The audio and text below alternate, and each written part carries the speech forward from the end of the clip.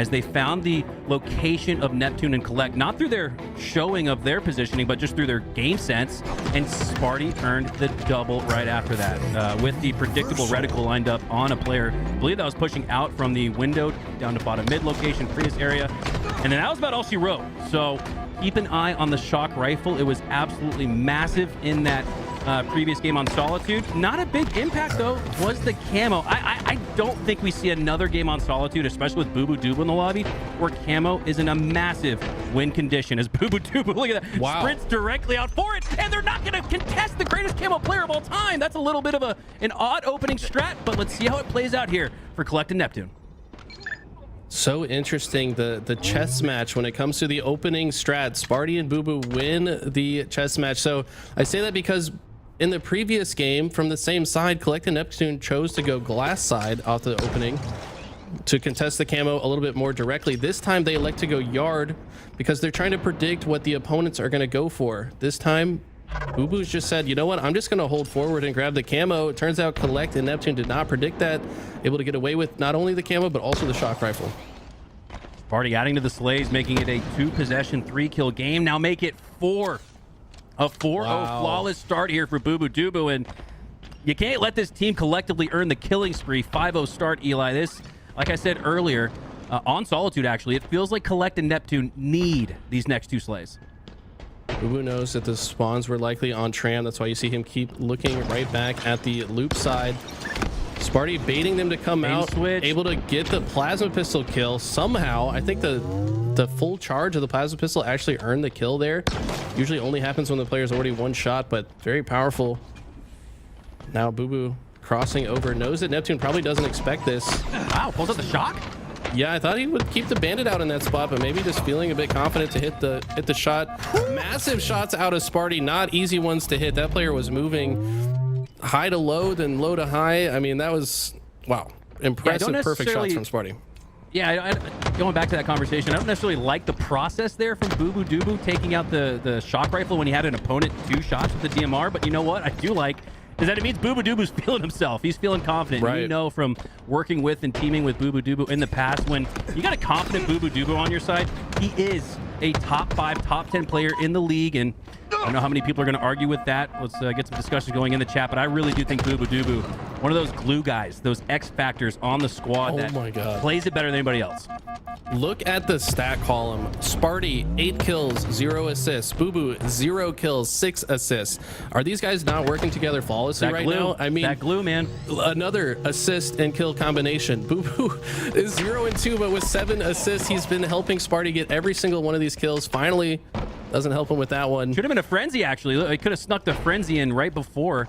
Sparty, nonetheless, will take the 10-1 start to this game. And yeah, what a wild 7-2 offsuit for Bubu Dubu, but he's making that hand work for him as he has found many assists, a lot of damage. And there we go. Neptune gets things started by taking down Sparty. Once again, he's a little bit of a blender right now. 2 deaths back-to-back after 10 kills to start.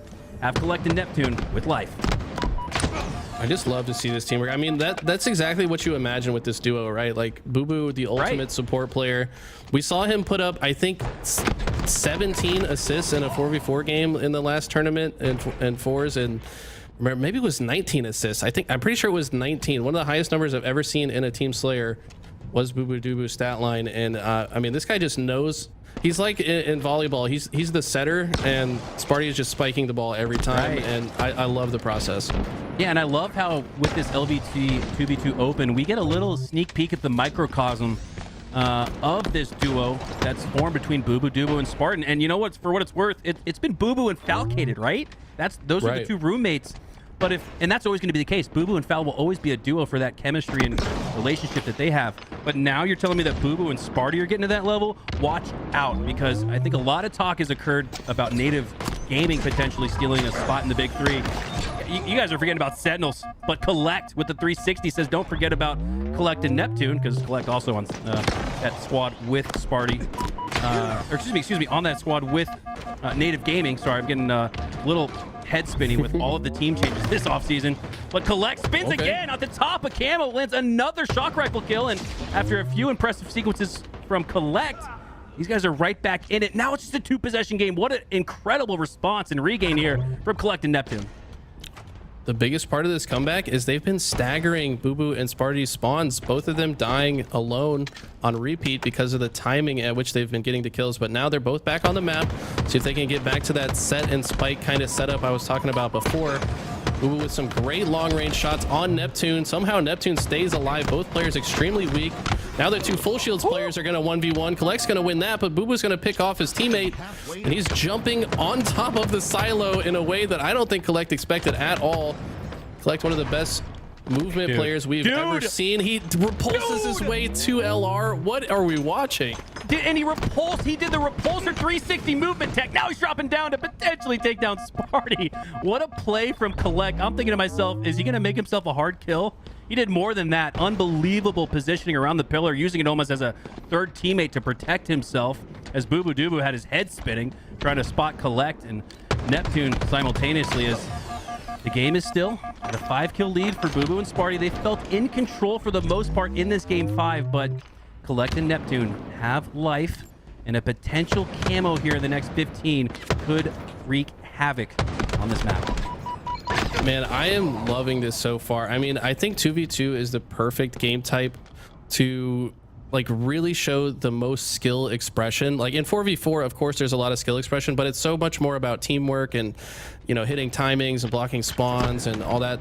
You don't see as many like insane movement options because usually the player is just going to die because there's a third person on the map to kill him. But right there, that little engagement between Bubu and Kuhlect where they're both kind of jumping over each other's heads, doing crazy movement options, really putting each other in the blender. And I think, you know, a lot of old school players would say maybe 2v2 is the purest form of Halo.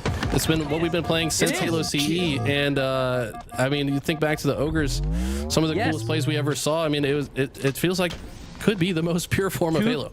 2v2, Eli, is the fundamental foundation of Halo. Even in 4v4s, it's split, if you will, between teams of two. Those two sets of duos on each squad. Who's got the better duos? Who's got the better chemistry? A lot of times it comes down to that duo work, and we see that continuously in 2v2s. Thought the sticky might have stuck. Instead, Sparty goes down to 1 HP. Bubu takes down Kuhlect. Oh, but Neptune with the collateral damage takes down 2, and it's now just a 3-kill game. 19-16, 5 to go. Oh my god, I thought I heard the audio cue of the sticky grenade connecting, but I guess it did not. I thought it could have been just an observer. Keep in mind, guys, the observer in this game is not a perfect representation of what's happening in the game. There is a little bit of desync involved, so sometimes you'll hear a cue as if a sticky stuck that did not, because the observer version of the game thought it did. So I think that's what happened there, but this is so close here. Let me point something out. It's a 2-kill game, and you brought up some stats. Bubu Dubu, since it was a 5-kill, 6-7-kill lead for Bubu and Spartan, Bubu's only gotten 1 more assist, and Sparty looks like is 4-9. So this is absolutely going the wrong way for Bubu Dubu and Spartan, despite the fact that they're in the lead. Collector lands an insane 1 HP shot on a 1 HP opponent. And what timing, as that will earn them the camo. They have the shock. They're down in this game, but watch out. They've got the whole kit to work with. Both power weapons and power-ups. As Kuhlect does earn the camo. Bubu Dubu with some shots in him. He's going down. It's 19 all. Tied heading into the end game.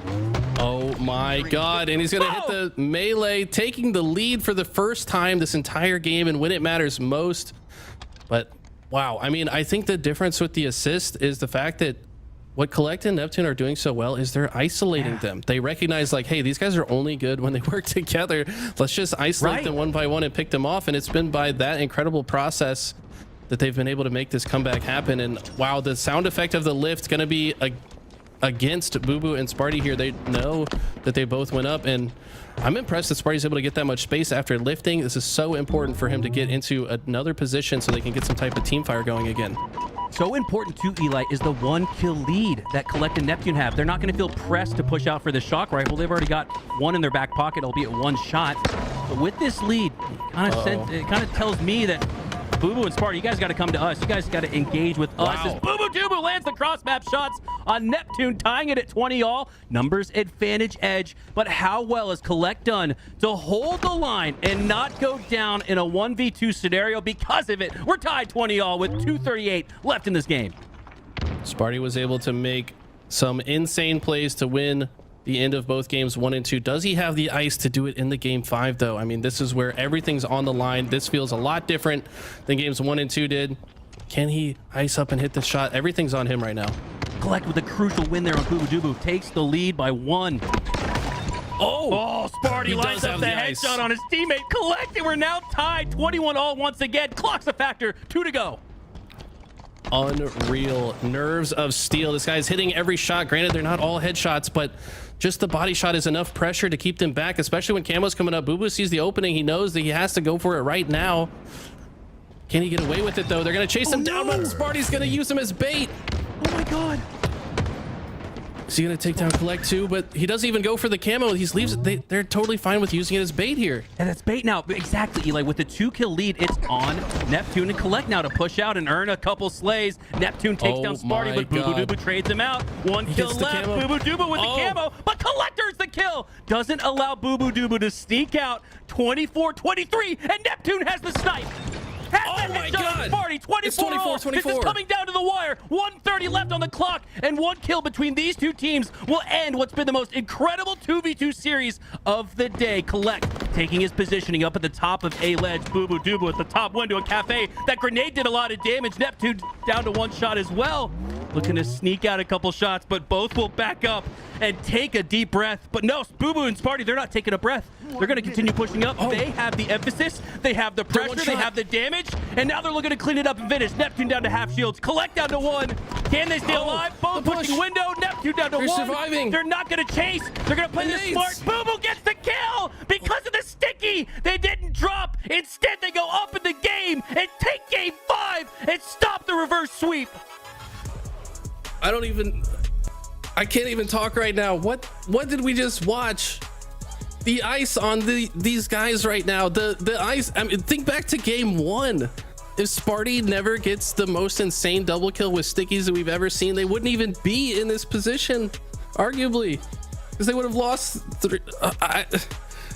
What was that game? Bubu and Sparty with a huge lead, the amazing comeback from Kuhlect and Neptune, and then the ice at the very end. Nobody able to die. This huge kill right here on Bubu when he's trying to get away with the camo brings it to 23-24. This insane snipe from Neptune right here. You can't write this is like a movie, man. You can't write it any better. It really did. It felt like the Fast and Furious or something. I don't even know, man. Family. Throw that sticky family. I don't even know. But no. Seriously, though, and we tried to call this as well as we could in real time, but the decision to stay on the window and not drop to chase a 1-shot opponent that was baiting you out to the left, I believe was Kuhlect. Neptune down to 1 HP below the block and the pillar there. Great decision making to utilize your equipment and earn the final slay with those grenades at a 2024 moment. And look at this series layout, Eli. Every game just about came down to 1 or 2 possessions outside of game 3. What a series. One of my favorite 2v2s I've ever witnessed.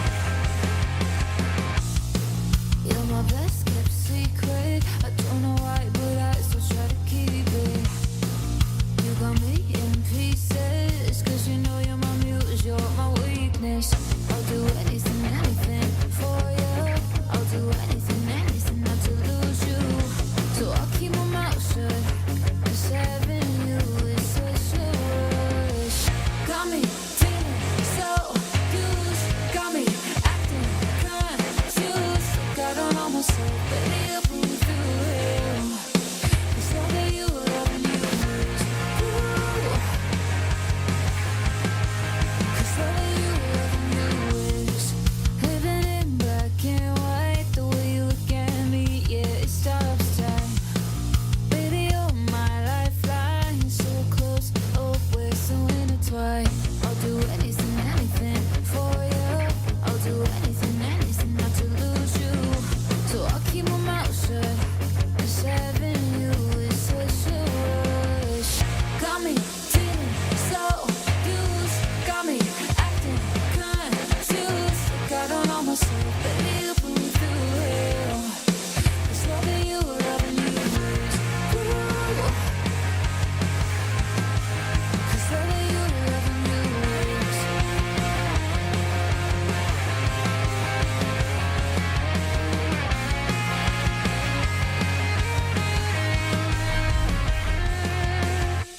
got me feeling so used. Got me acting confused. Like I don't know myself, baby, you put me through hell. Cause loving you is ooh. Cause loving you is Cause loving you is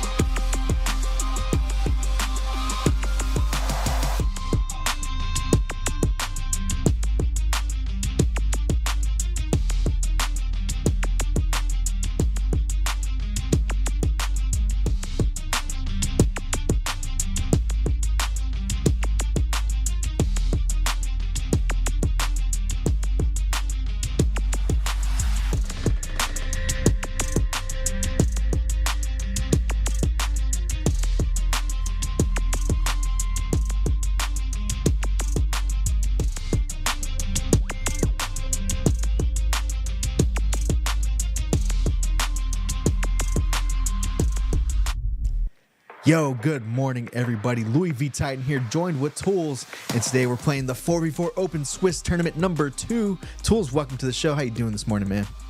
Fantastic. Excited to play some Swiss. We made some adjustments today. Not quite the same as last tournament. Hopefully helps it run a little bit more smoothly, but first off, it's always round one, right? And Yeah.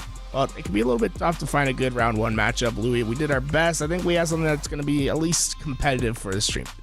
Yep, we got Agency versus Wash, and we are loading into game 1. It's starting in about 20 seconds. So without further ado, we're just going to get right into the action. We're going to throw it to Why Not, and we're going to throw it to Active as we get into game number 1 of round number 1. Tony, take it away. Hey, yo, what's up, guys? Welcome back. Yesterday we had the 2v2s, and it was just a bit of an appetizer for what to expect today. We're going into good old 4v4 action with a bit of a twist, thanks to the Swiss format that we're going on. I'm not gonna lie. If it wasn't for last week, those little technical difficulties, I think the Swiss format would have been perfect. And I'm happy to see that, you know, we got one round under our belt. We kind of perfected it. I can imagine that this week is going to be smooth sailing. I can imagine it's going to be absolutely amazing. I'm loving a new format for tournament play, and I think you guys are too. So watch out for new Swiss format, and watch out for Washed versus Agency. Looking to go to distance, looking to advance forward to that winners round number 2. Before that, you got to get to winners round 1. If yesterday was a testament of what's going to happen today, I think we've got an incredible show on our hands, Tony, and see that showcased here. Like you said, it's Washed versus Agency. We've got Dirty Brains, Benjo, Stark, a Devlin, and Unity on one side, and of course Revival, Wounded, Eye the Claw, and Gunplex on the other end of things. I know Benjo Stark on the Wash side has been grinding like non-stop. The players he's trying to get good at the game. You can tell he's putting that effort in. See him matchmaking all the time. That's what you love to see, especially you know, at this point in Infinite, we're 2 years in. A lot of players on the cusp of getting to that point where they can go to events and place decently, and then you just learn from there, right? Yeah, I mean, definitely see Benjo Stark putting in that work. I've seen him matchmaking as well.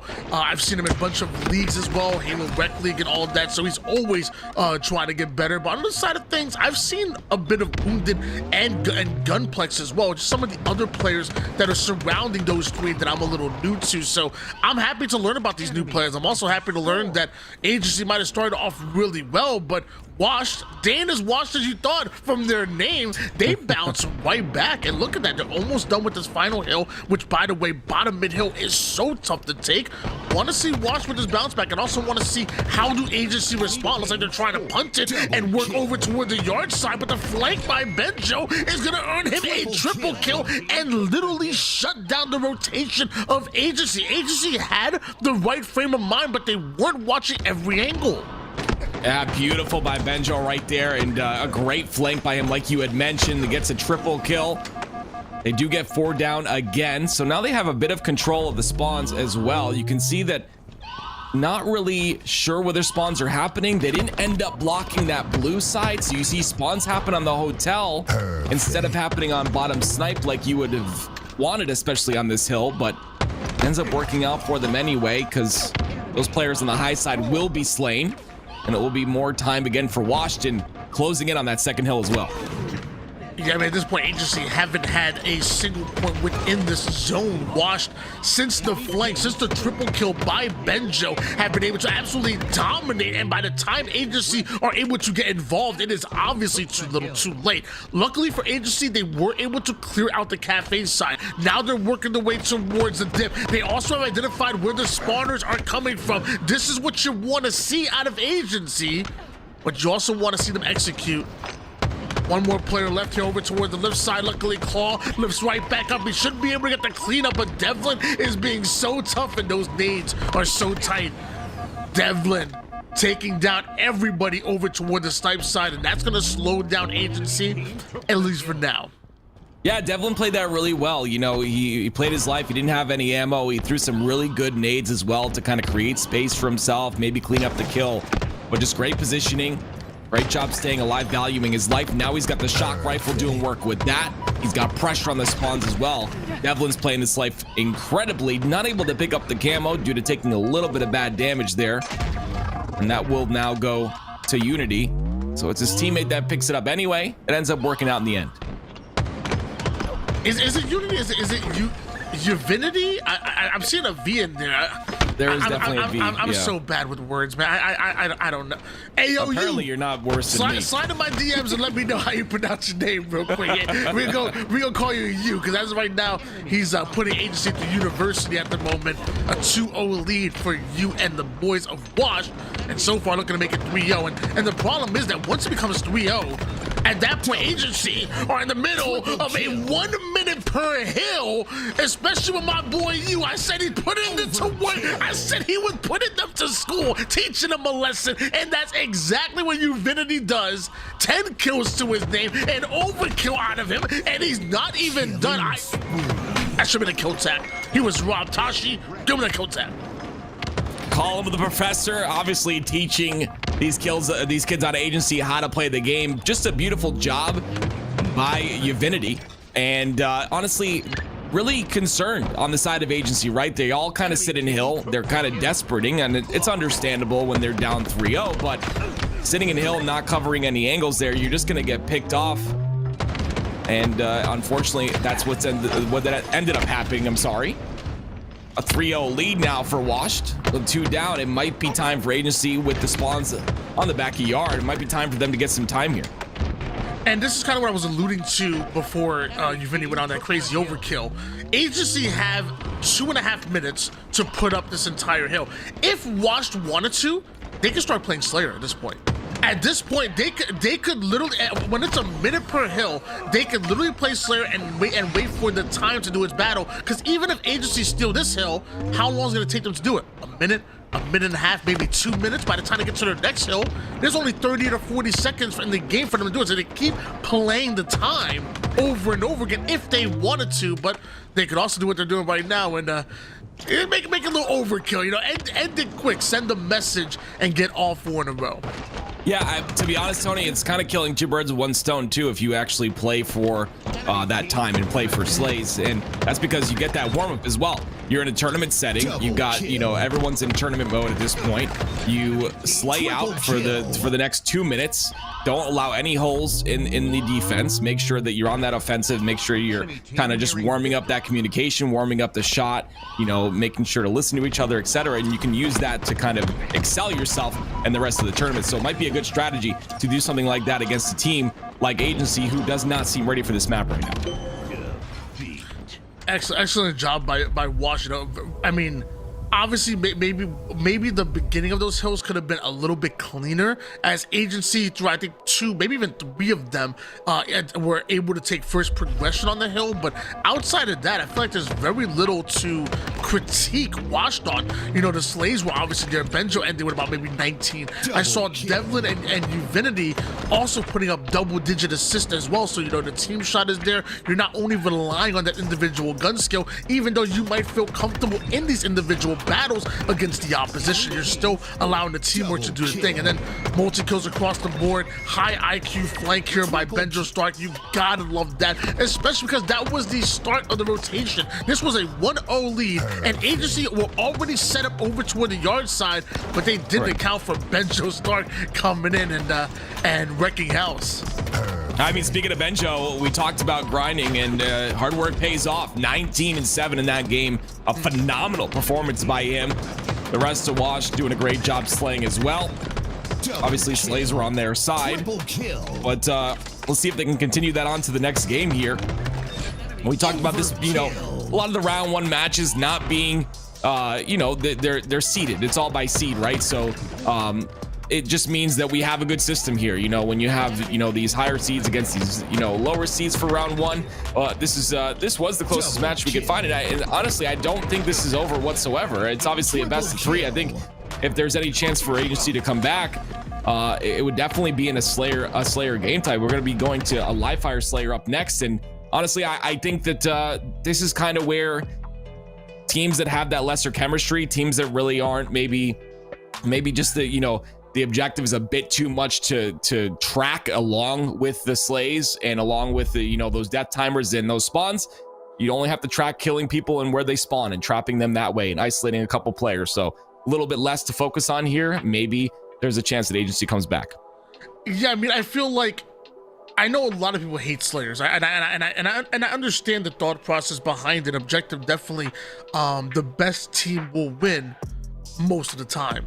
But I will say something is really nice about a Slayer breaking up the objectives, where instead of being forced to play at a certain flow, at a certain pace, at a certain, you know, standard when you're playing a King of the Hill or Capture the Flag, Slayer, you're allowed to be really creative. You're allowed to march to a beat of your own drum. You can literally slow the game down to a snail pace. You can continue to cycle the enemy team. You can play the way you want to play, the way you see Perfect Halo played, and maybe win after, you know, getting slaughtered in objective. Let's be honest, a 4-0. So like you said, you're not going to count the Agency out, and I'm not either.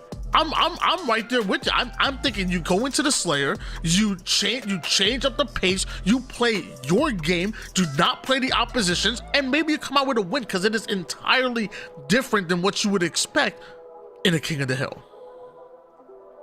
Well, we will see.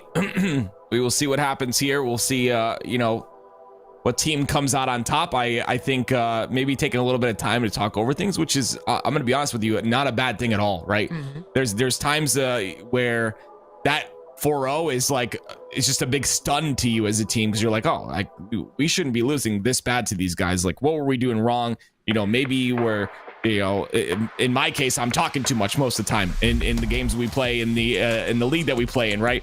I'm sometimes talking too much, and maybe it's just a bit of like, you know, listening a little bit better, and, you know, maybe a little bit more small talk that needs to be done.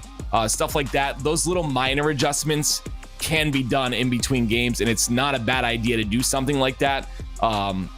Whereas, you know, the bigger stuff, that's the stuff that you need to have preparation for. And Tony, you talk about preparation all the time. You can't be doing like big changes within a tournament scenario, because it's just not going to work out like that. You got to put that practice in and work on those bad habits or whatever have you. So maybe a couple of conversations being had here on what they need to do a little bit better. But we can see it was just a situation where a lot of players kind of got away. You saw Revival here in this replay, right? He's able to get a few kills. So obviously those 3 slays right there, lots of teamwork going in. All those players that Revival was shooting their damage. But then there's plays like this where are we listening to call outs, right? He gets a double kill. This player on gold ledge is still shooting players on the bottom when, you know, I would assume Benjo got called out, right? So it's like maybe a little bit of listening needs to happen in this scenario. And you know, maybe that just saying that, maybe saying that we need to listen a little better changes things up for this team. Yeah, and it's on all sides as well. You know, a player comes in and gets a single kill and then immediately gets a double. At that point, somebody has to be very loudly saying, he's in our yard.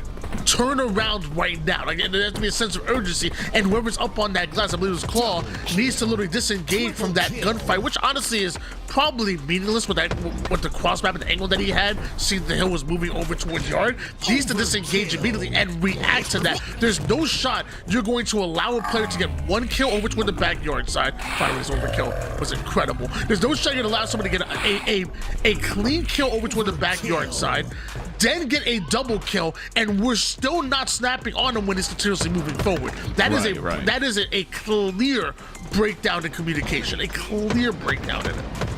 Absolutely. And then there was a play where there was 3 players in the hill. I think it was previous to this play right here, but there's 3 players in the hill, and they're not watching. You know, they're not watching, you know, the push that's coming through. They're just kind of trying to desperate that hill. And yes, objective is important, but you gotta follow the process, Tony, right? Slays, control, objective. That's the process of the game. You can't just go for the objective. You got to get the slays first, get the control first, and then get the objective. Obviously, it's all situational. Sometimes you go for the milk. Sometimes you got to milk objective a little bit, but you got to be aware of what's going on if you're doing that. And there shouldn't be 3 people in the hill. But this game, they don't have to focus on objective. The only objective is one thing: to get the slays. Here we go. Benjo's team, Washed, did phenomenal in that game. It looks like Wash is on the blue side, Tony. Agency is Benjo's squad. I apologize for that. So it'll be Agency who is up 1-0. But let's see if Wash can come back in this game here. I will say somebody call Elamite because I know of an Agency back in the day. It wasn't spelled with no 8, though. Not that I remember. I'm just saying, somebody call Elamite. We might have some copyright infringement here. We're gonna copyright strike you, Benjo and crew.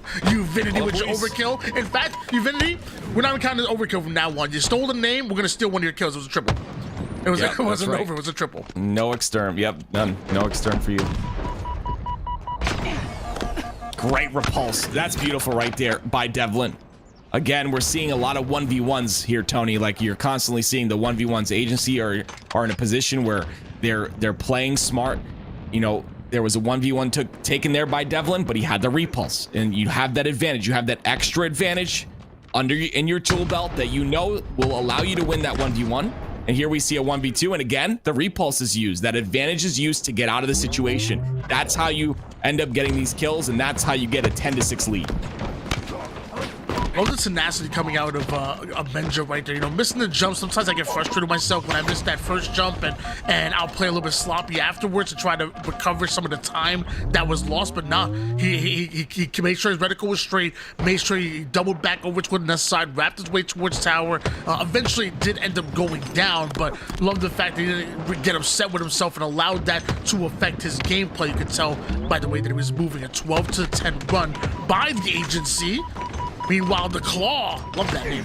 The Claw cool. Coming in, putting in damage over towards the Keynor side, but not enough damage onto Cuts. Eventually, the Claw ends up clawing his way down to a grave. 3 down go Washed, and Agency have been able to upgrade their lead to a 5.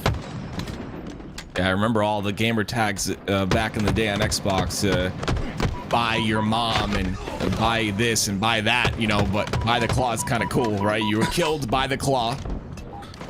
We'll see if the Claw can pull Washed back into this game. Only down by 6 here, and this is a great scenario for them, right? They're on both sides of the map. One player's on the mud side, so not going to really be able to make an impact unless he moves fast. Regardless, they get those screen A spawns and they can pressure for camo here. You see another miscommunication though, right? They both hop onto camo. Wounded could have been creating space on that C side. It ends up working out for them in the end, but regardless, got to be having that communication that, you know, hey, I got camo, you go create space, you go get that tower side, and then you can force the spawns from there. But it looks like Wash not doing so bad of a job keeping in this game.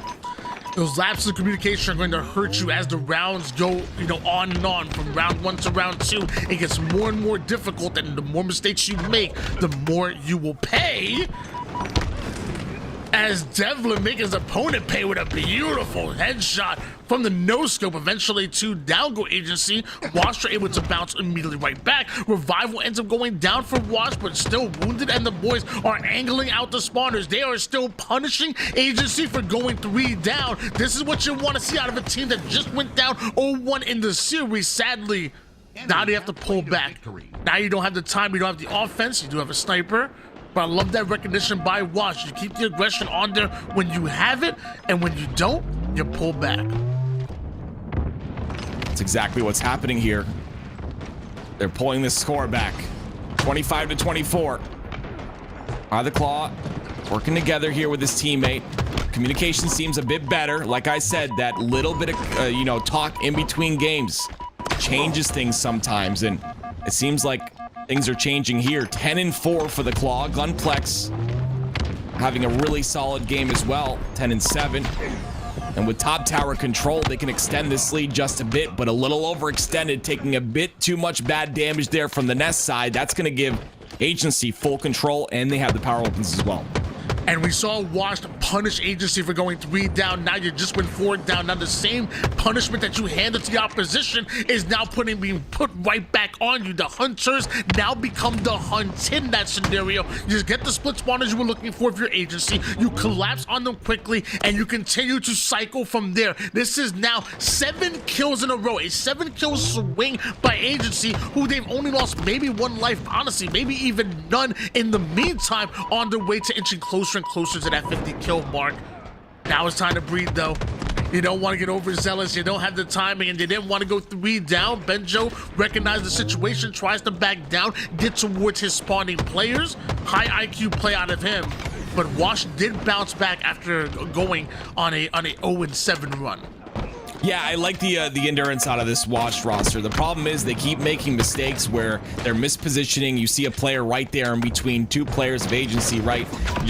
Like mispositioning, putting themselves in bad spots, and then taking that bad damage is just going to allow a team like Agency to just push on you, right? You take any sort of damage, teams are just going to push. They're going to make sure to capitalize on that. You see right here, they stayed outside too long. They didn't reroute. Because of that, they take too much damage, and it's Agency who capitalizes on it really quick, and now we've got an 8-kill lead for Agency. One thing I'm loving about watching this Benjo Stark screen is the way he picks and chooses his battles. I feel like when I'm watching the screen, I'm not seeing anything like super flashy, super dynamic. I just think I'm seeing good gameplay, him just filling in the gaps on where his teammates are. If he sees teammates in point A and point C, he's gonna plug himself in point B and just put down good damage, just good fundamental plays out of a player like Benjo Stark, and that level of consistency is going to show in the scoreboard time and time again, as you're seeing 12-7 right now, 4 assists. Really loving the way that he's playing at the moment, while Devlin with the sniper in hands, he wants to make some dynamic plays. He wants to be a game changer. Shoots that player right in the knee. That'll end your career real quick. 6 more kills needed at the moment as Benjo flies in, and just as I was hyping him up, he ends up going down right there. But it's okay. They got the lead, Tim. They got the lead. Yeah, sometimes when you have a lead like this, it's okay to play like that with aggression, and you've got Devlin on the top of tower who's doing work with a snipe as well. So again, this team very solid in their own right. I mean, obviously there's definitely a tier difference here, and that's extremely obvious. There's no disrespect to Washed whatsoever, but there's obviously a tier difference here. If they can if Agency can clean up their gameplay a little bit, I think they can make it pretty pretty far in this Swiss tournament. So excited to see how they do against other teams. And as for Washed, I mean, it's Swiss, so you got many more chances to go here. We'll see how they do as well. And I think it's one of my favorite things about these Swiss tournaments is that, you know, you get to play as much as possible, which can be very good, because when you're looking at who has the best record, the larger sample size you have usually going to determine which teams did the best. You have a large sample size to find out who did what, where, how, based on game per game. And then if your team like maybe Washed, I'll put myself out there, who, I'll be honest, I have no chance of winning the tournament at all. But I still get to play as much as possible and have fun. I might be signed up with my friends, or maybe sign up with a team that I potentially want to compete in the future with, but we need some valuable practice at tournament pace. This to me is the best format, and I want to see it. I want to see more of it, and hopefully it be successful here with our Swiss format. By the way, Agency 2-0 in that series, they're going to be advancing forward. Meanwhile, Washed, hey, you still got plenty of tournament to play. Let's pass it over to Louis and Garrett and get their thoughts about the matchup. Yeah, Tony just nailed it on the head. This is all about practice, preparation. This is a preseason tournament tools. And a pretty good match right there. I got Persecute queued up for us to watch. I think him and Complexion literally just getting into game one, maybe. But what? Any thoughts, Tools? I just like that it was pretty competitive, right? Obviously, the score was one way for both games, but it really felt like there was a chance on both sides multiple times. It was just one team which is that little bit better. I'd say a pretty good round one matchup for us to watch. So happy with how it came out, and always love to give a little spotlight to some of the players that don't normally show up on stream. Indeed. Well, it actually looks like Complexion and Persecute are into game number 2. They're on live fire today. So we're just going to throw it to the Persecute stream for a little bit, let you enjoy some gameplay, additional gameplay, while we wait for these Swiss rounds to complete. And without further ado, enjoy Persecute's POV. They're both up there fucking like dinosaurs, bro. Oh, dude. Bro, where? What? Where'd Mikey just go, man? Yeah, cutie, bro. I hear that, Robert? Down there. Dude, it's only... No, I almost hit him. It's only 3 bullets in this, dude. It's kind of fair when it's honestly only a couple. All right, clearly that's not a match. So we're going to find someone else that's actually in a match. A little 2v2 action going on right there. So they're still feeling it from yesterday. Yeah, what do you think, Tools? You know, I like that they're having fun, right? I think that's the biggest thing. Have fun with the tournament. It's going to be a long day. So I'm currently just looking through the directory to see if we have anyone going. Usually these round ones wrap up fairly quickly, so excited about that. Also, you know, if you're watching from one of our co-streamers today, we're watching them. We have Eli X, Stress watching us right now. Those guys are great streamers. So if you like their channel, maybe come check us out. Give us a follow. Open them both up. If you're on our channel, you want to get some different drops, go check them out as well. Like go pull up their stream, have it in the background. There's 2 separate drops for the co-streamers and the channel today. Make sure that you're in both those channels so that you can get all of the goodies. All of the goodies. Yeah. By the way, I'm using that laptop to try to navigate the streams. It looks like most people are already done. So we can take a look at the see how many matches are still ongoing here on Facet's end. Any insight into that? Yeah. Pull up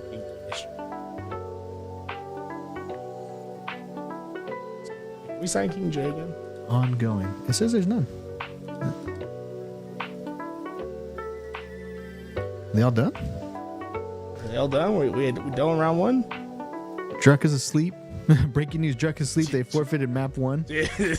Okay, so that's classic. And that's what happened to Neptune and just Kuhlect yesterday. I think that we just gave them a loss. It's been 30 minutes. It's been 37 minutes. Guys, that's a show off. Yeah. They're still in it. They can just win the next.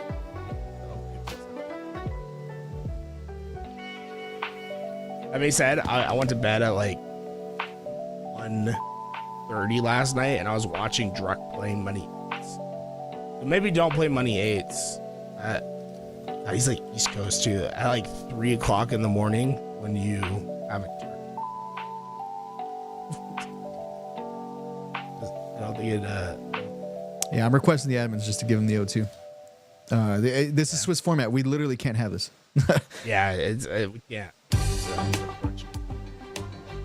So the way this works, the reason we say that is because the way this works, the next round cannot start until everybody has finished their round. So if you're not here, you're taking a loss.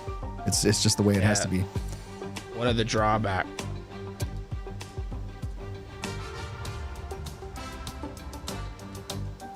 Same thing. I honestly, if we're in a bracket though, you'd be taking.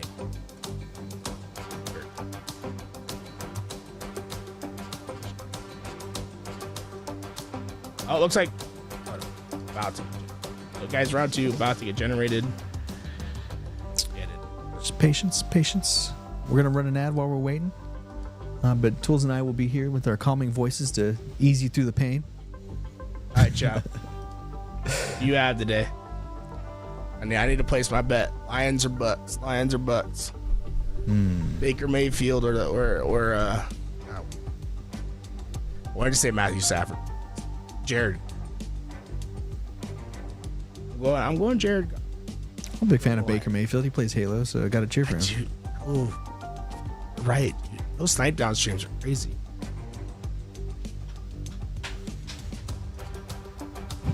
Baker's watching. If he's watching right now. That'd be so sick. Baker Mayfield, like he's like glued to LVT Halo right in the locker room. Yeah, he's this is my pregame strat right here. Oh man. Tell Tools to turn. I can turn up Tools' mic. Is my mic quiet? Here, I can make it even more. No. Don't change anything on your end.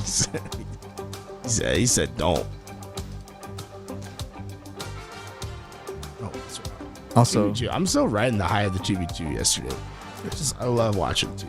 Also, it's set up so that Tools will never be able to talk over me. It's a power struggle for him. Yeah. Louis is the voice of man has to cut. Thanks, Avalanche. Cool. He says you're better now, so congrats. We got 2,100 people here watching, and I'm told round 2 matches are about to get generated. So let me refresh. We can all do this live. Round 2 upcoming. Nothing yet. So just give it a moment. They're playing now. They're 0-1. Okay. So let's see. Let's find a stream for Druck's team here. Oh, Druck's playing. Yeah. So okay. That's fine. Right. Figured it out. The admins were already like in communication with them. They got Druck awake. We'll let it slide.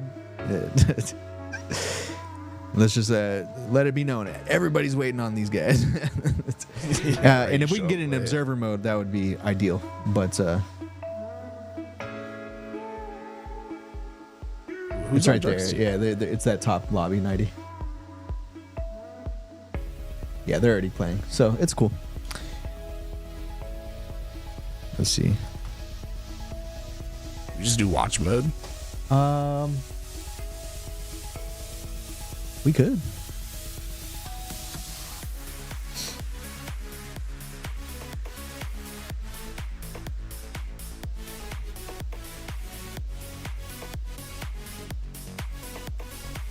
I actually cannot watch. Doesn't let us. Maybe the match just started. Yo, if I'm business though, like I take the 3v4 challenge.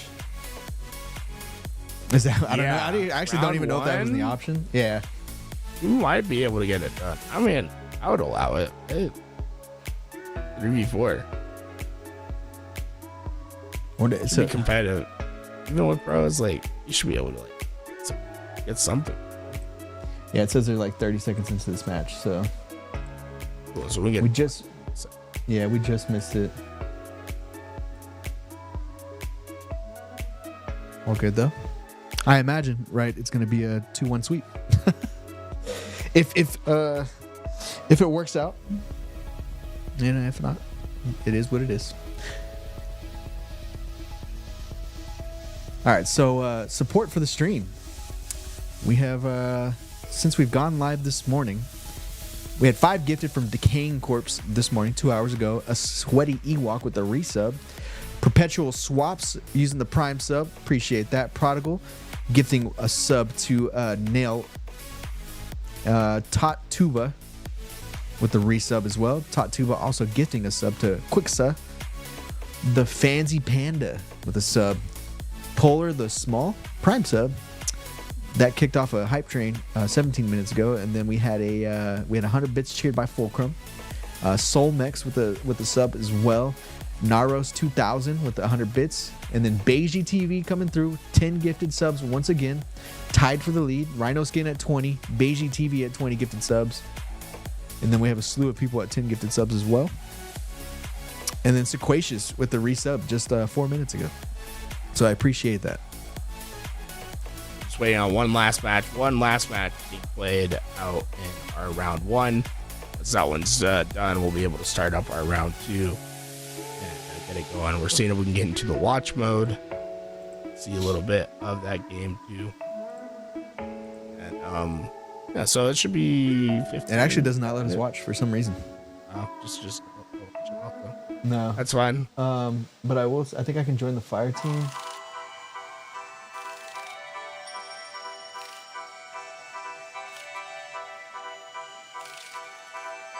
Well, I'm not going to talk about what just happened, but appreciate everybody being here. I'm sorry, I keep leaning on that tools. What else can I say? I need better fillers.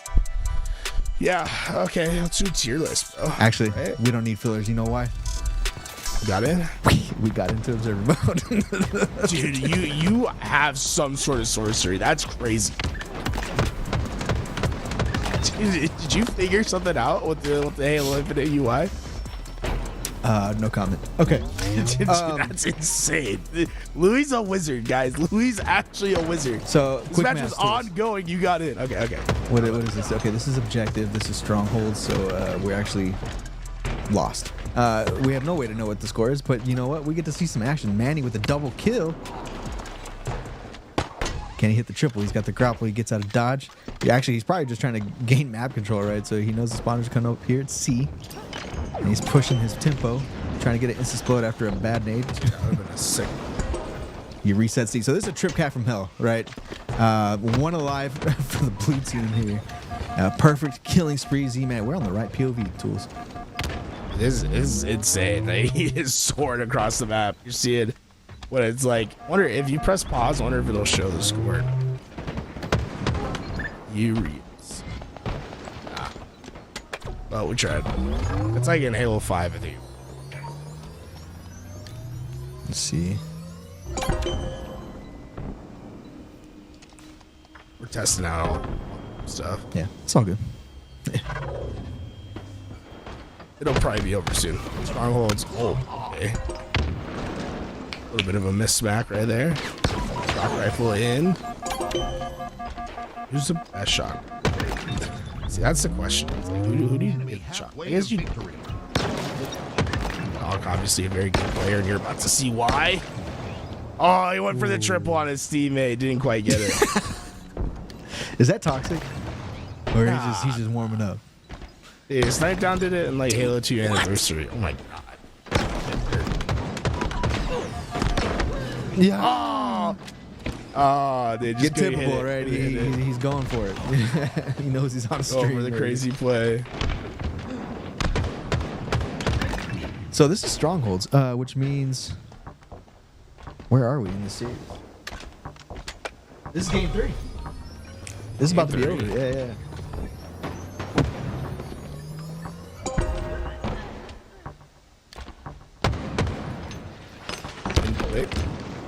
I think I will say forfeiting a map is actually a big deal in this tournament because how the scoring works.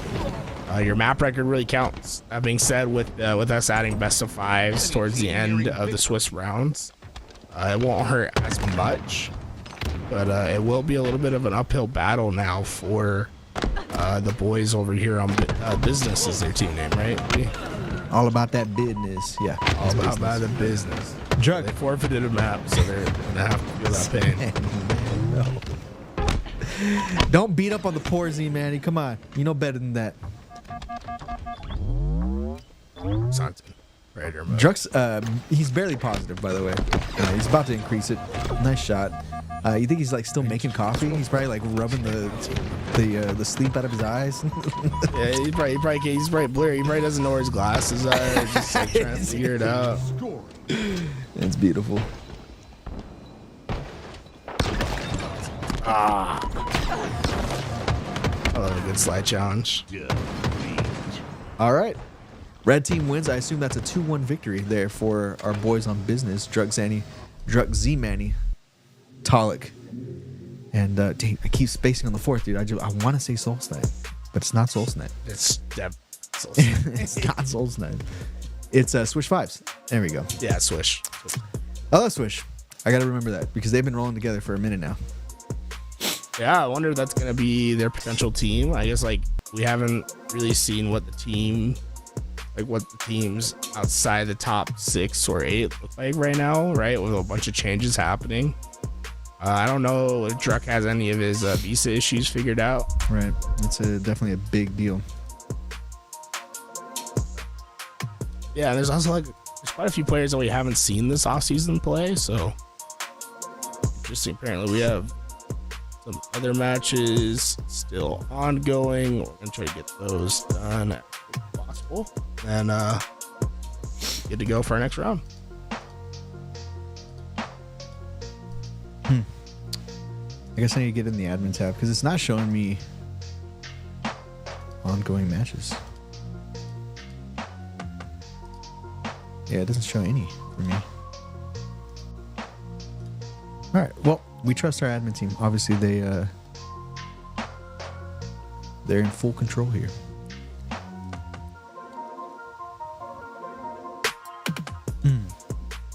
Drop a freestyle tools. Nah, it'll be desynced. You'll never be able to hit the beat. DC. Yeah, you'll never be on beat. She's not. Actually, I might be on beat because it's DC. Okay.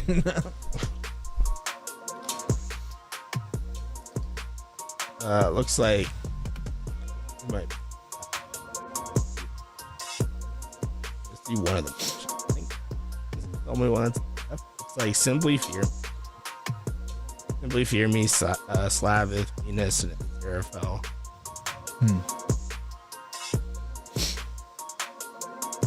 About to hit the 1 hour mark in this tournament.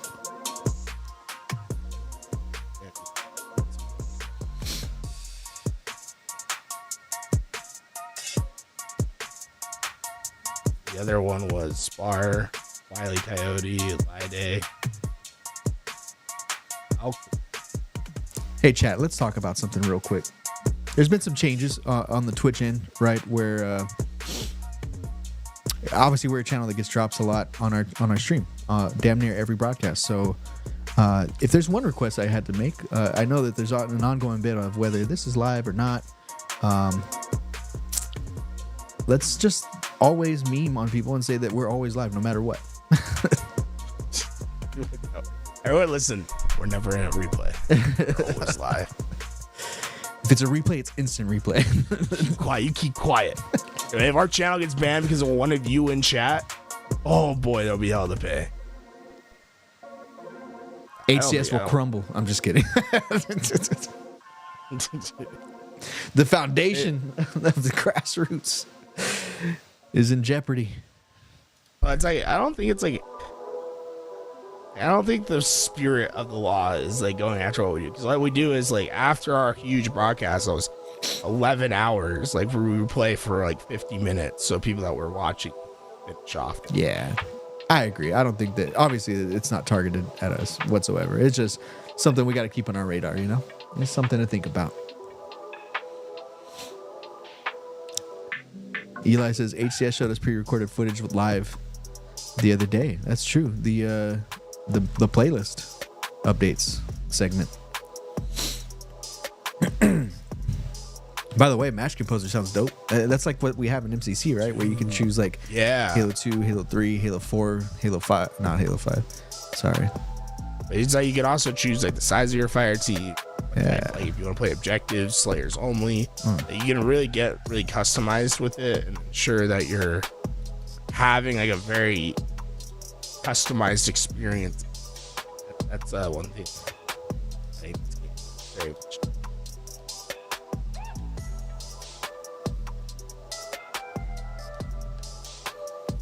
What we can do is we can take a look at some of these series results.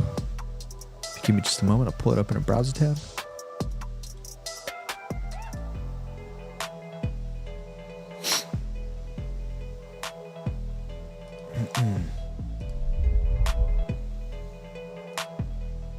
All right, so some results here to report.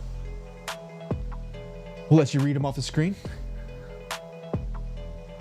TenR, one team that we're keeping tabs on. That's King J's team. Envor.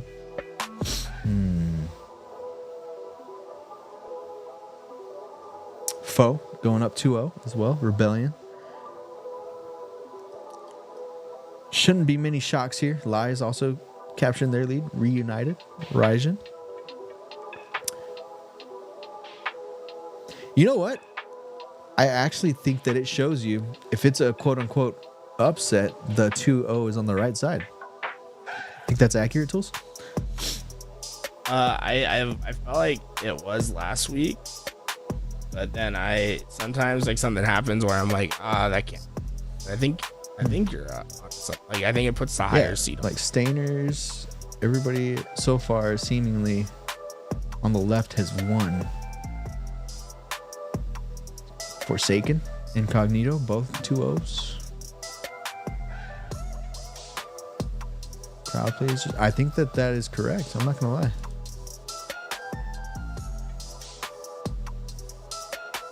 Somebody magically won a 3-0.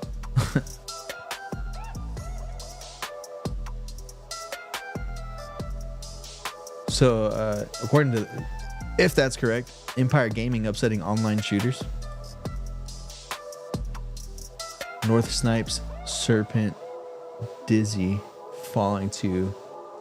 Nah, that can't be right. Look at the ELO, right? Empire would theoretically be the higher ranked team. Yeah, they should be the higher ranked. Okay.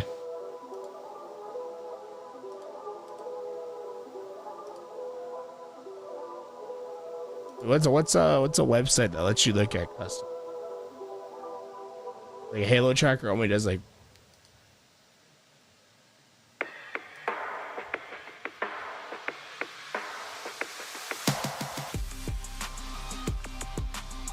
What's up, Freezy? Welcome to the stream, man.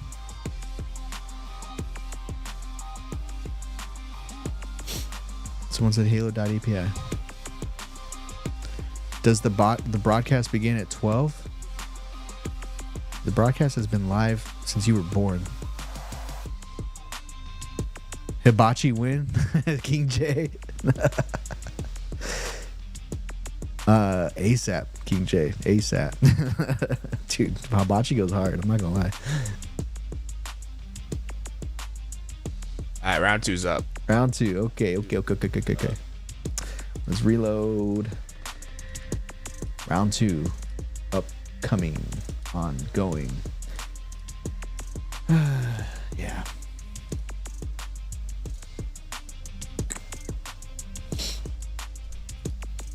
There we go. Okay. Clearly this isn't working on my end. Does say round 2 is ongoing.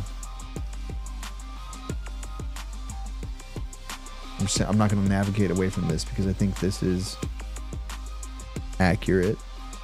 Round 2 matches should be up and populated, ladies and gents. So go ahead and get in your matches. We're going to designate where we want to go for broadcast here in just a few moments. So round number 2 of the Swiss format starting soon. We'll be right back.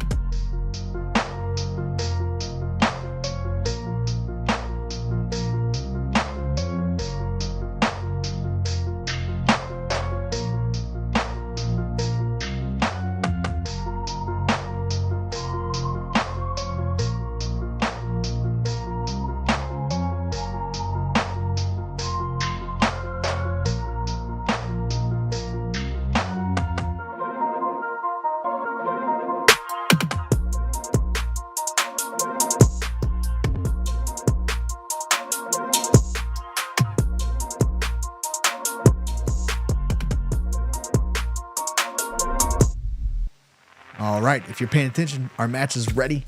We got Lies versus McPookies, and there's a little bit of backstory here. Tools, you want to fill us in while we're waiting for this match to get started? Yeah, I mean, Rostermania, not only obviously the pro teams, but sometimes the AM teams. Lies, a team that's had a real core 3 for a long time, might not be the case anymore. It looks like Mackie going to be playing with McPookies, normally part of this Lies roster. So I don't know, maybe they're just trying out someone new for a week, or maybe this is a permanent change that we're going to see. Either way, a little bit of drama in that upper echelon of the amateur scene.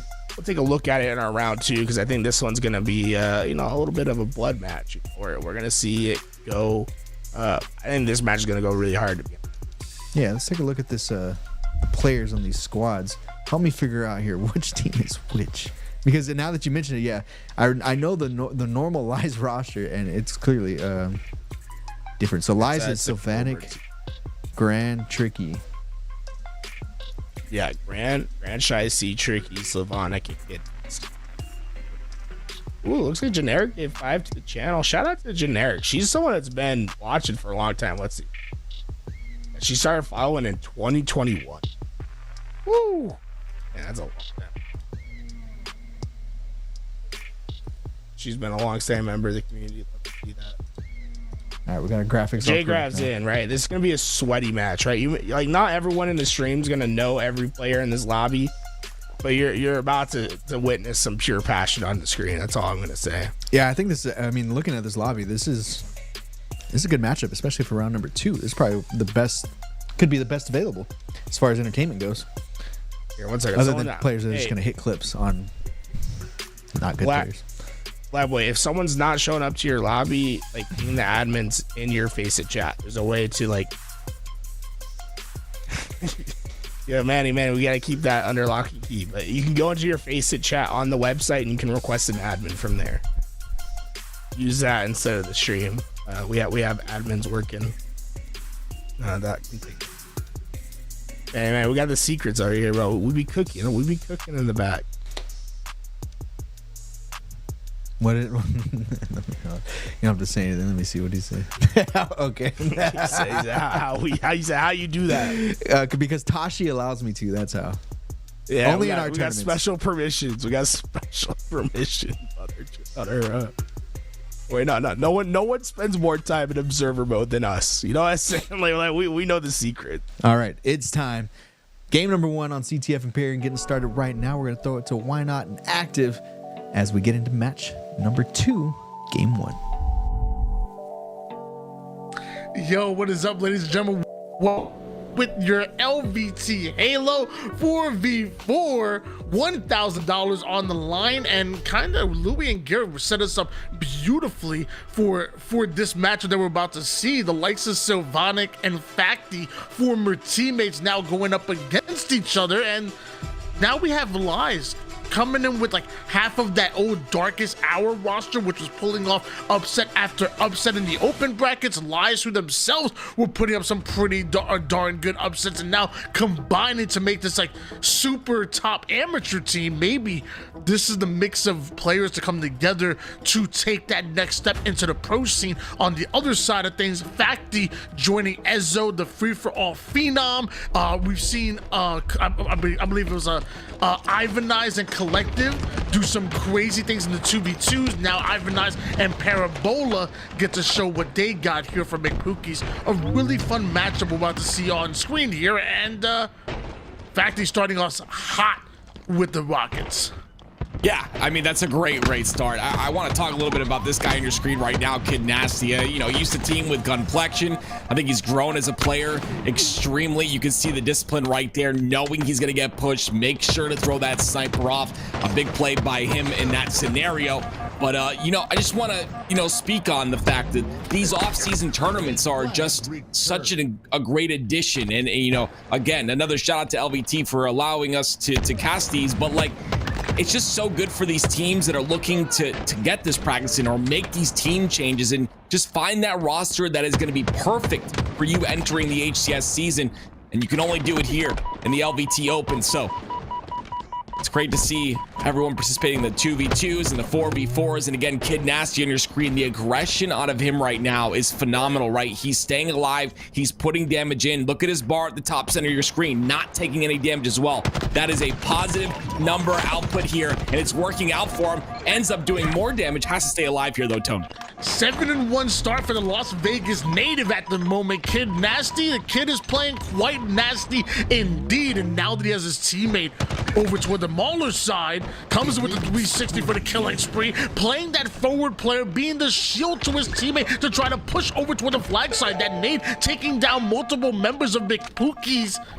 3 down. Go the opposition. This should be a flag run, but looks like Sylvanic, he's worried of the off spawn. He's also worried about that back smack that just came in, no longer having the bulldog. That belongs to, I want to say Parabola, but I believe you said it's Parabola, I believe it's pronounced.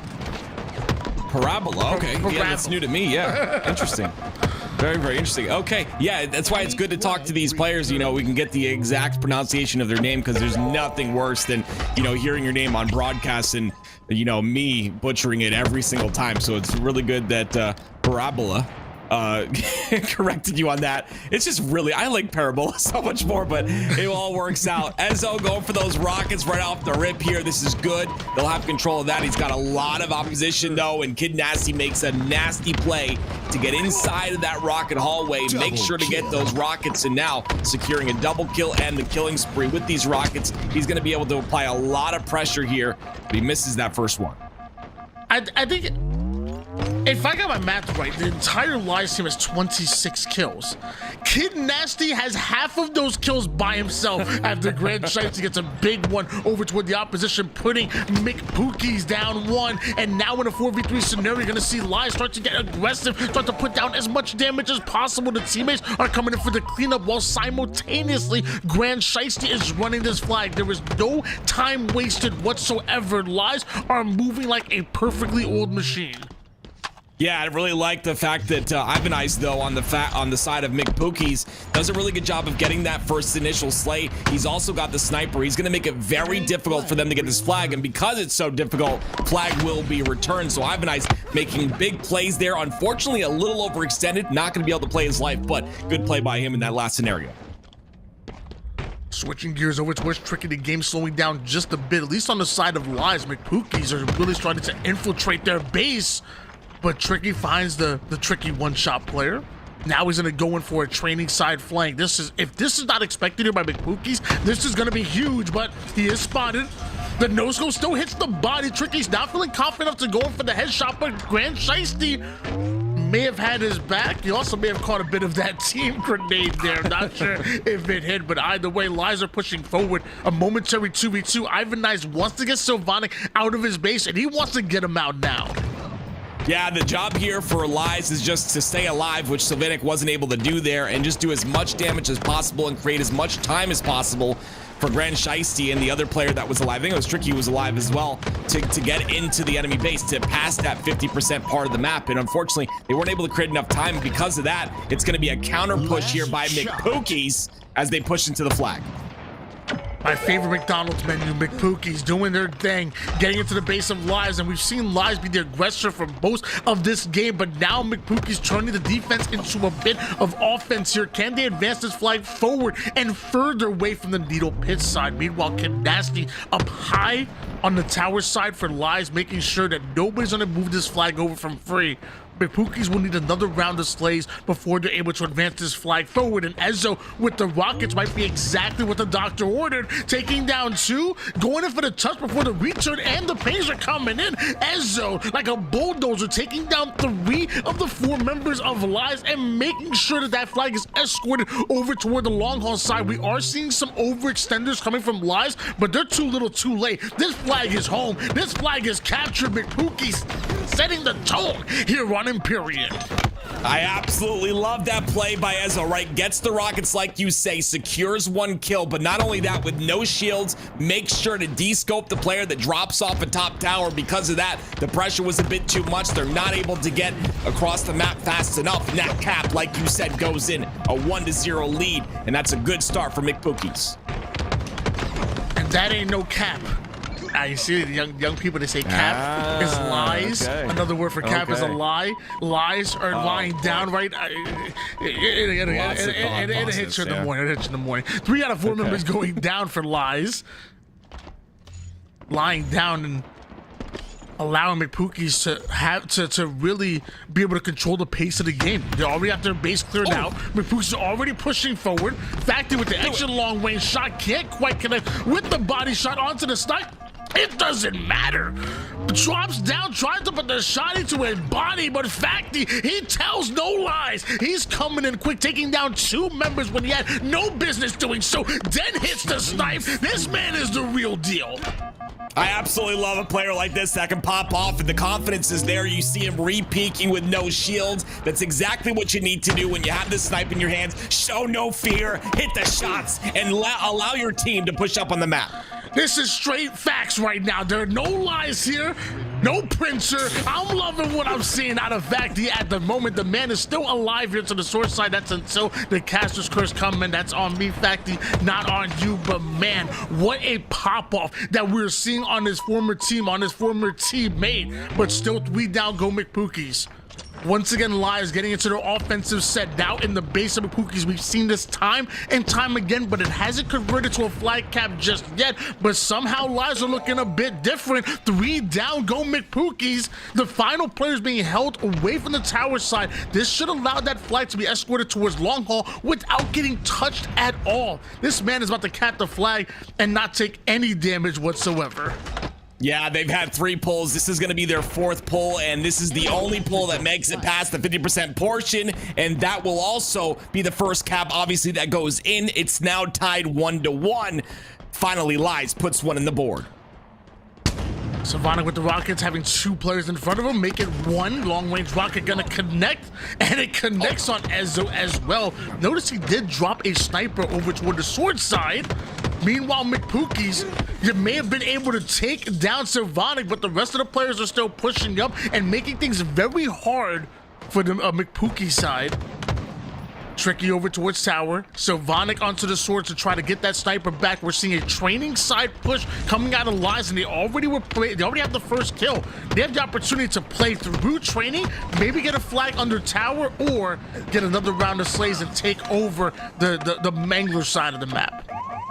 Yeah, I mean, Parabola staying alive right there is not, I mean, it's so important, right? He's on the top tower. It's difficult to get nades up there. I mean, to hit nades accurately up there, there's so many places to hide, and because he dies, it opens everything up, and you can see the flag, it's already down below Sword Bridge, so this will be very difficult for Lies to get because they're 3 down, but it's still in a position. If they're able to get the snipe spawn, they'll be able to pull this flag through. Look at that. Blocking the snipe spawn is Parabola. This is going to be so... Parabola blocks the snipe spawn, gets the sniper, and now they can put their offense in. I believe Parabola is a math term. Some kind of algebra term, and I'll be honest, I didn't pay as much attention in school as I wish I did, which is why I can't time extraction. You know, well, I know it's 45 seconds. The problem is I can't do math, so I don't know when the daggone hill goes off. But I know one thing: Parabola. He's done the math, he's done the work, and he knows exactly the right angle that needs to catch. He needs to find the hypotenuse to get every single one of these headshots. He's done the math, he's done the work, and that's why he's in the tower side of Lies. But eventually Parabola ends up going down.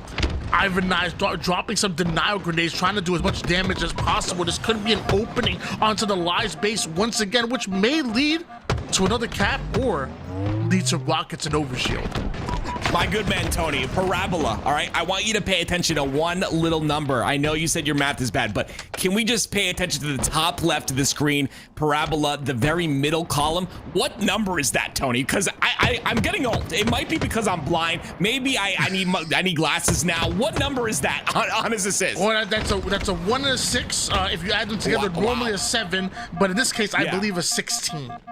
Holy, a 16 assists. No, I mean, obviously 18 assists on the side of Grand Shiesty, but look at McPookie's, like, he obviously is involved in many of these engagements, many of these fights. He's putting a lot of damage in. You can see that by his numbers there.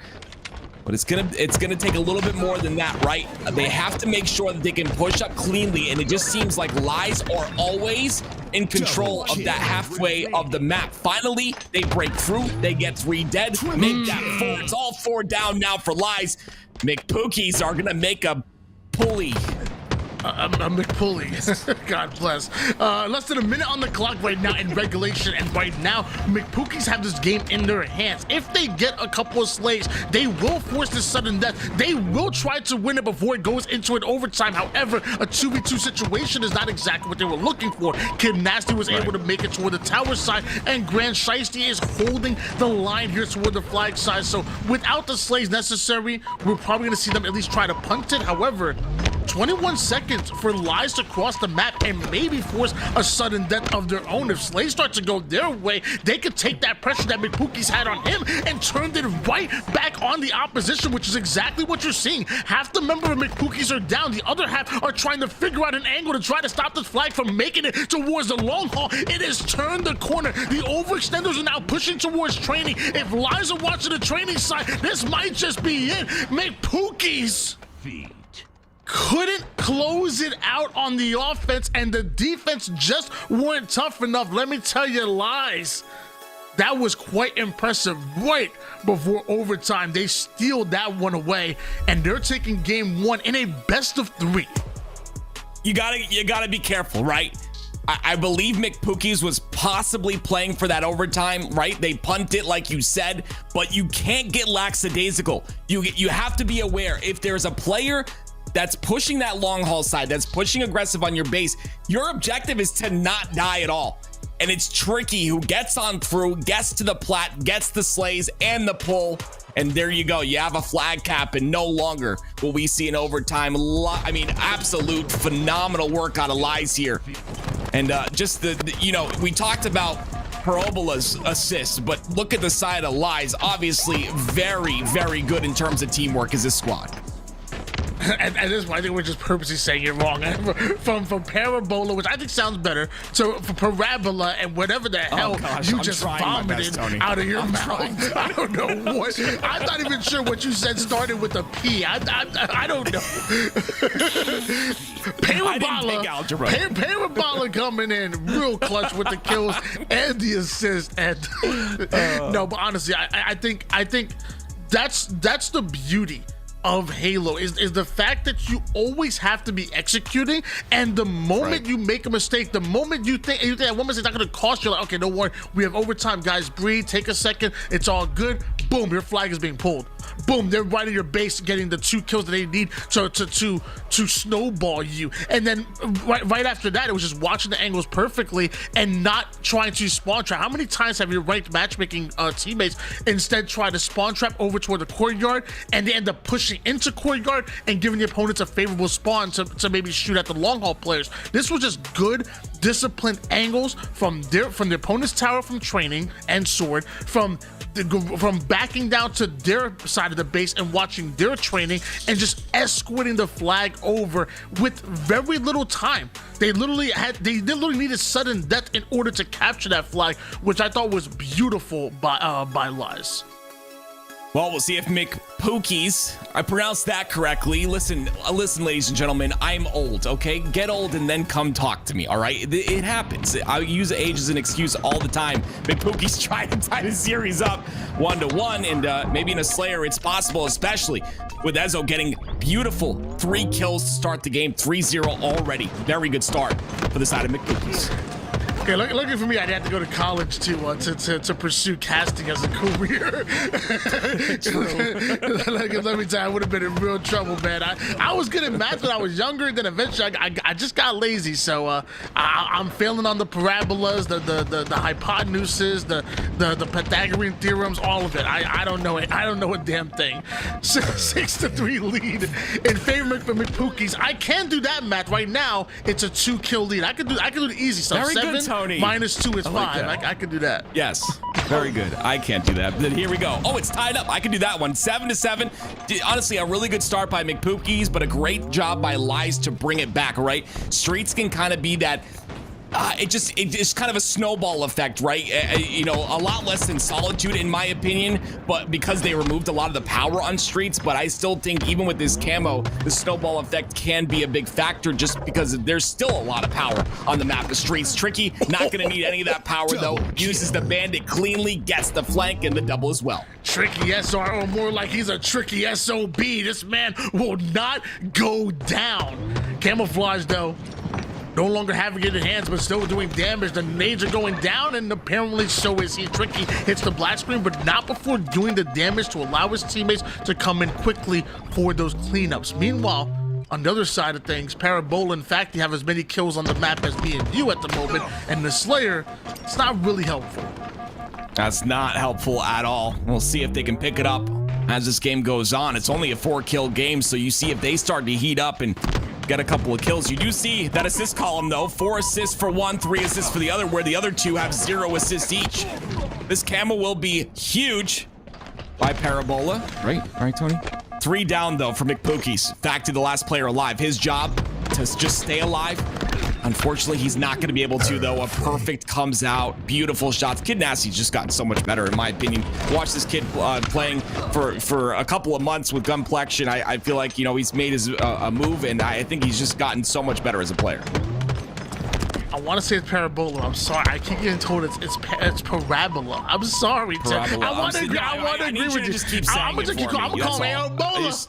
Aobola with the big 1 kill, 4 assists. My man Bola. He went down though. Symphonic takes him down. Symphonic ends up going down courtesy of Ezzo, which to me kind of looks like Echo. So I don't like this. I don't like this.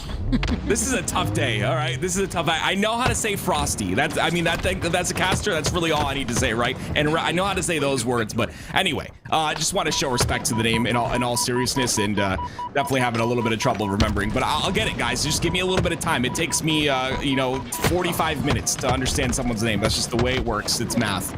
26-20 though. McPookie's struggling. And that's not a time to struggle like we talked about, right? This is only a best of 3 series, so this is a must-win for them if they want to bring this to a game 3. And Ezzo, he's looking to make that happen here with a beautiful double, pulling out the BR. They bring it within 2. Man, that's one good trait from free-for-all players. They have a way of navigating the map and finding players that are simply weak and making those kills easy. That's what Ezzo just did right there. A beautiful flank, finds 2 weak players, gets them both. He has 13 kills right now and probably the least damage on the map, but it doesn't matter because the damage that he is doing is the impactful ones and getting the headshots. So right now, Ezzo having quite a game at the moment, and really largely the reason why his team is still in it at the moment. He takes 14 kills out, and this is an absolute blowout for in the favor of Live. Excuse me. Parabola was able to get away with the camouflage. Also was spotted with the camouflage. Sheesh. He must have one of those monitors that show you the red box if you have the radar on or something. Those newfangled monitors. No, I'm just joking. Yeah, Parabola honestly needed to get a lot more value out of that camo. Unfortunately, he's not going to be able to do so. Like I said, the assist column looks really solid for the side of him. I was going to say Facty as well. Facty started to pick it up in the kills department, but regardless, there's just got to be a lot more slays happening here. And if these 2 can pick it up, Facty and Parabola, I think honestly, they're going to take this game. They're looking. This team is looking really solid with 2 players who are, having a little bit of a rough start. That doesn't mean that they finish rough, though. They can continue to get some of these slays. One person who's not having a rough game is right here, Ezzo. Absolutely beautiful. 16 kills and only 8 deaths, Tony. Look how much confidence and aggression this man has. Yeah, so what I've noticed from Facty, his deaths are low, but at least the assists are high in comparison to the kills, and that's what you want to see out of a player who may not be doing the best in the kills department, and somehow still McPookie's find their way able to tie the game. Actually, now have taken the lead here with 28 of the team's 37 kills between Ezzo and Ivanized. Ezzo once again finding the one-shot player. Look at this. Oh my gosh. Double kill out of him. Perfect Man, killing spree, the medals are lighting up the kill feed at the moment here, and he's not he hits the freaking stick, dude. Ezzo is unreal. I was casting him in the ascending baseline tournaments. I was watching this man. I'm like, dude, he's too good. And now and it's so awesome to see him do well in the free for alls, and now see him do well in the 4v4 tournaments. Ezzo, man, you have a future in this game. I promise you. Absolutely beautiful. So Vanek's gonna answer back though with a triple, and that's gonna bring the lead to 2 for Lies. Another one out of him, and you see it's a lot of overextenders. Fortunately enough, they get a nice little spawn on the red room there, but now they're 2 down, and Parabola's gonna go down as well. So it's just isolated players going down one by one by one. Now there's 2 players trapped inside a PD. What do you do? There's nothing you can do at this point. 3 kills and Lies will take the series. Going into the end game now, Lies only needing 2 more kills at the moment. McPookies, they've done a great job of keeping it close. They've done a great job of fighting their way into it, but it's too little too late. You have to start valuing your life, and now they end up going down, making 2. That's gonna be it. Lies pulling off the 2-0 McPookies, despite the amazing blackjack dealing of Ezzo right there with the 21 kills. It somehow was not enough. Lies gonna be advancing forward. McPookies have an L on the stat sheet. Yeah, it's what makes these Swiss tournaments really good, Tony, is, you know, again, you have multiple chances instead of just that one chance. Then you go to lower bracket, and then you have one more chance. You get multiple chances here, and you know, that's kind of good for the players that are maybe new to competing as well. Enter the tournament. You have so many chances in these 4v4s to just improve yourselves as a team. The best improvement you're going to get is on a squad in these tournament games. So sign up for that next week's one if you're interested in doing that, and start grinding, start getting to work. If we have the opportunity, I would love to see the damage stats out of these, and if not, I mean, regardless, I mean, obviously you're seeing on the stat 21 kills at 4,500 damage out of Ezzo. On the other side, Kid Nasty also doing very good. Wow. So 21 kills, 4,500 damage, and I will say, I mean, I don't want to take anything away from Ivanized, Facti, and Parabola. We've seen them do plenty of work time and time again, these open tournaments, and I love what they do. But man, definitely want to give a shout out to Ezzo. Ultimately a losing effort, but a damn good one by him. 21 kills. We're gonna send it over to Louis and Garrett. And are you impressed with Ezzo's performance as I am, or do you have a different tale with the take? Yeah, Ezzo looking good. And I'll say this, parabola.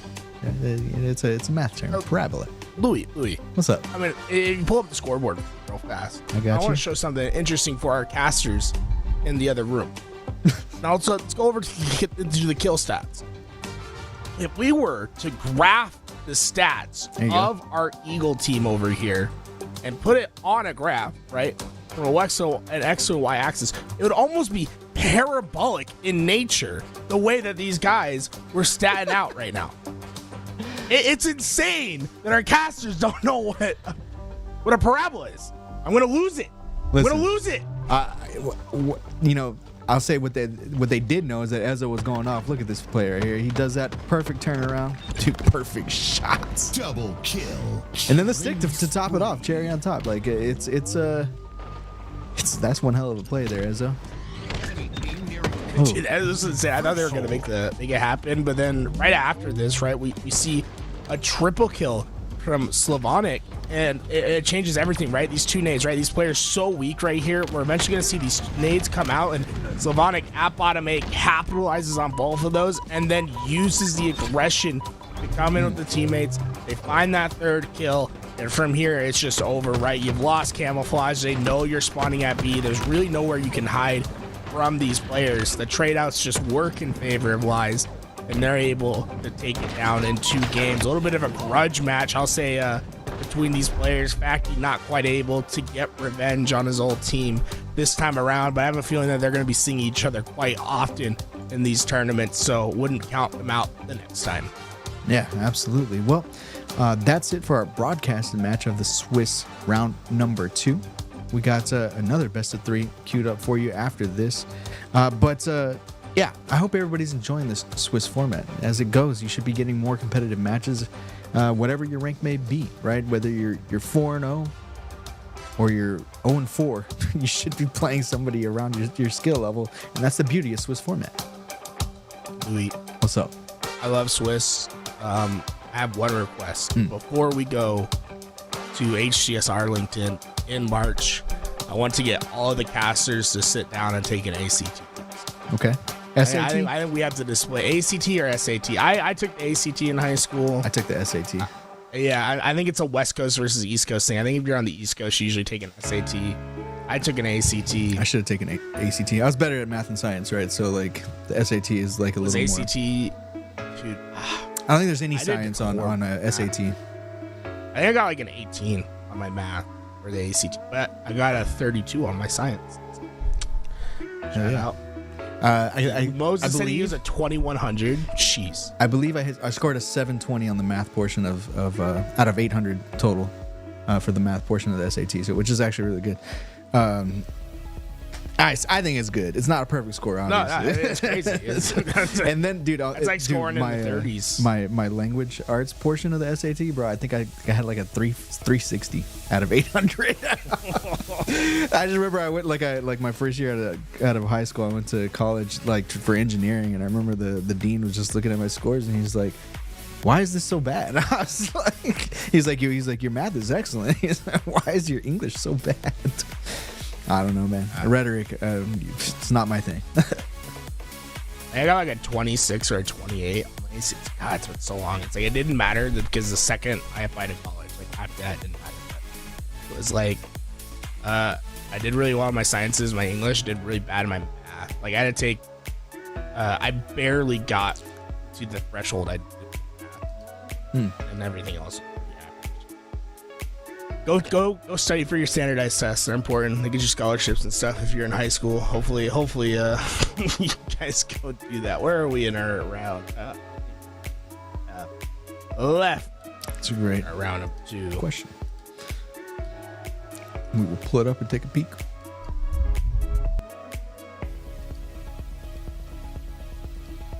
There you go. Yeah, dude, it's I think not it's working for me, man. This even works for me. I think I was having the same. I'm having the same problem. So,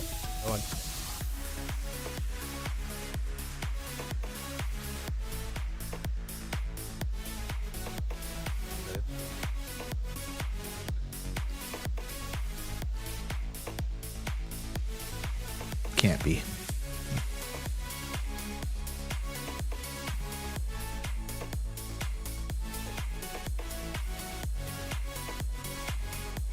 about 6 to 8 matches still going.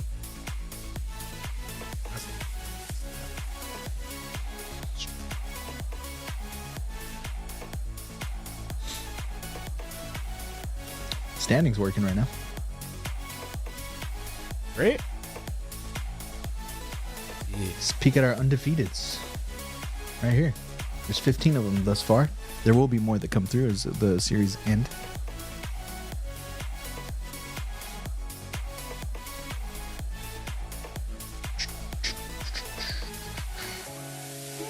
Trying to see if I can find this. 1 East, 3 Cali. I believe that's Diagram's team. Let me see. Skeptify, Diagram, Rami, and Tusk. That's a team. That is a good team. Some gunners.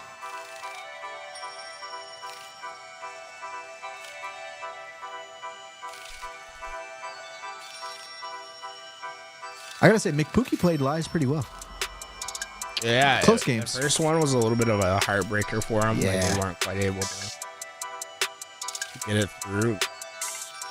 That's pretty impressive. Pure Delight's team is here. If no one on Pure Delight's team is streaming, you got a problem. They're United, right? Or what is it? Passion United. Passion United. PU.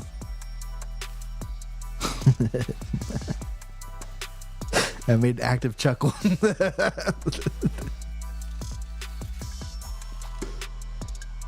And there they are. They're 1-0 right now.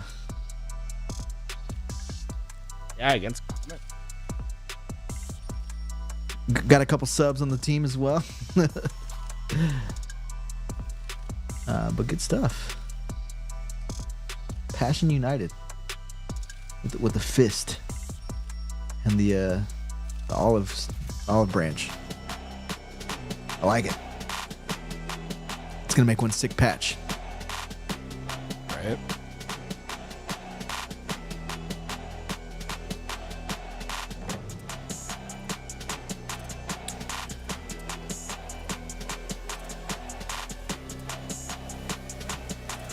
I see the follow age thing is going on. I at first glance I thought it was the uptime. And it was like LVT Halo has been live for 3 months, 3 days, and 10 hours. Wow, we have the follow age thing, dude. We still not follow age. Bro. Follow. I did do actives before mine when I typed it. I actually see yours after active on my end. Well, lag comp. Lag comp, yeah. Also never worked for you, just like straight up ignored your ass. Bro, it doesn't like me, dude. Do you blame it? It doesn't work for tools. Sad. Let's see how long I've been.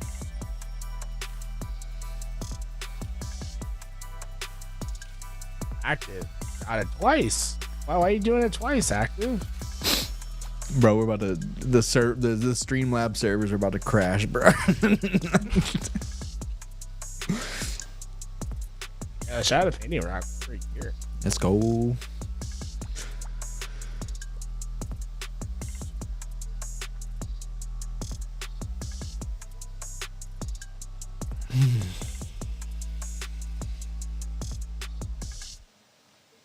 Didn't get a notification that we went live. That's because we went live yesterday at 10:30 a.m. We've been live ever since. Yeah, that is true. I guess that's one of the downsides. Yep. Put it up overnight. I wish that Twitch, maybe I can write to them, right? That allow us to do one notification a day, like separate from our go live. That would be dope. Partner perk. I think that sounds great. They want people to open their app. I mean, I think this is a banger idea, Tools. I think it is. I think we gotta get it in. Looks like Complexity just finished there. Yo, leaks. Dude, Tools leaking rosters up here. he's literally playing from the Complexity offices. Just send it. Okay. Go pull up his stream on it real fast. Like the cat is out of the bag. I'm sorry. Like this is like the worst kept secret I think of all time.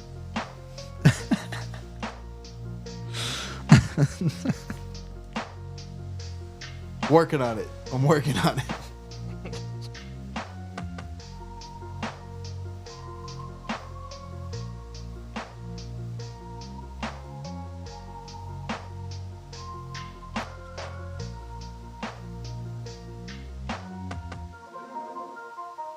Lexi offices.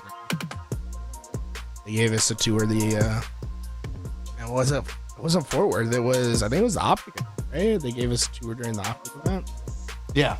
Super sick place. Or maybe it was DreamHack. Actually, I think it was DreamHack. Like we're from downtown Dallas. But really nice facilities. Great people over there at Complexity. Ooh, more leaks. Who's that behind him?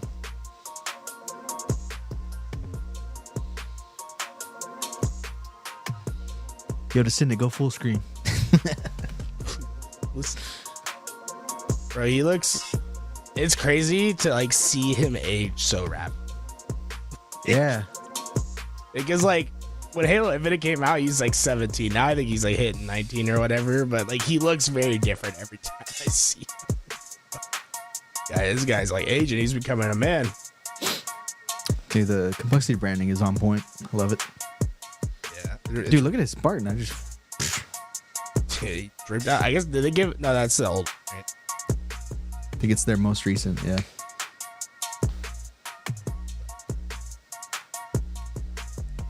It's the first time I ever casted It's looking veiny. Carmea, or I guess Descendant now. It used to be Carmea. He was 14 years old. That was all we could talk about. 14-year-old Carmea. Now this man's on Complexity. Jerry Jones is cutting his check. Insane. We got a 1-1. Hey, Johan. These guys Just are tied finished. 1-1 right now. Some. Can't recognize any streamers though.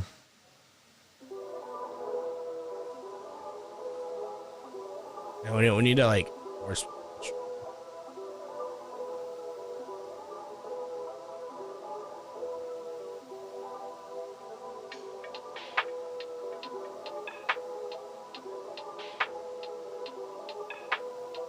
I feel like Carmea does sound better than Descendant, but Descendant is way more recognizable.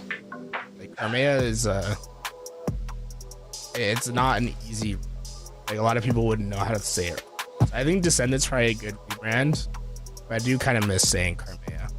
Yeah, very similar to Karma, right? And Karma, I guess it's kind of just a made-up word? Question mark? Carmea? I mean, I think it's a made-up word, but like a kind of a play on karma. Yeah. But there's so many karmas. There it is. You can tell that Active's like 80 years old. It says Carmea is SEO optimized, bro. Say that you grew up in the early 2000s. I'll say you grew up in the early 2000s. Holy. Bro, no one cares about SEO anymore. The internet's too big.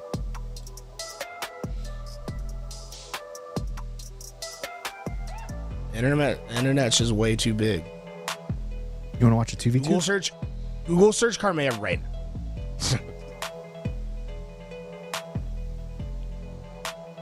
I feel like Google doesn't.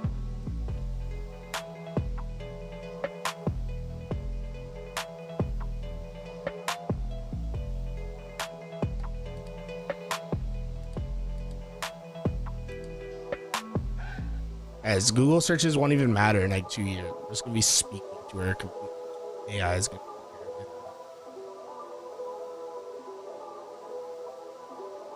You got a stream. Did you Bing it?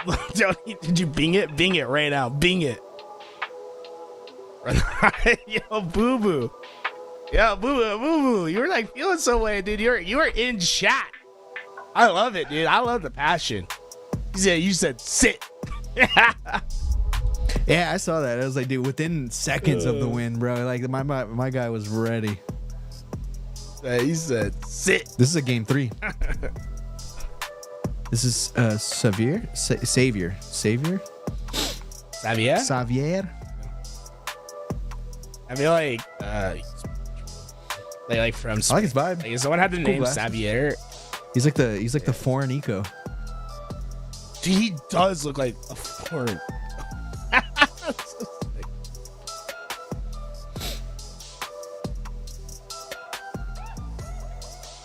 Hey, dude, anytime, bro. You step in, you tell them they're being weird. We got your back. You tell me to ban someone, I ban someone. It doesn't matter that they're around forever. Whatever you want. Whatever anyone that wins an LVT tournament can just, they have full carte launch of our chat. They can do whatever the hell they want to do. Hey, the EU boys pulled it off. Shit. He's shaking his head, man. I guess he's disappointed with that victory. Or maybe he knows he's on stream. That Kuhlect, you he's- have to he's win Italian. an LVT tournament. All right, maybe he's Italian. Italia Tech Games is a sponsor for this man, and he's got Halo Italia yeah? and his sponsor reel too. Maybe he's Italian. Love that. That's sick. That's a play on Xbox. Or he just types with his ban bound. Yeah, Bound's an LVT. Bound is a champion. I can't ban Bound because Bound's a champion. That is now you just unspokenly requested a 1v1 against Bound. Yeah. We have to beat Bound. Tournament like out here leaning back. Oh, let me ghost. Yeah, how many LVT champions are there? Like There's quite a few. Bubu, Stellar. Bubu, Actually, Stellar, dude. Frosty. I once had an idea of like Okay. putting like posters for every broadcast that we did, like through the wall, like every show match, I should say. But no, There'd be far too many. Yeah, there'd be far too many. Did a lot of money matches in Halo 5. Bound To be bit this fair, though, it place. would have only been one victor for each one because Bound and Renegade never lost. But there were some good matches though, like a couple times where you thought they were gonna lose. Bubu Dubu was always a mainstay on challenging them. This is a 2v2 CTF warm-up. Being observed by Classic 99. breaking shot, not even trying to go for the objective. Someone time me out.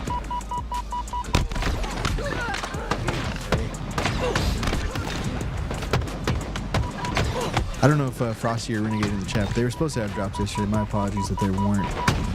Kind of in my control, also kind of out of my control.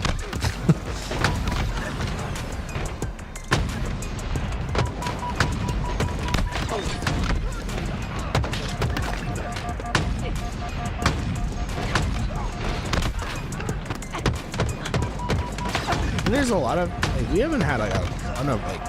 No, I guess we did have like.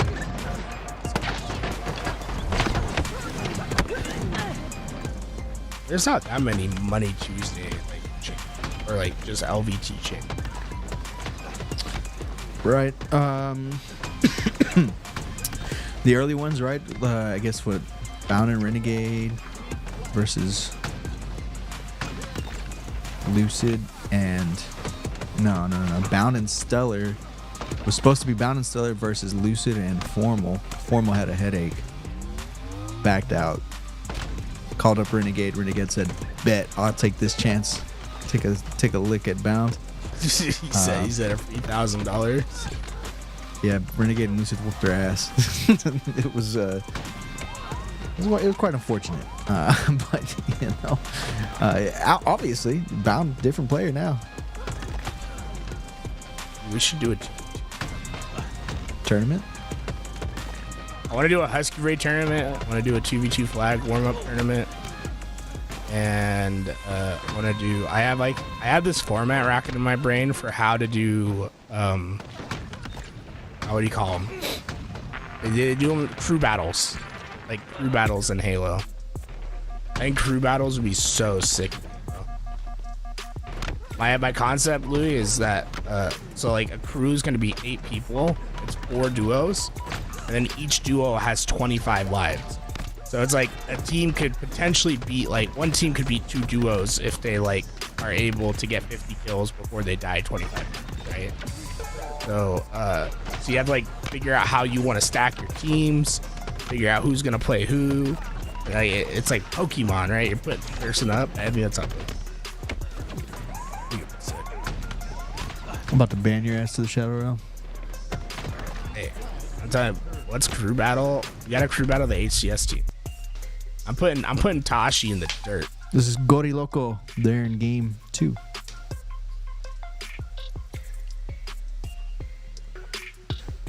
What do you think they sound like? I don't know, like Spanish, or I guess like you should say Mexican. Right? They probably sound like Sweaty. I don't have to bring. Why we got to bring race into it? I'm just kidding. wow. Got him. I'm being trapped. No me... Sí, lo estoy buscando, estoy en birra. Pero nada, que lado. All right, I gotta run the rest of them, so I'm gonna let us listen into this for a minute. And I'll be right back by the time this ends.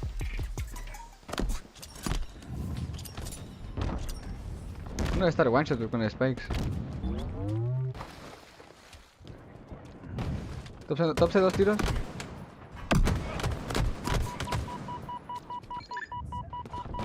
Muerto otro.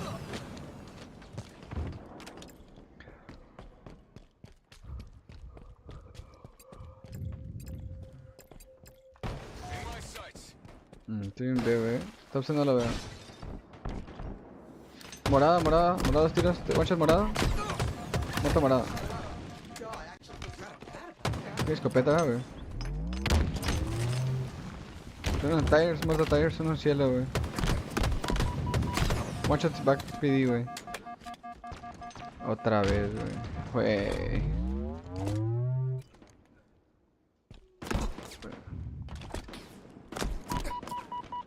Es la misma diferencia.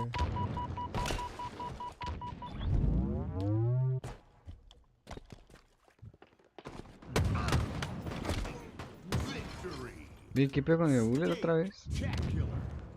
Y la misma situación, pero ahora sí tiene un chingo de ventaja. Esta pareja.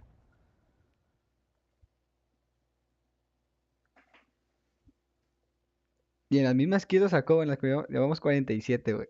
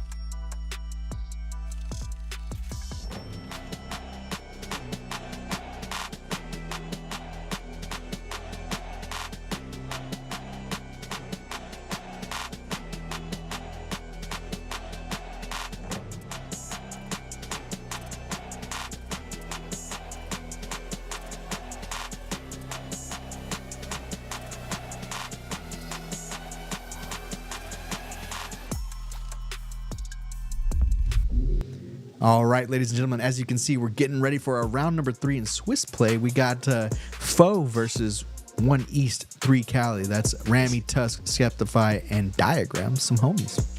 connection's gonna be a little bit tough for everyone around there. You know, it's about half the world away, but we'll see how it goes. I have faith that I think this one's gonna be more the distance. All right, we're going to throw it to Tony Inactive. We're starting off with Oddball Streets. Tony, take it away.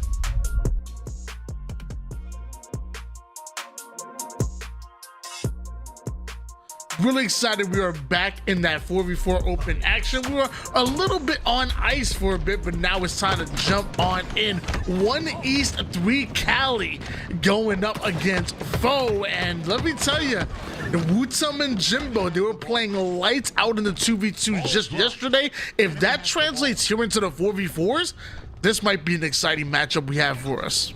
I promised myself I wouldn't talk about Wutum more than 5 times in this matchup, so I'm gonna try to get, no, I'm not. I'm gonna talk about him the whole time. What a great 2v2 we saw yesterday. I'm really excited to see how he does in 4s here, and I'm just excited for this team, right? I don't think they have an org just yet. I believe they were dropped by Navi. I believe Navi just made the decision to exit, so I really hope they find an org. Like, this team is phenomenal. I think they have a big future ahead of them. And of course with Wutum and his future on mouse and keyboard, I think it's just a win-win pickup here. We'll see. Definitely a good luck to them, but they're focused on this tournament, as should we be, Tony. It's going to be Foe with a little bit of a lead here, and they have the Slay lead as well. You can see 2 down for 1 East 3 Cali, so this will be a chance for Foe to get this rotation and get control, but they rotate it right into the spawns, it looks like. Yeah, with the rotation, I mean, they're sending 3 players up the B street and literally just taking down everyone in their path. So maybe not the easiest way to get this ball over toward the A side setup, but man, did it work for them. Not exactly working for Wutum's assault rifle right there. Might have done better with the bandit. Although Snipe Drone does end up trading out his life with Remy. 1 East 3 Cali do have a momentary numbers advantage. They're going to take advantage of that and bring that ball toward the A side tower. Yeah, great awareness as well by 1 East 3 Cali, right, to know that the B push is coming, but they weren't aware of the push from Red Room. So a couple players get through. It's going to be Septify, who's in a great position. Again, Halo being a positional game, his position on Arcade there, he's able to get 2 kills and prevent that push from happening. Unfortunately, the push from Purple side came through as well. So now it looks like Foe with a bit of control on the map. And they have the ball control as well, forcing the spawns on that C side. Stalker doing some work over toward the B stairs. Looks like they're trying to clear out the A side before they feel comfortable with this full setup. But as of right now, it's a 2v2, forcing that ball to be played off the map. Jimbo does end up taking down Remy, but Septify is holding this angle, and he has reinforcements coming in. Snipe Drone goes in for the slide out into open field. Septify gonna make him pay for that one, and now 1 East 3 Cali, they have 3 players up. Meanwhile, Foe have 3 players down. That should be some ball time once again. Yeah, they rotate the ball cleanly into Trem, and that forces the spawns onto back A, so they'll have a little bit of a setup here. Like you said, they'll get some time on the board, but a great rotation there, great awareness to get the ball rotated away from the spawns. He's going down here for Septify, trying to deny access from Foe over toward the subway side. The problem is that Foe are attacking the subway from multiple angles, from up high, down low, left, right, every direction. There's a Foe member in the face of 1 East 3 Cali, and as of right now, none of North America in that subway side. That's until Tusk breaks his way in. We see the spike grenades going down. Looks like he's able to zone out Subway, forcing the play ball situation, but is it enough for him to get the kill? Apparently it is. 3 down. Jimbo, the final player alive from Foe, but it's not going to be enough to deny access to this ball. 1 East 3 Cali, ball right back into Subway. 1 East 3 Cali had a little bit of a rough time playing that ball the first time that they had it, and honestly, it caused Foe to get a little bit of time on the score here. See if they're able to rotate or play this ball this time. That camo coming up is going to split their attention just a bit, but it looks like it doesn't matter. 4 down for Foe, camo pickup for 1 East 3 Cali, and a stalker in the hands of Diagram as well. Am I allowed to mention how hard of a name 1 East 3 Cali is to commentate? I feel like 2 words, that's it, 3 max. Yeah, exactly. we need a rule set when it comes to these names. I can't call them 3 Cali. I can't call them 1 East. You have to call them by their full government name, apparently. Diagram with the excellent shots with the Stalker literally holding out multiple members of foe back, but not for long. 2 members are breaking in. Too little, too late. 1 East, 3 Cali taking round number 1, and love the fact that Stalker still being put to work. I would say largely because of that Stalker rifle, foe weren't able to infiltrate the subway side. Like literally, you could hold off multiple members of the opposition back with 1 red gun. Yeah, Blue Squad was, you know, they had a really easy time with that Stalker and the camo. 100% true, Tony, and they'll utilize that to close out that very first round. It's up to foe now to answer back, but already it's going to be a couple slaves that make Rami very comfortable to rotate this back A. The spawns come out onto C, and it's going to be foe who have to wait for those players to spawn up. But the thing is, they keep getting staggered off the spawn over and over again. They spawn up on that red room side. They're trapped. Septify has a beautiful anchor here onto C. He's going to be able to put tons of damage into the people on B rail. But not only that, he's going to provide information as well.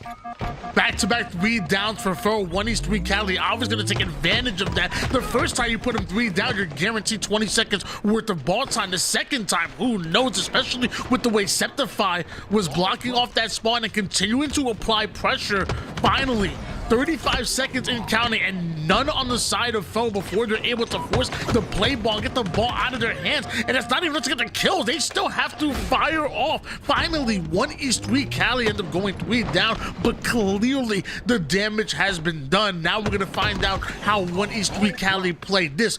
They have to come off a spawn. Now they have to break the setup, and as I'm saying that, they've already done it.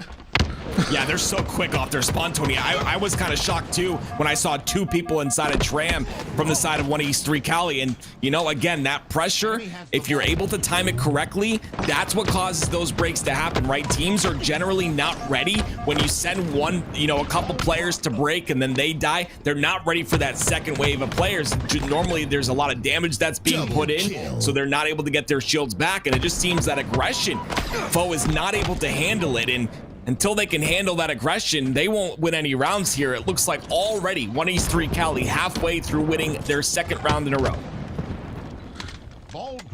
And Tusk with the teabagging. Okay, no, there's everybody's angry at the floor.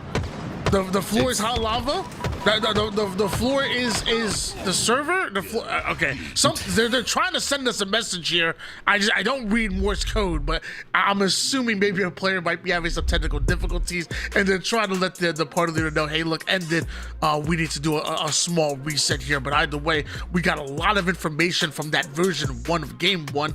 1 East, 3 Cali took round number 1, and in round 2 they kind of picked up exactly where they left off. Speed and aggression were some of the keys that you were kind of mentioning, and I'm not sure. I mean, obviously foe are playing against the likes of like Quadrant and even Last Dance, but I wonder if some of the other top amateur teams that they go up against have the same type of speed as, say, a top amateur to borderline pro team like Septify, Rami, and Diagram Tusk have in the EU side of things, because they seem to be thrown off by that level of speed. Yeah, I mean, you know, there's a potential. There's a little bit of a ping thing there too. You got to kind of talk about that a little bit. But yeah, I think it does have to do with the speed, but like staggered speed, right? Like I said, like 2 pushing, you know, those players are entry, they do that damage, and then the other 2 players take different angles and clean up. I mean, I just feel like the pressure was a bit too much for foe to handle, and unfortunately, they're gonna, you know, lose that first round. And then the second one, they were also losing, I think 50-7 or something in terms of time. So, yeah, it was right here. It's about 50-14 until they started shooting the ground. So, I mean, regardless of, you know, 1 East, 3 Cali look really solid here. We'll see what the ruling is on the field and the field, football. We'll see what the ruling is though, and we'll kind of take it from there and let you guys know. Hey, can we show some respect to 1 East, 3 Cali right there? Like notice how they dropped the ball and then started shooting at the ground. I feel like some other players that maybe might have recognized there was a problem with the lobby would have kept the ball in hands, try to pat their stats up. So when we go into the reset, you know, instead of a 30-second lead, it's a 40-second lead. But I something I noticed that they dropped the ball and say, hey, look, let's end it here. this is the cutoff. Let's not try to move the ball a little forward, you know, like they do in the NFL. You know, try to inch it a little forward. A lot of players do, yeah. It's crazy. They try to get that extra inch, man. They're like, they catch the ball somewhere and then they place it down for the refs. It's like, no, the ref knows exactly where the ball was. Don't even try. They've been trying that for years. But yeah, I mean, we'll see what happens here. I really like this for Foe, though. Kind of take this time to evaluate the play style. I think any information is good information, right? And you know, Halo's a game where you're constantly trying to think about what the enemy team is doing, you know, and if you're thinking about what the enemy team is doing and you understand what their next move is, you can react off that move before that move happens. So it's really good, all the info that has been gotten, and now with this little bit of a break, they can talk about it a little bit while they reset things. I'll be honest with you, I don't know what kind of advice that is. Let me tell you, I'm only worried about what I'm doing. I don't care about what my teammates are doing. In fact, yes, you do. every one of my teammates is just a bait. You have to die so that I can live. I don't give a damn. I don't care if we lose 100 to 20 on oddball and you guys die 22 times a piece. I'm only dying 8 times. My KDA is on point. Maybe if y'all would have stayed alive, I'd be good. I don't care what the enemy team doing. I don't care what you're doing. I don't care what my mother is doing. I'm just baiting my teammates. I love my mom. I'll bait her too. What about you mean? Oh, you don't care if what zombie apocalypse comes right now, I'm selling her out, brother. I'm selling her out. I'm selling all the military secrets. I'm telling you right now, if aliens come right now, they say, take me to your leader. I say, gladly, I'll go with you. I'm joining the winning side, man. Ain't no loyalty up in here. Okay, well, it's understood. I've learned something new today, ladies and gentlemen. But as you saw, Jimbo, thank you very, very much. In the chat, he had mentioned that 1 East 3 Cali, they need 30 points. I'm sorry, 70 points, sorry. Whereas Foe need 100 to tie this game up in terms of rounds. So if 1 East 3 Cali gets 70 points, they win game number 1. We'll see if Foe can get that first round win, though, as they attempt to put some damage down. This will be a great kill here on the diagram, and Rami, who actually goes down as well, because this secures Campbell for Jimbo. I don't know why I just thought about it. I thought about if aliens come to take over, I'd join their side. I'd be like the girl that joined the Covenant in the Halo series. But you're gonna get with the Master Chief. You stay away from me, Master Cheeks. You stay away. two down. Sorry, let's get it back to competitive Halo. I bought 2 down for each of the teams here. Obviously, 1 East 3 Cal are gonna have some type of advantage going into this round 2, and they're most likely going to be up 1 round to 0 because they did earn that, obviously. I also noticed, I believe they switched sides, so that's never gonna matter in case Foe win, getting the side that they probably should have had if it does go to a round 3. Yeah, very good call. It's very important which side you spawn on and which side you start on. It definitely changes things just a bit. And you can see right here, Foe has a little bit of a setup, right? But look how quickly 1 East 3 Cali are to infiltrate this. Wootum goes towards B Street. He's going to be in a 2v1 situation, and all the while, it's going to be Septify who's putting pressure on the player on the top of base. This is what 1 East 3 Cali do so well. Their pressure is overwhelming, and Foe still don't have an answer to it. Septify is going to chase this player over towards the Stalker rifle side. Notice he does have some help with them. Does the initial damage, but somehow Mighty's not only puts Septify 1 shot, but also takes down his teammate. That is a mighty shot indeed. 3 down. Go 1 East 3 Cali, and Foe open up this avenue to get that ball toward the subway side, and right off his spawn, Jimbo is trading off his life, so you're already starting a man down in the beginning of your push to try to break the Foe setup. Oh, Wootum is the last player alive, so this setup is completely broken. It's destroyed at that. Wootum has to play his life here. The only problem is a lot of information is given because now the spawns, they know they're coming out onto B. Knowing those spawns are coming out onto B, though, Diagram very, very quick. Maybe he thought with his aggression he could block the spawns and make Wootum an isolated player, but unfortunately, it didn't work out like that. Regardless, though, it's going to be Foe who are down in numbers. Snipe drone. is able to cover his teammates back over towards B Street, and looks like he's trying to take a direct route right through the mid and over towards the front C entrance, and it's gonna work out. Septify hitting the black screen. He's literally trailing the ball carrier by mere inches. Foe is able to infiltrate this base before 1E3 Cali are able to play the ball, so maybe a few seconds in the hands of 1E3 Cali, but they end up going forward down courtesy of a triple kill from Jimbo. You better watch out. You don't want to be on an LVT highlight reel. Yeah, Jimbo was the party leader before we started this game, so maybe a host change as well, because I'm going to be honest with you, Foe look a lot more confident, right? They're playing a lot more forward on the map. They're being confident in their 1v1 fights, and it's starting to work out for them. Wutum's going to die right there before playing the ball, so that'll be huge. A big kill by Diagram, and that'll give a full setup to 1E3 Cali with the spawns for Foe coming out onto PD. Yeah, Foe are looking mighty different so far in this reset. And they desperately needed something when they're already down 0-1 in rounds, most likely. Still waiting on the admins to kind of give us a ruling on that one, but Diagram was able to take down Wutum. Meanwhile, on the screen, it's lighting up Red Tusk with the double kill. Still half shields to work with, and mind you, Foe end up going 3 down. They don't play the ball themselves, so the same way Foe were able to take advantage of the non-existent play ball from 1E3 Cali, that's going to be turned right back on them. At least there's no camouflage on the map, Tim.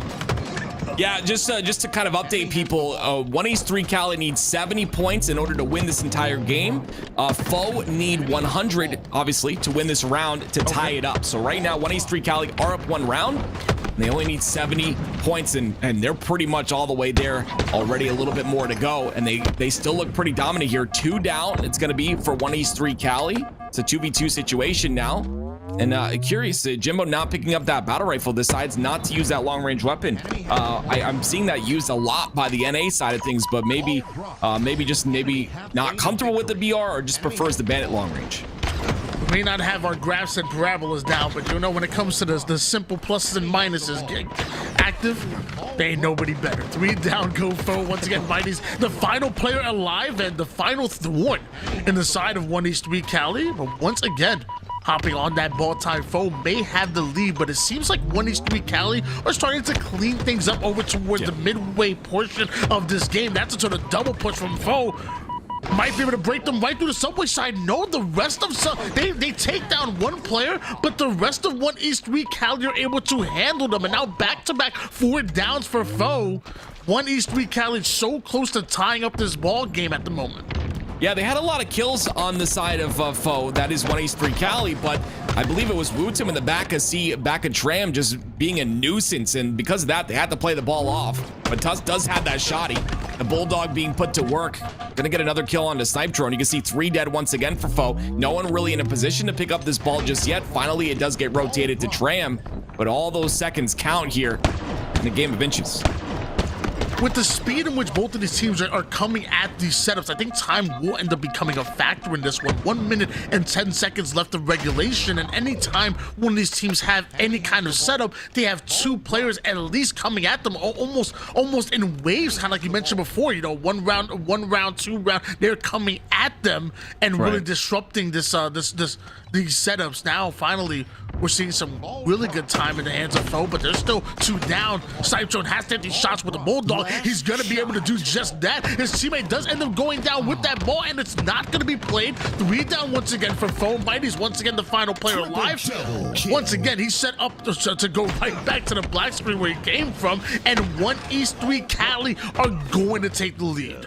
Yeah, Snipe Drone might not have had a lot of information there, you know, and unfortunately because of that, he's gonna reach out that fight with Bulldog and ends up losing it. But there you go, it's a 2-0 victory there for 1E3 Cali. Now we move on to game number 2. It's gonna be Recharge Slayer, a chance for Foe to bring this back. We've seen what Wutum can do with this shock rifle. And let me tell you, without that 30-second advantage for 1E3 Cali, things were going to get tight. That was neck and neck that entire game long, and to be honest, even a couple of seconds leaked through, but they didn't have complete control over towards Subway. Without that advantage, things could have been a little bit different for 1E3 Cali, but Either way, game number 1 goes to them, and rightfully so. Now we're going into game 2, Slayer recharge, and if Foe can keep that same energy they had in that version 2 of game number 1, we're gonna have a much more exciting series. But in that version 1, they seemed a little flat compared to what we saw after the reset. Excuse me. 100% agree. After that reset, they looked very confident going into this game number 2. Let's see if they can maintain this confidence. That first loss is brushed off. It's time to move on to the next game. It's going to be Recharge Slayer here. I'm looking for the shock rifle. I'm looking for Woodham. Looking to see if he can pull up something together. Haven't seen him really shine here in the Forest today. It's not comparable to what we saw in the 2v2 yesterday. Looking to see if that changes. I think it will. I think going into Slayer, you're able to play your pace, and you're able to have your ways, as opposed to an oddball. You're forced to really be a little bit more predictable in your pushes. If the ball's over towards the A side, the enemy knows where you're going to A. So in Slayer, things you can obviously change up the pace, change up your routes a little bit, and I think that's where Wutum and even the Mighties of the world are going to shine. The problem is on the opposite end, 1-3 Cali. Once they get into any kind of setup, especially here on Recharge, Foe, you're gonna have a hard time breaking it no matter where you go. I really liked the spawn there previously by Mighty's, right? It was Wutum who was on that long haul side while all of Foe was dead. He was the last player alive, and Mighty's is going to get an off spawn towards Elevator. He plays his life the entire time, and because of that, they're able to, completely apply this pressure to the side of 1-3 Cali, and now they're only within 3, but still a very good start for this red side. And they're looking to potentially continue that start on as, again, Foe go 3 down. Jimbovich with the high ground does decent damage onto Tusk, forcing him to back down, and now we see multiple members of Foe starting to move into position. Meanwhile, Rami and 1-3 Cali catching an off angle from tower, and somehow it's not going to work. 3 out of 4 members are sent back. Rami is stuck over towards the bottom of the map. Foe was able to deal with the 4-man push from 1-3 Cali, despite the fact it was coming from multiple different entry points. Yeah, great defense there by Foe. I 100% agree. That tower push, and when they're kind of getting you from every single angle, that's something that's just really strong on Recharge. You kind of tend to take too much damage, and that wasn't the fact for Foe. And because of that, they now have a 1-kill lead here. That defensive wall that they've put up is definitely working out for them. Septify is going to get off of that glass angle as well, Tony. So this will allow that pressure to potentially go towards that A side so they can get elevator control. Rami tries to get a sneaky angle, but looks like he has spotted and dealt with. The assist goes on the board. Rami ends up going down, still with 2v2, trying to get away with the powers and power weapons, caught over towards blue pipes, stopped short. Snipe drone even able to snap right onto the spawning players onto the gold side of the map. Foe currently have a 3-kill lead at the moment, but in a tightly contested game, 3 kills feels like 5, feels like 6, especially with the way Foe are starting to play. They're really starting to open up and play looser on the map. I just want to give a shout out to 99. Great switch here. Snipe drone popping off in this game. Switches to Mighty's, who's also popping off. 8-4. These players are going to be the catalyst for this team taking this game number 2 and potentially sending us to a game number 3. It's now shock rifle in the hands of Mighty's. We got to see Wutum utilizing this, but now it's Mighty's turn in the 4v4. We'll see if he's able to make any sort of impact here, as it's going to be Septify stuck inside of Elevator. Nowhere to go, nowhere to hide. Mighty's is coming after you. And man, Mighty's is using his teammates almost as a diversion right there. The moment that you're focused on the snipe drones and the Wutums and even Jimbos is the moment Mighty's just this nasty flank on you. And if you lose sight of him, he's going to go off. 11 kills, even the assist to go along with this, contributed to 12 of the team's 25 kills right now. Make it 13. Excuse me, 14. Every time I cash out a number, Mighty is adding something else to the stat screen and hits the perfect kill. That'll put a shock to your system, as 1-3 Cali needs to find a way to slow down this Foe's roster. To be honest, slow down Mighty's. That's what I was going to say. You got to take out Mighty's. Never mind the rest of the roster. Snipe drone was starting to heat up as well, so you got 2 players essentially hitting that flow state, and it's going to be Tusk now, the back player, the glue, the player who I like to see just kind of do all that work that you never see, right? He's not that shining player that you're going to see like, oh, great stats out of him, 20-2. No, you're going to see the dirty work being done by this Tusk player. Well, now we're on board with Snipe Drone, who's going to try to assist Mighty's here, and because of that, Rami ends up going down. A great trade by him, and he's got Camo and Shock to use. The funny thing about Mighty's and Snipe Drone with this camo shot looking for an opposition is his name is Mighty's. He plays damn mighty like you're seeing right now. And then you see him on land. He's like this little scrawny 21-year-old kid, just all happy and jolly. I'm like, this is the mighty man. I'm expecting like some like 280 pounds, pure muscle. All I eat is beans and steak. I don't know. And he just is like really great kid. And just you can tell he wants to learn. He wants to get better. And he has a bright future in his hands. As we switch over towards Tusk, 39-24 lead in favor of Foe at the moment. Grammy, meanwhile, on the gold side of the map, trying to avoid as much damage as possible. At this point, you know it's going to be hard for you to come back, but you simply can't give up, so you have to slow it down. You have to somehow start valuing your lives. You need 3-for-1 trades, maybe even 4-for-1 trades if you're going to come back in this game. Yeah, I mean, I'm a little bit worried for 1East3 Cali. Obviously, 4 incredible players on this squad, but you've got Foe, who it looks like round number 1 of that oddball game was just a little bit of jitters, right? You know, getting online, entering a tournament, maybe, you know, jitters against your first, like, real opponent here in round number 3. And honestly, they're starting to showcase that they are definitely ready for this roster. 46-27, an incredible lead. And Wootum, we haven't watched much of him, but look at his stat line, 14-7. He's starting to pop off as well. Oh yeah, he seemingly came out of nowhere. His stats were not looking like this in the early game, but now the entire Foe roster is simply starting to heat up.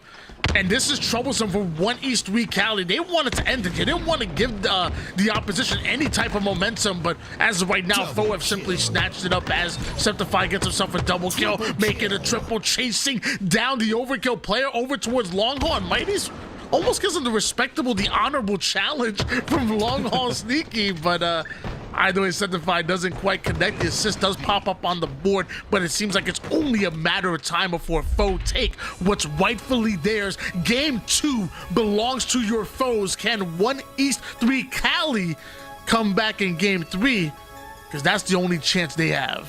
That's our first Game 3 of the tournament that we get to see on broadcast today, and I'm excited, right? You know, I believe Talik had a Game 3 as well, his team, but they forfeited that Game 1 because Druck was sleepy. So we get to see a real Game 3 here, and I'm excited to see where this one goes. I think this has a lot to do with just the fact that, you know, shaking off whatever that first round was, focusing up, playing how you can play, and you can see that in the stat line, right? It's going to be 19-9 out of Mighty's. Wootum with a 15-9. Absolute beautiful showcase out of those two. I'm excited to see what they're capable of on CTF Aquarius. Tell me you're a parent without telling me you're a parent. Don't worry, I got this for you, Tim. You use the words sleepy. What is wrong with you? These are grown men that we're talking about. Come here, little Dracula, sleepy. It happens, dude. What is wrong with you? You want to pinch his cheeks and feed him a bottle? Bro, he's a grown man. He can toss you out the window if he wanted to. I don't know about that. I'm a heavy man. I don't know about him tossing me anywhere. But yeah, sometimes the parrot creeps through just a bit. What's not creeping through, though, is that overshield in the hands of Foe, because Tusk gets a massive kill. He's able to pick up the OS, and I love how he immediately goes to top P, gets that top center control. Beautiful play by him, and he's not done just yet either. He's pushing aggressively onto Jimbo. Jimbo tries to go for the ninja, but look at this. It's an entire Foe roster against Tusk, and with this overshield and thrust, he's just able to do everything. In fact, he doesn't have to do too much, because that was a team nade. The overshield has changed the dynamic of Aquarius so much in so little time. Like, no longer can you just simply funnel over towards the Hydro, or should be the card side of the map over and over again. You have to respect P, especially when overshield is coming up. And then from there, you got to decide, are you going to play P? Are you going to play the fringe side and run the flag through there? Or are you going to try to slay out again and get towards the strong side of the map? That one overshield placement really changes the flow of the map from beginning to end, and I'm still trying to figure out if I love it. I love having the overshield, but I also don't like losing it.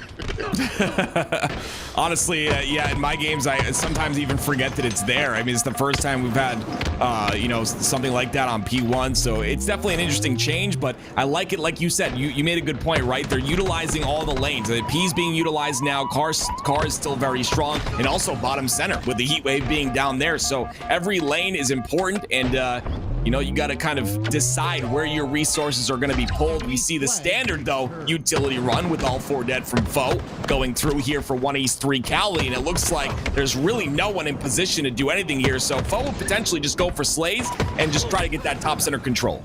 And meanwhile, while 1 East 3 Cali are running this flag over towards the utility side, what's coming up? Overshield. So Foe is spawning from Fridge, playing through P. They should have access towards this overshield to either stop the flag or maybe potentially use it to counter what's already going in, because 1 East 3 Cali have captured it. It looks like they might have been able to neutralize that overshield, and with that, 1 East 3 Cali not only captured the flag but slowed down the push of Foe. They haven't completely stopped it. Yeah, Tusk is in trouble, though. He gets the one-off spawn on the back of base, and unfortunately, he's all alone, and he knows that. So he's trying to do as much damage as possible, and that damage was just enough. It's going to force 2 players to spawn on the Fridge. 1 player got an off spawn on the utility side because of Rami's positioning. And because of that, they will stop this flag from going anywhere. So great defensive hold there by 1 East 3 Cali. Diagram somehow finds a way to wreak havoc over towards the low ground side. It's already taken down 2 players and has contributed to the 3rd going down. He finds a way like Drake and Josh. 2 down. Go 1 East 3 Cali. Rami doing some damage before going down himself, and now Tusk gonna be the final player, the anchor, the turret here toward the P side of the map, just waiting for his teammates to come off his spawn to try to get some reinforcements, because, you know, in Halo Infinite, there's only so much you can do on your own. Yeah, Tusk did so much on his own right there, though. Beautiful damage output, minimal damage taken, and that's exactly what you love to see out of a player like Tusk. He's going to do enough damage as well to get this flag through. Unfortunately, that flag is going to hit the ceiling. Diagram might be able to get it into utility, and if he does, he'll be okay, but he's not going to be able to. Wootum hits some crucial shots to stop him. The body shot just enough to take down Diagram before turning that corner. Look how far that flag has gone. If he turns the corner, he's gone. He's out, and Foe can't even respond to it, but the slay by Wootum turns and slows him down, and although his team is 3 down, Wootum gets the triple kill to equalize the situation. That's what the best players in the world do. They put themselves, they end up in a non-advantageous position, and they don't complain. They simply turn lemons into lemonade. Good God, Ric Flair would be proud. Absolutely incredible by Wootum right there, and honestly, incredible by the side of Foe as well, right? That OS was picked up by Tusk, but just as quickly, it's completely diminished. And now OS not in play whatsoever, but we still have to address the elephant in the room. It's the 1-0 lead that 1 East 3 Cali has. Still a lot of time here for Foe to make something happen, and it looks like they will do just that. But again, they're just a little bit too slow off the slates to get this flag into utility. Meanwhile, Jimbo clearing out the P side single-handedly with that heat wave, then providing pressure from across the map. Love that awareness coming out of Jimbo. The flag is already on the move, and nobody is stopping Mighty's from doing just that. In a few seconds, or now, we are tied up at 1 apiece, but notice how the pieces are still in play here on the chessboard. Foes still have advantage on the map. They're still here, Tim. Yeah, they're still slaying as well. Jimbo's doing a great job of like rerouting towards bottom P. Just because he knew the pressure was coming top P, he's able to stay alive towards the bottom, and now it's a 3v3 situation with another flag being pulled out, and it potentially will be another flag going in with Jimbo at the top center of the map. Look how much pressure Jimbo's putting in, right? When he was playing Gumplexion last night, you know, we talked about Wootum so much, but Jimbo, you know, he's got to get that respect as well. Such an intelligent player, makes so, you know, such optimized plays at all situations, and he does it right there.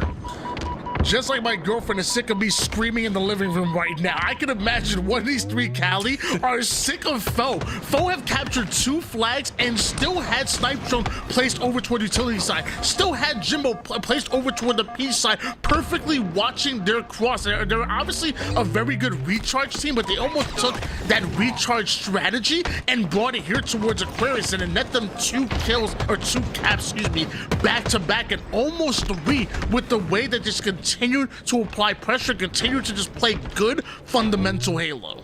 Yeah, I mean, what's crazy to me about Foe is that's now the second overshield in a row that they've missed, but it's the second overshield in a row that they've completely destroyed. So no overshield for 1East3 Cali to use to get any sort of positioning on the map or any sort of flag pull. Every single time, if Foe's not in position to grab that OS, they're going to be in position to stop it.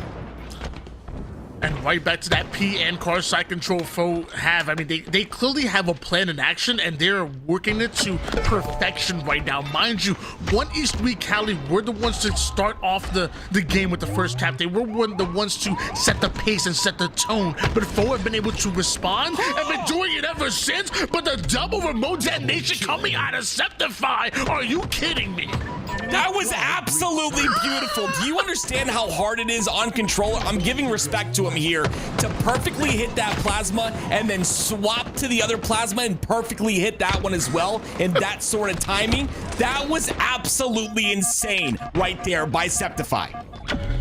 Jeez, not many players even think about going for a one remote detonation. He goes and blows up both of them and turns it into a double kill. What a play made by Septify of 1East3 Cali. And if this flag ends up going in, if they end up going up 3-2, it's largely because of that right there. 1East3 Cali just minutes ago, moments ago, were down one cap, but look at them now. Now they're up again at the moment here, and now Foe are the ones that have played near perfect Halo to try to combat back-to-back caps that are going in favor of 1East3 Cali, but Active looks like that's exactly what they're doing. Mighty's, he turns the corner. He's in the utility side. He's now in the base of Foe at the moment. Finally, they're able to stop that flag short, but it is still there. It can still be relayed. We may just have a tied-up game. That's unless Septify plays the return.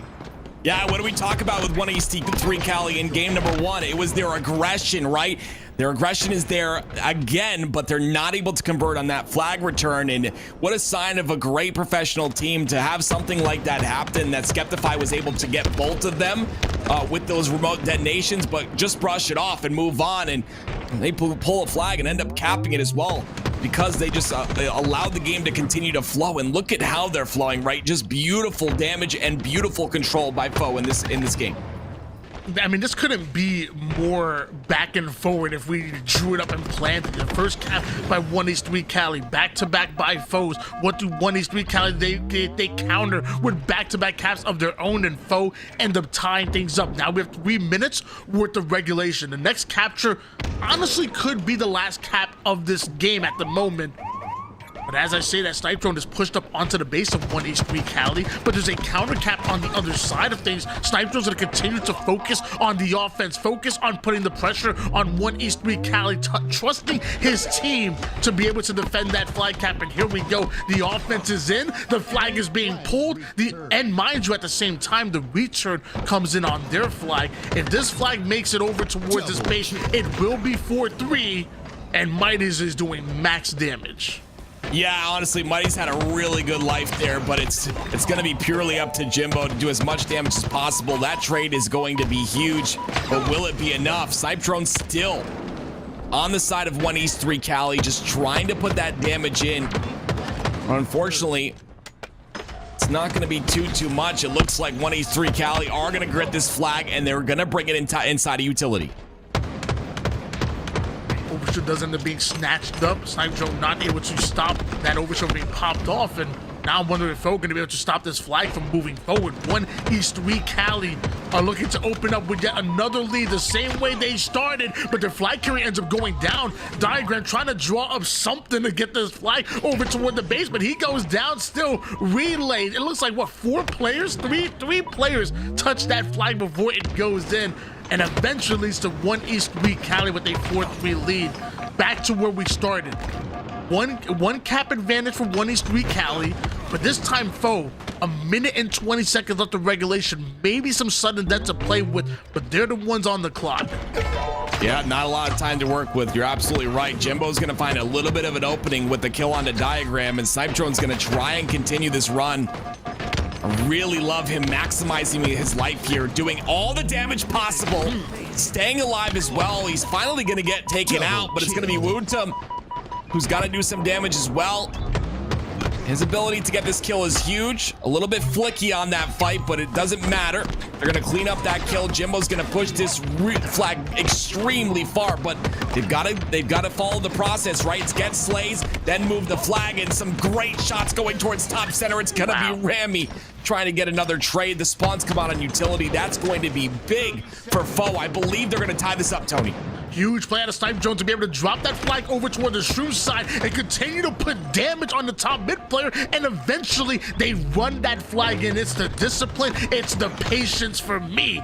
But 3 down and go Foe.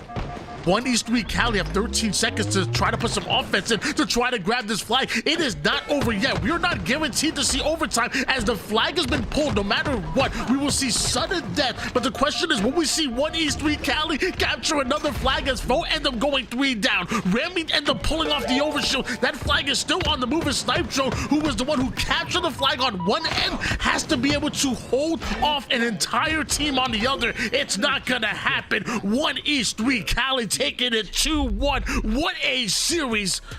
I wish it was a best of 5. I mean, that was absolutely beautiful. I gotta give full credit to Rami right there, right? When you talk about KD, obviously 18 and 25 to end that game off, but what a massive play by him at the end of that game. Foe got some really amazing spawns on the P1 side of the map. They were going to be in a position to potentially stop that flag run, but Rami assists or kills both of them and then ends up picking the overshield up as well to continue that flag cap on. So heads up play by Rami, another play that doesn't show up in the stat sheet, and it's going to be right here, Tony, right? Tusk is trying to stay alive. He's going to get the kill onto Jimbo. This flag will be pulled, but I want you to pay attention. Mighty's is there. Look, Snipe Drone is there as well. Both of them at P1. Rami ends up getting 1 kill. He assists on the other one, and he picks up the overshield as well. Huge play by Rami to allow this flag to go in. You gotta think, from Rami's play there to Tusk's play of just simply staying alive and being a nuisance, so eventually that turned into an overshield and a capture. Everyone having to step up and having to have some kind of impact on the map to make that happen, especially against the likes of Foe. If one player doesn't get involved in that capture, doesn't get involved in that damage, doesn't get involved in that slays, that capture does not happen, and maybe we see an overtime, and who knows what happens there. Just perfect teamwork coming out of 1 East 3 Cali right there. Gotta send it over to the desk, Louis and Garrett. What do you think about that? Damn, that was a hotly contested match. But 1 East 3 Cali, they pull it off. Foe, I want to call it an upset. Tools, I don't know. It's I close feel match. it's even odds. Yeah. Even odds. Okay, Like okay. either way, I think that could have gone. Like really good players. I think it just came down to big plays, and I think the big play that everyone has on their mind, right, is Septify's double remote detonation. That thing was absolutely insane to watch. I think Active harkened back to it a little bit when he said, like, the fact that you do that on a controller is even more skilled, right? Mouse and keyboard, it's impressive. You know, you get the job done, but on controller, to have that sort of finite control and to get those 2 kills was absolutely phenomenal. Louis, I believe there's a game 3 going on right now between Gun Collection and SWAT Alpha. We have Gun Collection's POV for this one, guys. And honestly, I'm loving that we're having so many close games in a round. Yeah, no doubt. Let's go ahead and listen into this series, as this one looks like it's pretty tight. Quick hard, end vent. One shot to high hole, Leo. No beat down, no beat down. Dead. 2 dead. Wait, the pistol door. Weak first. Bottom middle, their car jump up. Car one shot. Right, another one, their P jump up. We just gotta get on top of that. Obi's up in front. P1, guys. And their fridge. Two P side. Right. Shut their fridge. We're taking man damage. I just needed you. Another guy P2. Yeah, you got OV going on P jump. Okay. Watch your stream, Mike. I spawn back flag. He's here, Mike. Our flag with OS. He's pulling it right now. That's huge. That's literally huge. Holy shit. Nice play, Chris. Live, Chris. Two dead. Rob, you get the root cause. P2. I help you. We P2. One shot, 3 guys. One shot. Nice job. I'm pushing. They spawn flag. You can get it. Stay back base. Go in the P door now. Back P door weak. Yeah, I got it. I remember. They spawned their fridge. They spawned their fridge. 2 dead. Run it. Weak P1 Magico. 3 shots P1 Magico. Kill me. I'm seeing him. Dead. Nice, Christopher. 3 dead. Let's kill with their fridge shooting Christopher. 3 dead. Yo, no one. P1 right now. One shot the fridge. Lure's one shot inside the fridge. Shot. Okay, one more. Lure's still in the fridge. Okay, alright. We can the fridge, Lure. Kept him there. Robbie hit me. Robbie hit this. We're getting naded. Now he's really weak, Lure. Nice job. All right. Killed one. One dead. One Two dead. were the One the fridge. Peter. One the Peter. Nice, Christopher. So fucking lucky. Nice, Christopher. One more. Live. 20 gen. Live. I'm Rob, hit that out with that, Rob. One P2. They're P2. Yo, one kid on you guys. One kid's on you. One, they're P2 in our their table. One shot P2 Lior on the plasma. couldn't get him. You're good. Their front base sees me. One top car. You're bottom window. You're bottom window, Robbie. You pistol door now. And Cartry gonna flank you guys. I can't find these guys. I got one. On high hole above you. Cartry's one, our side. Pushing Cartry. Dead. Here. 2 dead. They're gen full shields. Full shields are gen. 3 dead. 3 Nice dead. 3 shot. dead. Setting up for Obi. Call in lawyer. Lawyer, what his name is. Cartry now? Obi. The table, Rob. They're Obi. going. On Obi, right side. T-jump. One shot on OS, striking or feet above. Magic's weak. Just live, Rob. You're not gonna get the Obi. 3 dead. I think he's the only guy with it. Yeah, he's got it. On P1. Chris, I don't see him. Is that OS P-jump? is a table Okay. in their window. Weak their gen bridge, Lior. I hear you. I don't know where Obi is. I don't know where Obi OS is bottom middle. I'm needing their high hole. One shot their high vent. 2 the gen. Obi's here at their bridge. Car 3, Tommy. Blue gen. 3 3 one shots, car 3. Yeah, we gotta work together here. Nice job. Nice name, miss. Yeah, out of Obi. Just try to get a pick here.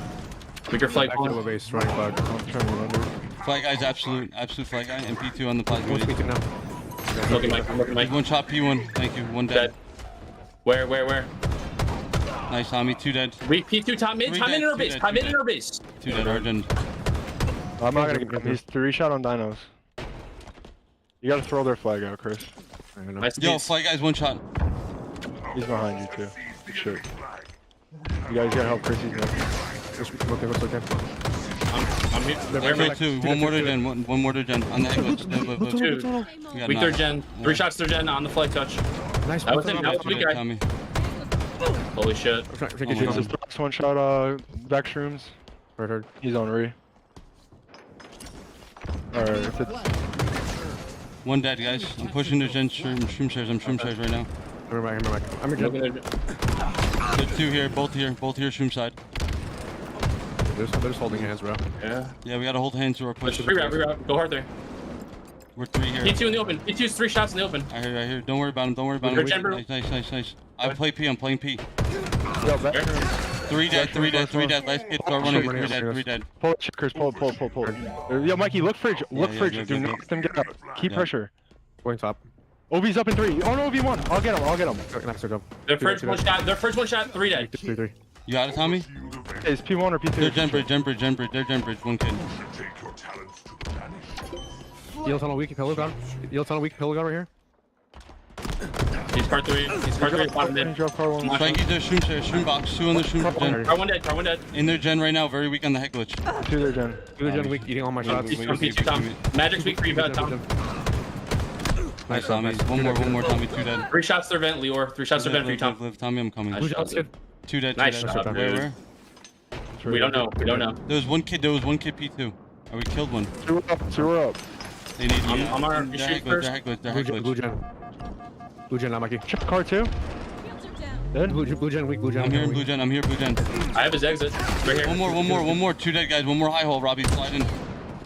Blue high, 1 hit. Throwing. 3 dead. Start running. 1 shot the bottom stream. 2 shot the bottom stream for you, Tom. 3 dead. One spawner right now. 2 spawner. I have our P side. I have our P. I'm dying P.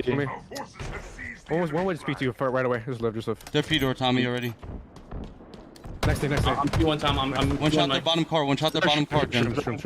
I'm dead, they're shrooms. I'll get a melee. I'll try to get a melee. No, I didn't. These 2. No, they're flagged. 2 dead. Flag Mike. Hiding flags. They're high hole. High hole. One kid. I got one. One shot their gen, Robbie. One shot for you, Rob. Blue smaller, not blue smaller. I don't. 3 gen. I hit one. One's weak. One's car 2. I hear you. One's P1 and one's P2. One's P1 and P2. Both weak P1 and P2. I'm watching my. I heard you. They're playing our gen. Ovi. Any weak, Tom? I got one. I'm not trying to look at Ovi. I mean, like, we don't have to send this OT. Oh, yo, our shrooms right now in our flag shrooms. I got behind you. I hit that. Yo, can we get Ovi? I'm pulling. Yeah, P1, our P1. I threw it out. He's their flag. Two dead. I shot him twice. Lure. These are P-door. He spawned their fucking gen, bro. P2 weak, Sparky. He spawned their gen, dude. He spawned their gen. Alright, I'm just gonna make sure I don't touch shit.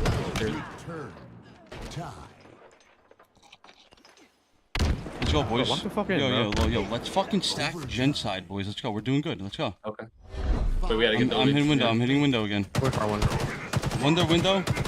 I might be dead here. Weak the PC Magico. I'm living. One to the fridge, Magico. Nice. He's left, Tom. He's up. Yeah, he's in. Two dead. Go fast. Pull a P if you can. Go pull a P. I'm coming. Are you blocking P still? Yeah. No, run it to me. Run it to gen. No, I already went P, dude. P1, Tommy. You know what, P jump? One's our flag right now. Our flag, blue god. Our flag. One kid. Yeah, they were just blocking. You should just ran it gen, bro. Yeah. Yo, P2. Nice job. Two dead. Just run it simple Halo. You're thrust too if you want to go crazy. Doesn't die. Cool. One other gen right here. Hear that? One other gen. Our high ult, Tommy. I got P2's one shot Majo. P2's one shot Majo. Leo was the one shot. That's the one shot. There. Nice shot. Another one, car one. My chow. Yellow high, Mike. There's two on me. One's car on our door and a high ult. I'm here for. One more. Behind you, Chris. Just milk. Nice. Two dead. I'm going for 3. Where'd you? I'm playing P. That's you three. Get through. Two dead. One just spawned. Two up. I'm going car 3. One shot their bottom gen. Robbie weak. I don't. Follow him. Follow Rob. One shot pistol. Nice. They know we're here. I hate that shit. Hiding right left peg. I'm one. They're both weak. Three to flag. They're all their flag. They're all trapped their flag. Any damage? A little bit. I'm going back to P2s, Robbie. I'm looking, you guys. Weak their flag, Leo. Shroom shares, 3 shots. Shroom shares, Rob. Two dead. One might be P. Yeah, P2, Robbie, P2. I traded P. Four dead. Tommy, run it right, Tommy. One's up. Two's up. No, can I throw it up to you? P2. P1 and P2. No, we need to slay now. Yeah, P1. Where? Tell me where. Run it through gen. Yo, please run it through. Start running through gen, please. We top me card 3.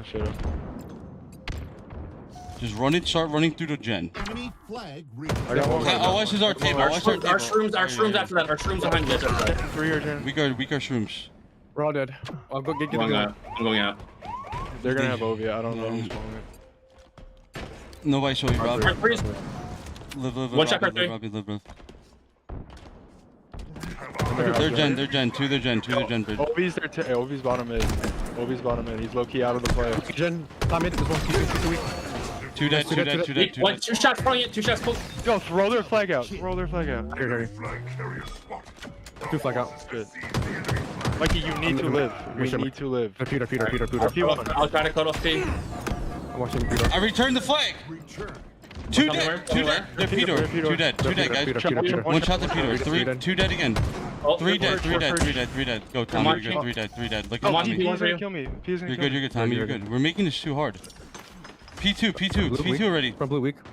Yeah, I'm killing P2. I'm killing P2. P1 again. Robbie, P1, Robbie. Another one. I got two, Mike. Our P1, Robbie. From blue now. From blue last kid. From blue last kid. You gotta pip him. Mikey, you can come. I got you. I think he's bottom mid. The last guy. He is bottom mid. I'm one shot, guys. I'm absolute. Go. I'm here with you. Go. Ready? Go. Wow, good job. Nice job. Yo, guys, let's keep it simple and run it. I pulled it because it was 4 dead. And I know. Just listen very here. Simple. We're doing 2 weak.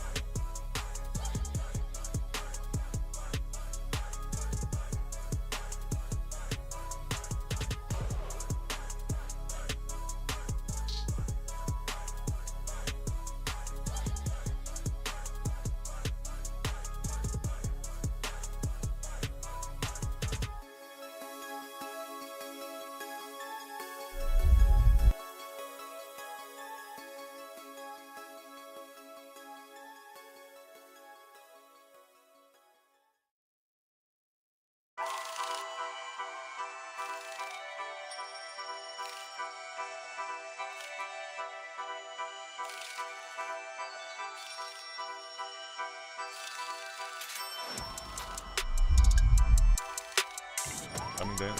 Two more. Yeah, I'm leaving up first. All you two. Nice. All you two. Bottom middle as well. Shum's weak. Dead. That's this guy bottom middle. Weak, bottom middle. One shot bottom in. He's front blue, Let's do front that. blue, We're front blue. looking for one more. Yeah, here. I'm getting a ray. Yo, get to us, boys. 5 seconds. Godfrey died. He died. Just one more maybe. Yeah, connector clear. One I yellow. got car. They're flag weak. Nice, do that. Last two. Bottom middle, last guy. FC. Looking for the one shot guy. This guy never died. Dead. Okay, I'm going to the base. 3 died. Yep. I got That's PT. yours, D. Yo, B side from spawns. Peter weak. I said it With was the D. flag boys. Yeah, court, Epso, and Peter. Last one, P1, Careful P1, car P1, maybe. P1. Go PT. Okay, He's PT. 3 shots down, PT. He's one shot PT. Epso, 2 up now. Nice, 1 PT up, again. 1 up. PT, He's weak. 2 up now. P1. 2 up. Front P1, front P1. PT. You're chilling. P2. Yeah, I'm looking our fridge. P2 dead. Fridge Epso. Yeah, here. I'm looking car side, boys. Nice, last guy. He's last one. Nice. Boys. I'm Hold pushing that. car, pushing John. 1 up. Should be back flag. Dead P2. I'm trying to pull front if you can shoot from top middle. Yeah, I'm pulling front. He's one Ah, this guy here. P2. Yeah, P2 weak. Epso, dead. Do that, boys, do that. One is P2. fridge. P2 weak. Last guy. Pulling from. Killed off. I died from P. 2 up. One is court, one is our One shot, fridge. absolute core. Yeah, just get height, boys. Get height again. Dead P2 weak. Just one car. Yo, careful PT, maybe. Yeah, here. I'm looking. Fuck, I fell over. Yeah, that core right now. Core still. Weak. Bottom middle Watch out, Epso. it's gonna be Bottom all mid over you. Epso, 1 bullet on me. Dead. Yeah, one Yeah, more day. Flag kill me, 2 dead. Yeah, watch out. It's all you, bro. Just stay PT. Careful weak. Keep knocking. OS8 MT. though. OS in 5. There's like already on it. Just get kills, okay? Half weak. PT. Nice, I'm trying to nice. OS. PT killed me. Yep. Yeah, one more PT, one. Just look for... Last guy court. Mouth. He says. Nice, boys. I'm looking card, this one flying. Yeah, I'm in Gen Moss. One is top Gen, Yeah, one is top Gen. today you two. I'm gonna die. Nice. Don't Dead see the front other base, kill. maybe? Dead front base. Zapso, that. 2 dead. He's dead. Oh, he's one shot. It's all you. There you two. They have 3 up now. Nice, 2 dead again. We're not spawned yet, spawning now. Spawn P1, I'm pushing out. Yeah, I'm Yeah, going. here. Yeah, I'm going back. Car 3 Epso. I'm fine. Car 1 Epso and 1 more car 2. Car 3, I mean. Car free. 2 car free. I'll bomb you two. Nice. Dead. Keep slaying, beautiful boys. I'm looking top middle. Dead. Yeah, Three dead. there's top middle. Last guy top mid. One shot top mid. Epso. Fucking scared, bro. Absolute, It's our bro. court now. Boy. Keep looking. Killed Try it. and get trust. I'm getting Oh, you trust. saw? Nice. There you two. Oh yeah, top gen. 2 dead. There you two again. He's weak. I'm living up. I'm behind you then. RC, we are both dead, bro. Okay, one is Epso pushing car 2. Recharge 2 car 2 right now. They have 1 more trust, Arjan. It's fine. Watch out there you two as well. Oh, you two. Court. Court's weak. Here. I not have nades down. Peter. Shum's weak. Yeah, finish the combo, you two. It's 3, just 3. Oh, no way. Nice. I'd like that, man. Yeah, here. OS the OS same in as 5, well. boys. Should be one in their base. Right, have I OS. got pull. OS on re. Yeah, they're both weak. We're for now. Nice, man. We just have to Right, get it's 3 we just have damage, to get and then their we got spike. 1 more pull. Yeah. You come back base. Yeah. OS is coming top gen already, Mas. Yep. I'll back West base. weak. There's two. One is Epso.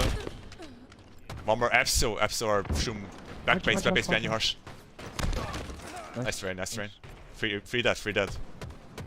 Free dead, boys. Push up, for that, for that. Yeah. Try and get PT. 2 up. Yep. Frost. Yeah, I'm hopping in, Here. Can nade it to fog, bro. Trying to loot. Top gen. It's weak, top gen going car free, and one more there, bottom retail.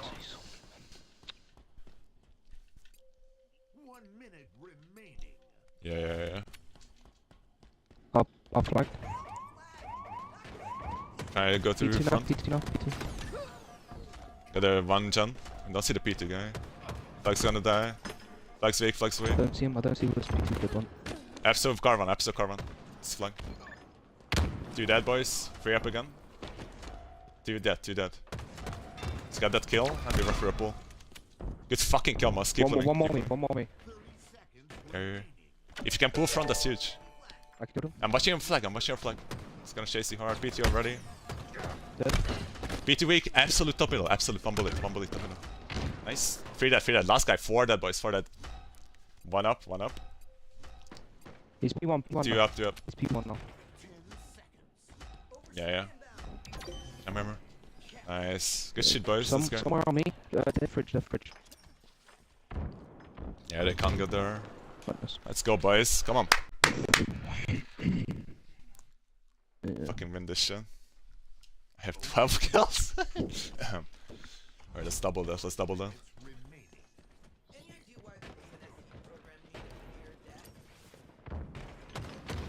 P1, wait. Yep. P2. Episode RP1. One more P1. On camera. Nice, 3 dead, boys. Last guy. Nice. 4 dead. Still 4. First guy pushed. They eat them. Okay, yeah, that should start. Yeah, push together. I'm looking P in. Got P side. Let me take off. Dead flag. Yeah, I'm looking court. No, there's two. One more. Free dead. Try to pull. Leave him. Yeah, he's speeder. It's a breath flag weak. Epso. Careful P push. Yeah, PT. Watch over extenders. P2 Epso. P2 one shot. He's front blue. Yeah, there's might be 2 Muscar. Yeah, they're eyeing car. Stupid one. So one more dead front. Good kill. Remember. Pull. You Am I dying here? Nice, boys! Let's fucking go! Fuck out of here. Try to fucking quit one more time, I swear. Yeah, get out of here, Lotus. It's the fucking leave game button now.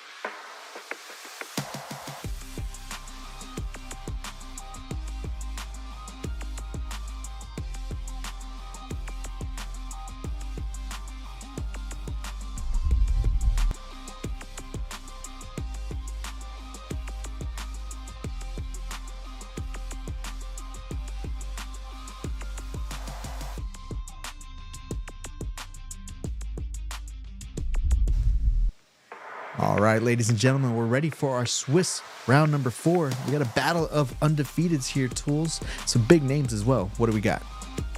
Oh, we got the champions, right? Bubu, Dubu, and Spartan teaming up with 2 of the players from Native, Kuhlect, and Neptune going under the banner of Bad News Bears, and potentially a new roster that we're going to see in Season 3. Some LVT favorites in King J and Piggy teaming up with 2 of my favorite players, Mortally and Envoy. Indeed. Well, as we can see, we're loading into game number 1, so we're throwing it to Why Not Active as we get into the Swiss round number 4, still best of 3s. Tony, take it away.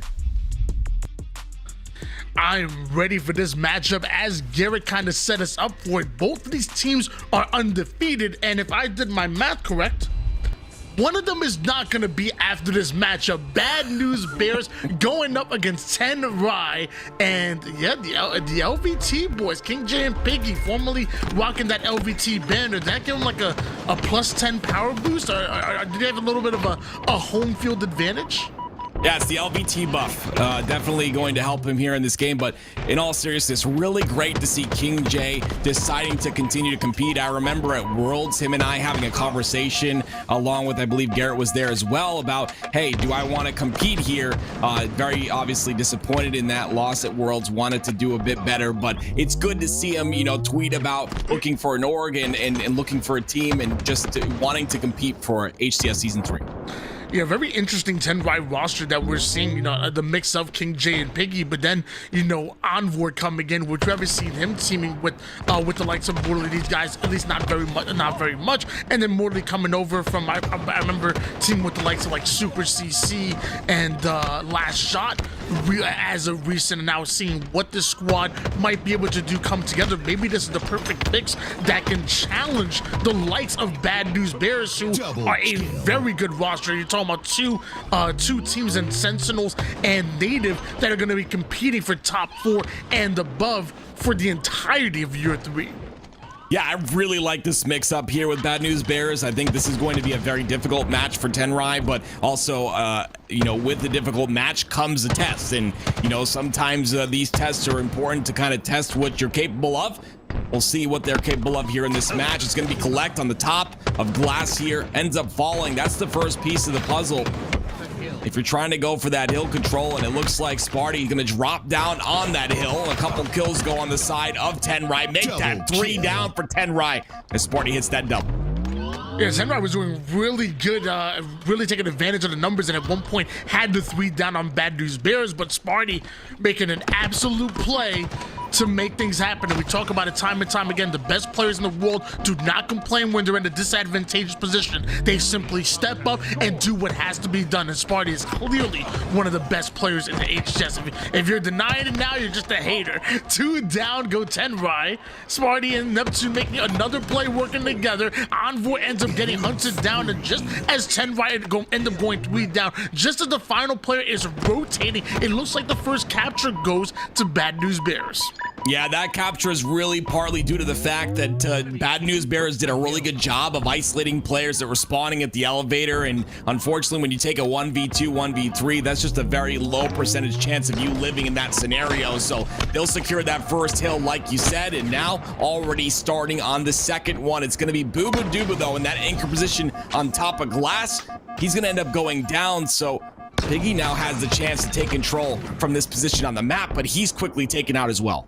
A 3v3 scenario which still allows Bad News Bears to put some good time on the board. That's until the flank from TenR comes in, slows them down a bit. Mortally somehow the final player alive from TenR, but putting in damage while soaking up all of this hill time, then anticipates the pressure coming from the backside. What a play by Mortally as the rest of TenR start to funnel back in. Envoy, even the grapple, not enough to keep him alive.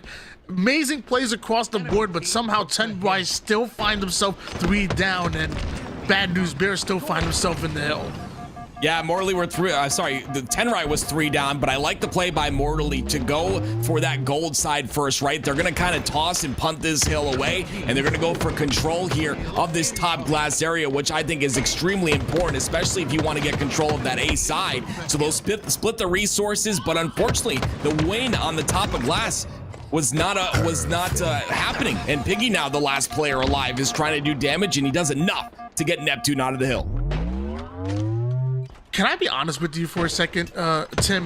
No. And I'm not biased. You know, I have no horse in the race whatsoever, but it's just good to see Neptune back in Halo. So it just feels right. Like I feel like he somebody I forgot who it was. Someone described him as like almost like the Bound before Bound came into Halo Infinite, with the way he's just so aggressive, puts down so much damage. He was obviously young and newer to the scene. In fact, I believe Neptune and Bound would team together for quite some time, and it was just so enjoyable watching his point of view and watching this young man start to shine. And I didn't want to hold them by saying, you know, he shouldn't have gone to Call of Duty or anything, but it just feels right that he's back in Halo. So welcome back, Neptune. 11-4 at the moment here, 3 assists to go along with it, putting in damage on one of my other favorite players in King J. But eventually Neptune does end up going down, not before Bad News Bears take a 3-0 lead and are moving in to what could be the final hill.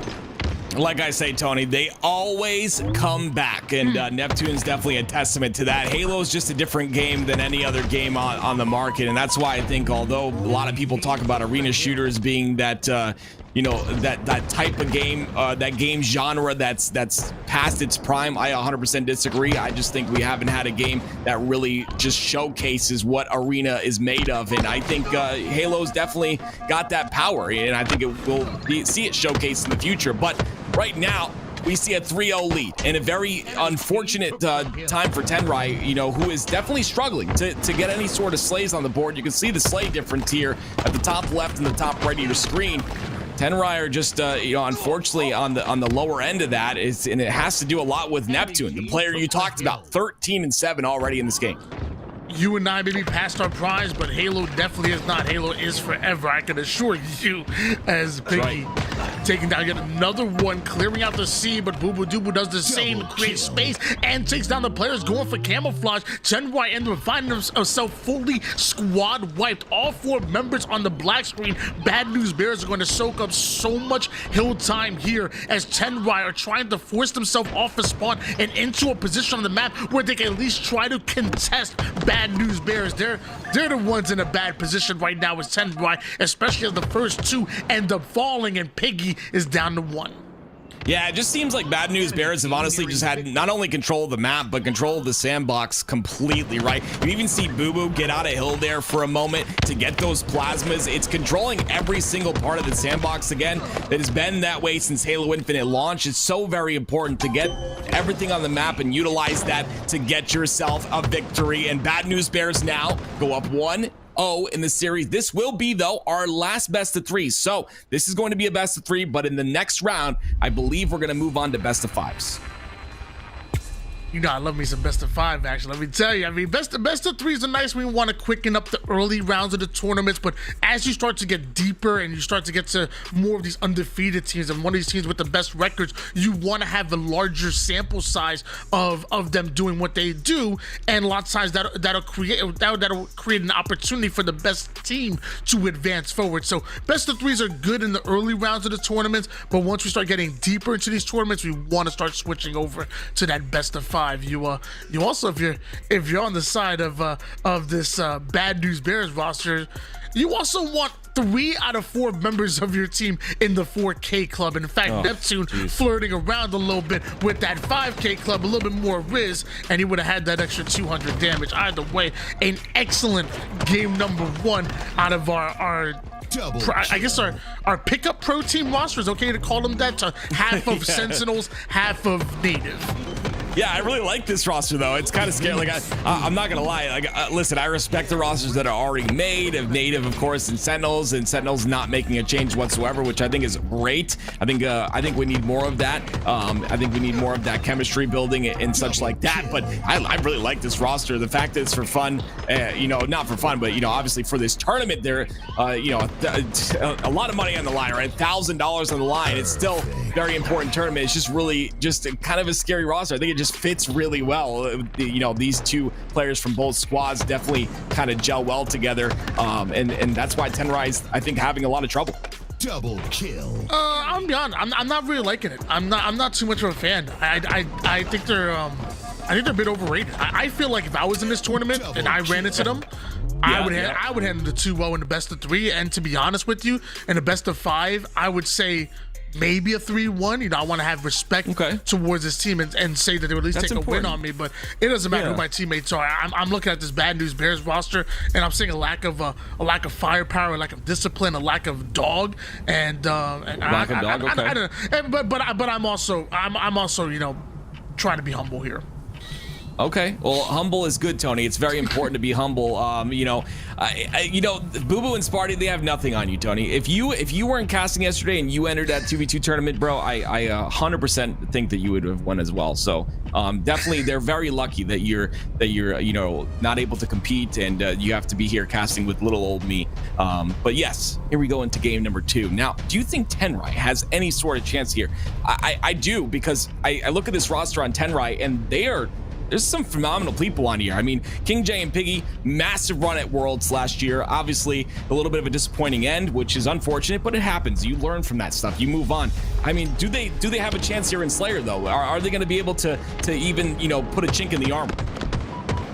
I don't know if you noticed you did this, but you just asked me a question and then answered it.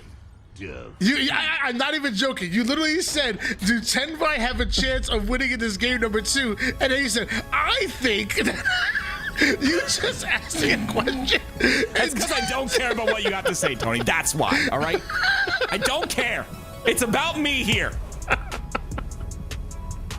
Well, you put it perfect. I could have put it better myself. Okay, well, there you go. That's why I talk. You know what I mean? I talk because I know what I'm talking about. I don't even know why I asked you anything. Jeez. But yeah, I mean, I'm going to agree with you. I'm going to put my 2 cents in there. I do agree with you, and I do feel like, you know, whenever you're going into a Slayer, which is a much different change of pace than an objective, you're able to play your type of game. So I will give TenR the chance of winning in a Slayer. I will also say that I don't love the fact that they're playing on Solitude just because of how snowballed he is. Like in my head, if Bad News Bears puts you 3 down, it's not gonna end there. They're gonna find the 4th member. They're gonna end up getting a secondary round of slays and taking out at least half of you by forcing a split spawn. So that 3 down turns into eventually a 6 down, and now you're in a bit of a hole that if your discipline and your shot don't match and you're able to slow down the opposition, it's gonna continue to snowball. And that's really what Solitude has always been about since back in Halo 5 when it was called Plaza, and now especially going into Halo Infinite. So I feel like they have a chance in the Slayer. I'm just not in love with the fact that it's Solitude. 100% agree. I definitely think that the firepower on this Bad News roster is going to be very overwhelming again here. 100% agree with what you have to say, and I'm glad I asked you that question so you could give your thoughts. I think you gave some good thoughts right there.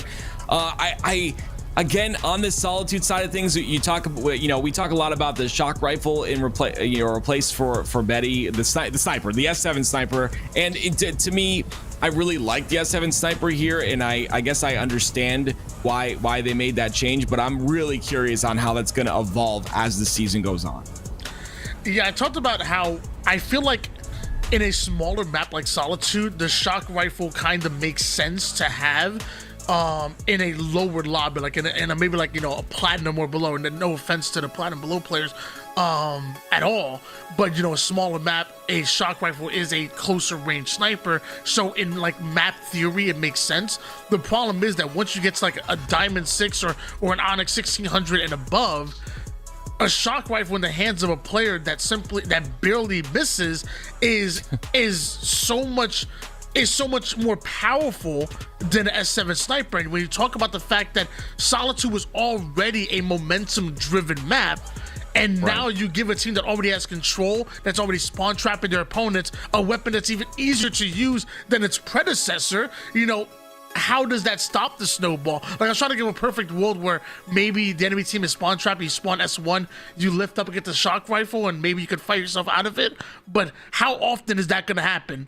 Probably not much, especially not at this level of gameplay.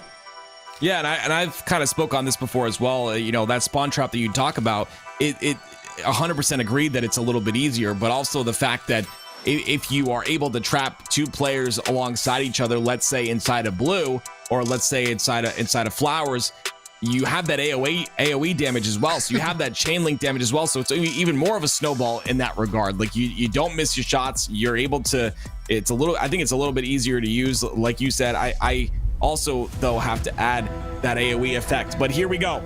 It's game number 2, Bad News Bears versus TenR. Bad News Bears will of course be up 1-0. This is a best of 3, so TenR need to act, and they need to act now if they want to come through with this one. Every map counts, as Tools had mentioned, in a Swiss format. So it's a must-win for TenR right here to send us to a game 3. I'm not sure where the name Bad News Bears comes from, but it almost reminds me of that legendary Kratos tweet, "Bad news for my enemies, I woke up." That, to this day, greatest tweet of all time. That was a pretty cool tweet. I don't care what anybody says, yo. Greatest tweet of all time.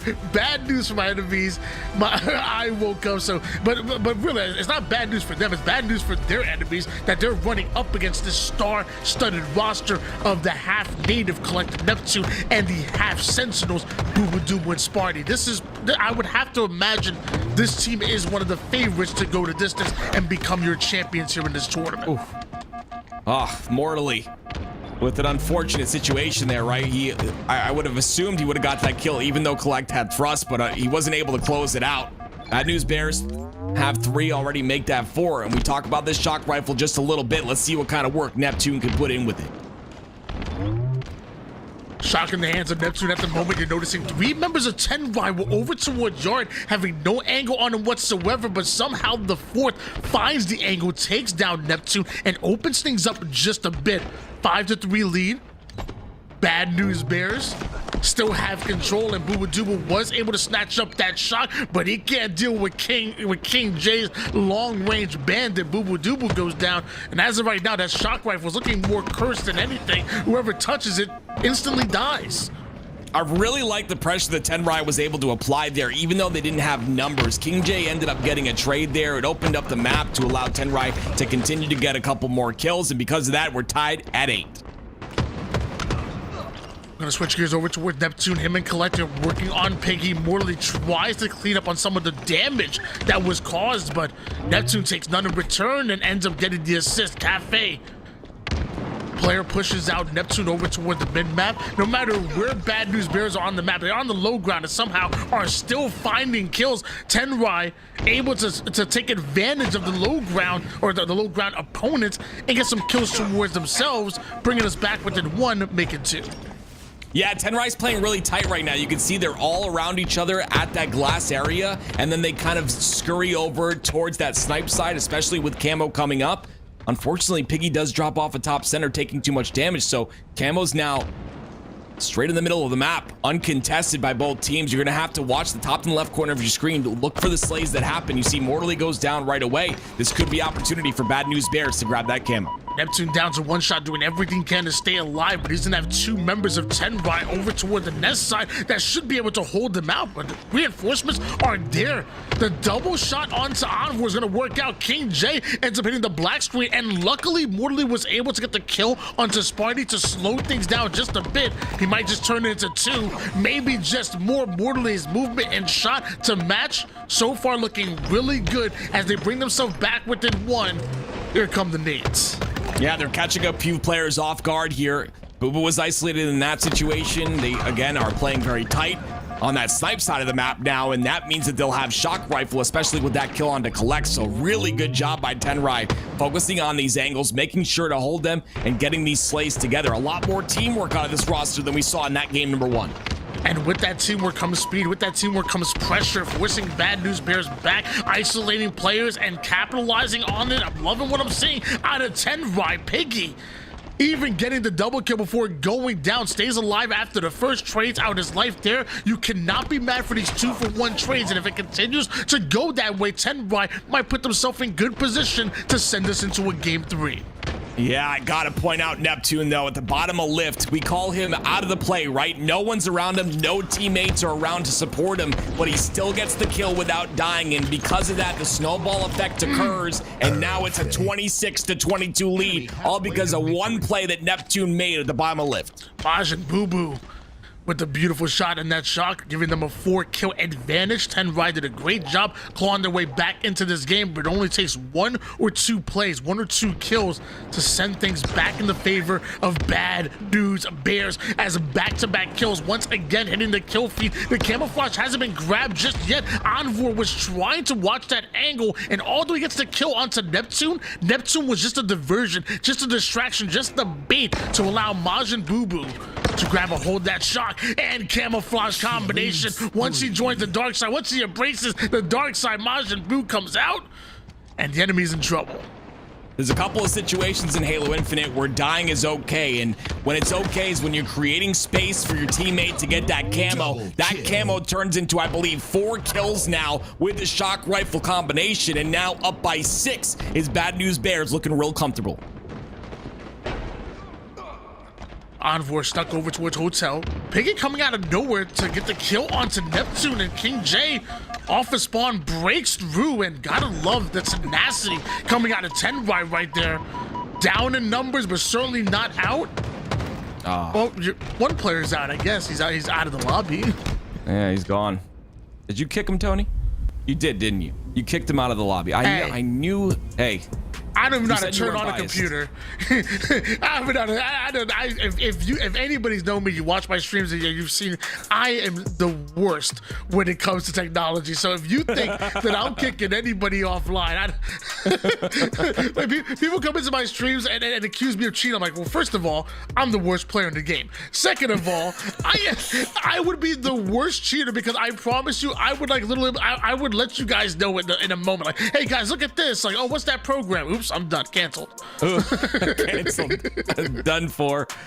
But we'll probably play differential, I'm assuming, at this point. But yeah, one of the players did end up crashing in that scenario, and that's, to be honest with you, I just want to make a point, that's really rare nowadays. You know, we don't really see a lot of crashes in these games, and hopefully that's the only one we'll see today. But regardless, it was really good by TenR to keep that a bit close, right? And you talked about it, right? They brought it, I believe, within 2 at one point. I think they even had the lead at one point, but just a couple of plays here and there, a bit of control, the shock rifle, a camo in the hands of Bubu, and then you got a large gap in the score line. You can see it starts right here. Look at this. It's 23-22. Bubu gets that.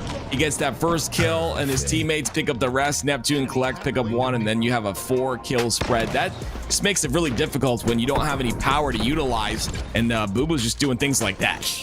Yeah, Bubu with his camouflage really kind of blew the game wide open. Before this, there was a point where TenR, like you said, did tie things up. I think they even had the lead by 1, but it just takes 1 or 2 plays, 1 or 2 slays to just swing in favor of this Bad News Bears roster. And they're not the fastest players in the world, like when you look at the Spartys and the Bubu, but they're so good at taking advantage of a kill or 2. The moment that they put you 2 down, they're not going to sit in place. They're going to find those spawns, and they're going to punish you. They're, just like any professional team would in the world. So it's really tough on a map like Solitude, where it's really quick to identify spawns and to get in there and start putting damage down. I love Sparty right there. We can just full we don't care. So I believe that's what's going to happen. Wow. I'm not too sure. Well, I mean, yeah, it's that you have to. We talked about him yesterday and his confidence. I don't know if it was yesterday or this morning when we were talking in the green room. Garrett had mentioned his confidence. I 100% agree that Sparty's coming in with this aggressive type confidence. Challenging things. While one shot and winning those fights, and just. You have to have that, right? You spoke to Clutch, I believe you had mentioned, and having that unwavering confidence is so important. And you know what? First of all, I feel like he's always been confident. I think he's always been vocal, but I feel like Sparty's one of those players that should have a chip on his shoulder. I feel like a lot of people have seen his social media side, and maybe sometimes seen the bad side of things when he's firing back at people, when he gets when he gets a little loud, but they don't see the caring side when he's helping teams get to a land that kind of were a little for lack of a better term, kind of screwed by their organization. They don't see the good side, and somehow they've confused the bad side with his gameplay, and will take away from his skill set. Sparty's one of the best players in the world and has been for quite some time. Like his shot is damn good. His mind for the game is up there as well. Like he's consistently been, you know, a top 5, easily top 10 talent for a very long time. But time and time again, you know, players or people aren't giving him the love that he deserves. So I will say Sparty should be going into this next season with a chip on his shoulder, because largely people are not giving him that love, that praise that he is, at least his gameplay deserves. It's all about the intangibles. Why are you fighting for it? Why do you want to win? It's got to be stronger than those setbacks. You know, it sounds like corny motivational talk, but it's so very true. The mindset is so important. Sparty seems to have a great mindset going into HCS Season 3, and he's showcasing it here with the side of Bad News Bears. A full reset here, as one player did lag out at 30-34, so we're going to get to see these two go at it once again. TenR needs to keep this close because there was a bit of momentum at the end of that game, Tony, with Bad News Bears having full control. Yeah, somehow TenR, they're gonna have to find a way to find and find your opponents making mistakes, find them isolated in angles where you can 2v1 them, maybe even 3v2 them, and find these advantages. The problem is that it's very tough to do against the likes of Bad News Bears, but some prediction grenades over toward the yard side, knowing that Bad News Bears is gonna send 3 players from yard to flowers and having those nades ready, not a bad start by TenR. Yeah, that's really good, right? You kind of read the start from the last game and you counter it. That's definitely a good play. And then you kind of, with these resets, you kind of have a little bit of mind games. Like, you know, they think we're going to change up our strat, so let's not. And then you end up, you know, head first into a 3-1 lead. But now they've brought it a bit closer here. It's going to be Piggy, though, with the camo this time. A great start by him. He's got the shock rival player in his face as well. Great assistance by King J there. And now they'll have that shock camo combination that we see all so much. It was repulsed back over toward the bottom mid side, but right back to where he started and right back to doing what he does best, and that's put damage on the map. Piggy taking down Neptune. Kuhlect goes down as well, and this is the snowball effect that we talk about. Things go from bad to worse real quick. But Piggy the first one to go down for TenR. Now the same for 2 more members. Now the same way that Bad News Bears are fighting off the 3 down, TenR are gonna have to do the same because they're 3 on the black screen and are just coming off a spawn. We saw a repulse there while he was getting shot at from across the map, and you know it's kind of interesting because with this new networking model, apparently it's a little bit easier to repulse some snipe shots. I cannot wait to see something like that happen at an event. Absolutely insane that will be in like a you know, an intense scenario, but a nice little lead here for TenR, and now they have to hold on to it. Unfortunately, they are trapped inside a yard, and you can see the nades flying through. Bad News Bears know exactly where they are. Look at the bait and switch coming through. Mortally's not going to fall for it, though. Ends up taking out Sparty. Camouflage is coming up. Both players from TenR rotate out of yard and over toward the LR side. It looks like with that, Kuhlect is just running through players. Looked like a triple kill out of him, and a one-shot Mortally almost turned into the overkill. While all that happens, Bubu grabs a hold of active camouflage, gets it towards S4, and now we can just be a turret. He sees everything that's happening on the map. He angles out one player while using the wall to block off the angles to the other. The problem is, walls don't block grenades. Yeah, it's unfortunately the worst spawn on Solitude, especially when you've got a slew of Bad News Bears players up top center watching you. Kuhlect with a nice little double there. He's gonna have a killing spree, and it seems like TenR are seeing nothing but the black screen for a majority of this game, and you see again the spawns are forced in the bottom of Snipe. They have nowhere to go. They need to make something happen now. From S1 to S2, it looks like they're sending 3 up the lift and 3 right into the hands of Bad News Bears. Multiple going down right off the rip. Neptune taking down another 2. And here comes Kuhlect for the easy kill onto King J. So obviously that engagement really favoring the Bad News Bears. And TenR need to be careful. They're inching closer and closer to that 30 kill mark, our Bad News Bears. And TenR find himself down by 9. Yeah, it's just really tough, right? You come off a spawn, you spawn twice at the bottom of lift, you get wiped twice in a row, and then you spawn separated because Bad News Bears are so good at pushing you on an isolated spawn, and that it just makes it so difficult to make anything happen. And you can see that's why the deficit in this game is so large, 31-23 now. TenR need to slow down just a bit. Mortally's got a lot of kills on the board. The rest need to pick it up as well. We do end up going down for Bad News Bears, leaving Kuhlect as the final player alive with that shock.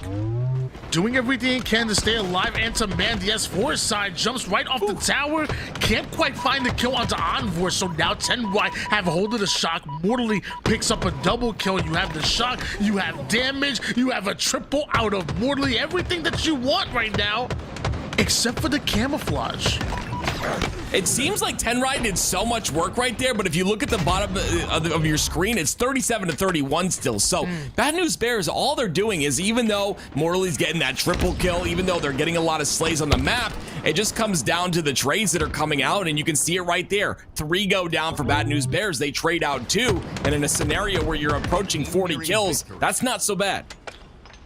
And Bubu with this camouflage ain't so bad either. We talk about him being one of the best camouflage players in the game time and time again. He seems to make the right decision, but the monitors are too good, man. The TenR, they find they hunt him down before he's able to do too much damage in there. But Sparty is McFlying onto that player over towards Prius. That's a double kill for him. 7 more kills needed here for Bad News Bears to take this game. And not only that, but the series as well. Both teams came into this matchup undefeated, but TenR are in danger of getting their first L.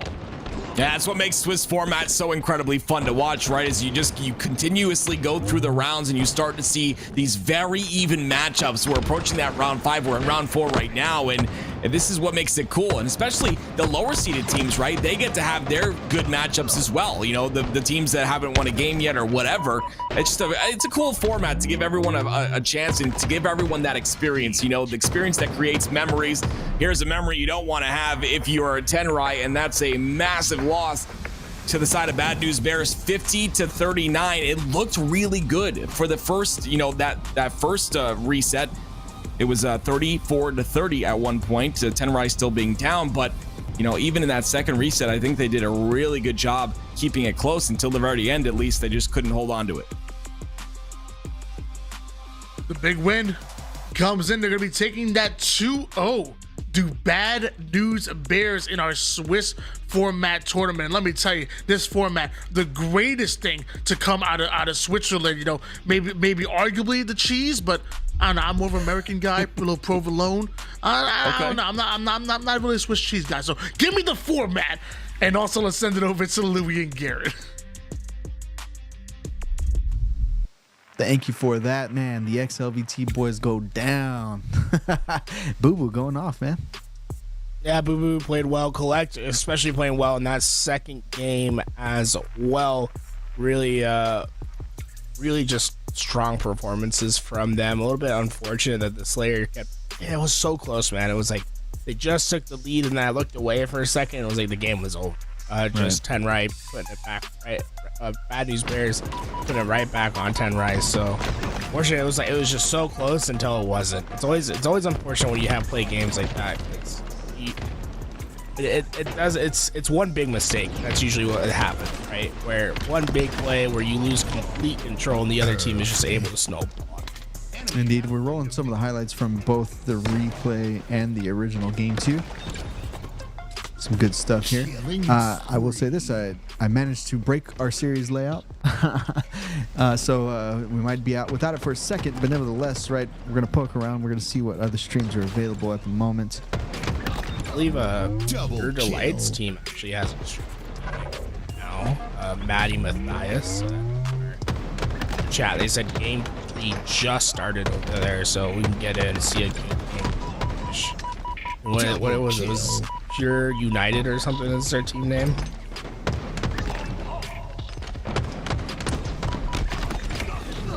Double kill.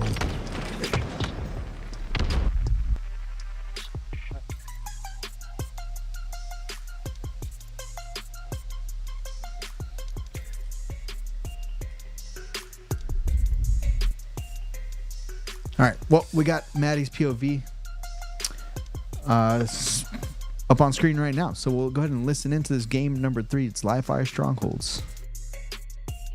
One back mud, back in top tower. Yeah, big door. I'm gonna fight big door. Okay, we are.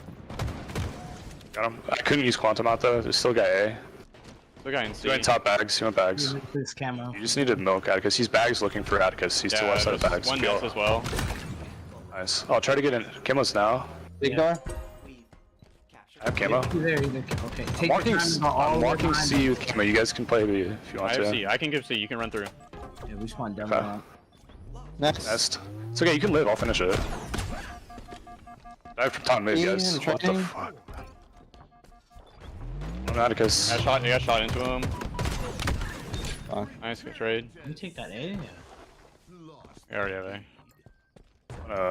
They might scam for sniper here. This guy on I don't know what's happening. They scam for it. Raining. 2 shot. I'm going bottom mode. Made 1 shot. My big door's Apso, going concrete. Shot bottom mid. Absolute bottom mid. Side. Behind you, pal. Still 1 shot. Oh my god. Nice. He had sniper. I don't know if he's on me left. Yeah, it's still there. I'm gonna grab it in a sec. Yeah. We need your help, pal. Got one. Guy shooting me on pillars. I'm going to B. There's 2 there, 2C. Nice, good trade. We need to get B if we're not gonna fight for that. Like, just get in. Get back green or something. Nice. I'm getting back green. You can look for maybe bags. But There's one, and this guy in your hill guy contesting is one. Both up. That's scamming. NA. Training now. Yeah, training now. I'm dead from that. 1 shot back B. Nice. There's one guy A. He's challenging you. Big door. Knew it. Yeah, you need to help him. What, dude? What? I'm mid right now. You're top man. Nice bags. Has to be bags. I'm Here's gonna a go top. top range. Behind his pal. Behind his pal. Here. He's on the tower jump. 1 shot mud. I'll finish him. 2 in B. Okay. Got one. Nice Atticus. He has a snipe. Yeah, I'm coming for mid bags right now. He's hit once. He's on dark side going concrete. Nice. That's 2 dead More right now. big. 1 shot. You're 2-3 I'm stacked. dead from top mid, guys. Top bags, 2 of them. You guys are idiots. Nice. One more there, Matty. Just live. Not pushing, went top mid. Where? We top C and anchor. Was A out of bags, that. was A bags. C, I think. Absolute C, absolute top mid. Came on now. Scoring. I you're top tower. Yeah. Kill tower. C plat. Nice. That's your double. On B. Now let's speed it up a little bit. Need him. Guys, 4 dead. Or they just spawned A dip. I just watched him spawn A dip. He went small window. Take your time and just wrap behind him. Maybe Still, go rat. yeah. Still small window. Going out. One's bottom mid right now. And key One's door. a key door. These guys are cringe, man. 2 guys key door. They're going out to our overshield. 2, I got 2 coming out of us. Those are the last 2 guys, Tell me, man. yeah, look ramp. You can Atticus? Yeah. I'm here, Atticus, back up. Absolute, he's absolute. Absolute one dummy door. Pal. One more there. Pal. Damage pal. Two dead. Tires. Shooting me through the fucking wall. Beat down. He's on C now. He's just by himself, guys. He's by himself. Yeah, by himself. There's 2 there now. 2 there now. We'll get in when we spawn, guys. We'll get in when we spawn. Where'd he die? There could be A Pillars bags. as well. Looking. You guys next week. And I'm dead. Yeah, I'm just. That was the internet. It's okay. We just gotta make a better play. Bro, like. Yeah, make sure we get C together. This guy Mud, I just watched him go Mud. First, get us You a did. healthy You guys- kill. Yeah. This motherfucker. Nice. I spawned on this side. One bottom mid has snipe. Went cat's weak. Dummies. You live. Just live. He's playing to you. I'm playing getting B. Never mind. On a mid. You gotta get 2 kills. I'm in here 1 shot. I think I got it. I'm dead. Let's get kills. How many? Nice pal. I'm 1 shot. On my pillars. I'll get C pal. You can go. I hear that. I'm in 2 of them actually. I'm looking for the drop.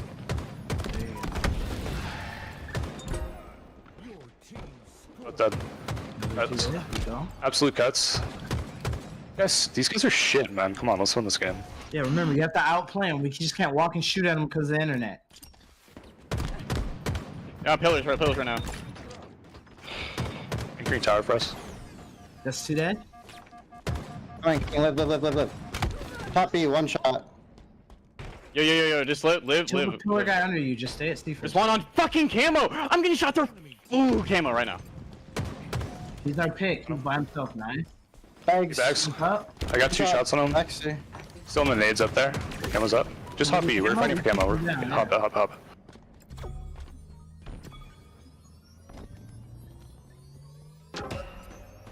On camo spawn, really weak. Popping it right now. Still on camo weak, it's still there. Still 1 shot. Top mid. 2 top mid. You dead? I'm mid drop.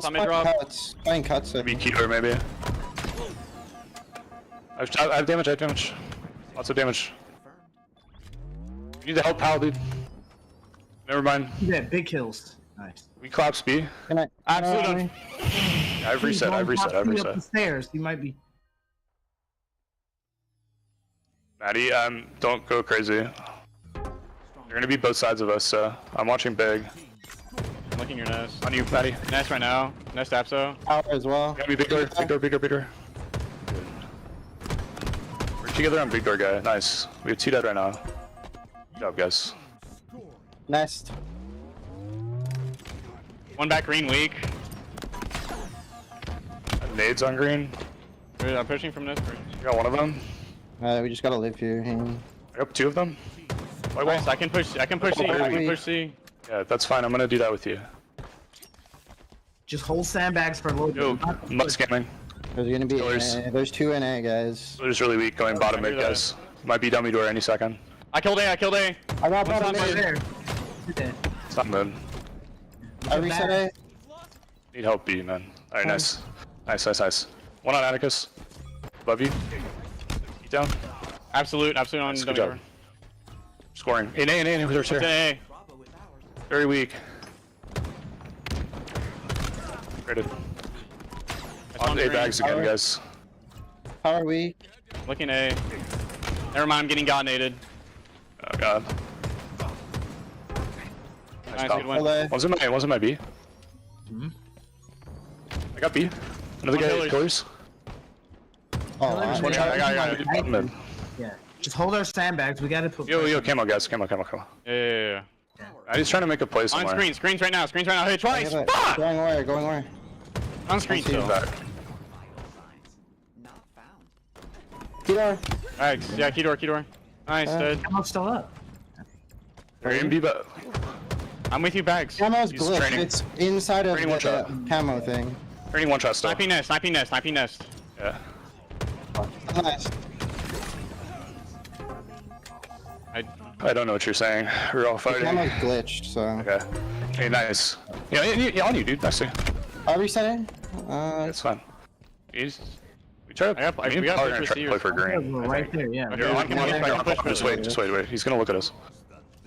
Alright, I'm walking now. Alright, let's Never go. mind. I got red like a bug. Look, be ready for top mid going sandbag. Yes. You're a little fast. Sorry. I'm mid Zapso. Pillar's weak. Last guy was top mid. Turning shit on. All dead right now. Okay. I'm there's already tower. I can't hide. Hold our top A sandbags. We cut that line off. Good. I'm hiding training. We can stop. We don't need to hide. There's one pushing me OS. Yeah, I'm looking training. Let's play training. Getting naded. Sandbags. Absolutely nice. 2 sandbags. I hear sandbags. I hear it. Yeah, we're gonna need angle from. FB. Good angle. White wall. 2 white wall. Dude, It's fine. Oh, good. I'm getting to the elbow. Can't see him. Big kills. Good big door. One shot bottom mid. Yeah, we need to play for C, guys. We need to get our spot here. Just watch out for rats. Top mid. Watch your dummy door and shit. There's three on this side. On OS is throwing. Dummy door, 1 shot. You fucking beat me down. 3 behind us, pal. 1 shot, pal. Pillars. Dude, we just got scammed. Yeah, it's tough with the internet there. Do we have one more play, maybe? No. No, no time. Fuck. Alright, because I'm getting fucking shot through fucking.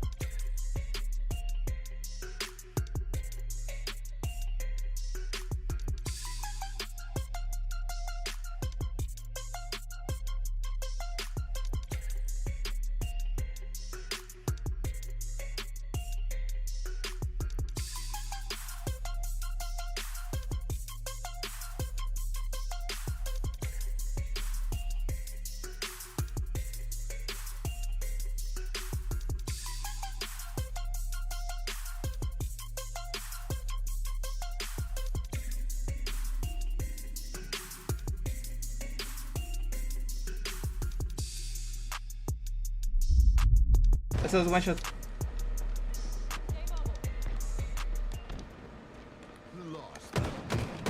En blue window, blue window. Blue window, one shot, money. Sí, está one shot en el camo, está one shot en el camo. Ya lo tiene.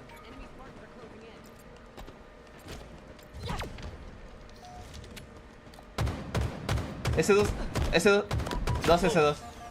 2 S2. No puedo, no puedo. Muerto uno. One shot green, one shot green. Ok.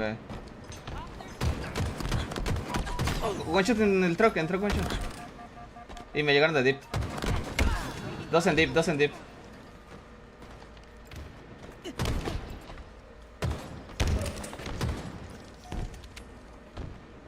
Voy a pushar yarda. Sí, voy a patio, vete. Está one shot. Otro más.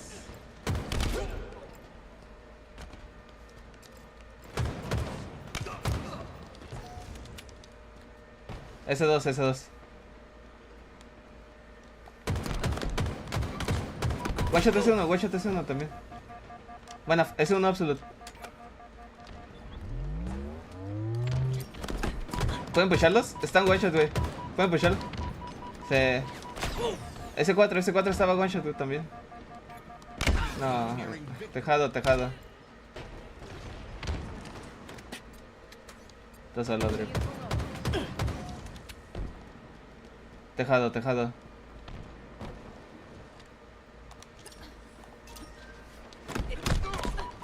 One shot en flores. Flores one shot a blue.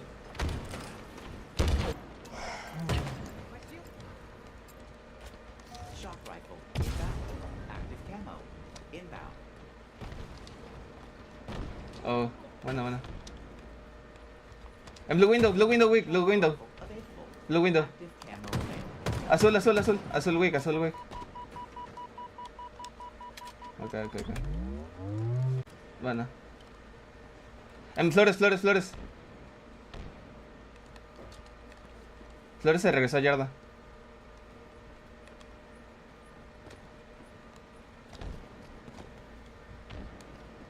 Hay uno en glass, creo.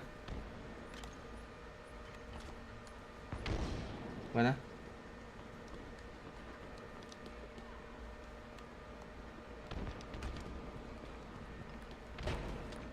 ¿Les puedo llegar por glass? ¿Aguantan? Vivan, vivan, vivan, vivan. Le tengo la espalda. Vive, vive, vive.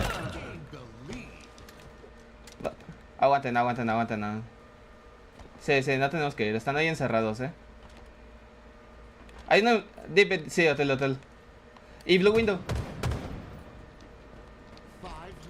Buena, blue window, blue. Dos en blue window. No, no, no, no. Dos en blue window. Ey, flores, flores vendido, flores vendido. Sí. Está bien, está bien. Me traidé. No. Deep one shot, deep one shot.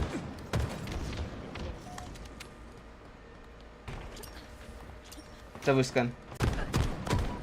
No. Era best of 3, ¿va?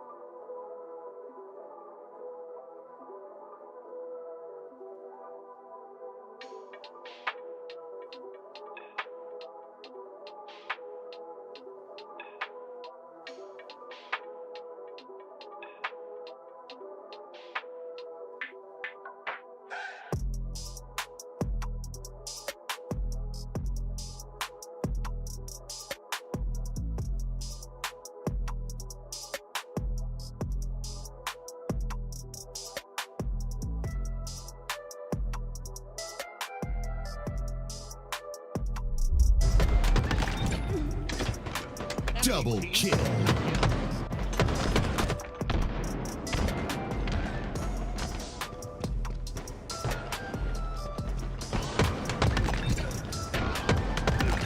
Enemy team score. Double kill. Triple kill.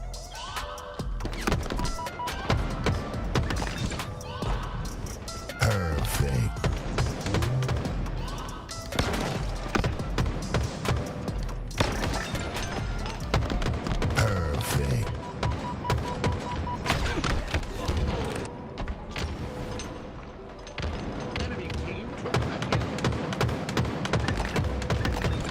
Double kill.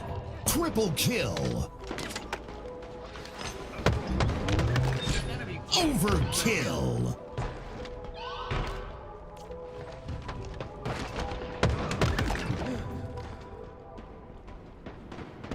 Enemy team.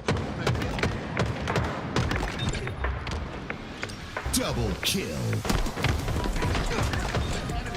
Triple kill.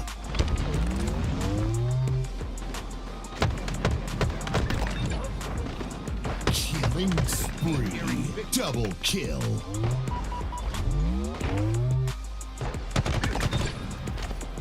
Killing spree. Flag return. Double kill.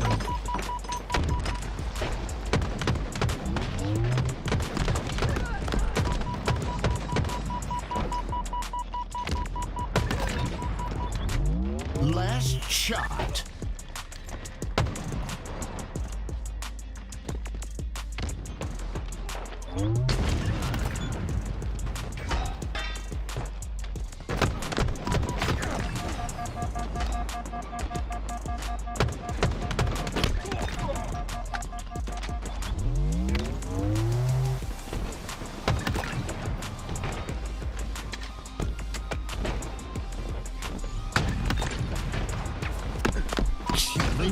spree.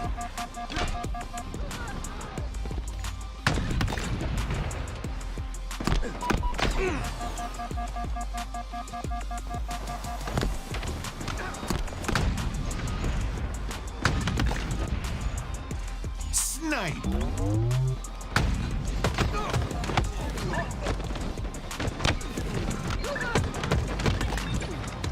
Double kill. Triple kill.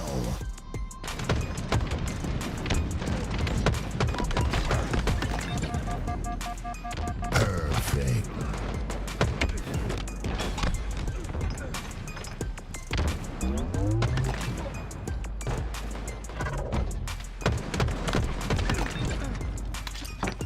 Double kill.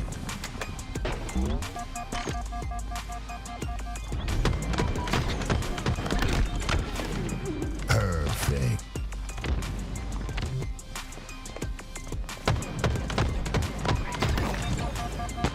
Perfect.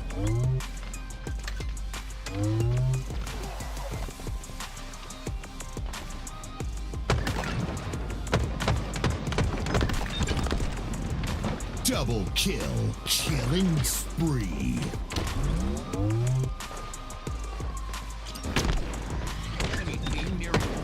Reversal. The ball.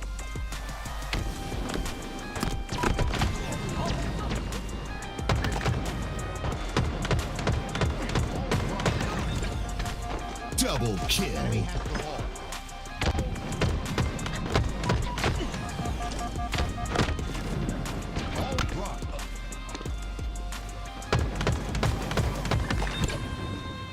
Double kill.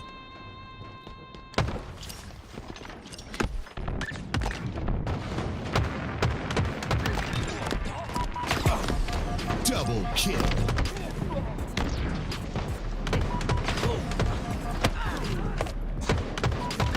Enemy has the ball. Perfect. Ball drop. Ball drop.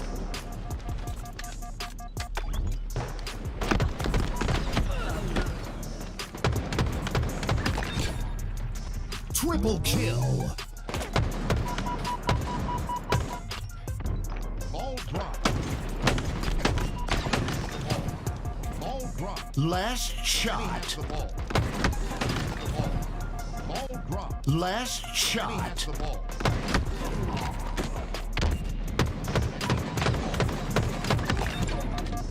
Triple kill. Double kill.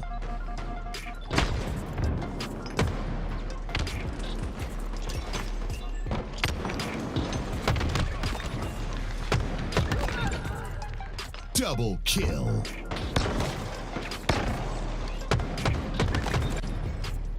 Killing spree.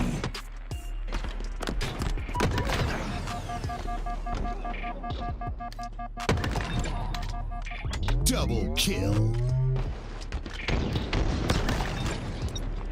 Perfect.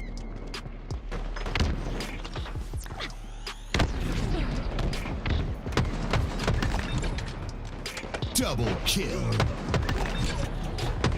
Triple kill.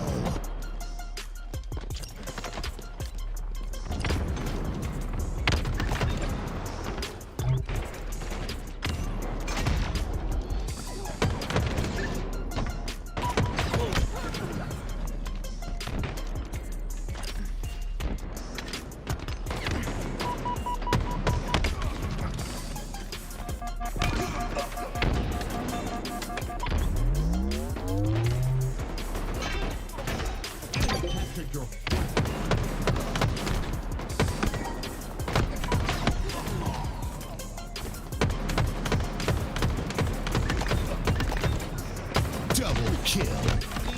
Triple kill.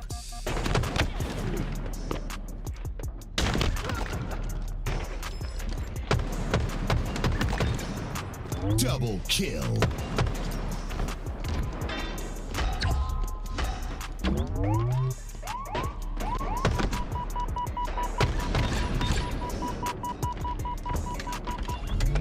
Double kill.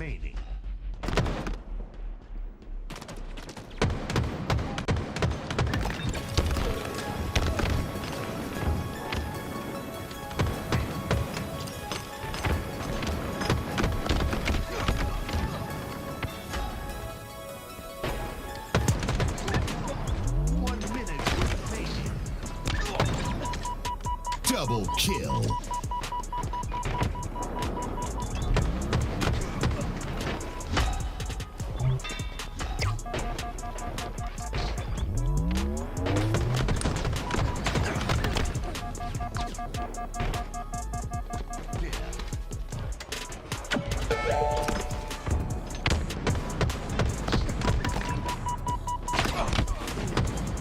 Enemy flag returned. Enemy captured your flag. The kill.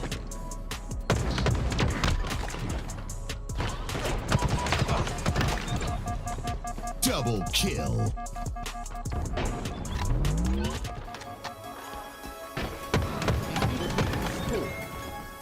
Killing spree.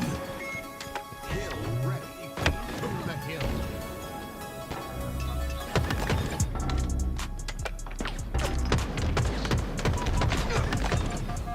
Double kill. The kill.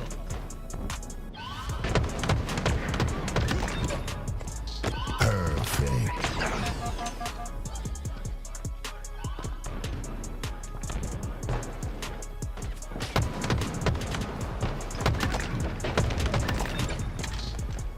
Double kill. Enemy about to score.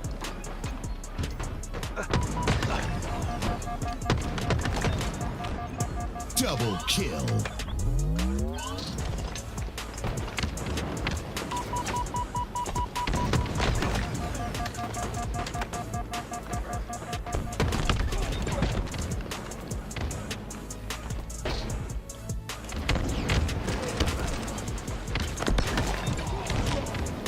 Perfect.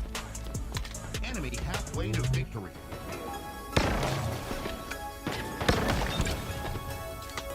Killing spree.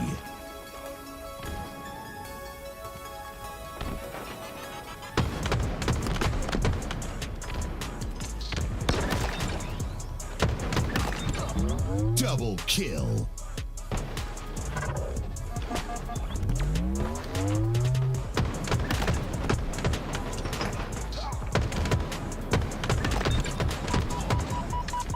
Double kill.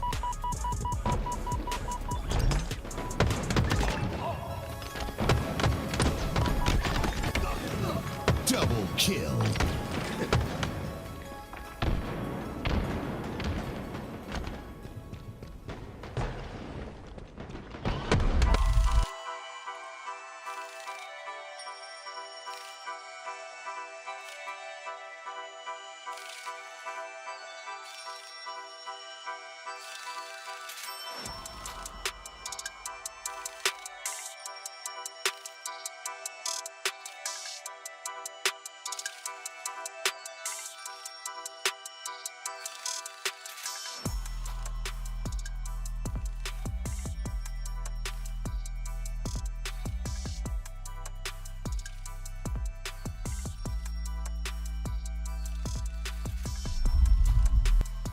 All right, ladies and gentlemen, apologize for the waits.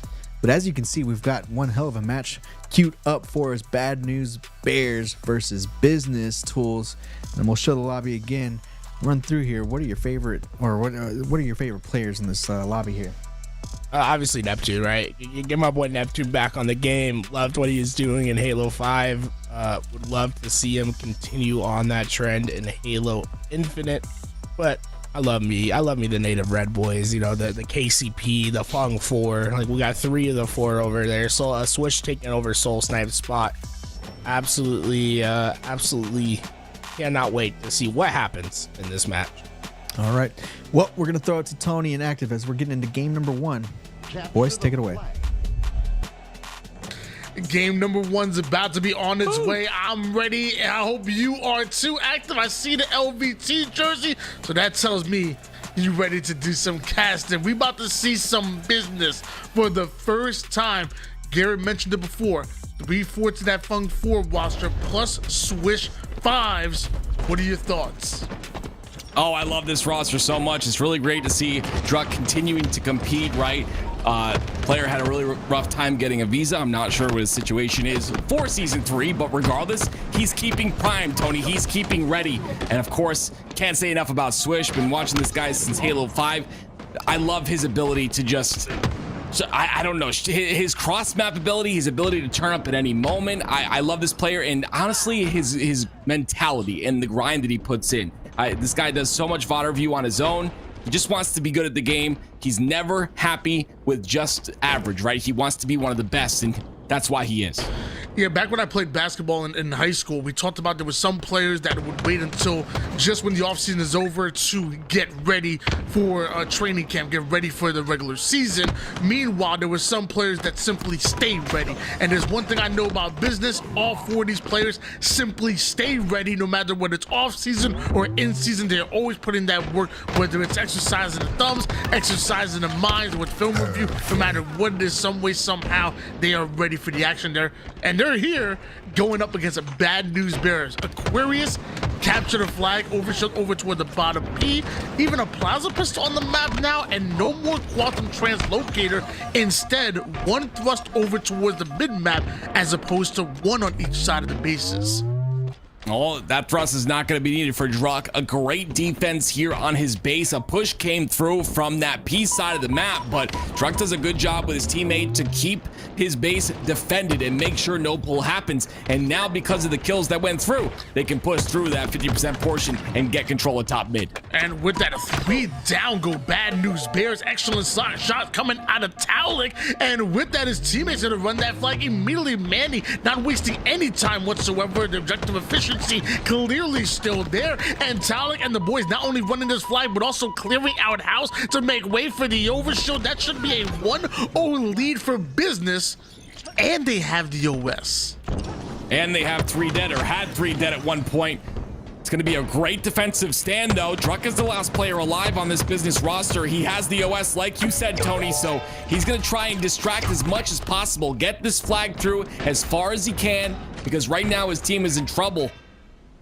That flag makes it all the way to car 1. So again, another great job by Druck to allow his team, to relieve a little bit of pressure off his squads there, having a chance now to get control themselves. The ultimate X Factor in Manny hitting the double kill onto the mid-map players, and that might just be enough for them to capture another flag. It's made it through utility and into the home base courtesy of Druck, and more importantly, they continue to have forward pressure onto the enemy teams. You know what that means? That means there's another flag being started here. Man, business, they're simply handling just that, handling business. Yeah, there's constantly 3 dead for this Bad News Bears squad. 4 dead now, and another cap goes in, and look, they're relaying another cap. Druck is already 50% through the map. Finally stopped by Bubu.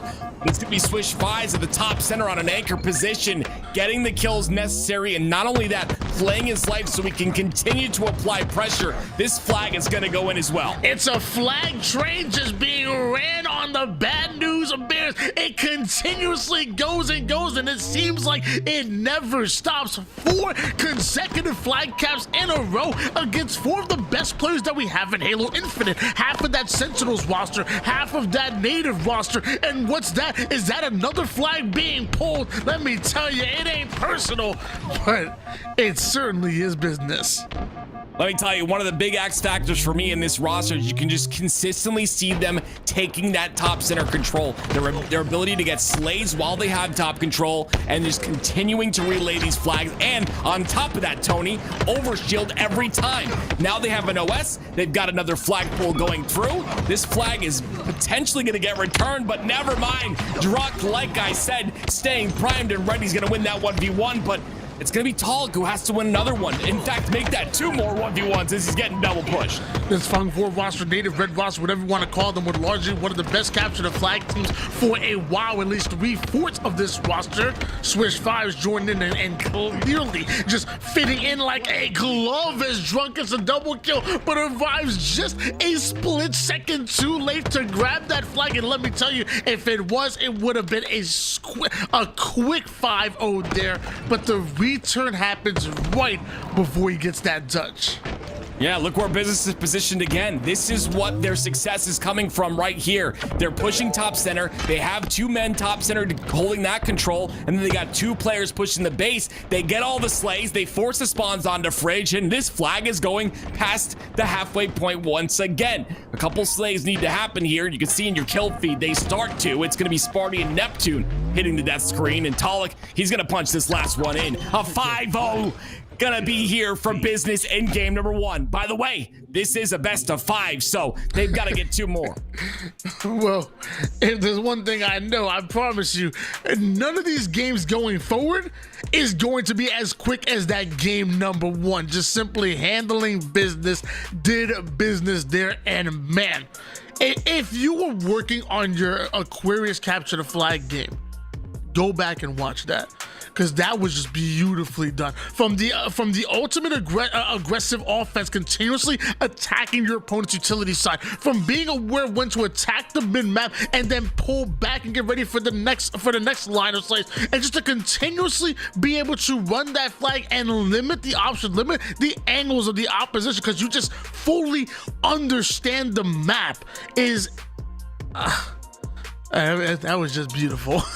It was flawless, and it's all foundational, right? It's the simple concept of keeping top center control while also pushing utilities so the spawns don't come out there, and having enough pressure to make sure the spawns don't happen on the back of flag, and then you just force them all to spawn Fridge. You have flag out, you get a couple of slays while you're pulling the flag because of that top center control. Easy peasy lemon squeezy. And you would think that, right? But you're going against Bad News Bears. Kuhlect, Bubu, Spartan, and Neptune. These are some of the best players in the world at Halo Infinite. So for business to do that cleanly just shows me that, my goodness, this roster is nothing to mess with. I feel bad for the one viewer in the chat that saw the game starting and he was like, "Oh man, I really got to use the restroom real quick. I'll be right back." The game just started. It's not gonna end in 4 minutes. It's not gonna end in 3 minutes, right? Comes back and see the game's over. Like, oh wow, Bad News Bears never came out with a big win, and realizes he done missed business pulling off a major upset. So that one person in the chat right now, I'm sorry for it. I apologize, but it's just business going into game number 2, live fire on Slayer. And like, do you automatically keep that same energy? Do you ride that momentum into game number 2? Like, oh, yeah. What if you're on the receiving end of a lashing like that? Do you bounce back? Like, what happens from here? This is uncharted territory with 2 teams of this stature, of this magnitude. I've never seen something like this before. I mean, it's the battle of the minds, right? On the receiving end, you're brushing it off. You're going to the next game. You're not allowing it to affect you. If you're the one putting on that pressure like business did, you're saying, this is going to be an easy series for us. Let's send this through. And they send it through into the water. This is going to be a reset here. But regardless, yes, that momentum is going to be broken. You think that little bit of a reset right there, the fact that we have to reset the game is whatever, but it's really not. I mean, this is good for Bad News Bears. They can kind of take this time and you know, that train is slowed down. The brakes are now on the train. It's no longer going as fast as possible. And maybe that's exactly what they needed, because business, they were on a tear, and I didn't see anything stopping them in that game too.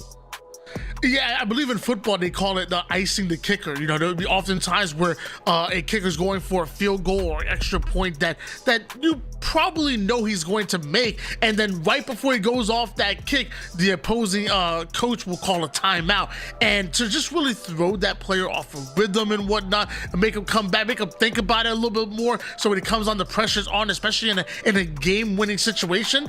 As of right now, there's a possibility that business are being iced. You know, I would imagine that the last thing you want to do after a crazy win after game number 1 is be iced like that. You want to go into game 2 and get it while it's hot. You know, the thumbs are warm, everything's working in your way. You want to get into the matchup right away.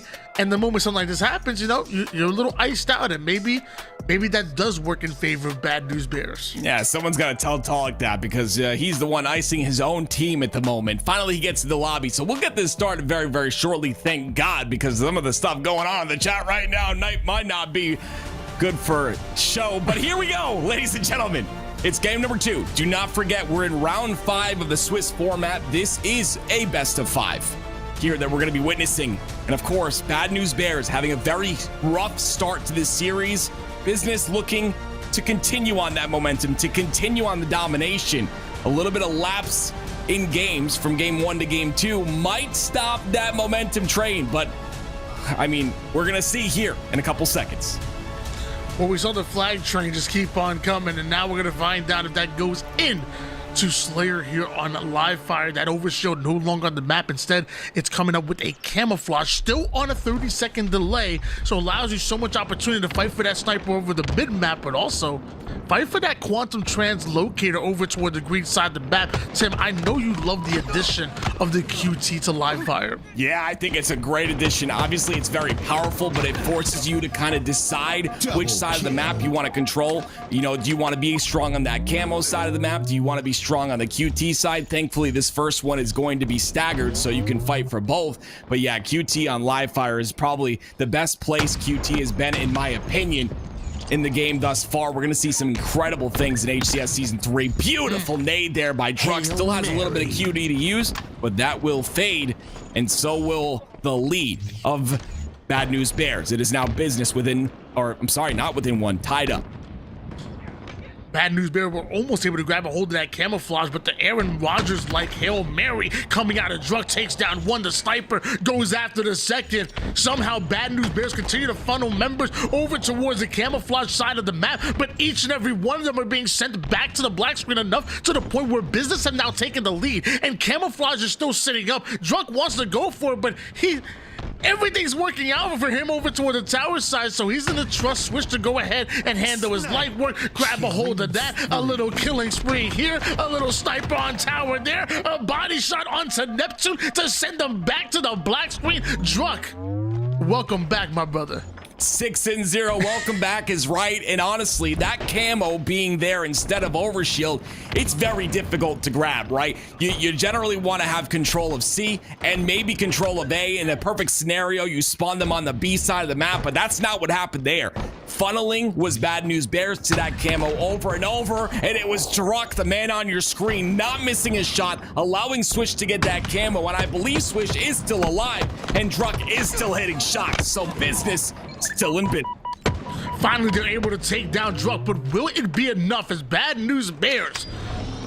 I would imagine going into this matchup, most people on paper had this team as the favorites, but they've been fighting a bit of an uphill battle since the moment that game number 1 started to the moment it finished. And even going into this matchup, Druk a 7-2 start, but Sparty with that QT, instant transmissioning his way across the map. He wants to put down so much damage, but also stay alive is what he does best, and he has the equipment that's perfectly meant for him.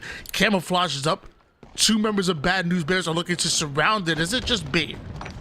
Yeah, I like the Sparty. I like the play by Sparty right there, right? He kind of walks towards Mud, puts the portal down on Mud, then goes all the way towards A, and that's just a scenario where he can kind of track both sides of the map there. It's not going to be enough, though. There was a lot of pressure coming through. He could not port back or he would have died, and because he goes down anyway, it's going to be Druk now with the camo in his hands and a sniper to utilize. Highly unfortunate. I mean, for so long, we saw 2 members of Bad News Bears surrounding that camouflage and not able to grab a hold of it. And now Druk, who's already been on fire all match long, from the heavens he falls with a no-scope and then a quick scope. Druk like a truck is just simply unstoppable, running through the map of live fire. Bad News Bears. Bad news, you ran into business.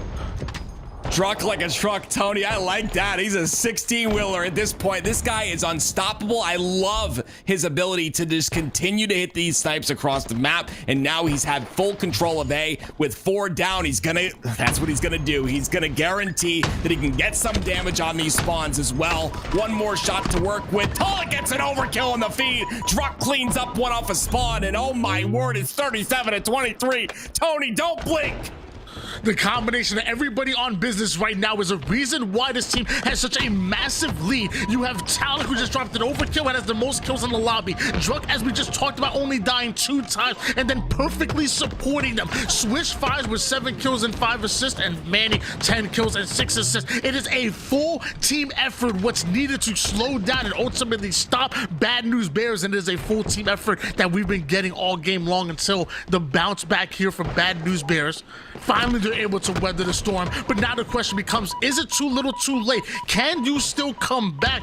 Business only need 11 more kills, and you're down by double digits. To me, it depends on this push, right? They get 3 dead 2 times in a row. It's going to be an 8-kill game now. It depends on how they push on this next play. It's going to be Business that are on the defensive now. Bad News Bears going to lay off just a bit here, which is probably intelligent due to the fact that they got the kills so close together that there was going to be a mass spawn on the back of tower. Generally, you just want to slow down a bit right here. Camo coming up, though. It's going to be Business in full control with 3 down. Bubu's the last player alive on Bad News Bears. He goes down as well. It'll be another camo for Business.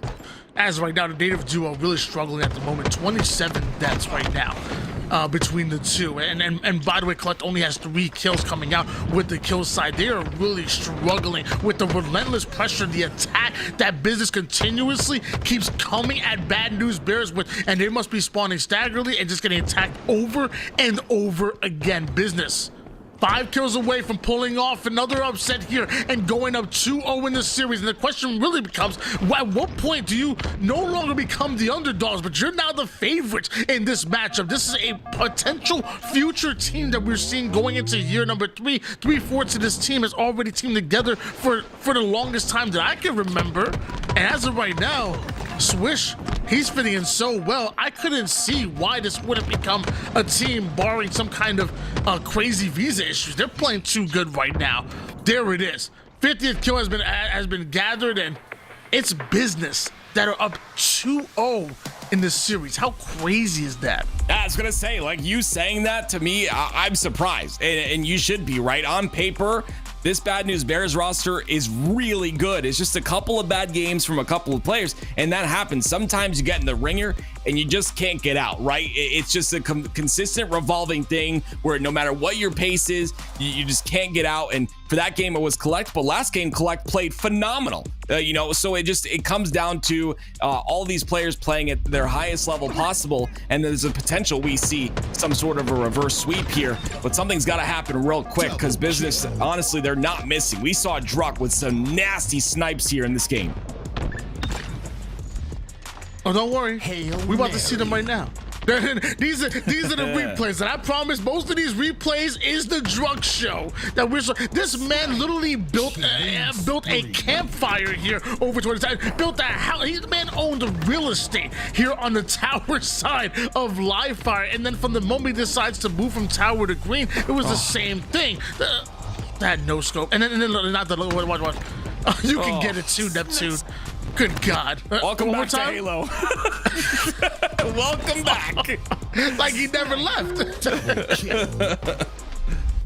Gosh, man. I don't know. I mean, honestly, I think, like I said, it has a lot to do with a couple of bad performances. And unfortunately for us, we're all human beings here. No robots, except for maybe Renegade, who we're not going to talk about right now. It is now game number 3. Can Business close it out, or will Bad News Bears answer back?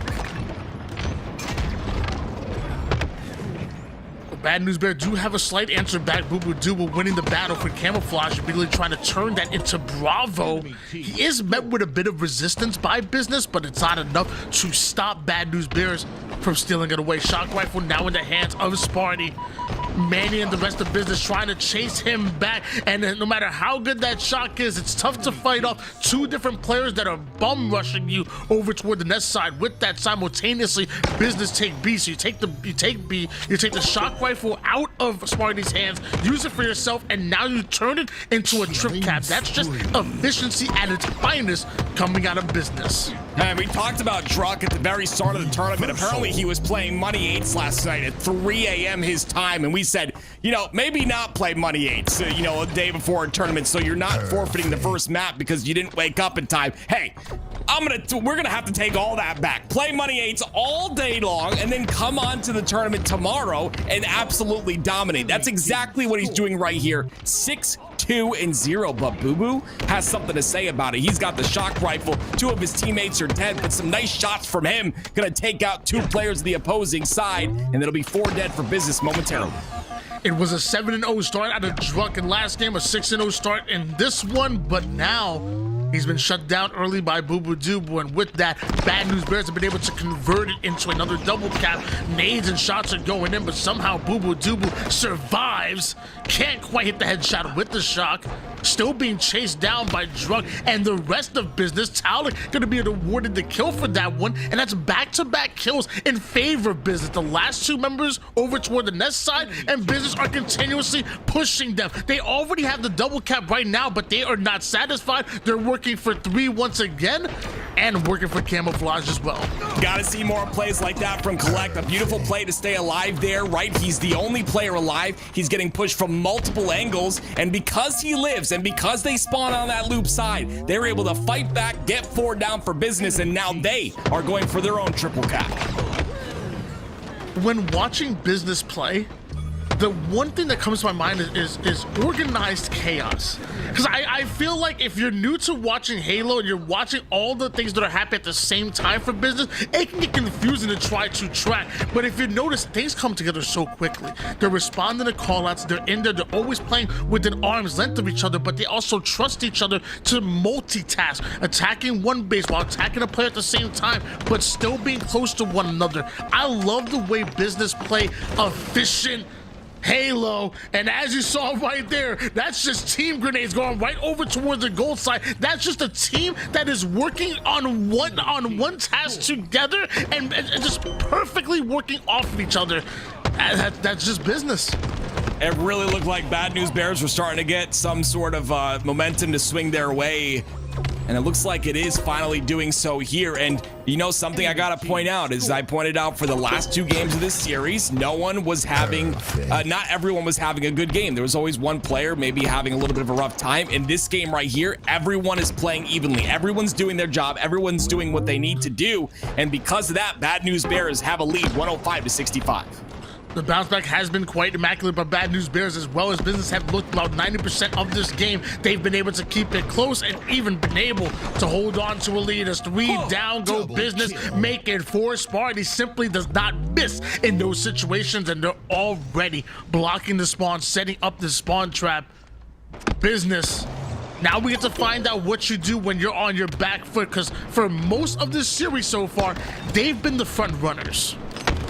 Sparty, like you said, not missing a shot whatsoever. He's got the shock rifle in his hands, and they're content with holding B and C. They've got the last player in business trapped inside of that A point. It's going to be Swish, but he ends up going down pretty quickly. There might be some split spawns happening here because of the fact that Sparty is pressuring A. They might be spawning onto blue, so gotta be careful about that. But look how fast Bubu is on these spawns. He's gonna get a kill on Kuhlect, and he's got another player behind him. But this use of the camo is beautiful out of him. But Manny with some massive shots. Manny able to take down the camouflage player, and that's going to be huge for business. Meanwhile, Neptune funneling it over towards the mid side, ends up getting the kill not before his teammate goes down, but enough to be able to snatch away Bravo. With the 3 down from Bad News Bears, you got to imagine business. They want to take control of the bottom mid. It's going to happen. Even Bubu was not enough. Sparty's not enough either. Things are now funneling in the opposite way for Bad News Bears as another triple cap is going down, this time for business. Kuhlect once again does a really good job of staying alive in that scenario, but now they've got to kind of fight out together here towards this yard side. It's Drunk and Talik pushing so heavily. If they're able to get these couple of kills on this side of the map, they could potentially push towards bottom. They get 1 and feel confident enough. So it'll be Kuhlect at the bottom center. Takes out the kill on a Manny as well. This is beautiful. Bad News Bears definitely looking like they're a different team than they were in those first 2 games.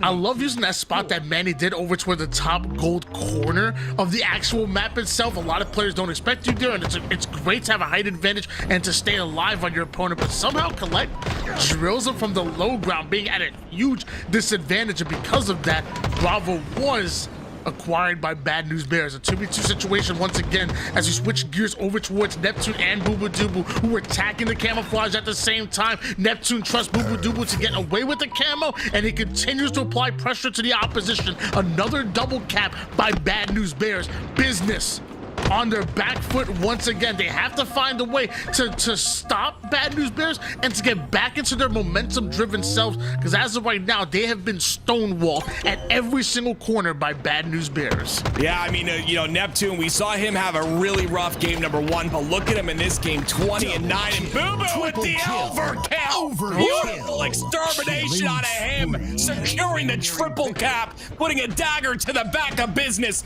Are they going to end it now, Tony? Mom, Bubu's taking doubles again. My gosh, an absolute wrecking ball running through business once again. Does Bubu Dubu, and all of Bad News Bears are just a few seconds away from taking this win here and finally getting on the board as Bad News Bears. However, business, they're not going to make it easy on you. They're moving over for Alpha, Bravo, and Charlie at the exact same time. Bubu Dubu recognized the situation. They want to at least take Bravo back, but Bubu Dubu holds off just long. Actually, no, it does switch hands. It goes back towards business. 4th down, go Bad News Bears. This would be a crazy comeback if business were able to take this game and take the win. Yeah, they're going to be pushing towards yard as well. A is going to be that first point of contact here. Bad News Bears have to play some defense on it, but look at Drock. The flank play is going to be good here for him. He's got 2 players to deal with inside of the yard. A little bit of a windmill, but he recovers, which is all that matters. It's going to be 2 down now for business. They've got to be careful here. It's a big kill on to Kuhlect. That'll reset A, so they'll have an AC set up, and they'll be able to get some points. Make that a triple cap here for business. And Manny gets the kill, make it 2 after Talek covers his back. Talek also able to steal away this camouflage, but not able to get away with his life. That's going to be a huge kill for Bad News Bears, as Bad News Bears do have the advantage in the Slays department, but they somehow aren't taking Alpha, Bravo, or Charlie. Somehow it's business continue to putting points on the board. At one point, Bad News Bears doubled the score line of business. Now business are within just 40 seconds of ultimately taking the lead that they had for so long in the beginning. Don't tell me they come back active. Not if Sparty does stuff like this. A massive double kill gonna secure that seaside, make that a triple. He's looking for the over. It's gonna be, unfortunately, not in his sights, but they will win the game off of that. No one in position. Beautiful, beautiful finish there by Bad News Bears. It looked really, really shaky, Tony, honestly. Towards the end, you almost saw that comeback happen, but they pull it together. Sparty with a beautiful angle, and now we go to game number 4. It's not over yet. It's not over? It's not over, Tony. I can't take it. My heart can't take it. My neighbors can't take it. You're telling me there's more? There's more. Did your mom ever give you an update on that Bubu stealing Dubus again thing, or did she stop him? She is very upset. She is very upset. She's gonna have another conversation with them. We talked about this. Unacceptable. You can't be doing that. At some point, it's considered cyberbullying. And we would not have that around here, not in these parts, not in LVT's Halo's open 4v4 $1,000 tournament. If you guys happen to have a sponsor that might be involved, go ahead and let them know, because these numbers are fantastic, and so is this Halo. You know, I've been watching Bubu for a long time, and there's just this different energy about him lately. You know, maybe it's just me. Maybe I'm just, you know, I just don't understand. But I feel like he's got a different energy about him lately. You know, we're seeing nasty plays. We're seeing him get a little bit spicy, talking to the chat and you know, beating people's bodies down. We don't see this normally. He's usually just this quiet slayer. But now he's getting a little loud, and I like to see it. Recharge King of the Hill is coming up next, ladies and gentlemen, and both of these teams are going to be tested on both their offense and defense. King of the Hill is my personal favorite game type that we have here in Halo Infinite. Funny, because I wasn't a big fan back in Halo 3, but with the changes that were made for Halo Infinite, I think King of the Hill has become a very good game type, and usually the best team wins. Yeah, I absolutely love King of the Hill, and you know, I'm really curious if we talked about this, right? The energy shifted at the very beginning of that game, and You started to notice it when it started with Kuhlect playing his life on the bottom hill, you know, waiting for his teammates to spawn. Everything kind of started to shift in their general direction. And then you saw Business bring it back. So in my eyes, going into this game number 4, we've got an even keel type energy for both of these squads. I'm just curious who's going to come to play. I mean, we've seen Druck go crazy. We've seen you know, Bubu go crazy. Even Sparty at the end of that game with a nasty triple. Like I'm curious who's going to pop off when it matters the most in this game 4. And yet still to me, which by the way, I don't want to take anything away from Sparty's triple and even Bubu's overkill, but it's something about watching these 3 boys, and I'll even put Swish up there, Talik, Mandy, and Druck, that it's just exciting. Yeah. It's just fun to watch. Like we saw in that game number 1, the 5-0 blowout. That was absolutely incredible. Game number 2, most of the time, that relentless offense, it was amazing to watch, and it was just too much. Even in this game here, in the beginning, they went on a crazy run. Somehow, we saw the Bad News Bears take the lead, and then the moments toward the end of the game where they almost went on a run to steal it once again. It's just so dynamic, just so excited to watch.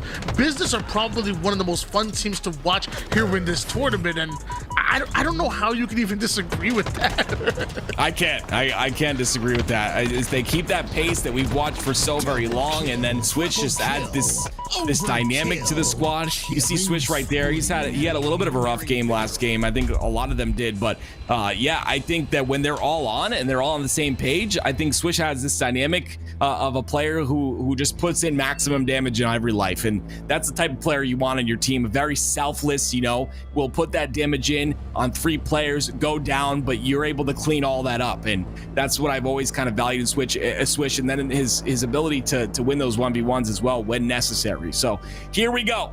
It's one of my favorite game types in Halo Infinite. It's going to be Recharge, King of the Hill, and honestly, these hill changes are beautiful as well. I think everything we see here in terms of where the hills have moved have spiced things up a bit. Change is good, and you see the hill on the battery side.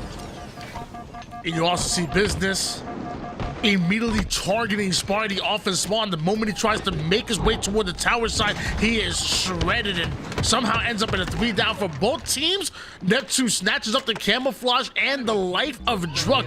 If you're Druck, you got to be kicking yourself. You at least got to get that trade-off in that kill, because now Bad News Bears are spawning over toward the favorable side, and you have no point of resource on the map. Neptune's got everything to work with here. You see he's playing very aggressively, but it's because of the fact that he has a grapple.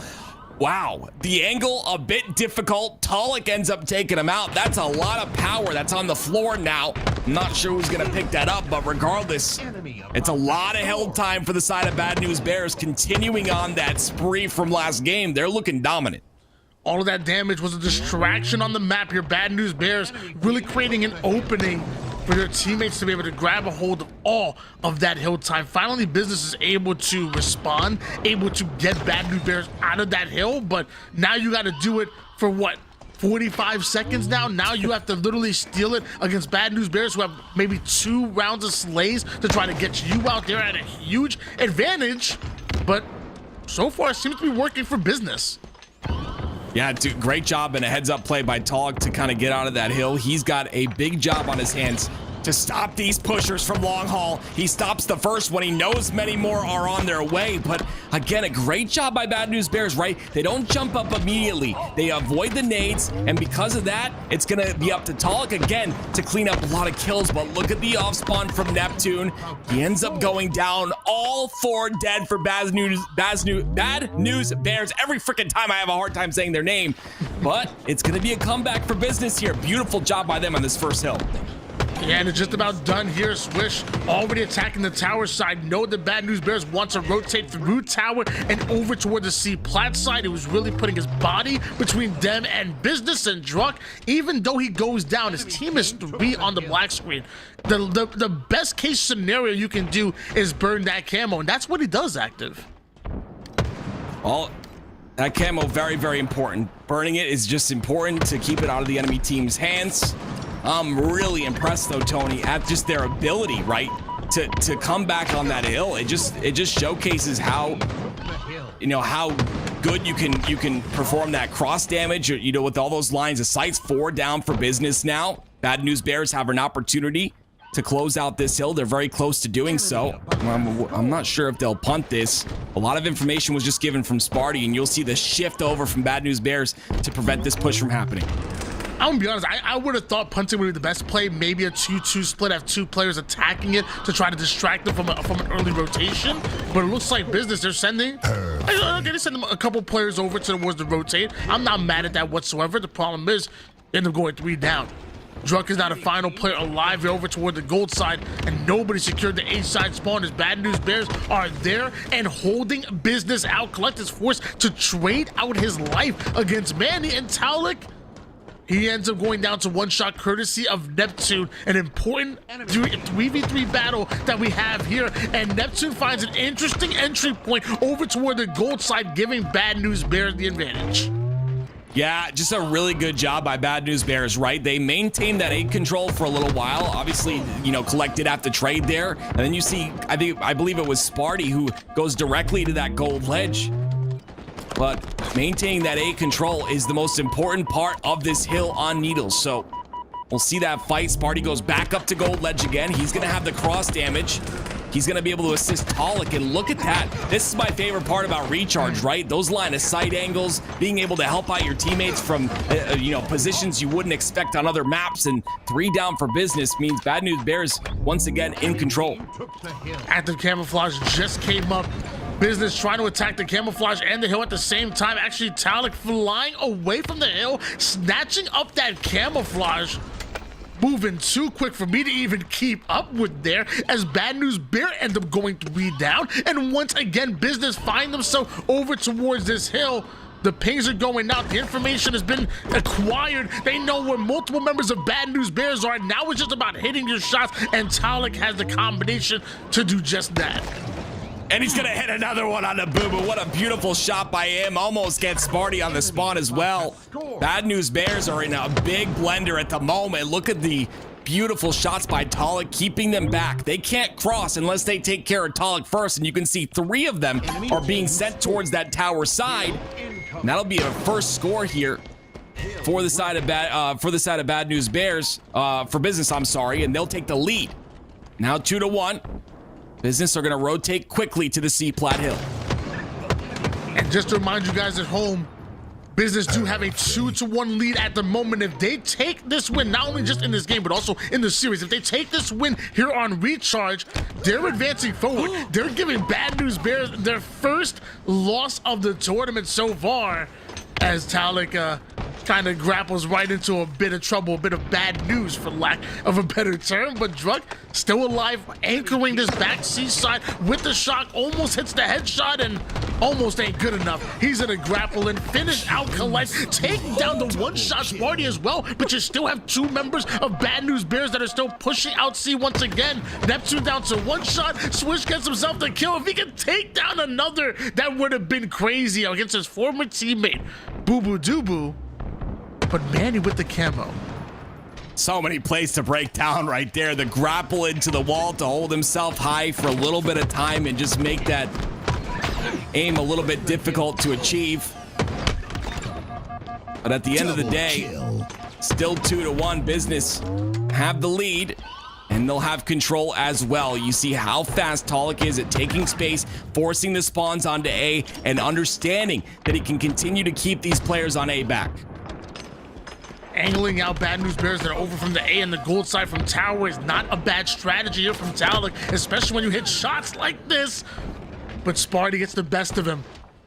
Curve slides his way over toward the seaside. Bubu is here as well. So far, Bad News Bears have great positioning over relative towards this hill, but there's a 3-man push coming out of Business. 3 down go Bad News Bears. It doesn't matter how good your positioning is if you're not able to hit the shots and stop 3 players that are simply flying at you. You're gonna be in trouble every single time. Swish ends up going down. Back-to-back kills now from Manny and Taulik. Still gives them the advantage, but somehow Bad News Bears, they're still in the hill. Yeah, it's because because Kuhlect absolutely destroyed those players pushing right. There were so many weak players on long haul, and in my mind, I was like, oh man, 3 players, 1 shot, not able to clean him up. Kuhlect takes a beautiful angle right there, cleans up a couple of kills, not able to finish that last one, but like you said, still in the hill and still in control. And you see a pace change right here by the side of Business. They've got the damage, but are they going to push on it? Minute and a half in regulation right now. You got to think this seems like a must-win hill here for Bad News Bears. The last thing you want to do is put yourself between the shot clock and the scoreboard if Business are able to go up 3-1 in this game. I'm going to argue the fact that if they go up 3-1 in this game, it may just be over because Business will have the opportunity to simply play Slayer from the rest of this point further. Bad News Bears need to change something. Something has to change for them, and they do end up going 2 down, but Sparty takes down Druck. Business still finds himself over toward the hill. Manny's trying to steal it away. They're now funneling players over toward the hill, but Sparty prioritizes the batteries players and then absolutely puts Kuhlect on a stretcher. Druck, the final line of defense is not going to be enough. You still had 3 members to deal with. Sparty, one of the best to do it. I don't know what to say about that play. All I can hear is the song Wiggle, Wiggle, Wiggle. And dude, it's an absolute massive win by Sparty right there. It secures that second hill, and with a minute remaining, the bottom center hill is all that's left to fight for. Bad News Bears need this bad if they want to keep this series going. Tied up at 2 apiece here, and like I said, if Business would have won that hill, they simply would have played Slayer. Now at this point, this next hill may just take the game here, and shoot, maybe even the tournament, because right now records do matter. It's tied up at 2 apiece still. We do see first progression in the hill towards Business, and Sparty and anticipates that there's a push over towards the back C side, but didn't anticipate that well-placed grenade. Manny now quickly comes in for the cleanup kill and then immediately starts taking down time over towards this hill, being as objective efficient as possible. Bad News Bears forced them out, but now where is the rest of the push coming? Oh, there it is. I was gonna say, Bad News Bears need Kuhlect to pop off of that shock rifle. Unfortunately, he does lose it. They are still on the hill, and we're pretty much tied in terms of time on this last hill. There's 35 seconds left. That won't matter whatsoever because we will go into overtime. And you have Sparty at the back of Hydro here. Great job by him to kind of try and stay alive there and take the attention of Swish, but it looks like Business are in full control, Tony. They really are, and this is bad for Bad News Bears. They're literally, what, with 10% left over toward this hill, and you got to question, where is the offense? Finally, Bad News Bears are going to start to push over toward the Mango side, but everybody goes through there, and Business are ready for it. Reticles trained on them. 32 seconds on the clock. Will Business be able to hold out Bad News Bear, who are already over towards that hill, but it's in batteries? A very wide open a line of sight that you can have on almost any portion of the map. Business, they are in the driver's seat right now. Yeah, this is going to be really tough for Bad News Bears, the hill being here in the center of batteries. Oh my goodness, they have to win fights like that, but they've got to win many more fights. Although batteries is wide open, 100% agreed. It's plays like that Druck just made to be able to stay alive in there. And I question him being in the hill, but he gets out immediately. This timer continues to count down, 20 seconds remaining. Yeah, I don't know if he was like in the hill to like get time or he was just trying to stay alive, make sure Neptune died. Eventually he did, but Neptune was a tough out there and he even takes down one with them. So excellent life coming out of Neptune and a great life out of Bubu to make his way over towards batteries. They're so close to taking this hill. Business, they have to find the angle. You only got to keep them out for 10 more seconds. Finally, they're working from the outside in. 2 end up going down for Bad News Bears, but is it too little, too late? Apparently not. Manly gets the double kill, and with that battery side is cleared and the spawning players may not have enough time. They need to start dropping nades right now. Make sure they don't get in. Easy peasy, lemon squeezy. Business should be going forward, and Bad News Bears take an L. Wow. That's got to be the best series we watched all day so far, Tony. What a beautiful showcase by both squads. So many big plays that change the tide of the game in such a massive way. I have to watch that Sparty replay. You'll understand when you see the strafe on this man why I had that song in my head the minute I saw him get that kill. That was absolutely insane, but it wasn't enough, Tony. Individual plays are great, but they don't always add up to the victory, and we see that here. Taking a look at the stats, Neptune 26 and 23 with 10 assists. A beautiful showcase by him, the only one in terms of a positive KDA on his squad. But look at the other side of things. Massive slays coming out of Talik and Druck and Swish in that game. Incredible. Absolutely incredible. From beginning to end of this series, it was exciting, it was fun to watch, and it was a demonstration, a statement being made by business. If they're going into year 3, they're going to be a force to be reckoned with. Do not forget 3/4 of that native red roster, because if they're going in with this roster indeed into year 3, they're going to be a dangerous one at that.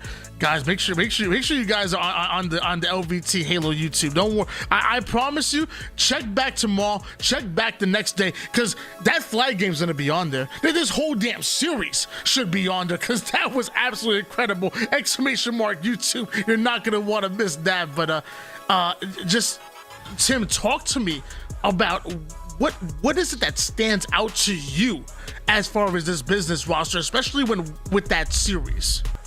I mean, the game was so close, but Bad News Bears completely got outslayed there. But the game was so very close still, and that just comes down to objective efficiency. A couple of more kills go in the side of Bad News Bears. We could have had a different outcome. But we're gonna watch Persecute and Gunplexion Squad live. You get to hear the comms right now. Probably red. One might be red. Look at this fucking score. Two purple. They're top Yeah, Ivy. one driveway, two Ivy. I'm one, Mike. I'm one. Yo, they're gonna try to hit your pink. Okay. Two pink, Mike. Two pink, Mike. Two pink, Mike. Live. Benches absolute. Benches absolute. I have Bulldog. NPD. Tire gen. Agent. Oh my god. NPD going dead end. PD going dead end. One shot. That's you. Nice. I'm dying from top C. I'm coming back to you. Here, I'm in your PD. I got it. Red gun. I'm sitting top A. Don't do shit. Mike, I'm with you. Behind you. No. Two driver, Mike. Two driver. Two. Red room, one shot. I'm two driver. I'm walking up. Don't force that, Mike. I hear you. He's in red room. And another one's driveway. Camo's in 5. I got nails on the guy.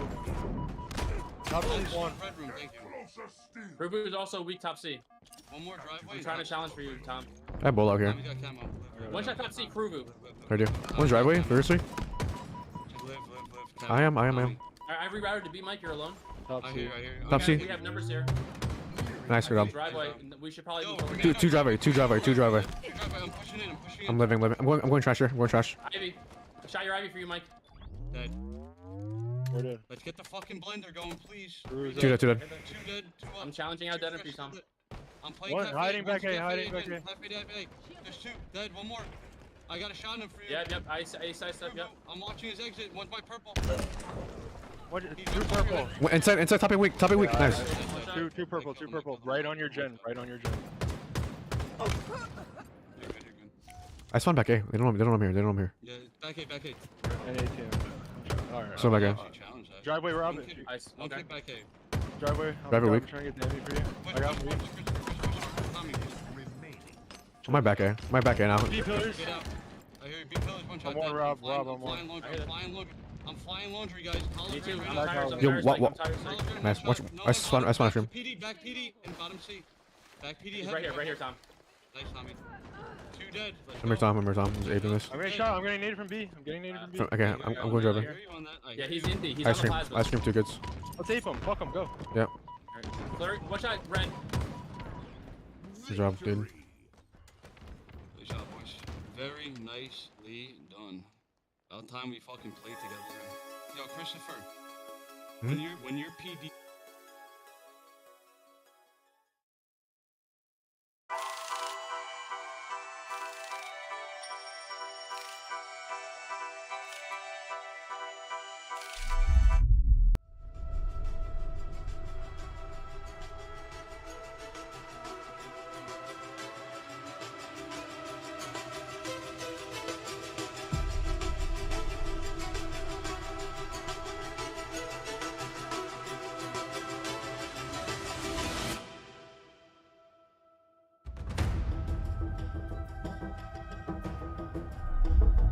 Dead. 4 dead. That's 4. That's 4. No, one shot. One shot. Top C. Top C. One shot.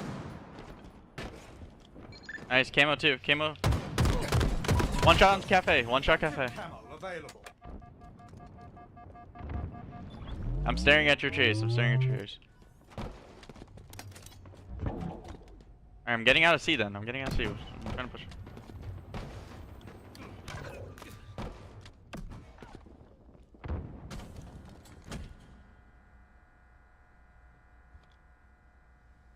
Back A. Back A me. Back A me. Traded one. Traded one.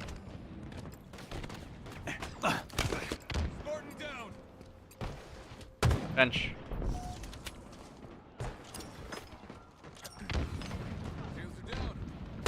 Tires as well, I think. I'm staring at you. Oh, weaken PD. 3 shots in. 3 shots in PD. Lance. And cafe. 2 cafe. Back A. 2 back A. 2 back A.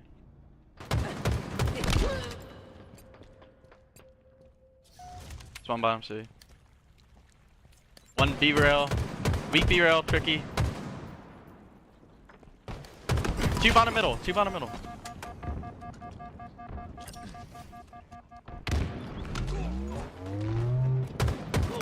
One shot in arcade. One shot arcade. One shot in B, yeah. One shot ice cream. Shooting Sparty. Yeah, Sylvanic tires weak.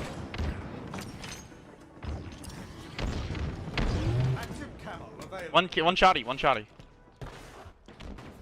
Weak in PD, I'm getting out of B.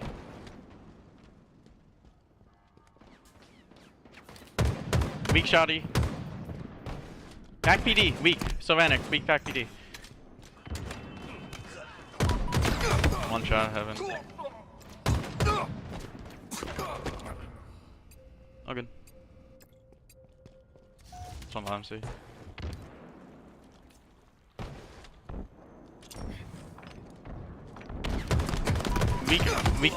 Weak pink and ATM. Pink and ATM. Two there. Stay mobile. Can't see him. Driveway. I can't see the A-team guy. Bottom middle. 2 bottom middles.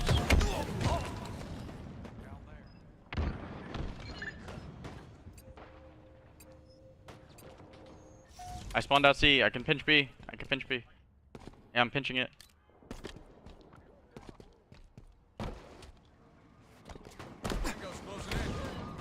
One shot in PD. One shot PD. You're alone, Garrett. I'm trying to look at Garrett. Weak Mando. Dead Mando. Dead. Yes. Back A.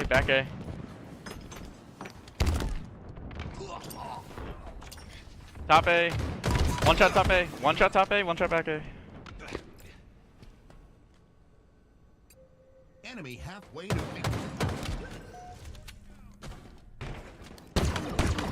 One shot plants. I'm trying to look at you. Yeah, camo right now.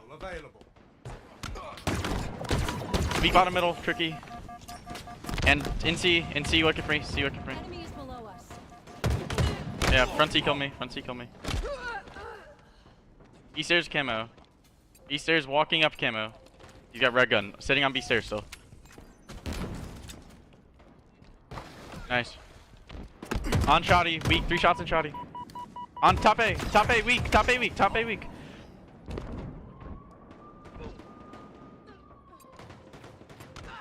PD. Yeah, and top A. We never killed top A. Weak bottom A. Yeah. Building twice.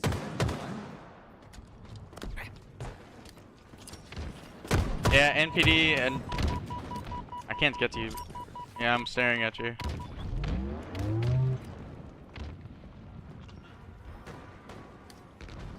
Plants weak. Top A, yeah. Plant still, kid nasty. One shot plants, kid nasty. Get nasty, Stiller. Weak. Plants, weak plants.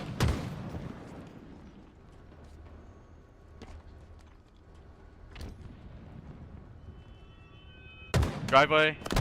Yeah, I know. One shot driveway and in red room.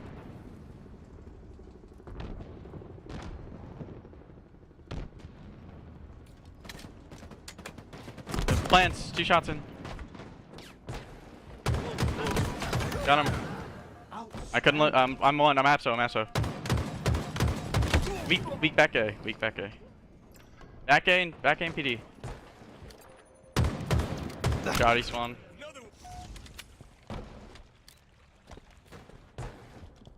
Whatever. Yeah, 2 front C. Got one. Good shooting, Sparty. Yeah, 2 front C with camo. Narwin camo bottom C and then back Ivy and driveway with camo. Bottom C camo. Death corner camo. Pushing you.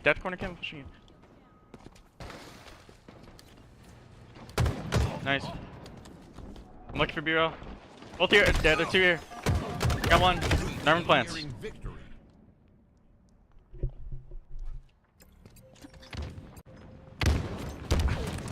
I spawned red room.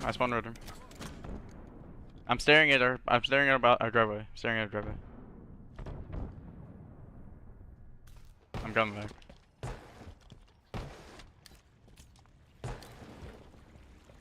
Five minutes remaining. On shoddy. Yeah, top A. I'm leaving. I'm coming up driveway with you. I have a red gun. Top heaven. Weak.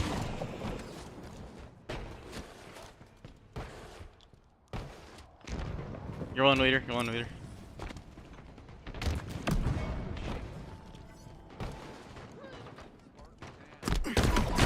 2 front A. Weak front A.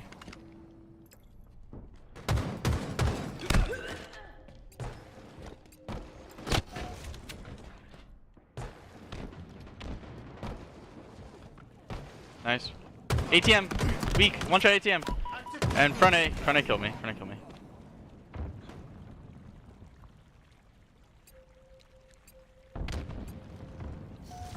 I spawn C.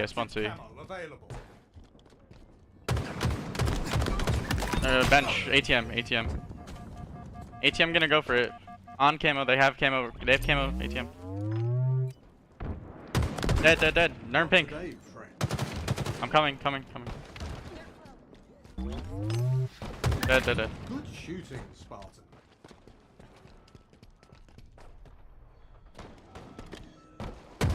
One shot, dead. Another one put down.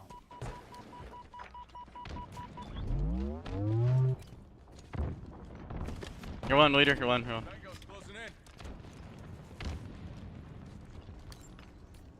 Laundry and ATM. ATM killed me. For up mid to front A, 2. Defeat.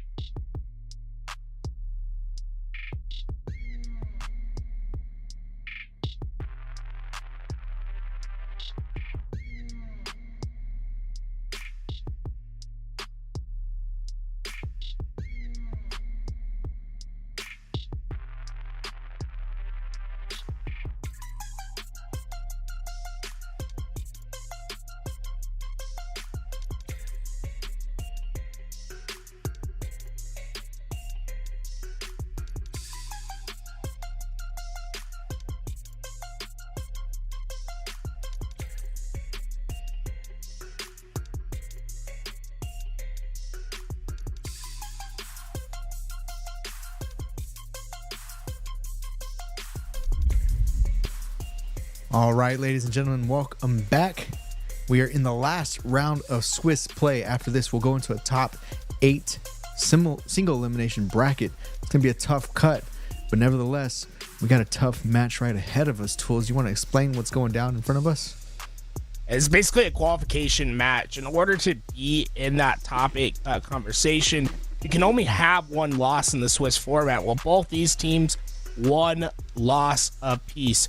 Stainer's going to be Gilkey's squad going up 1 East 3 Cali. On the other side is going to be like Diagram, Septify, and the crew.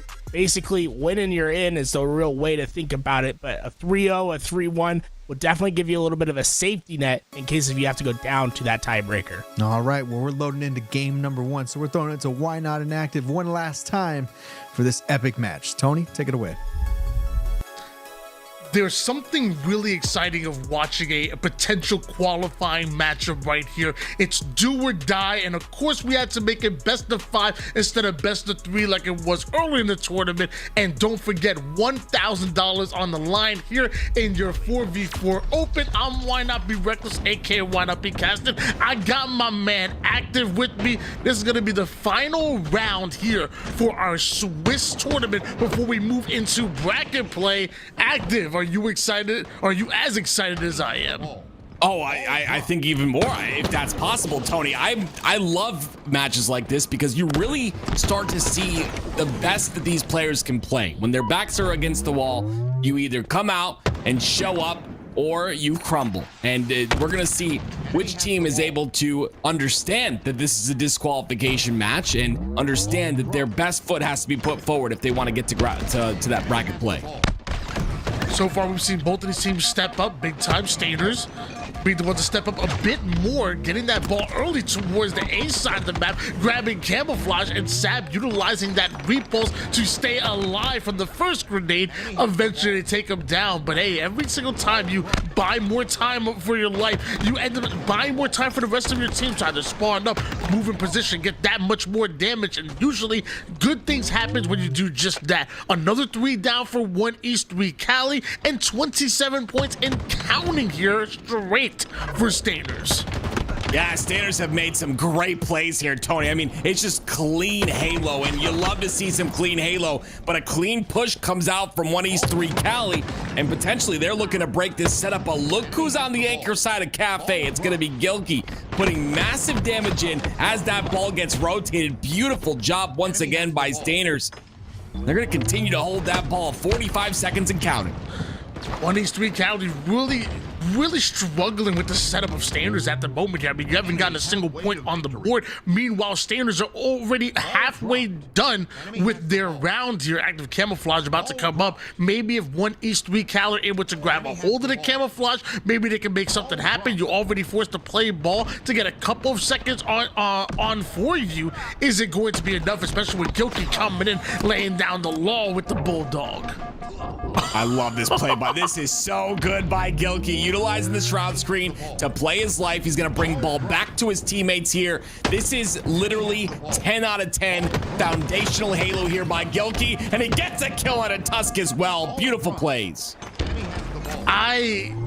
I can't say how good, I can't say enough how good that play was and how game-changing that was there. As 3 down once again go 1 East 3 Cali. The 4th one does end up falling. Luckily, the spawning players are moving into position quick. Cafe spawns allow them to push straight through the A side. But man, Gilkey making an absolute game-changing play. It's an 80-2 lead, and I'm gonna say largely because of that man. Yeah, I mean, it's just a lot to do with the rotations, the control, the slays that are coming out. Some great teamwork out of this squad. For the first time in the game, though, they do go 4 down. That is Stainers. So an opportunity for 1 East 3 Cali to hold this setup as long as humanly possible here against a very smart, I would say, and aggressive Stainers squad. 2 down go 1 East 3 Cali. Septify does chase down Gilkey in order to equalize the situation just a bit. So now 2 down for each of the teams. Looking to split the difference, but Septify, the reversal, takes down another one. Meanwhile, Stainers still have that ball toward the subway side of the map. It may just bite them if they're not able to play it, because 1 East 3 Cali, they're still pushing up. Yeah, it's all about this defensive hold here from Gilkey and his teammate that's on the top of C. If they can potentially get these slays, that's a great play right there, right? Getting that high ground. Gets the nade off as well. But again, 3 are down for Stanners. It's 1-3 Cali starting to wake up in terms of the slays department. And what that's allowing them to do is move freely throughout the map. Stanners come off a spawn though, get a couple of trades, and now they're back in control. The repost was never on the map of Streets up until about maybe a few weeks ago with the most recent meta changes, and it's excited to watch the way it's been used so far. I mean, from staying alive over towards that dumpster side, which normally is a nade heaven, from being able to navigate the subway side of the map even more creatively as opposed to going up a one-way stairway. Loving the use of the repost, loving the shots of Rami. Don't forget you have 2 more players that are coming off a spawn. He does it. A triple kill out of Rami. You know I love that. Yeah, really clean as well. He's positioned really well. He does not drop off the stairs, realizes there's 1 more player, gets back on the stairs, hits some beautiful shots. This ball is going to continue to be in the hands of 1-3 Cali, so I really like the play by Rami to kind of sit back. But unfortunately, 2 of his teammates go down, so that's going to mean he has to back up and reslay once again. Finally, Diagram does get that help with that nade and does get that slay, but they're all on the purple side, so Rami's in a really tough situation here. Diagram has to come in and help, and he ends up going down. He may have been sitting back, but he definitely wasn't relaxing, was Rami. The man was just taking damage left and right, and he was doing a pretty darn good amount of damage output back to Stanners, but eventually they end up going 3 down, and Stanners have all 4 players up at the moment, comfortable enough to rotate this ball over toward their setup once again. A double kill out of Gilkey, and he somehow is able to stay alive, make it a triple. 1 good triple deserves another. Half man, half amazing. Gilkey is about to dunk on him. Yeah, it's really unfortunate there for the side of 1-3 Cali, right? Because they looked like they were starting to get a bit of momentum there, but it was a desperation push, and 1 by 1 they go down, and it's Gilkey on the end of the triple at the very end of that round that really changes things for this squad. With up 1 round, you can play a bit more comfortable, but definitely looking for 1-3 Cali to really take control here and really just start to be a little bit more confident and a little more aggressive on that ball rotation. Wow. Can't get more aggressive than that. 7 players dead on the map at the same time. The spawning players do give Centify a bit of trouble, but that ball still rotated over toward the backside, and you gotta love that commitment out of Diagram. Cover your teammates back. Keep your teammates alive, and good things will always happen for you and your squad. Multiple members going down to the black screen for Stanners. Not the same for 1-3 Cali. You may be able to get the camouflage, but that's unless Gilkey is literally putting a wall between you and it. Slaying left and right. 4 down this time for 1-3 Cali, and Gilkey hops right on that ball. Yeah, you thought 1-3 Cali did a really good job of the rotating I was talking about. They were really active to get that ball to the back of A, but it was Stanners once again that, you know, all that work that 1-3 Cali took so long to put down on the board, 9 seconds, it just gets completely deleted by this Stanners roster, and now the camo in the hands of King Nick. This score is just going to keep rising unless that trade comes out for Rami. Great stick by him. King Nick really putting that camouflage to work there, taking down multiple members of 1-3 Cali, and Sad picking up exactly where he left off. 2v2 situation. Diagram finds himself 1 shot, but does he know that Rami? I think Rami's pushing up. Rami's right over toward the B rail. He gets a huge kill onto King Nick, and now Gilkey gonna try to rotate this ball right into the hands of Tusk. Somehow he's staying alive until eventually Rami has simply had enough. Camouflage about to come up. The ball is still in the hands of Stanners over towards PD, but they have to worry about not only defending the ball, but also grabbing camouflage. Apparently it's a lot easier than I made it sound. Yeah, they were a bit in trouble too, because King Nick was on that C side. He decides to get off because his teammates are in a bit of trouble. So unfortunately, holding that C anchor for as long as he did allowed his teammates to end up going down. He does have a stalker to showcase for it, but is he going to be able to get any kills with this? He does get a trade, but still 2 go down for Stanners, and they get 1 more kill, which they do. It'll be a little bit of ball time now for the side of 1-3 Cali. 40-20 lead here for Stanners. as we switch gears over towards King Nick. King Nick, so far in the Bandit meta, has been feeling really comfortable. I actually matched against him a couple of times, and the man, I'm not even joking, was averaging 40 kills. I go into his stream, I say, "Hey, Jay, thanks for the carry." He says, "Don't worry, I'm back." And let me tell you, King Nick has been looking very good with his gun in his hands until I hype him up too much, and Tusk is going to end up getting the kill for that one. Gilkey is going to try to clean up on some of the damage there, but it's not going to be enough. Sab, the final line of defense that one East 3 Cali have to go through is some well-placed grenades as he enters the Shadow Realm, sends one to the shadows, tries to grab a hold of the Bulldog, but the backsmack comes in quick from Diagram. Still a 3-on-3 action. One East 3 Cali trying to inch away at this ball as they already have a 6-point lead. Will that be enough? Yeah, here's that heavy rotation I keep talking about, right? They're probably going to allow the spawns to come out on the red room side of the map, and they're just going to decide to hold this on purple side. They just need a couple slays to go along with that. It looks like they get at least one into Sap, so this is really good for 1 East 3 Cali. They're slaying out really well. They're forcing the spawns, and they're continuing to get ball time here. 60 seconds and counting. Tusk over towards back A. Finds some easy damage. Oh, it was easy until Suspector drops the Marty Dom stick to take him down with them. Now King Nick working that pole. Look like he know what he's doing.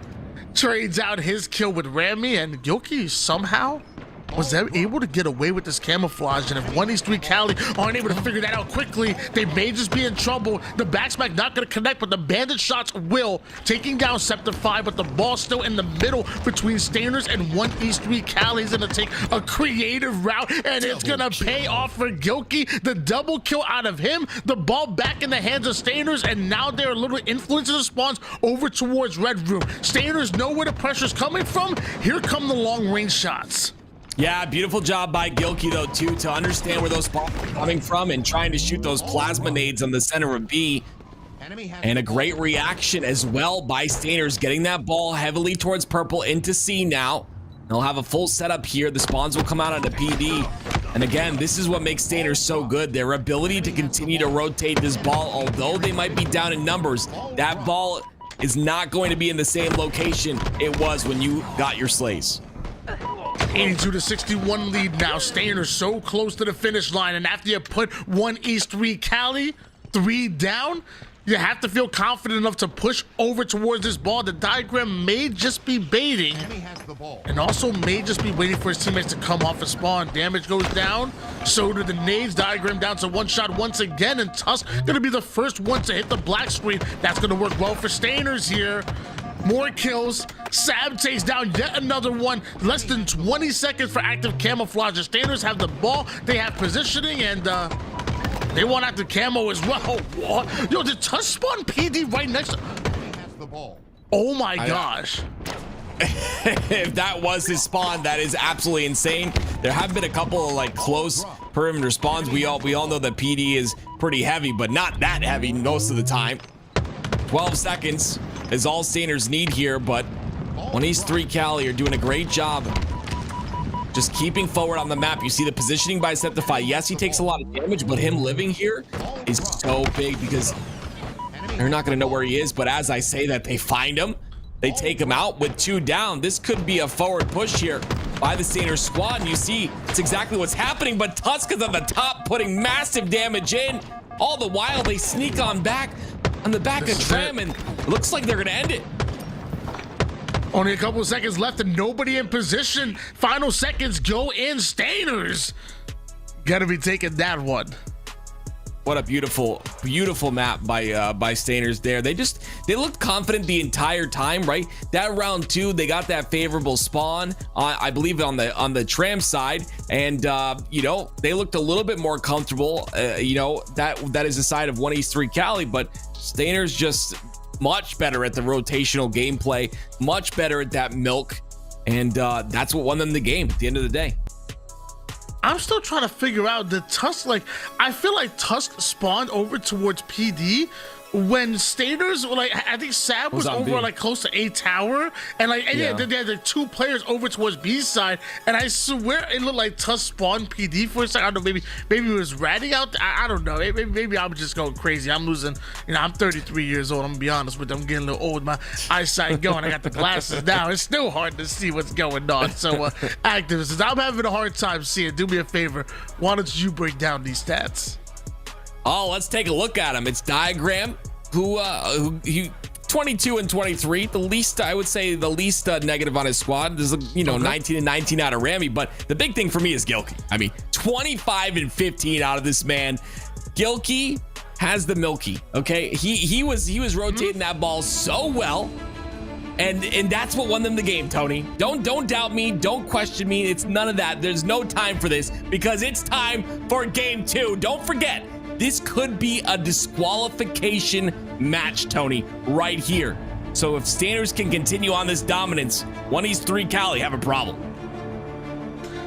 Last game, Gilkey did a great job of picking and choosing his points of attack, and the way that he did it was methodical. It wasn't anything super flashy, but it was really fun to watch. We're gonna find out if he brings that same energy here where slays matter the most. Meanwhile, Suspector trying to get an angle from the bottom mid side of the map. Instead, will catch a grenade right to the eyeball. Rambi forced to back down while one shot. Somehow, Suspector, it looks like he might have traded out his life with Diagram there, but still numbers favoring 1-3 Cali. 1 over toward the tower side of the map, 2 that are infiltrating gold. King Nick having his camo is going to be huge, though, on the top of tower. That's why, right? It's a massive pinch on that catwalk player, Inceptify, and because he goes down, that opens everything up. Tusk is the next target. He's in trouble. He's got the shock, and they want it out of his hands right now, Tony. And listen, they might just get exactly what they want. King Nick taking down the former teammate in Tusk, snatching up that shock, and now putting it to work himself in the gold side of the map. And he might just need it, because I saw Diagram and a couple other players that were navigating from tower over towards C plat. Here goes one. It's Rami getting caught over toward the long haul side. Suspector not having any part of that. King Nick lines him up. Take down 2. That's a double kill for him. Septify forced to back down, but who's waiting for him? I think Gilkey might be chasing him down from the other side. They're attacking this 1-3 Cali roster from all angles. There is nowhere to hide. King Nick is chasing you. Wow, I mean, King Nick went on a tear right there. If you ever see a player holding still with a sniper in his hands, all I can tell you is get out, run away, because they're lining it up to get that headshot. Beautiful play by King Nick. He's 5-2. Shots from Gilkey onto Diagram. Tusk gonna watch his back. Perfect bait and switch, and some good insta-splodes going there to put that player down to 1 shot. Not quite enough to actually take them down. Suspector challenging everybody to fisticuffs. Using the environment to cover his back, takes down Rami 2, quickly going down for 1-3 Cali, but the same for Stainers. Gilkey ready for the push from Tusk, still can't take him down. Sav gonna try to get away with active camouflage. It seems like every angle he's looking to take, there's someone looking at it, but now that he's gone ghost, nobody knowing where he's coming from, not quite the camo that you want. Yeah, I could have seen a better camo by Sab, but I want to talk about the placement of that shroud screen, right? It not only covers the camo, it also covers the camo jump up, and he's able to get camo, get on that jump up without being seen whatsoever. Great placement for that shroud screen. We've been seeing a bit of back and forth on the map here. Somehow it's led to a 5-kill advantage here for Standards, who already have a 1-0 lead here in the series. The game's now slowed down, and this is where Standards become even more dangerous, because just as well as they can get into their offensive set, just as well as they can pressure you, they can also feel comfortable with slowing the game down, setting up and allowing you to make mistakes. Shock in the hands of Gilkey, doesn't connect onto the first. He never misses twice. Takes down the second. Now finds the 1-shot Rami. He's gonna continue to grind forward here as he punishes Diagram down to 1 shot. His teammate should be able to finish him off. There it is. Finally, the 1-shot Tusk takes them out. They almost completely wiped 1-3 Cali, but Tusk gets his shields back, fends off King Nick. Well played by him. A 6-kill advantage here for Standards, but 1-3 Cali are driving Standards back. Yeah, Tuss did a really good job there of making sure to get those kills. And I mean, he stayed alive on elevator that entire time. Gilkey thought he was safe, thought he was making the right play by just milking his life. But unfortunately, Tusk was there to end him. And, you know, that unfortunately, all of that work doesn't end this lead. It's 22-15 now. Constant 1v1s being won by Stainers. They've got to be stopped. Okay, Nick able to grab a hold of that camouflage. Ends up being brought back to reality, though. That's going to be burnt. As Gilkey coming in out of nowhere for the C-plat side. It looks like 1 East 3 Cali not ready for him. Taking one off of tower. Taking down the long haul player's shields down to none. I'm seeing 3 more members of 1 East 3 Cali that could be holding out Gilkey. But Gilk, smooth the moves like silk. He can't be stopped on his way through. And now the Suspector has his back. It's a 2-pronged attack. One goes down. It looks like the second might join them. It's now a double-digit lead. Stainers have complete control. Gilkey just played that so well, right? Goes in, makes sure to get that melee. Does not give him a second melee. So he at least has, you know, half shields to work with and stays alive the entire time. So, again, a veteran who in his own right has been in the game for so long, such a long time. He's been a professional player. You can see individually he's still up there with some of the best, and he's also very wise as well with all the time he spent. So definitely look for Gilkey to have another incredible season here in HCS Season 3. There simply comes a moment where Stainers are no longer prioritizing getting clean kills at this point. They just want trades. They'll be happy with that on their way to the 50 kill mark. So they're gonna pair up, get aggressive, and really test the defenses of 1 East 3 Cali.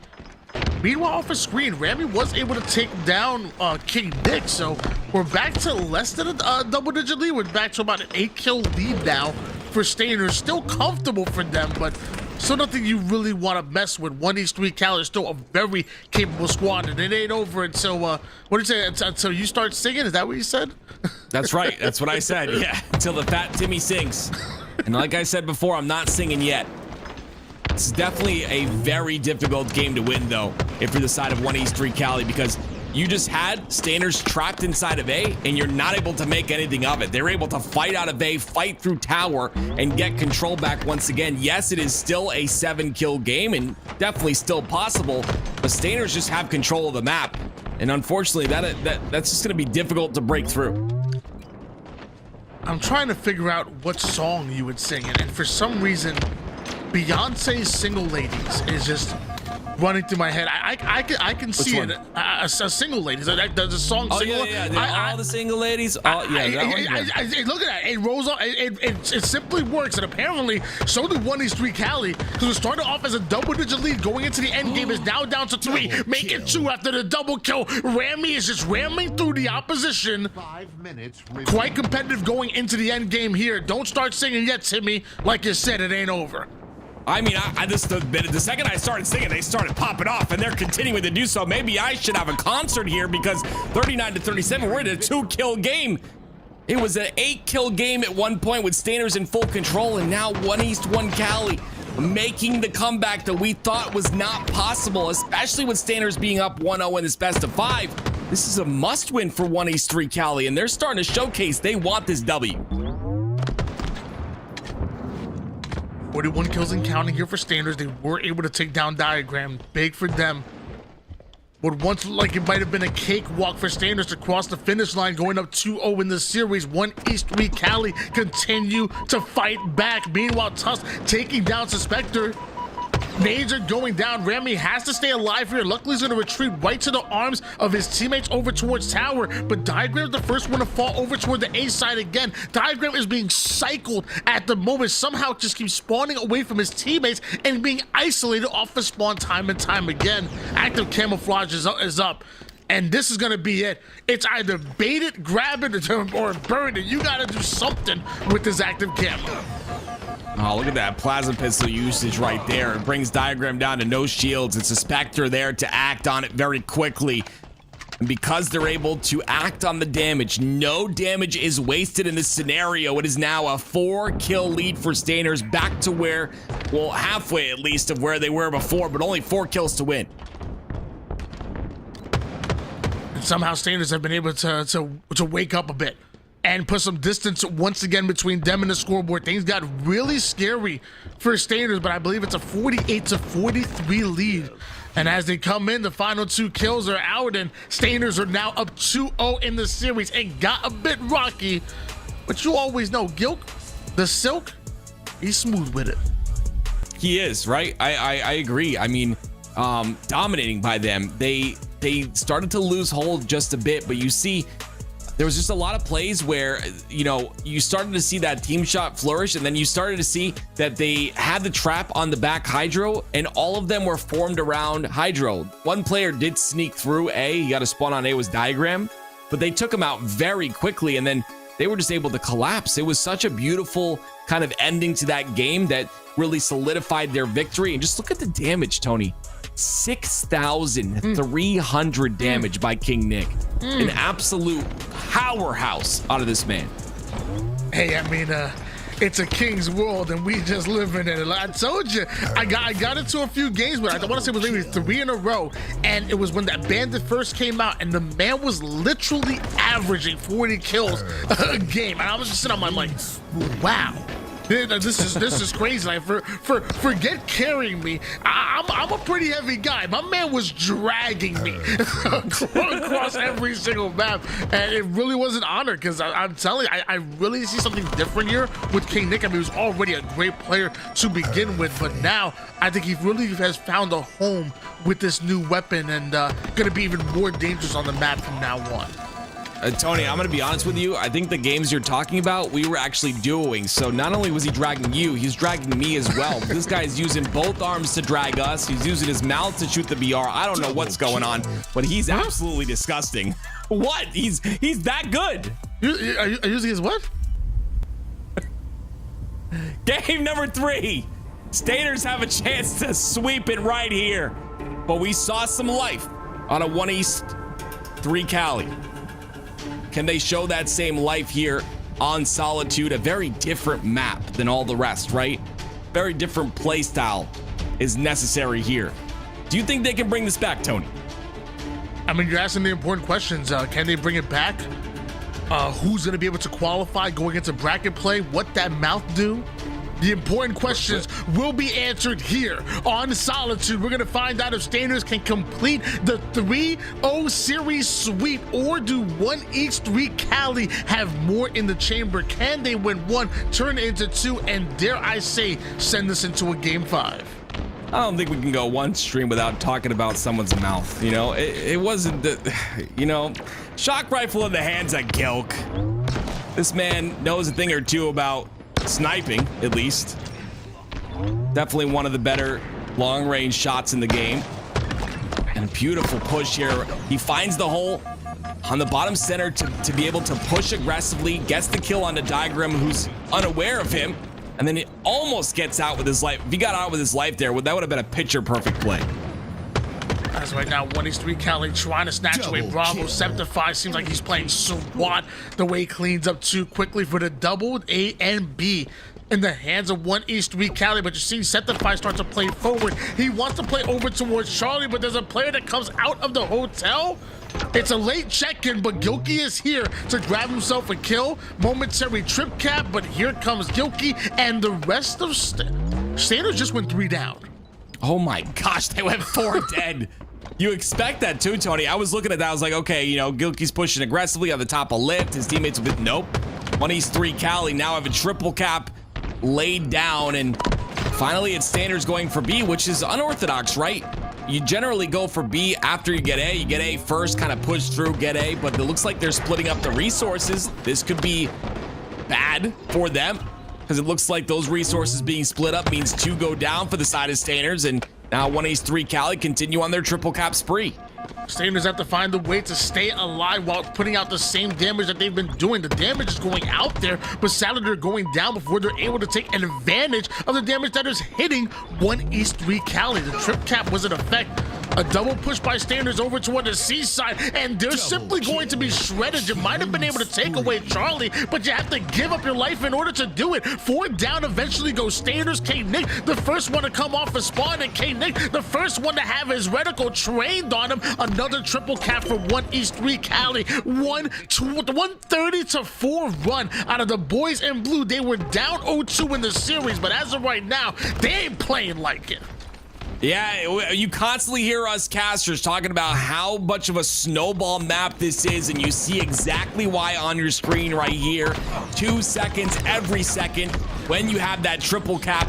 And like you said, Tony, a massive scoreline, 154 to only 4 points here.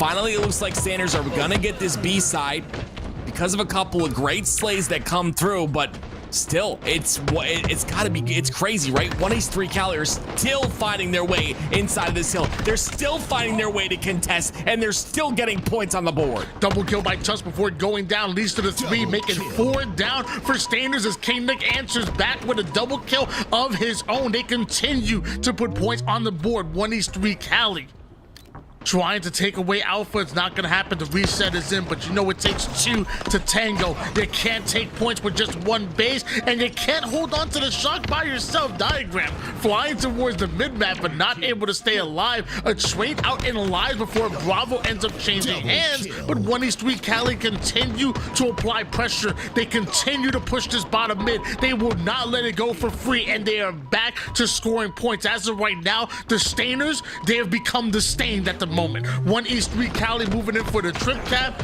and Stainers have been 1 step behind literally all game long. I really just want to commendate Sab right, I believe it was Sab right there, but that drop shot, right? Making that shot, making that kill very difficult to get. Obviously, I believe it was Sentify still got that kill, still was able to outshoot him. And like you said, now just past 200 points. King Nick is doing all he can, and you see him right now, right? He's target switching. He's putting a lot of damage into multiple people, but look, none of that damage is getting cleaned up. No one's in a position to do anything with those points of damage that are happening, and because of that, it's still a 2-plot hold and still points being added up. And this is what we often call the snowball effect. You know, we talk about Solitude and how momentum driven it is. I know it's, you know, a cliche for us to be talking about as casters, but it is the truth. Like, there's no such thing as a 1 or 2 or 3 point game. Not in Solitude Strongholds. It either is going good, I'm sorry, so that's either going great or it's going terrible. There's no good, there's no fair. And as of right now, it's going pretty bad for Stainers. I mean, I don't listen. I understand that everyone on Standards is a professional player, but that map has got to get you a little frustrated, right? That is look at the score lines here. We got a 2-0 on Streets. We got a 50-43. I wouldn't say a dominant Slayer game, but you know, 50-43 is still 7 kills. It was close, but not that close. And then you got a 250-7 victory. Taking a look at the stats here, Tony, what do you see? I mean, I'm gonna be honest, I love my stats, but I don't need to look at the stats from that. I mean, the eyeball test was there. What I saw is a team that got outpaced. One East 3 Cali, excuse me, I almost said the opposite. 1 East 3 Cali were simply ready to play a game that was more aligned with their skill set, and that's upping the tempo. When you see Septify and Diagram, they want to go in and get that damage. Grammy can play fast as well, and then you see Tusk, who kind of covers their backs perfectly and really makes sure that he keeps his teammates alive. They want to play a very fast-paced game, and the rest of the series didn't really align to that line of thinking. You go into Solitude, you know, maybe if they had a live fire coming up in game number 4, I'd feel more confident. The problem is, I believe game number 4 is King of the Hill on recharge. So, yes, you can relentlessly attack a hill, but at the end of the day, I feel like the relentless offense at King of the Hill doesn't win. It's how fast can you get into a defensive setup, and that's where Stainers have showed that they're usually 1 step ahead, is when they get into the defensive setups, their opposition can't do anything about it. I mean, what I really liked about 1H3 Cali, and I saw it multiple times, is just players putting damage into somebody and then just turning away and putting damage into someone else. It's like that trust that you have in your teammates there, in their ability to listen to your communication, to understand that, yeah, my teammate, I just put 3 shots into the guy, they're going to clean him up. And that to me just shows massive amounts of chemistry. Can it go into Recharge King of the Hill? Like you mentioned, it's a little bit different. We'll have to see. You know, I like to do that a lot within my own gameplay, put shots to just stay alive and trust my teammates. And one thing that kind of visualized in my head while I'm doing that, imagine, I don't know if you guys watch much basketball, but if you watch Steph Curry and when he's really confident feeling himself, he'll shoot like a baseline 3 and then immediately turn as the ball hits its like apex in the air. He won't wait to see it go through the net. He just knows that based on his form, based on everything, based on the information that he's practiced multiple times, that ball is going in. So he throws it up, turns, and if he's in front of the enemy or I guess the opponent's bench, he'll do a little shimmy on his way up the court, do a little shimmy and show off a little bit. That's kind of how I think about it. I put my shots and I have no problem turning away, staying alive, because I'm like, you know what? I trust my teammates. My teammates got my back. The only problem is my teammates don't have my back. But we're working on that. Yeah, I know exactly what you're talking about. I believe the first person to do that was Larry Bird back in the day. My beautiful Boston Celtics. I don't watch NBA anymore. It's been a long time, but yeah, I know exactly what you're talking about. Turning away, having confidence because of that form. But here we go. Confidence is needed here for 1H3 Cali because they're still in a position to lose this, right? Again, this is a disqualification match just due to points in terms of the Swiss format. If whatever team loses, this will not qualify for bracket play, or if they, it could go to a tie. It could go to a tiebreaker based on points. We'll have to see how it turns out, but most likely the person to lose this will not move on. So a very important match, and you saw the urgency out of 1H3 Cali in that very last match. We'll see if it continues here in game number 4.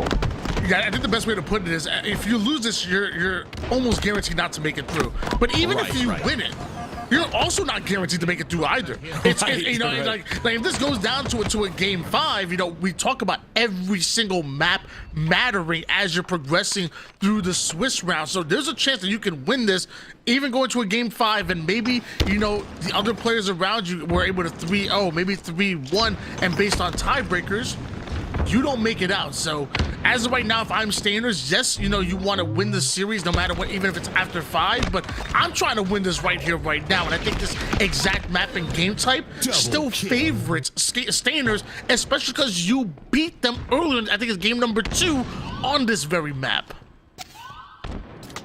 Well, we'll see if they're able to get some hill time here, as they did have 3 dead. You see the spawners come out onto C, and this hill being inside of batteries just makes that C spawn just really beneficial, right? Because you can get that cross damage, you can throw those nades from C plat, but it doesn't matter. They still get 2 down. Oh, it was 3 at a moment on the side of 1H3 Cali. Rami, though, comes off a spawn onto A, and he wins this 1v1. That's a huge 1v1 win. Because of that, they might be able to push here as they get Sab as well, Tony. Former G1 member with the shock rifle in hands has the responsibility of holding on to the gold side. Meanwhile, Septify gets right up close and personal. The melee kill takes him out. The nade from Gilkey is going to make sure that shot goes nowhere. And with the BR in hands, he's holding out Rami from across the map. Luckily, Sab is pushing him over toward the camo side because Gilkey, he needs some backup. Backup is not needed for Gilkey. Holy frick, that was beautiful out of the commando. Hitting every single shot right there, jumping as well. Not as easy as it looks. And because of that, they will secure this hill, and you can see they're already trying to slay for that next one. I promise you, my commando does not work like that.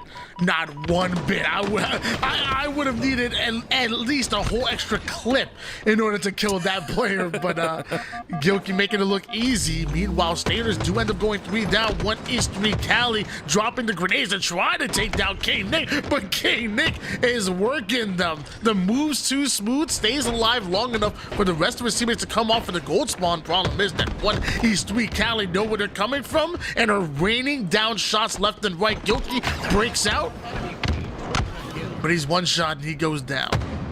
Yeah, it's that player in Rammy that goes to the top gold, gets that spawn, the favorable one to allow him to pressure from the back. And unfortunately, that's going to mean that Suspector goes down here momentarily as well. Guess what? That means shock rifle in the hands of 183 Cali, and you don't want the shock rifle in the hands of Rammy, so they take him out extremely fast, but all the while, they've got a lot of time on this second hill. Always like watching the flanks. The last thing you want to do is getting pressured and pushed up on from the back. You got to make sure that you're watching all angles on the map within your setup. And both these teams are going to find that out the hard way. Suspector and his team end up going 3 down, leaving Suspector by himself over toward the back C side. And 1E3 Cali, they're not wasting any time. They're actually playing through the hill, but somehow Suspector lives. Yeah, it's another 1v1 that's low percentage, right? Suspector living there is going to allow him to get some time, also get away. I like his idea to try and live here, but he second-guessed himself the first time. Not really too much you can do, though, Tony, right? He was getting pressure from all angles, so it will be a tie now, 1-1. Sap clears out gold with those nades, and notice at the moment that spawner comes up, he recognizes there's no longer a pushing from long haul to gold. He now changes attention not only towards the zone, but towards the opposing side of the map, and 1E3 Cali end up going 2 down because everybody is communicating. Everybody is trained on the push that are coming in. The information, the trusting of your teammates, the communication looking so good for Stainers who are on their way to a 2-1 game lead. The only thing that stands in their way really is Diagram and his camouflage. Backsmack first. That's exactly what I was gonna say. That camouflage is so vital, right? Him getting that camo really just turns this game around. They've already got a lot of hill time, but if he can get that A control, which he decides to go through mid, this is gonna be a break. Look at how much this camo does. They weren't expecting him here. He gets 1 kill. He got a kill previous as well, and he gets a second. Diagram utilizes this camo perfectly. They have A control now. They kill the last player that's involved, and look, full control of the new hill. Beautiful job by Diagram. From camouflage to a 3 down for Stainers, things are really starting to look up for 1E3 Cali in a swing. Hill number 3 tied up at 1 apiece as Rammy, along with the rest of 1E3 Cali, are trying to be able to address the players that are moving from tower to A, but he also knows there's players moving from long haul to batteries as well. They've sent 2 players from on the left side and the right side of the map, and 1E3 Cali simply were not ready for it. Yeah, Tusk tries to do everything he can as the last player alive, but unfortunately, he's going to try and push off the damage that was done. It's not going to be enough, though. Stainer is going to take the lead here, 2-1. And once again, with 2 minutes and 42 seconds left, Stainers are definitely looking to win this one to make sure they move on into bracket play. Oh my goodness, that's a beautiful peak shot from Suspector. At least a 3 down for 1E3 Cali. Just one more player that you have to deal with in long haul. Septify doing everything he can to try to play his life. It's just not enough. You have too many players that are trained on you. Diagram gonna follow. Now Rammy's by himself over towards tower, and you're running into multiple members of Stainers. You just don't have the numbers, the shields, nor the lives to work with, and Stainers are still progressing within the hill time. Yeah, it's just a 1-by-1 push here from 1E3 Cali. They're getting a little antsy, and because of that, they're finding themselves in a lot of 1v1 situations. You finally see a break happening through the pipe side. So that might be good for 1E3 Cali, but they've got to make that push through long, and guess who's here to stop them once again? It's another camo in the hands of Stainers. It might not get a lot of value, but it gets 2 dead and potentially gives them control, make that 3 dead as Septify is the last player alive. It looks like Gilkey and Stainers should be able to find the final seconds that's needed here for this hill, but somehow Tusk did spawn over towards back C, and Gilkey obviously was not ready for that one. Wrong place, wrong time. Sometimes timing just isn't on your side. But it's still a massive lead as far as this hill goes, which would lead to Stainers end up in a 3-1 advantage. So they're still looking very good for them. Gilkey now drops a Hail Mary off the screen. His teammate Suspector was able to take down Septify. A 1v1 does end up going Rammy's way, but Stainers still gonna funnel 2 players over towards this hill. 1E3 Cali have not given up on it, but Stainers, they continue to match them at every kill, and eventually it wasn't even about the clean slays. Eventually, they just simply had to stay in it for a few seconds and steal that one away. Great fight by 1E3 Cali, but great job not giving up that pressure from Stainers. Yeah, I like the fact that Gilkey was on that needle side and he had to take that fight, that 1v1. That player was completely focused on him the entire time, which means he could not pressure that C-plat side. And like you said, it allowed Staters to just jump in, get a couple of seconds that they needed, and now we're at a 3-1 deficit. 1 minute and 24 seconds remaining here. And that's not a lot of time for 1East3 Cali to get some hill time, so I would assume at this point, like we always talk about, it's going to be Staters who play the time here. Yeah, I always feel like if you're talking about it takes the enemy team more than a minute per hill in order to tie, I think you play for Slayer at that point. And sometimes even more than that, depending on how your team is built and the way Staters are built. They're built to slay out and to take advantage of mistakes that their opponents make. So if that's to force your enemy into a straight line towards the hill, they'll take that every single time because they are confident within their slaying ability. Yeah, it just doesn't give you that indicator. So you're not sure where all 4 players are if they're not in the hill. And now we're at 50 seconds. So the timer keeps going down. And it just forces 1East3 Cali to put themselves in the hill, which then gives you the advantage of a location information. And see now, Gilkey has that shock. He's going to end up going down, though. That might be a shock rifle for 1East3 Cali, but is it enough to get 2 more hills in 37 seconds? I don't think so. Especially as 1East3 Cali end up going 3 down, 30 seconds on the clock, and it takes 10 to come off a spawn, maybe another 7 to 10 for you to get over towards the map, and that doesn't even count. You still have to kill the enemy team. Time is simply not on the side for 1East3 Cali. They were able to find 1 kill, maybe 2. They find themselves in the hill to at least stop the timer. The problem is that they're being attacked from every single angle, from the C side to the A side. They're not able to predict where Staters are coming from, and by the time they figure it out, the damage has been done. 8 more seconds left. Tusk is the final player on the map. He has to straight line it over towards the hill. When he does so, right onto a grenade. Staters, they remain undefeated. They remain with only 1 loss, and they're handing their second to 1East3 Cali. Wow. I mean, what a beautiful series we had there. There was, obviously that first game that went to the Staters pretty handedly, I would say. And then game 3, look at the difference there. 250-7 in game 3. Maybe Staters not a solitude team. Maybe they're not as comfortable on it. Or maybe it was 1East3 Cali. You just played phenomenal Halo. But when it mattered the most, it was Staters who took it and will be moving on to bracket play, will qualify. Take a look at the stats here real quick. 25-12 out of Suspector. A beautiful showcase by him. That's the one that really stands out to me. Oh yeah, I mean, I think we're like plus 12, plus 13, something crazy like that. He was absolutely incredible that entire game, and I just think it was a bad matchup. I think if 1East3 Cali wanted to win that and send it into a game 5, maybe they want to see an Aquarius on Aquarius capture the flag. Maybe they want to see like a live fire or something a little bit more fast paced. Because once recharge, once you get into your defensive set on recharge King of the Hill, 1 round of slays, 2 round of slays, and it's kind of over from there.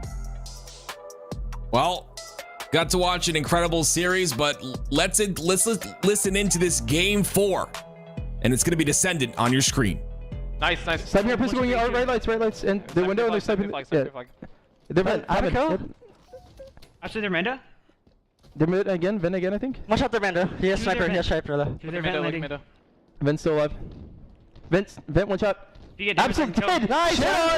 One more. Absolute. Mando, absolute. Middle dead. Nice, I'm going. 2 on me, last 2 labs and 1 shot. Absolute, they're lab and fell down frag. Dead, last guy labs, 1 shot. Right corner. I'm getting key, One shot, nice. I have key. Nice, 2 dead still. 32. Basement and window, need 2. Probably E1 the other guy. Yeah, they're flying so. The window and probably E1. No, both window going headshot. Both going right side. Headshot. I'm here. Nice, E1 on me. I threw not. He's 2 shots E1. Going in basement. Basement 1 shot. They're headshot. I killed basement. Nice. 1 shot their frags. We lived. Nice. Spots. We don't have to run this. I'm just running. I don't care. YOLO. The frags. This is the bottom mid. Top mid. RE2 gonna stop flag. Yeah, and. No, that's right. Still RE2. E2 weak. 2 shots on. Ethan's making him too weak. I got RE2. Nice. Keep playing kills. Yo, 2 bottom mid. Inside me in the front base. Air coil, our coil. Watch out, left. Get flag. Our coil to right. We killed. Our labs weak. I'm running for you. Yeah, running at him. Just fight. I'm sprinting on him for you. Top left. Yeah, 2S top left. 2S sitting top left. We have to go back for flag eventually. We have to go back for flag eventually. Yeah, Are he's gonna come at E2? E2. I'm pissing. Watch out, E1. Watch out. Yeah, Hey, got me. Still E1. We're in our basement. I'm gonna die. Oh, nice try. He's dropping Jason on me. And our back flag. Really hurt our back flag. Yo, I got killed! Oh, shit. Our flag not hurt. Our flag not hurt. I'm gonna shoot him. Dumbass. Front base. One shot our back flag as well, Manny. Two window. Yeah. Good milk. What the fuck? Flag dead. Nice. Manny. We're looking for Manny. Yeah, I'm looking at E2. Travis, I'm in to play. One shot going our headshot. I died. Where's the Max? Max one. Our back flag. R2? R3. Running it R3 last two. He's gonna have help. Right next to you, Ethan. Oh fuck, my fault. I can probably play off this. Yeah. Keep staying alive. One more E2. Full health. One shot now. I got the other guy.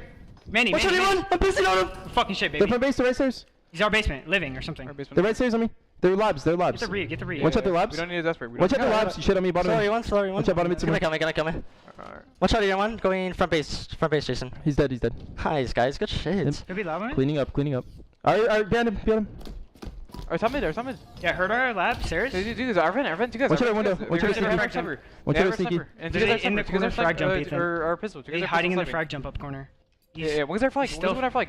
Come on! I have your right, Ethan. Window, one shot. Two shots, window.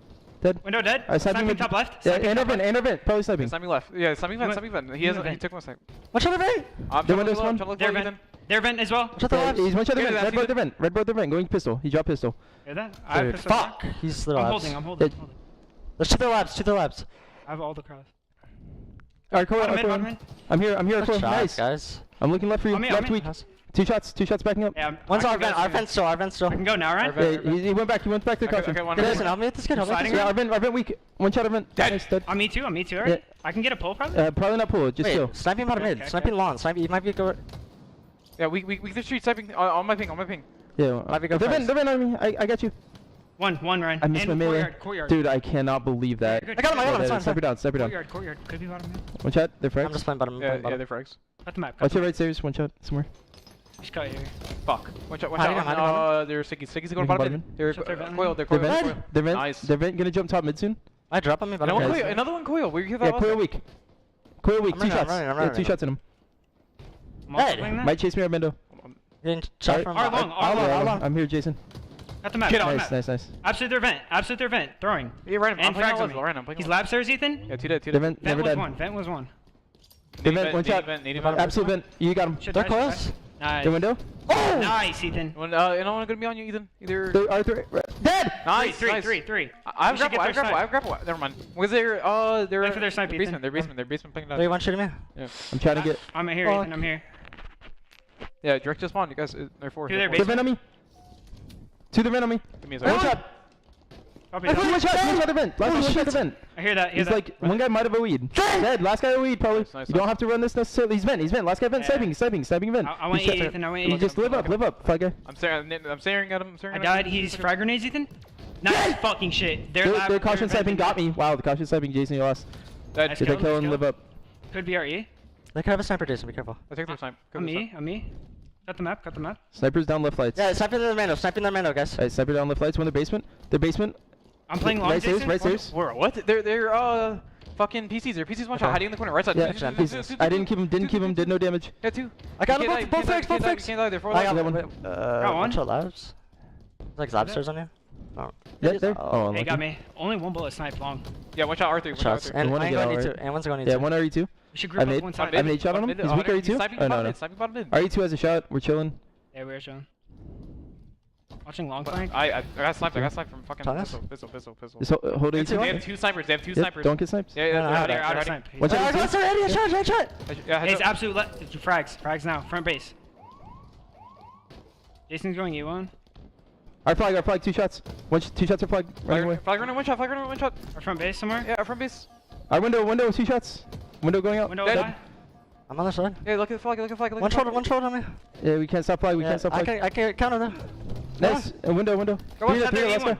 Or E2, like in the corner, left side. I'm their base. Not down to him. He's like... Yeah, right lights. Last guy. What the fuck? Oh, fuck.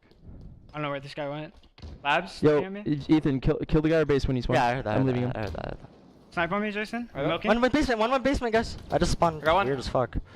One guy should be in our flag. Their basement weak. Watch out the basement. They're Mando. Dead. Middle jump. Let's guys on me. I got touch. I got trade. Yeah, all dead. I'm running it. I heard that. I'm watching. Yeah, it. I got this. One spawner now. One spawner now. Three dead. I don't know where. Coils. You're close. One shot. I'll kill him. Five. I'm on flag running. Long hold, going our pistol door. Long hold, going our pistol My door. game's breaking. That's so fucking stupid. All right, live up. That's so annoying. Oh my god. All good. We know it's a gap. It's fine. Let's go. Come on. I just got a fake grapple on Yeah, it. we're good. Let's go, Jason. Win this fucking break off, man. Yo, I'm gonna go our pistol door right away. Someone should meet with me like later. Yeah. I actually might come with you. Two guys going to re-2. I'm trying to grapple I'm QC. hitting this with you. I'm one, Ethan. I have to live. I'm at labs. Two guys on Jason. Yo, throw her long. Our headshot sniping. Looking out. Fuck me, dude. One's our flag. Yep. Glass. Our headshot. He's just sitting there. Headshot sniping out. I'm looking at our headshot off spawn. Watch out, headshot! I'm looking if he throws it out. The front base has a shot. One more headshot on me. Swish. I have a kill, the window. Swish our headshot. Swish our headshot. They've been sniping. Still our gus. Yeah, he's weak. Kill this guy. And top mid. Top mid and lifted their flag. Go on. Nice, Jason. Shit, baby. One shot 3-2. Dead. Two dead. One event somewhere. R3. Yeah, he's behind me as well. Yeah, sniping R3. I might have sent him? No, they're headshot. They're headshot not hurt. Headshot and probably right light sniping. Good, we're good here. I have an extra. Yeah, they're pretty far back. Yeah, we should go right, Ethan. Yeah. Yeah, our right light's weak. On the open. Dead. Dead. I sniped in labs. I died on you. Nice. One shot. 3 dead in a second. 3 dead, last guy. I died from our event. Yeah, he jumped out of me. Jumped out our going to our flag. He's going our window. He's running our window. They got weird spawns, guys. I got 2 shot. You can go. They're all in their base. Sorry, two on me. Shot their top base. He's nading R2. Careful. R2 weak. Dead. I traded with base. I'm flag weak. Dead. Last guy left light somewhere. Yeah, he's E2. He's E2 going vent. Okay. Easy to vent. I'm looking vent. Jason's on his ass. They're trying to play. I crossed. I have damage on me. The back flag. The back flag. One shot. Going E2. One shot 3-2. A different guy. There's 2 there. Headshot. One's Mando. Alright, they're headshot again. Alright, chasing you. One shot. On us. One shot. Frags dropped. Yeah, no one running. He's dead. R3. Yeah, they're PC. Oh, E2 on me. I box sniper in. Yeah, I'm one shot flag. E2 hurt. E2 very hurt. Dead. Spawning back flag. On Do me, something. glass. Spawning back flag. Traded. 3 dead. Last Spawning guy back flag. Two up now. Window. And Jason's coil. grappling it. Coil a little weak. Should get kills after this, Jason, I think. Play kills now. Keep running, Jason. I have your chase. I'm in the Picking flag. up our pistol door. Yeah, Pistol door. Yeah, they're all wing. I'm milking them. Got one. I got one. Last two labs. Last two. Shot! Last guy. Labs. Right Still side. labs. Nice! Fucking shit, Let's go. baby. Game 5, boys. Let's go. I told you guys. This is all we need. Go, boys. Good stuff. I'm no more Red Bull, bro. We should have. That's so dumb, dude. We should have won the fucking. Good fucking 4 snipes, episodes. Jason. Good up. Much better Halo, boys. Much better. Let's go. Good fucking call on that guy in our basement. I just hid and then traded with him. Yeah, it was perfect. Got a crazy trade their base, dude. Me and Manny traded with with bandits. We killed each other. Fucking pissed on him so bad. Is there another reset? What's game 5? Probably Solitude. I don't know. If I had to guess. Streets. I actually like Right, that. spawn them in one spot. Keep them the fuck back. Let's go. Good break off here. We spawn Kobe. We should definitely delay to hit B, or try something different. Cause last time their strat was like let's do a delay B. Like don't go up right away. Either that or we could like triple up the left side of driveway. They need that. They need the close. Yeah, they need like close. I'm telling you, if we delay it, Yeah, they'll throw them the fuck off. They won't have any grenades too. Jason shooting S to B. We can just like sound horn them. Yeah. Like watch them. Don't even grab the repulsor. Just hold the left wall with me, house. Yeah. I might just honestly stand Mando Ethan for a second. Yeah, that's fine. Like on the ledge. Yeah, that's fine. I'm just gonna be right below you. They shoot you from A gen if you stand on the ledge. Yeah. I might angle it. I might throw OMP steps here, but fuck it. I'm looking mid, nothing. They didn't see me. They should be able to. Go now. Inside B. You're inside B weak. Watch out, you dead. His tires one shot. TenR's dead. Nice, Ryan. Laundry, guys. Laundry. He's out. Laundry and shotty window. Laundry and shotty window. TenR's, Ryan. Oh, and shotty window got me. That's so unlucky. Top tower. Playing purple. Chow with me. Walk. Okay, nice! TenR's not here. TenR's might be weak. TenR's in. I have camo too, I'm going for it. One shot tires. Spiking it. You still one shot tires? I got camo. Hear that, right? And top 8, no damage. TenR's dead. One shot top 8 with a shotty. Back A. Two. Jason's shitting on them. I'm coming. Back again. I'm coming. He's a shotty, watch out. He's a shotty. He's dead. He's dead. Nice. That's gotta be Run. Plants. Watch out, Hollows. I can't really. And plants. No one tires. I killed plants. I lived with camo. New play. TenR's on me. One shot laundry. Sitting. Dead. Reset. Come research, sir. Can't really. I like this. They're rear banded. Planters. I'm here. Hold us, TenR's now. Watch out, TenR's. Hurt plants, struck. Dead. Alright, I'm collapsing. I got you, baby. Collapsing now. Two.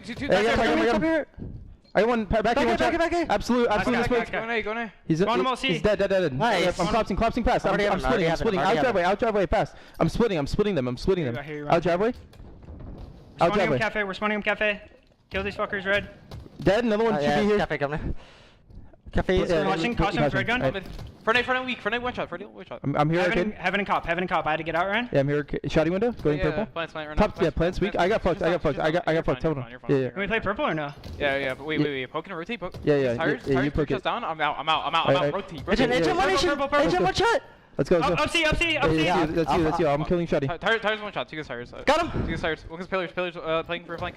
One shot cafe gen, Ryan. Yeah, 2 1 shot. I got one. We got both. I spawned Maybe purple on you. One Ryan. He's on Scrap camo. camo. B-steps camo. One shot B-steps. Half health B-steps Manny. Manny is camo. No idea, Ethan. He's on this Palm. Right side palm. No, not dead. One shot front C. I retraced. I have to get shields. Two chasing. I have to get shields. Nice. I think he's laundry. I got your shotty window. Hear that? He's there. On the purple bend. Purple one shot. Dead. Get that red gun. We're spawning him cop. Yeah, they're gonna be ready. Shotty me. No melee. Dead. Shotty down. One bullet. Shotty down. Jason, don't die. I got one. Nice. That's cafe. Yep. He's on us, Jason. He's on us. One bullet stalker. One bullet Shotty. Jason. Oh shit, yeah. You left him, Jason. Yeah, we're fucked. Hold on. And we rotate right if we can. Okay. Can you guys back? I went to right. 2 1 shots back at him. Rotate B. Yeah. I'm deep B. Can you hold your top spikes? Just walk this. One Tyrus sees me? Not really. Tyrus sees me? Not me. Yeah, not you. Just whoever's in C. Yeah, I have it. We're good. Alright. One's purple. We poke right, we go left. One is purple drop. Heaven one. Heaven weak. Alright, fuck it, I'm going. Fuck it, I'm going. We're going. I went up mid. Yeah, one's ATM in the window. I got one. Tires weak. Yeah, I got cafe weak. Let's do cafe. I'm going. Agent, watch it. Good fucking play. Nice. I can see.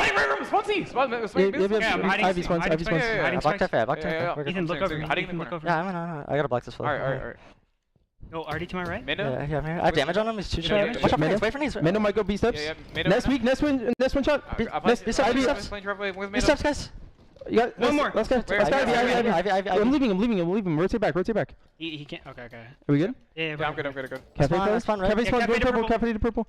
Bomb purple. Two goes purple. They're playing out spikes. They're skimming. Absolute spikes. On Shotty. Shotty one shot. A-team didn't die. I'm looking. And top spikes weak. Top spikes. One shot. Watch out top C. Yep. Watch out Ivy still. There's two Ivy. 1B Manny. Get out. I'm okay. Come on 5. Doesn't matter too much. B-Sears one shot. Whole B-Sears one shot.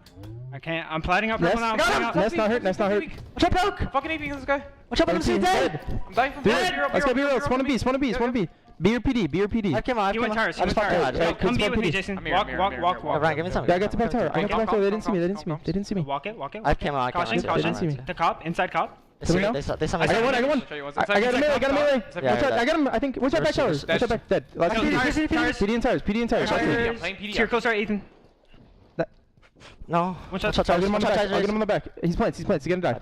Gonna be purple. Nice. Purple and driveway. Driveway with stalker. Get ready to come back to you. Get ready to come back to you. B with stalker. Mid B going arcade with stalker. Top C 3 shots. Go back to B now. Jason. Come on. Yeah, one gets top C, one shot. I think one could be cop. Am I too? No. Okay. Got it. No, tires. Nice. Arcade dead. Dead. Nice. Keep going. Be serious. I'm here. Watch out, nice. He needed me. Hey, plants. Not hurt. No damage. Pillies. One shot. One shot, heady.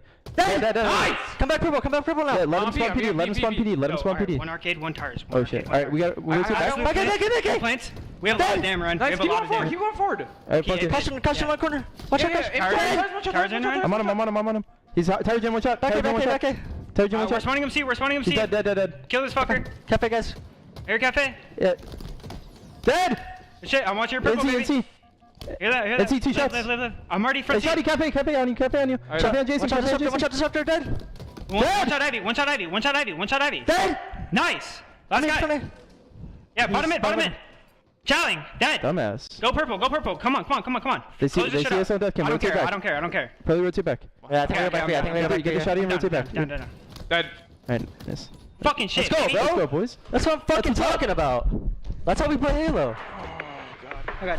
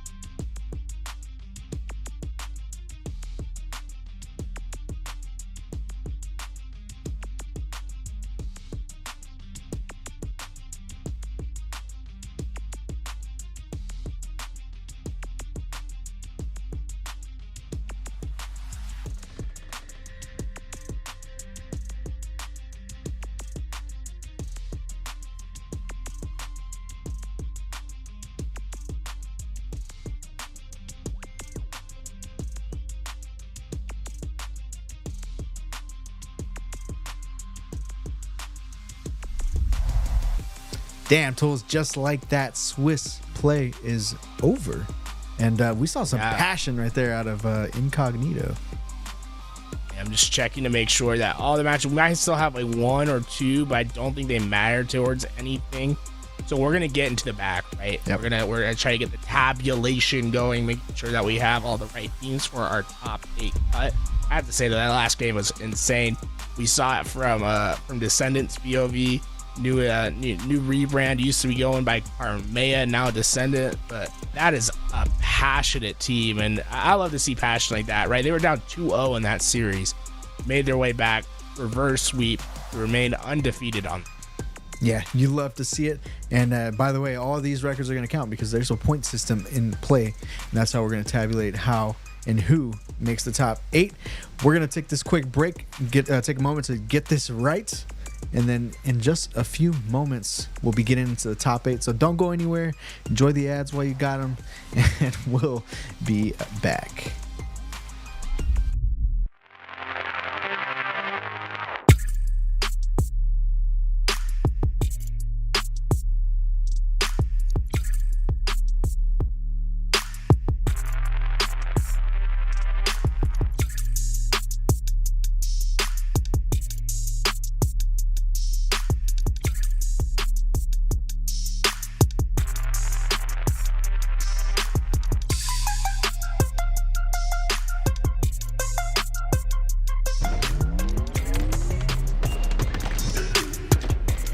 Double kill.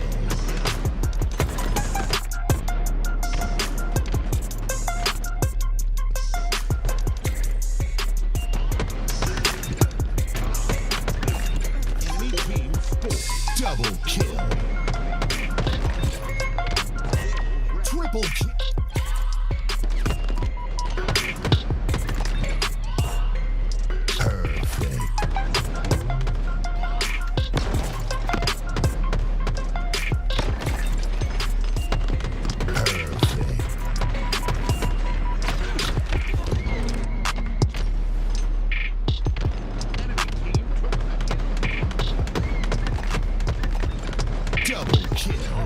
Triple kill.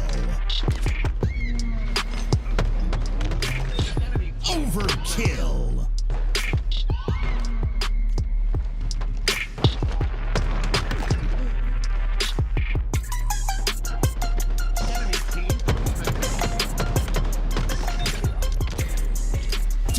kill. Triple kill.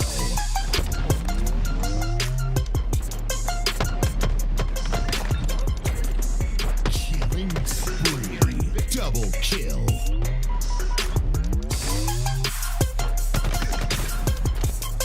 Killing spree.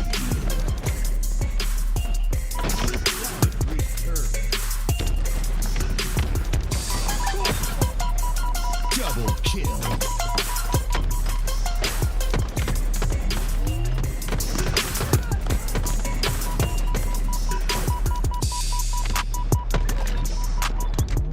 Last shot.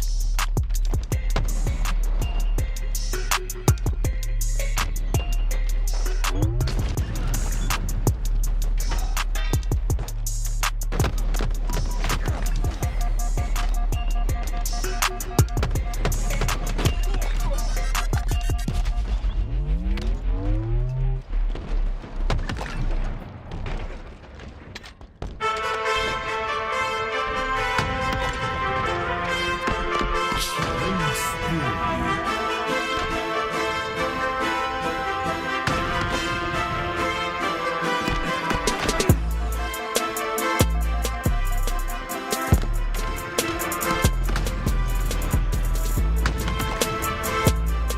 Snipe.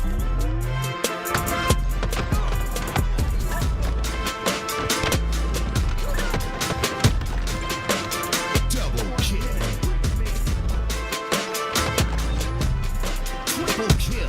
Double kill. Double kill.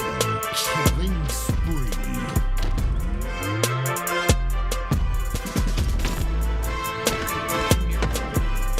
Reversal.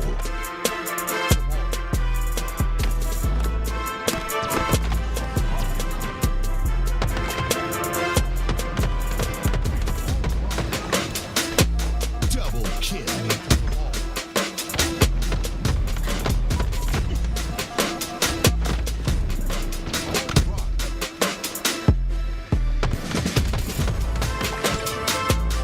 Double kill.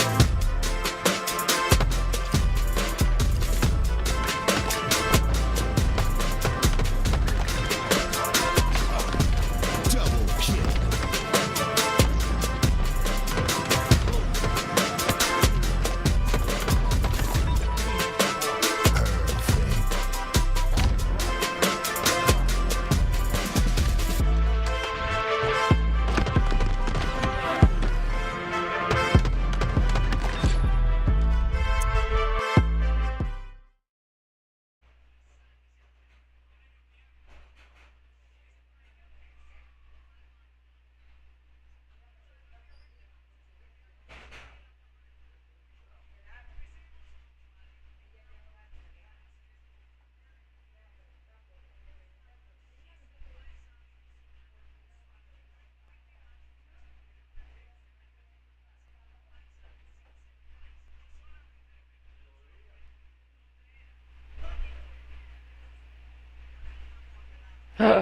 Qué mentira, no se le murió, weón.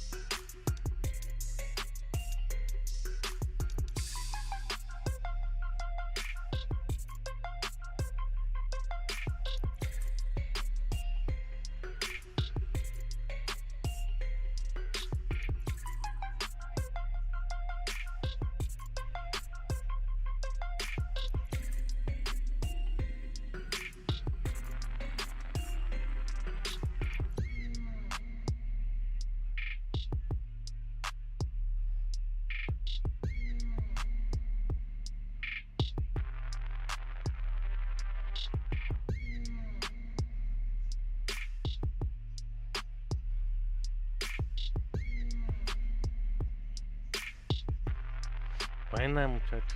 Buena, cabrón.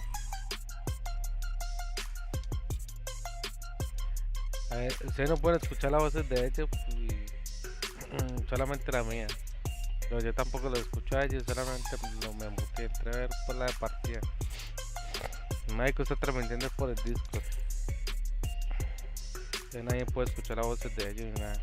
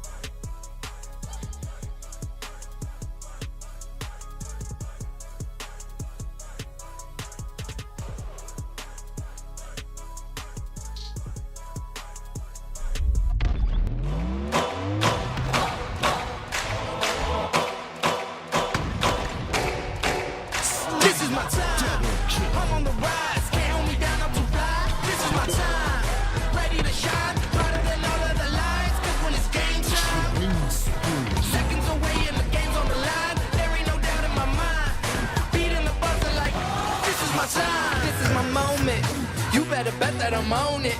Ready and set, I'ma own it. Blast it to 10, then keep going. There ain't no coasting, I never settle, don't play. Putting the kettle to flame. I go 100 all day. Foot on the pedal, no brakes. 10, 9, paid on my dues, waited in line. 8, 7, now it's about time that I take mine. 6, 5, king of the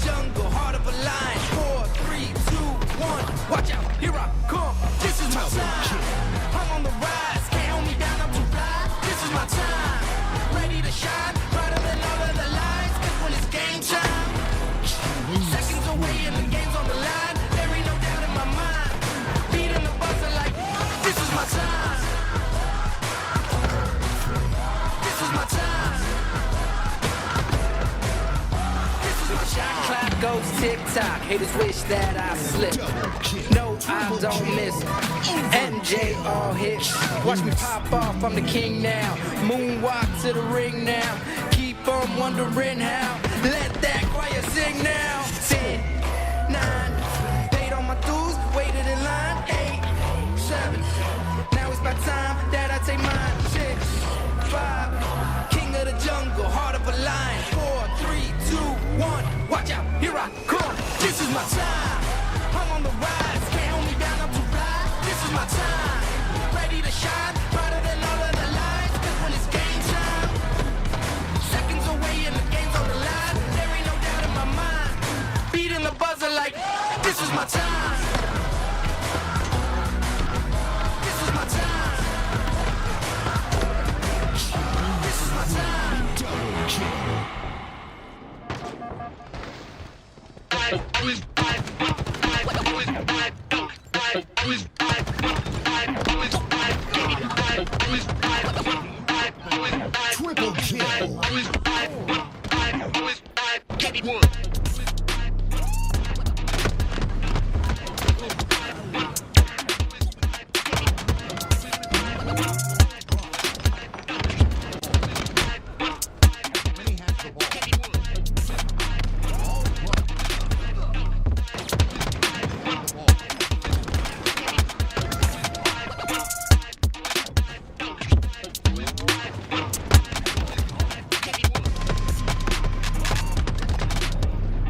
Triple kill. Double kill.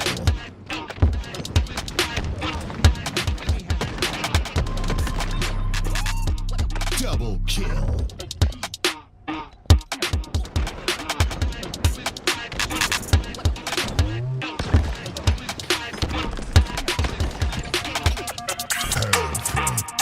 Double kill.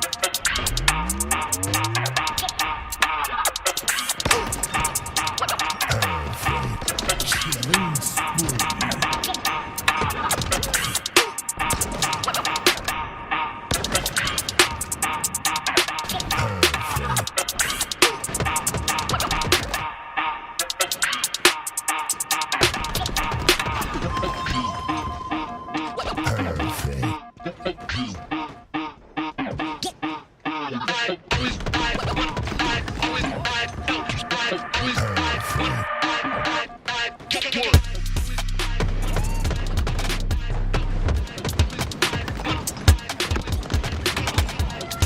Double kill.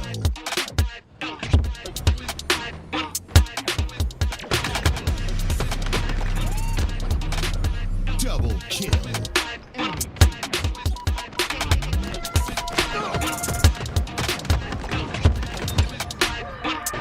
Double kill. Killing spree.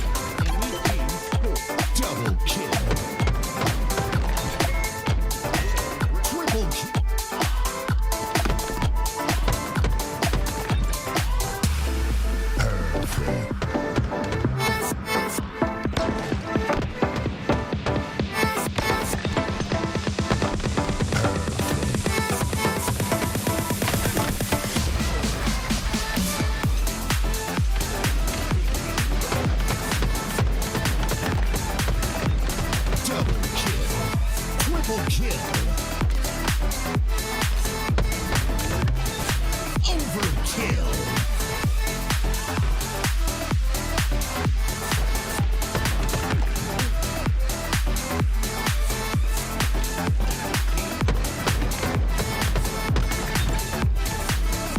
Double kill. Triple kill.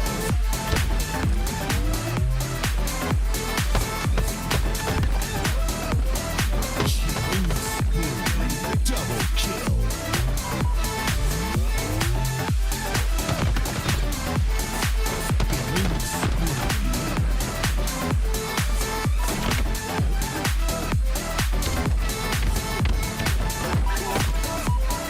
Double kill.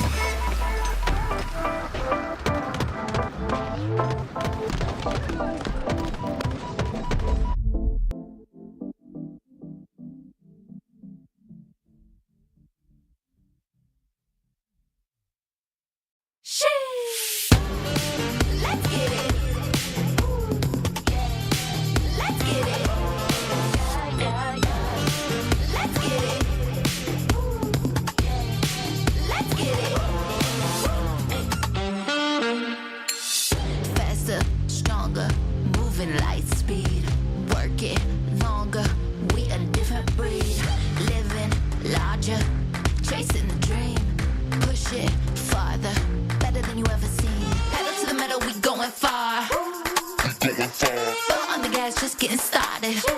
Let's get it started. Pave the way, roads uncharted. No problem, we ain't solving. 1, 2, 3. Let's get it. Let's get it. Let's get it started.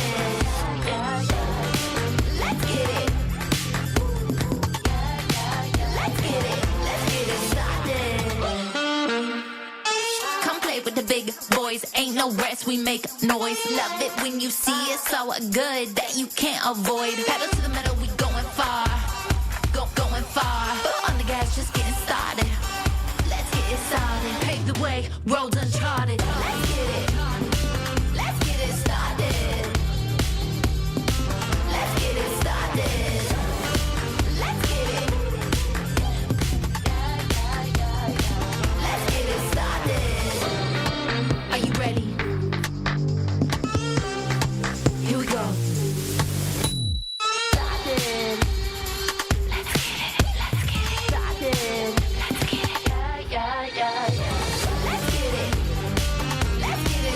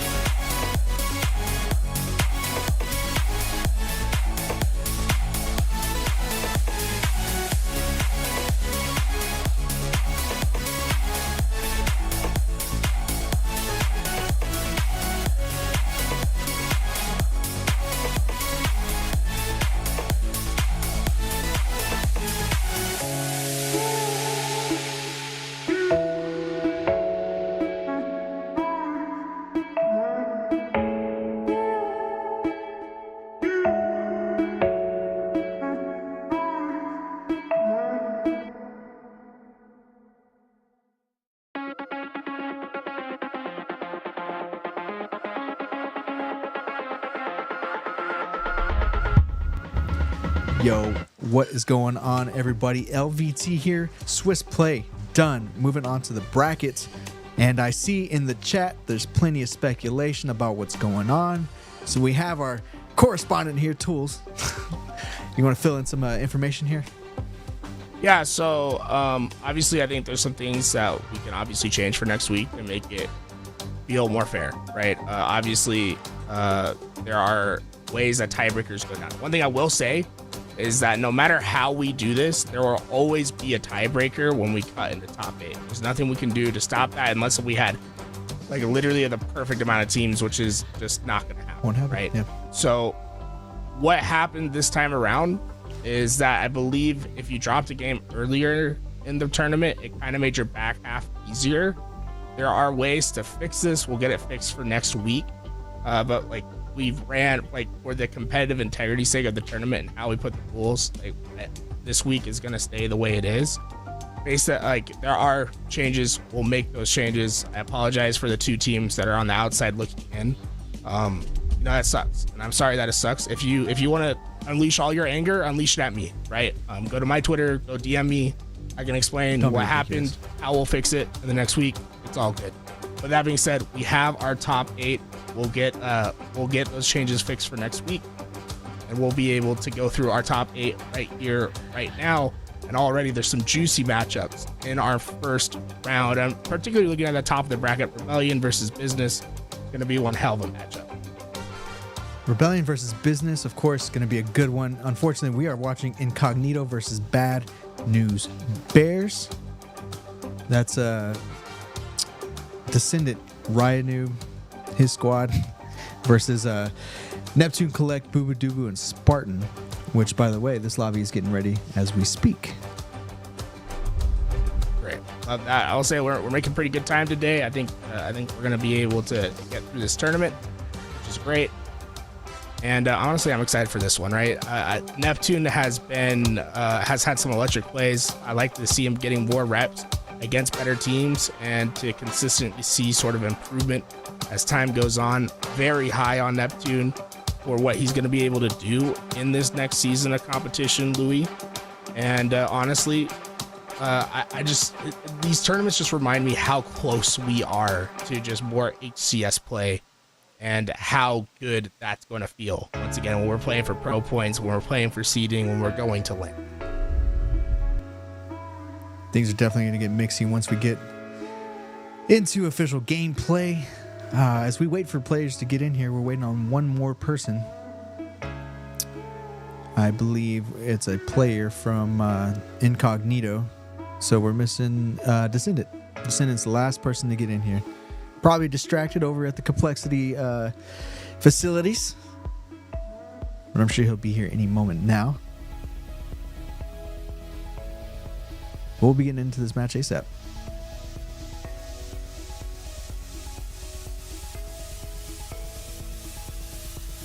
Yeah, absolutely. We'll say best of 5s for winners, quarters, winners, semis. Eventually best of 7 for winners final, just depending on how late into the bracket that we go. But I think it's going to be great matches all the way through. We have a strong Latin American representation today. I'm curious whether any of those Lat AM teams can make it to our winners semi. Well, we could do some predictions here. Do you think any of these LATAM teams have a chance against their opponents? That's the tough part, right? Like getting your way through some of these opponents. I think SWAT Alpha maybe can take a series against Gale Lewis. I think it's going to be extremely hard, but that's what we want to see, right? Like you want to see how good you are against some of these better teams. If you can go to that game 5, if you can get yourself one step further. No Org, that's one of the most talented Latin American teams I've seen as of yet. They're going to be going up against a fierce team over in Europe, though, right? That's that ex-Navi squad. So really, it's going to be the best of the best from both regions, really, going against each other in that bottom half of the bracket. Indeed. Well, we're just waiting on one more player, so while we wait, we'll kind of take a step back here for a second. Just waiting on Descendant to get in the lobby. As soon as he gets in, we'll get back into this gameplay.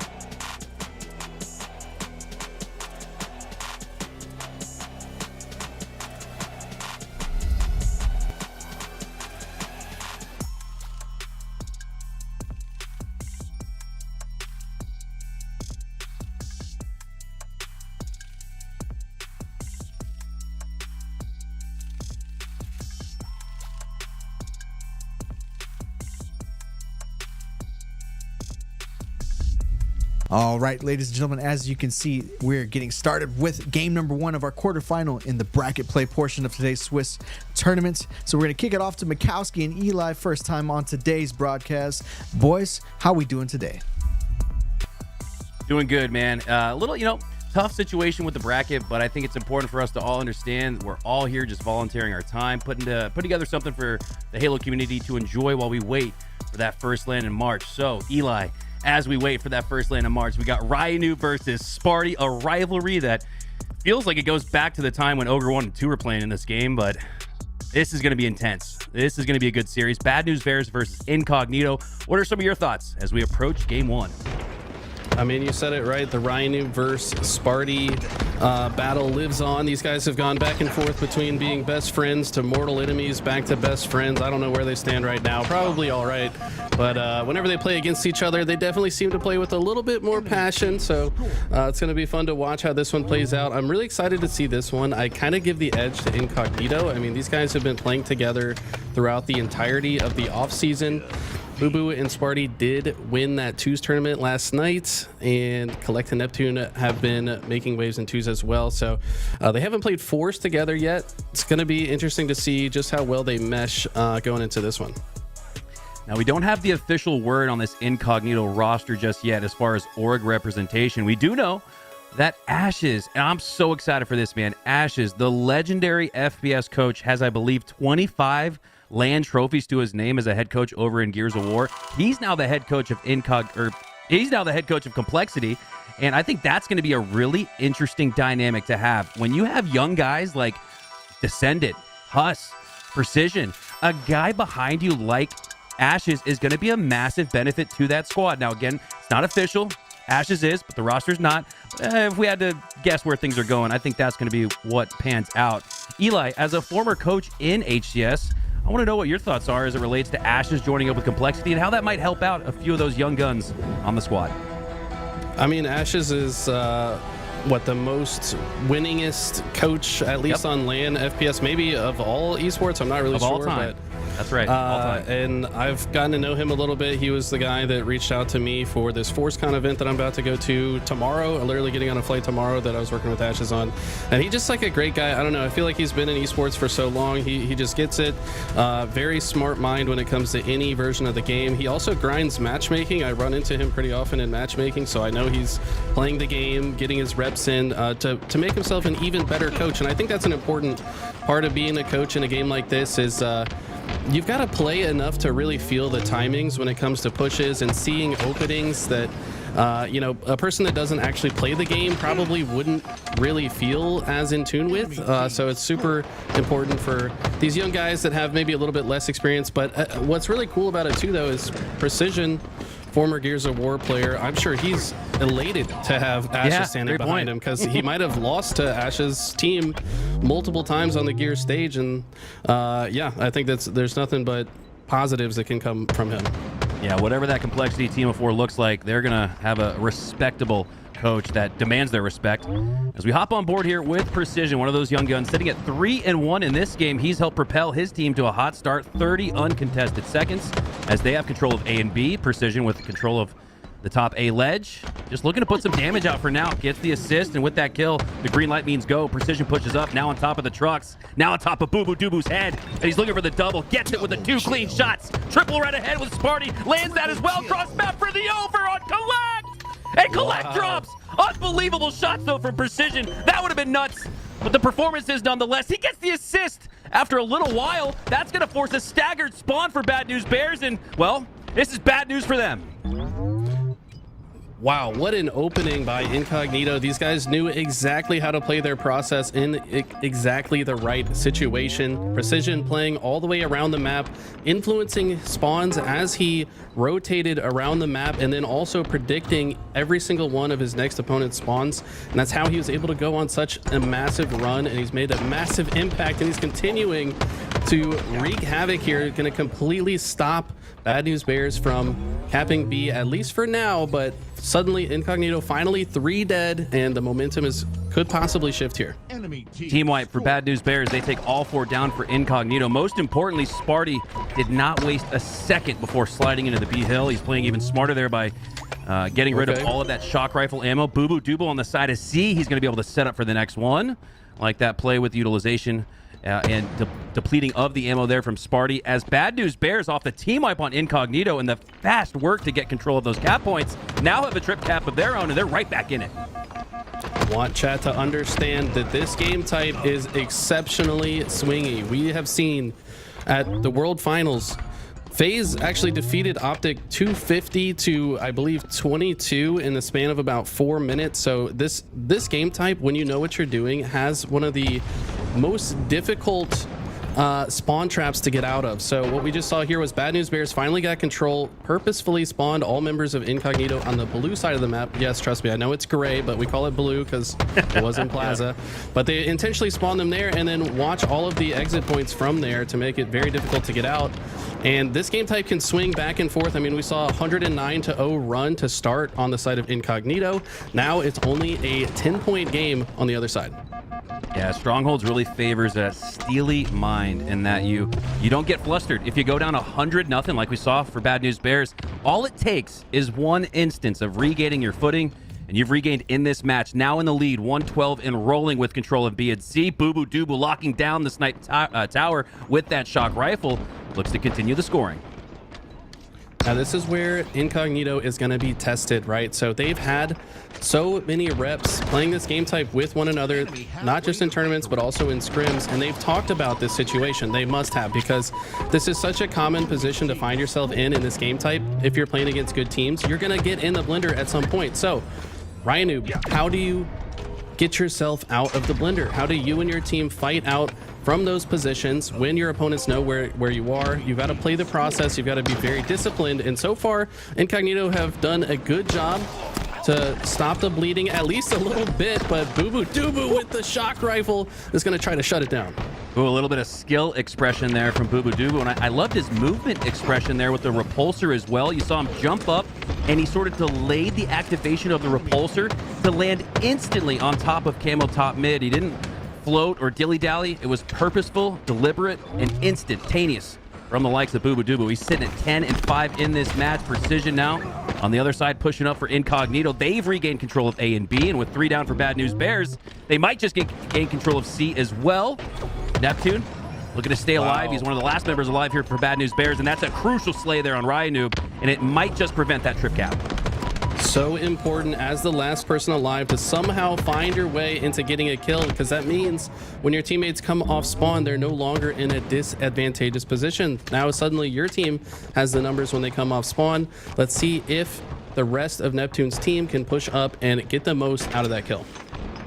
Sparty now roaring forward like we're used to seeing on LVT's broadcast, the HCS broadcast, whatever it is, on a stream. Doesn't matter. Sparty's usually holding forward and taking down opponents. We're seeing that now with his rival. Ryanoob gets the assist. Kuhlect gets the final slay. Little use of the repulsor there. Not sure he got much damage on the back of the wall to Precision. Nonetheless, still takes him down. Goes down shortly after to Huss. Kuhlect makes sure they trade out. And it's just back and forth trades all along the LR side of the map as Kuhlect chases Descendant. He's one shot. And he's gonna, oh, he's not gonna get away. I thought for sure he was gonna sneak around that corner with the slide, but Kuhlect strikes him down. What a great sequence that was for Bad News Bears. Not only does Kuhlect finish that kill that could have got away, but on the other side of the map, Sparty and Bubu able to secure the C side as well and get them into this very ugly spawn trap that I talked about. And this is kind of the meta at this point. When you spawn blue, you're just going to charge into the yard, try to overtake it as best you can. After you cap A, then you can think about getting into the rest of the map. Ryanoob trying to do a little bit of multitasking though, maybe trust that his teammates will finish that cap in A, says maybe I have an opening to also cap B. Turns out that might have been a bit of an overextension. I think it's better if your whole team just goes, caps A, wins that fight, then spreads out, gets control, gets some kills around the perimeter of the map. After you have a few kills secured, that's when you want to cap for B. And if you're in your plat lobbies like Tools, I mean, you just can't continually mosh pit bottom B. You're gonna die repeatedly. So please get some kills around the outside of the map before you try to drop bottom mid. And despite a hot 100-second start here for Incognito, it's Bad News Bears who roll into the 200 strong with 2:15 and rolling. B and C controlled handily by them, and it's going to come down to precision, finding a way off his back foot. This is exactly what you're talking about, Eli. The better team on Solitude, more often than not, can play off their back foot, can play off the back wall of A, as we see exactly how difficult it is to survive that situation. Neptune actually creeping into A. He's looking for the trip cap, still having some A spawners there for Incognito, and they're going down to B. Precision stealing it, and it looks like, is that an overextension, Eli, into A? Did Bad News Bears need that for the win? What do you think? I mean, I don't know. It was probably an all right play. Sometimes you can get away with it, but yeah, I think it's probably a little bit better to stay in the fight with your teammates. You know, him going off and capping A solo is a sneaky play that can sometimes convert, but it also means your teammates have one less gun in the fight that they're having right now. So I can kind of see either side. It's definitely a gamble, and when you're making a gamble play, you got to take the high percentage option. I think the higher percentage is to fight with your team. Oh, Sparty, one of the last lines of defense on that C side. He goes down. Bubu Dubu goes down as well in the trucks, and that's going to flip control of this map into Incognito's favor.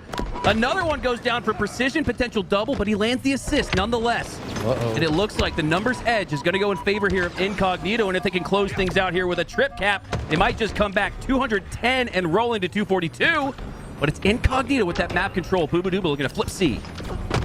Sparty lived for so long trying to preserve his life, but it wasn't enough, and this is a dangerous position for Bad News Bears. They've got 242, but that is not enough. They're going to have to get control of the map and then cap one of these strongholds, and the way Incognito is playing, they're not going to make it easy. Neptune looking to stay alive, 1 HP, takes down Ryanu. Huge slay there. Every single slay here is going to be a critical catalyst to winning game one. Neptune now pushing in towards the bottom mid side of the map. High ground advantage to precision. Shots advantage as well as he takes him down. Sparty looking to fill into B, but he goes down as well. And this could be a comeback win now for Incognito if they can secure B. They do.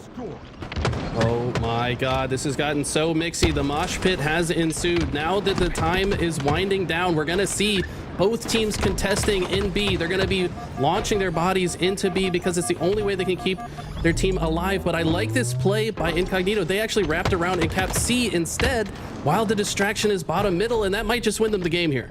There's 3 down for Incognito. This is going to give Bad News Bears the map control and space to move around on the map, but Haas finds the grenade! Off the bounce pass on the pillar, takes down Sparty, stops the clock at the last second, and we might just have that comeback come to fruition, if not for one last member of Bad News Bear in B. Oh. That's Bubu Dubu, looking to take down Ryadu, down to half shields, has to stay alive. Ryadu backsmack Sparty, precision takes down Bubu, and it looks like Incognito might just secure the comeback. Wow. Both teams fought so hard bottom mid, but look, we've got Kuhlect in A. But Incognito has an easy pick for C, but look at this. Bad News Bears also in B right now. Bubu Dubu getting a kill. It's massive. Gonna try to shut these players down. It's being contested bottom middle, but Bubu can possibly take C here. He's got a triple kill. Bubu Dubu with a game-winning triple kill secures a trip cap for Bad News Bears, and they secure the final seconds at the final moment. Bubu Dubu with another clutch play gives his team the win in game one. What a finish! Does anybody have more ice than this man? Did you not see him get the game-winning kill on Renegade last night? Shout out to anybody in chat that watched the 2v2 yesterday to see the most insanely hype 24-24 finish. And it was another clutch play from Bubu Dubu. If you put this man on Solitude, he will find a way to win the game. What an insane play that was. Oh man, I'm still collecting my breath. He had an overkill extermination earlier against Business, and now he's closing things out with a triple kill. I'd probably score that higher than the overkill he got, even considering the fact that it won the game. And here in this single elimination bracket format, talked about how in Swish every game matters. Now it even matters even more so, as it's essentially like a lower bracket matchup here where the loser goes home. Bubu Dubu making sure his team has the edge heading into a crucial game two. I mean, the ending moments of this, like as an analyst, are so hard. I would have to spend, I could probably make a 10-minute video about the last 30 seconds of this game because there were so many different things happening at the same time.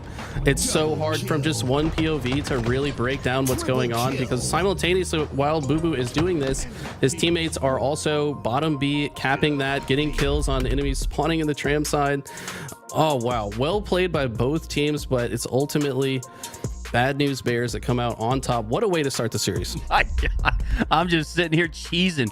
Swiss cheese, I guess you could call it, at that incredible game one. I'm sitting here with just a massive smile on my face. If this is how we're going to start out bracket play, Eli, imagine how we might finish as Bubu, Dubu, and the rest of Bad News Bears take the win. Let's take a look at the team composition. Again, we're expecting potential full team of 4 on the blue side, and we know for sure that the red team will not be competing in HCS Season 3. However, 3/4 will be. It's Neptune, though, who's filling in place of Lethal this event. Tell me how you think he fits into this team composition and why it might actually be a benefactor for him. Well, they're also missing Falcated as well, right? So that's right, Falcated as well. I forget Sparty, Kuhlect. I always think that they're still duos, but you're right. Even Falcated not in the mix. So half of Sentinels here. We'll give it a majority, and half I guess, a native. Half a native. So interesting team composition on the Bad News Bears side. Talk to me about how that could play into effect here. I believe, again, we have a full team of 4 on Incognito and a team of 2 split down the middle on Bad News Bears. How does that maybe benefit, or I don't think it would necessarily hurts them, but talk to me about that and how it relates and stacks up against Incognito. I mean, the way I think about it is like Bubu and Sparty, clearly a duo. I mean, they literally won the Dubs tournament last night.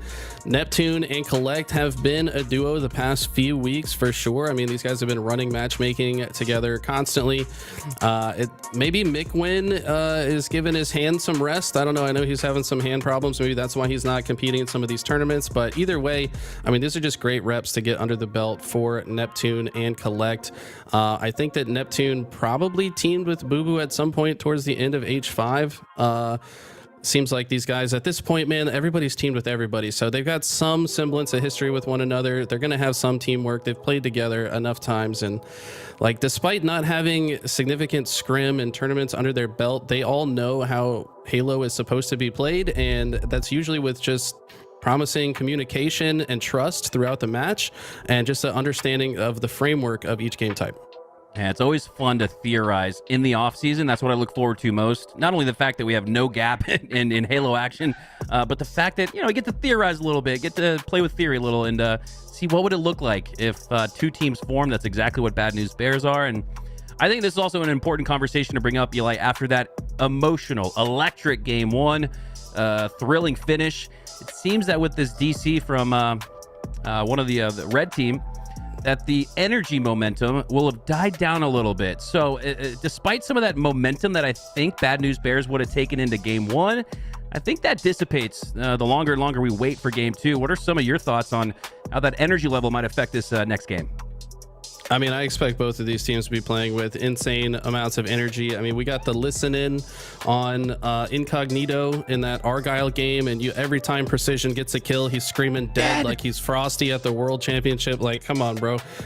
They're all feeling themselves. They're at the Complexity HQ, as we saw on Descendant stream. So they've got a great setup. I'm sure they're chock full of energy drinks. And probably the same could be said for the Eagle team as well. So not sure what's going on with Neptune.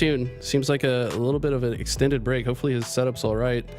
But as soon as he gets back into this, we will jump into Recharge Slayer. I will say, I mean, we've talked about this a few times, Hunter. Ryanu, whatever team he's on, is just good at Slayer. I don't know. He just seems to know how to rotate around the map effectively and counter his opponent's strategies. What do you think it is about Ryanu that makes him so good at Team Slayer? I think it's his time in the game. I think that objective efficiency that he applies to CTF or an oddball, he finds a way to.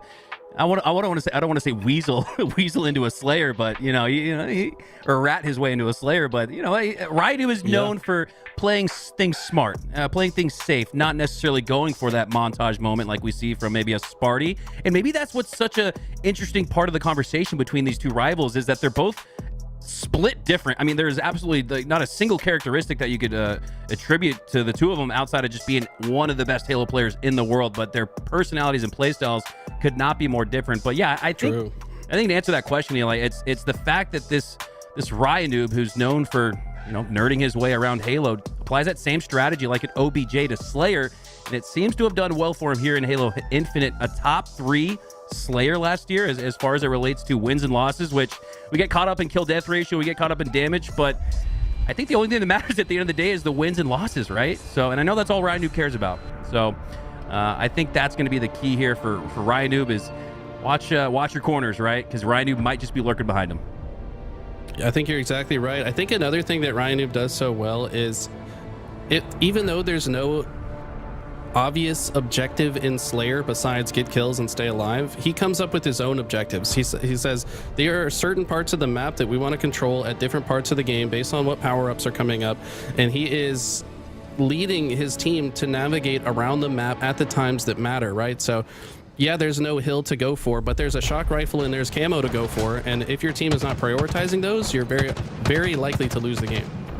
All right, here we go. After a chance to catch our breath after an incredible game one, our game two is tied 1-1, splitting off the rip as Huss looks to split that difference, splits the head of Bubu. Dubu takes him down, goes down to the cross shots across map. It's a trade fest for now, like we saw in that previous start to game one, and it trickles down to the feed for all.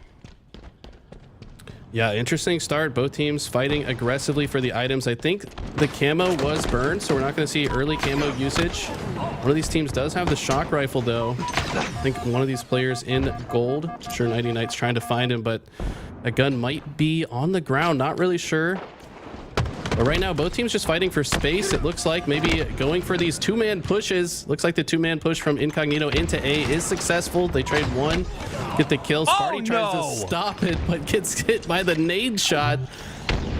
What an impressive play that was. Unbelievable. And Precision knew that he had been called out after that melee battle. He's one shot around the corner. Sparty pushes in, slides out quickly, but Precision takes him down despite the intel for Sparty. It's Precision who gets the upper hand. Ryadub now at the top of A, looks across the map, but with that DMR, not necessarily the most viable weapon to get damage across, so instead he elects to push on through to the needle side with Descendant. A couple other players flanking around the gold frag side. Sparty on the opposite side of the map. Precision in a 1v1 with him. All of his team is across, and look at the split pitch. 3 go down for Bad News Bears. Despite the fact that Incognito weren't all together, they play together and now have a 5-kill lead. Sounds like that shock rifle was picked up by Descendant. He goes down with nobody near it. Gun could despawn unless Neptune goes and grabs it right now. Yes, he does. Okay, now camo coming up in 3 seconds. So it looks like Bad News Bears able to get the shock, but there is a fight ensuing for the camo on the other side. Neptune looking to defend the camo below. It's up 14-17. This game's gotten closer. Neptune looking to help bring his team back, but he goes down. Camo's still up. 2 members of the blue squad on the bridge. Bubu Dubu spots them both out. Gets some early damage down. Earns the assist. Might get another one here despite going down. That might not get cleaned up. Wow, is that Huss? That was an incredible survivability sequence there for him. As Kuhlect, you can see him kind of looking for him. There he goes. Huss didn't get too far, but he did extend his life. Nice play nonetheless. I think that might have been a little aggressive from the side of Huss. He is known as the entry fragger for sure, though. He likes to go in, deal a lot of damage, be tricky and a nuisance, and buy time and space for his teammates to arrive. Looked like he kind of tried to make his play there, but teammates weren't in position to follow up. But it doesn't matter now. Descendant with the sniper rifle. Doesn't matter the map or the sniper itself, but he will be hitting shots. Huss finding a double kill over here in batteries before trading out, and it looks like Descendant and the rest of Incognito are gonna elect to maybe go for this A hold, or sorry, not A hold, but get a hold in gold and long haul. So let's see how they play out of this. 23-27 as this one's gotten a little bit closer, and we're on board here with Descendant. He's streaming right now from the Complexity facility. I love the player cams on the main stage. You get to really feel the body language and the emotional tone that they're expressing on their face. Descendant looks locked in, man. I think that is a kid at 18, 19 years old that has recognized the opportunity and the moment that he has to rise the ranks and be what he knows he can be here in the HCS. No scope melee, not usually a viable plan there with the shock rifle, but Descendant finds a way to make it work. 360 strong sides out of there, finding all sorts of tricky ways to stay alive, but eventually goes down to Sparty, who looks to continue pushing on through. A little bit of a grenade misthrow there is not going to do the damage he thought on Ryadub, and now he's going to have to disengage and re-engage back at the top of C platform. Still potentially eyeing Ryadub. He's looking for him, checking his corners, but Ryadub's behind him, and Precision gets the final slay. Look at the way that Incognito swarmed there at the tower. That was impressive. Looked like an anthill that just got kicked. They know exactly how to play in those situations when their teammate is weak. They actually know how to play with very little space, I think, better than just any other team. Most of the other teams in the HCS, they play kind of a spread strategy where they spread out and try to get a lot of unique angles, and Incognito does that as well, but they also have in their playbook, when we're all trapped in the same area, we need to be meticulous with which doorways we watch so that it's impossible for any enemies to come in and surprise us. We can do maximum damage as they try to get into our setup, and I think Incognito with their communication and preparation play out of those type of situations better than just about any other team. Okay, here we go. It was once a multi-possession lead for Incognito. We were once tied. Now, after that sequence there, 3 go down. 4! Unbelievable. Tied 36 all after 4 go down for Bad News Bears. It's a 40-37 game. I'm starting to build a case for Bad News Bears, but just like that, Incognito steals the lead right back. Saw a little bit of body disrespect. Ryan punching Bubu Dubu's body. Maybe Bubu experiencing a little karma after the teabags we saw him throwing out last night. But this is a close one, man. Just 2 kills now separating the two. And neither team really looking to be firmly in control of this. 43-41, Incognito. You're right, they've had the lead this entire game, but it hasn't felt like a strong grip. Us looking to push on through, gets a couple grenades out first. Long-range BR is going to do a lot of damage to that shock rifle, but it looked like Neptune got away with it. That could be crucial as he looks to reemerge on the bat ledge.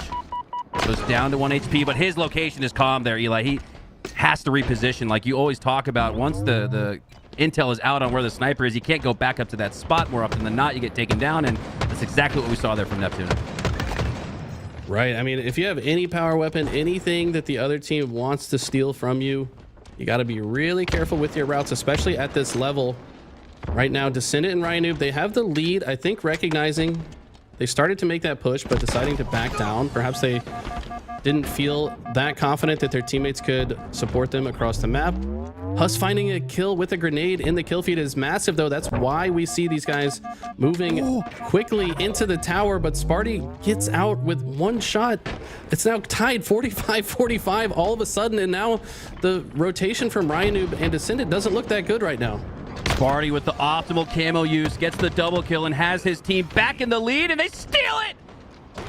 No! Incognito wins. Excuse me. I apologize. I had a little squiggly numbers on my side. I thought for sure that was a stolen game too, but no, Incognito regained at the end. Impressive performance, especially when you consider the fact after that double kill from Sparty, tied it at 45. They have the momentum. They have the map presence to push up while the other 2 members are on spawn, but Incognito off their back foot, take it 50-48. I am sorry, guys. We are watching this in very low quality so that it can be live for you guys. So sometimes the numbers on the screen look a little rough. So yeah, that's why I thought it was 45-45. But clearly, I got. I swore it was too. So we'll both take that L, Eli. We're on a bit of a lower quality feed than the one you guys are watching to make sure we are as quick on the comms as possible. We watch in 140p, so you can watch in 1440p. That's kind of the MO here on LVT. We're willing to sacrifice a little bit of quality on our side to make sure you guys get all the juice on yours. And that was an impressive bounce back from Incognito. You know, going down in that first game, kind of heartbreaking, right? It kind of can suck the air out of your entire squad. To lose in the final moments after fighting so hard, but then to bounce back and win game 2, like we talked about, always a strong Slayer team. But yeah, now we've got another objective game coming up, and this one could spell bad news for the Bad News Bears, or will they come back out on top? This is big. Game 3, tied 1-1 to die at game 5. This is the last time we'll see a series split, potentially split one direction for the other. The winner takes the lead in this series, and the likelihood, the mathematical probability that they will close things out. However, we play this on the Xbox or PC, not on paper, as Neptune gets some shots across the map on Huss. Guardian Angel protects one of his teammates and now sets his sights on helping Sparty grab that sniper, as he does in fact takes down Precision as well. And this looked like a great start. Eli, we usually see you get one or the other, Sandbox or the Hill. Looks like Bad News Bears just scored both. So huge to do so at the beginning of this game, but Incognito able to snag the camo. Sparty was just making sure his hill player wasn't going to get pushed at the last second there. Had to give up the camo, but I mean, you will take giving up the camo if it means you've already got 80% on this hill. Sparty pushing in through. It's a flank on the C side. Takes down Precision. Had the snipe, but utilizes the DMR to take one down. Bubu Dubu now soaring to the top of snipe. He's got a snipe in his hand, so that's important for Sparty. Make sure that if you go down, allow your teammate to pick it back up. But wow, look at the pressure from Descendant. He doesn't even allow Bubu Dubu a chance to scope in. He was invis that whole time, so using that camo to actually get the early rotation on the next hill, I mean, that is very impressive from Descendant. I feel like just a year ago he would have just beelined the hill and tried to kill everything in his path, but he's forward thinking now. He's thinking about how can we best, like, yes, we had a really rough start, but if I just make sure my team gets this next hill, we're right back into it. Us looking to stay alive on the box, using it as a teammate to potentially find some cover, but no, Sparty takes him down instead, and that's an all 4 down for Incognito. Bad News Bears already in the lead 1-0. Incognito able to rotate and get the early time, but after that team wipe from BNB, we'll look to regain the lead here. All members of Incognito coming off spawn on the A side. Sparty looking to get a little sneaky cheeky here. Ooh, but it could be Descendant with the QT. Yeah, Descendant going out of his way towards the QT. I think he actually didn't pick it up because he knew that when he picks it up, the indicator disappears off the screen. So perhaps intentionally not picking up the QT so that maybe Sparty wouldn't know he was there, but Sparty too smart. He's going to check that angle anyways. He gets taken down, and this could be a very early 2-0 lead for Bad News Bears. Wow, 2 sequences in a row where Incognito are wiped by Bad News Bears, and those 2 team wipes are going to lead to a 2-0 lead for Bad News Bears. Looking to further their control over here on the camo side of the map, but Descendant flies out on Neptune. His pace of play is so high. And now we're now on board here with Rynoob, utilizes the QT to work himself back to the A garage door. Kuhlect spots him though. Rynoob still with a little bit of QT left. Kuhlect with the camo though. Assist goes through. Rynoob goes down. Kuhlect looking to clean up here on the scoreboard. He's got a couple members, just gotta decide who to start shooting first. And he does that as he takes one down, looking for 2. He gets it and lands the killing spree and a little bit more time.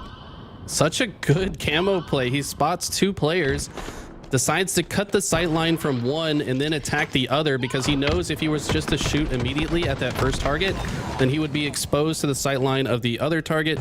And he just picks them off one by one. Also gave himself enough time to reproc the camo between the kills, between exposing himself to each angle. And those couple of kills could make this next hill another one for the Bad News Bears. That looked like a really good sticky toss there from Bubu Dubu. We're starting to see a lot more stickies connect, which is why I thought that one did. Bubu Dubu don't let down to low shields, and he stays alive. And on the other side, Rynoob gets a ninja underneath the bottom of the map. Now he's turning that into a double kill. Right, with the ninja on Sparty, the rivalry continues to grow. Love to see that. Rynoob now looking to push on through, secure their first hill in the game. They've done enough, Eli, to get a lot of time on each of these hills, but this is the first one that they're able to secure in such an important moment in the match. It's either a 3-hill game or a 1-hill game. After that impressive play from Descendant and Rynoob, it's back to a 1-hill game. 2-1, Bad News Bears in the lead. Precision putting the team on his back with this sniper rifle. His name is Precision for a reason. He's exceptionally precise, but the precision of the teamwork coming in from Bad News Bears. Kuhlect going to take that tool of destruction right from him. Wow, look at that. Whoa. That player with the QT just kind of respecting Kuhlect. Like, yeah, I kind of feel like he's about to no-scope me. I'm just going to preemptively portal so he doesn't have the chance. I think that shot might have actually connected before the player portaled, though, because he did get the assist there. Yeah, so Neptune here going to reposition back green. And this hill is looking pretty good for Bad News Bears. So this is a new hill, right? So let's talk about it. What's the best way to lock this hill down? I think that you're going to need nest control, power control, and another player that kind of patrols through the back B part of the map. So I think before Incognito gets into this hill, they're going to have to win one of those spots. And so far, they've been unable to do so. The response from Bad News Bears has been strong after Incognito put their first one on the board, looking to regain that 2-hill lead.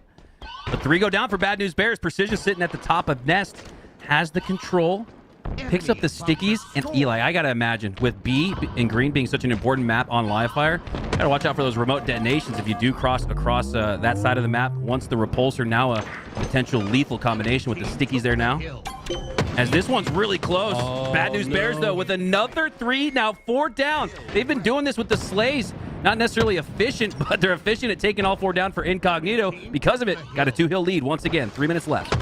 That was a buzzer beater. Incognito was just a few seconds from capping it when they go down. Huss tries to dive bomb into the hill to contest it, maybe with a last-ditch effort, but he shows up after the point is already capped. Kind of feels like his pants are down when he arrives, and then he just gets obliterated. Now he's not going to be part of the next play for the rotation, and it looks like Bad News Bears also have the tower and the sniper. It's exactly what you want for this hilltop mid. Yeah, this is the control you need. You want to control hill, you got to control the snipe tower. More often than not, you got the sniper in the hand as well, like we see with Bubu Dubu. A little bit of icing on the cake as 2 go down for Incognito. 3 down here for Bad News Bears. Bubu Dubu, last member alive. But look at this. Last member alive, scoring hill time. What kind of Ryanoob nerd-esque play is this here from Bubu Dubu as he lands a no-scope on Ryanoob? And another player gets the assist. Ryanoob down to low shields is going to make it very difficult for him to stay alive top mid. But with the teamwork, Ryanoob takes down Sparty. Precision did a great job there to sacrifice some shields, sacrifice his life, actually, as Ryanoob stays alive, but shortly loses control of that hill as it goes back into the hands of Bad News Bears. This goes to show how important this tower control is. You see members of Incognito bypassing the hill and going straight for the tower to try to get control of it. Looks like at the same time, members on the sandbags are also fighting for control. 3 kills go in the favor of Incognito. Suddenly they have control, and this hill looks like it's theirs. I feel like if the score was just based on total composite time, it would be like 223 seconds to 220, right? Like this has been so close. Every single one of these hills has been highly contested as Incognito squeak out another one, and with still 3 minutes left, both these two teams playing intrinsically for the scoring. The clock is not going to become a factor. This one should play to the 4 mark, and Incognito have life once again. I think both teams still going to be fighting for tower control. The hill is at B right now, but both these teams are actually fighting for the camo for now. I think they're going to want to also get control of the C part of the map. It's just an easier approach angle. You can overlook all of the B hill. Bubu Dubu, though, playing good defense here from the hill, accumulating time and getting kills at the same time. The importance of multitasking cannot be understated in this game type. And it looks like Incognito are going to get control for now. Ryanoob down to low shields. Takes the high ground, now drops to the back of mud, finds the assist. Almost like a magician. We didn't see any shots go out, but he finds the assist anyways. More chicanery from Ryanoob, what we've come to expect from him over the decades of watching him compete and competing against him. As we see Sparty now go down to low shields. Oh, he re-engages! Wow. Sparty did not expect it! As he turned left, Ryanoob slid left, takes him down for the double, and has Incognito on the verge of tying this game up at 3. Talk about adaptations, man. This is what I talk about Ryanoob all the time. People think that he's just like a slow, ratty player, but man, this guy thinks ahead and adapts to the meta over and over again. He also adapts to the way players perceive him. So you saw that. Right, Sparty's that's like, exactly what that was. Yeah, he's like, oh, Sparty thinks I'm just going to run away because that's my reputation, right? But no, I'm actually going to reach out and I'm going to kill him right now. So props to Ryanoob for just recognizing the situation for what it was and making the unexpected play. That art of deception so important in this game. Yeah, Ryanoob Chads might be a new gamer tag alt Smurf account he's looking to create. That's exactly what he represented there. It was just pure Chad gameplay, holding forward, peaking when Sparty didn't expect it. But 3 go down for Incognito. And after 50% on the board here for Bad News Bears, this could be their chance to close things out. They seem like they've been the team in the lead throughout the game for the most part. It feels like, oh my God, Sparty wants the game to end right now. Holy kill! Sparty with the biggest overkill we may have ever seen in the HCS offseason. Holy! That was so fast. 4 bullets, 4 kills. You cannot win a game with more style than that. Oh! I can't wait for that replay. Louis, run that back, man. Oh my God. I have never... That may have actually just beat Chick's overkill against G1 in HCS Season 1. I know this is online. Getting a little excited here, but take a look and you'll see why.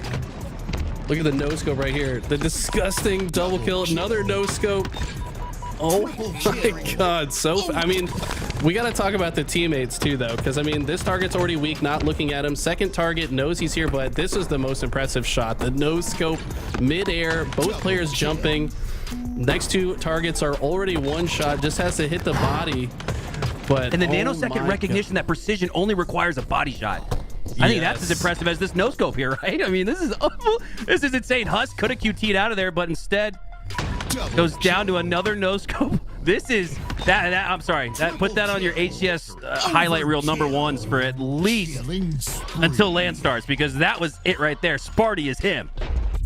So clean, man. We love to see it. Also, props to Nighty Night switching to him at the perfect moment to find that. I mean, can we give a shout out to the observer, man? Like, yes, holy crap. we actually need to stop down, because I am convinced. I tell people in the Halo community all the time, you got to watch LVT because we got Nighty Night observing. I promise you, you're going to witness more triples, overkills, and montage clips on LVT because you got a GOAT, an OG, a guy who's been on the sticks. He knows exactly what these guys are going through. He knows exactly who to tune into, and that might have been one of the best examples of it. Nighty Night for MVP, and Sparty as well, man. That was unbelievable. How sick is this? Lost in the moment. I almost forget what the series score is. It's 2-1 Bad News Bears, because that was electric.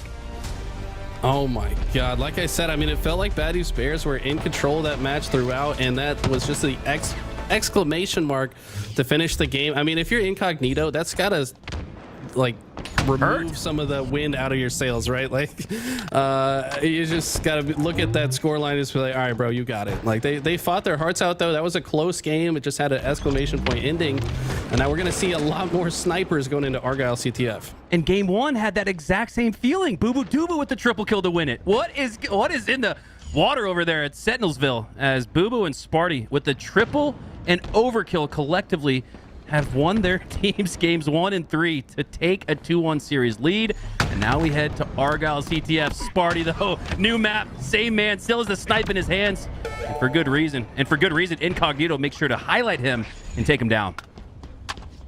I think this is going to be, like, the last couple games have been so close, but I see like this game is going to be an insane chess match. Both these teams I would consider to be some of the best players on Argyle. And we just saw Ryanoob and company meticulously win in overtime to make it to this point earlier against Business. And this vent control with the sniper rifle is going to be something you see throughout this game. Kuhlect, one of the best to ever do it. And right now, they actually look to be in good position to pull this flag. I'm actually glad you brought that up, Eli, because Incognito, they don't have the flag run out now. It's Bad News Bears instead, and Sparty playing a little OBJ. But Incognito's deficiency for me in that previous Argyle CTF, they would continue running flag when they needed to go for slays. It wasn't until an OT, Ryanoob with the IGL said, I think it was I think it was Huss or Precision. He said, it was Descendant. He said, make sure you stop and slay. As we see more slays go down for Bad News Bears, they play their process 1, 2, 3, and they now have the 1-0 lead. Look at this.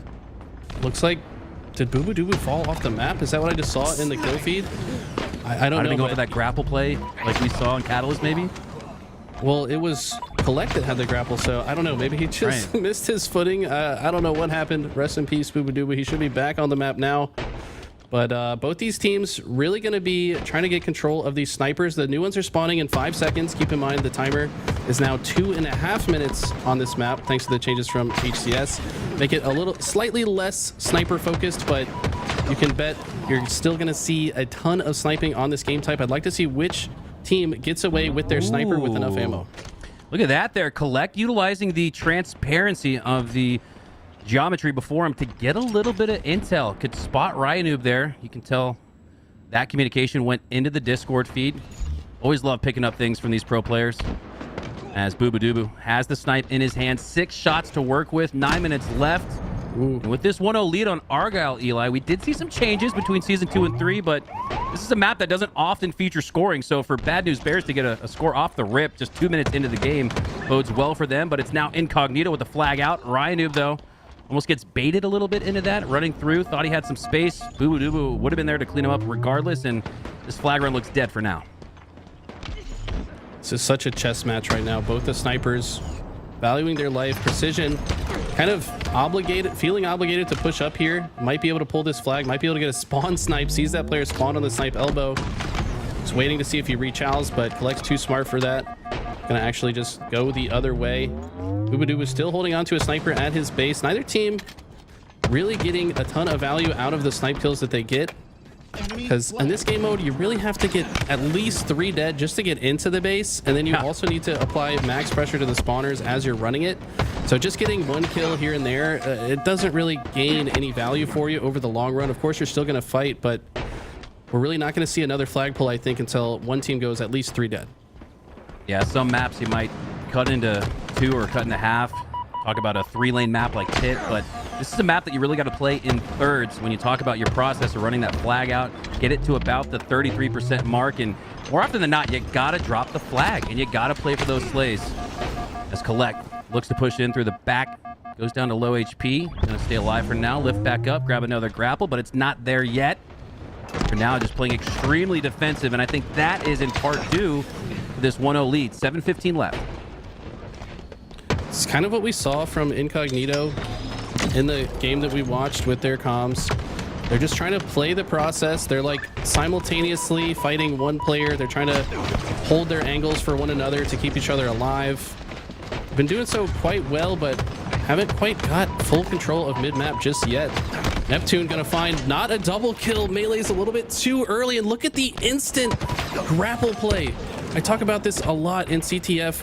As soon as you get a kill, you gotta hold forward and go for that flagpole. Turns out there was 2 members playing defense at that moment, so it didn't work out for Descendant, but I like the idea. While that member of the other team is off the map, that's the best time to pull the flag. Whew. Kuhlect with another snipe in his hand as we approach the 6-minute mark. Looking to secure this 1-0 lead. Still playing defensively. We haven't. This is kind of unorthodox for Kuhlect. We usually don't see him in the back of the map. Ooh, got to check his corner. As he does, he gets a little intel, it sounds like. Sparty calling him out, finishing him, taking him down. The Descendant trades out. He's got a snipe of his own in his hands. Looking to take down Sparty. Goes down to 1 HP. Repositions, reshields. Now back on board here with Kuhlect. Dueling snipe coming up here. Oh, he spots the glint across the map from Carmea. Got to take down Huss first, though. Repositions. And looks back at Descendant, all the while working his way up on the map. I love this play here from Kuhlect. Both snipers recognizing how important it is that they stay alive. Don't give that sniper to the other team. You're going to have to sit back a little bit more. We do see Kuhlect pushing up because his teammates have gotten kills. Now he's going to try to position himself to apply pressure to these spawners, and if he can do so, this could be another cap. Ooh, Kuhlect in a couple shots, but he's got no more sniper left. Unfortunate timing there. He's just going to have to rely on the tried and true starting weapon, Bandit Evo. Rigo down, though, for Incognito. Precision, last player alive. Keeps it, but doesn't keep that flag from scoring as Bad News Bears go up 2-0. And in a map like this, Eli, it feels almost like a 3-0. 5 minutes left. Exactly right. Now, keep in mind the changes with that flag being in the front of the base now. We will see more flags get out of the base, but these teams are still playing the meta in a way that they're not going to really go for the caps until they've got multiple opponents dead. A little bit surprised to see Descendant go in the base this way, and then looks like he started to run it toward the snipe, but now lifts up in the base, I believe, and has the flag at the top of the base. Going to wait for these kills to come through before he starts running it. And it looks like he is ultimately stopped, at least for now. Ryan, previously landed some very contested jump shots there on Sparty. That's what's allowed his team to break on through. So Ryan goes down. That's going to sort of reset things. Oh, and with that slay on Precision, Sparty coming off a spawn, going to make it much more difficult. And how disappointing for Incognito. They've got players in the red team's base. They just don't have the numbers advantage afterwards. Ryan sort of the first domino to fall as Huss stay alive. Looks to push on through to the back of the red base, but Bubu sends him back to the respawn screen. Just kind of feels like something is off with Incognito right now. I don't know. They're almost feels like they're trying to force these flag pulls a little bit harder than they normally would. It doesn't feel like the same Incognito process that they usually play. Maybe they'll be able to recognize that and pull it together a little bit. Precision hitting a disgusting no scope, but it's not even going to matter because this whole team dies essentially right away. Sparty with the sniper on top of the map. This is never what you want to see. I've seen too many Twitter clips. I know what's coming next.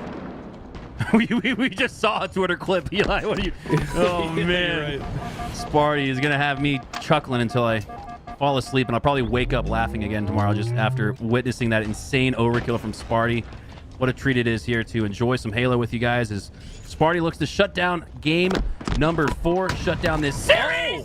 Oh my God, he shuts down this second with a cross map no scope through the sky, shuts them down. Headshot nonetheless. Oh my God. I was about to comment on the way he's just patrolling the top of the map, just looking for where the spawners show up, finds one, and like a robot lines up the shot for the quick scope. And that might just have been the nail in the coffin. Neptune's gonna plant this one in, and Incognito are out of the tournament. Oh my God. Dear God, is what I'm thinking, man. Right? Oh my God, Sparty. Let me sneak one more in for you guys. You guys had fun watching that previous overkill? Yeah, you can put that one on Twitter. Let me add a little more to the closing credit scene with the no scope cross map. And this isn't like cross map on Recharge. This is cross map on Argyle. That's damn near like sniping somebody between bases on Blood Coach or something, man. I am at a loss for words after what we just witnessed. Incredible gameplay out of Bad News Bears, specifically Sparty. For thoughts from our desk, let's send it back to Louie and Tools as Eli and I are going to take a little hydration break, catch our breath. Damn, that was actually crazy, dude. The overkill within like a spurt of like, I don't know, 2 seconds. That's pretty damn impressive. I'm not gonna lie, Spartan, hats off to you, dude. Jesus Christ. That was insane. I'm so happy. I was so focused in on just like getting this stuff up onto socials and stuff. Yeah. Dude, these clips are unreal. And Spartan's been on a heater for the last couple days. I mean, like what he's doing in the 2v2, now he's doing it in the 4v4. It really feels like he's transcended these last couple days. Indeed. Here we're looking at the bracket as it stands now. No org defeating foe, 3-2 in a game 5. And so one winner semis is ready to go. No org versus Bad News Bears. We're already in the lobby with Bad News Bears. So if you're on no org, get in our lobby. Let's get it cracking ASAP because man, we just want to keep the hype rolling. By the way, ladies and gentlemen, thank you for all being here. We're at 3,100 viewers, and if you haven't guessed already, is this on Twitter yet, Garrett? Yeah, it's on Twitter. It's on Twitter. Okay, let's go. Go check it out. Go check it out. It's on Twitter. I posted we're on about the to drop Twitters. the I got it on links. the Reddit. It's everywhere, boys. It's everywhere. Yeah, you know what? I think the only proper response is that's what 3,000 CSR looks like in ranked play, bro. Holy shit. Yeah, that is just unreal. Absolutely unreal. I guess you know what? We'll just give the people what they want. Let me find the damn clips. Oh my God, dude. I still can't get over just like how perfect it is. Every shot just lands, right? It's just so clean and so dirty. Double kill. The headshot, so the one's a body. The last one. I think there's only Last one. one also a body. Okay. They're body shots, but damn, are they good ass body. Nah, they're extremely close to all face shots to be real. But man, if he would have tapped it off with one at the very end, it's just the thing about it is it's a dagger play, right? It just completely shuts down any sort of comeback. Like you're able just to sit there and celebrate after you hit a clip like that, just because you know no one else is coming anytime soon.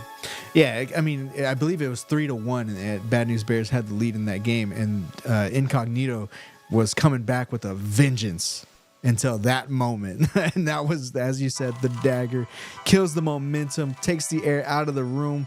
They can't even get a flag pull. I'm just kidding. I'm sure they got a flag pull, but man, I don't know, dude. The series might have been over, may as well have been over at that point.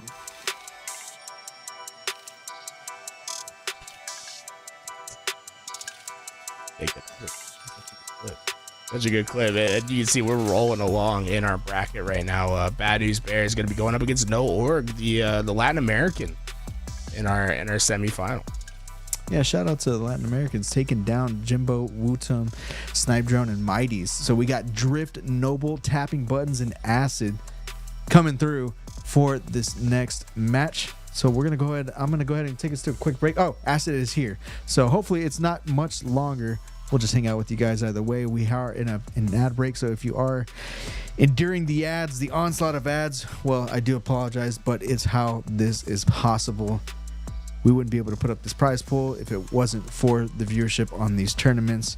And so thank you for being a part of what we see as something beautiful. Dude, I feel like every single day has had its own hype moments that are just like self-defining, and I think I'm trying to calm down. The adrenaline's still pumping, man. You know what? I imagine that the neighbors are calling the cops right now. Mikowski's neighbors, they're like, yo, there's a madman in the other house. Oh boy, got loud, right? He got loud. Woo! Damn. Yeah, we gotta be careful. We gotta keep him under check because it's can't have him losing his voice. That's it. We can't have two people out of it.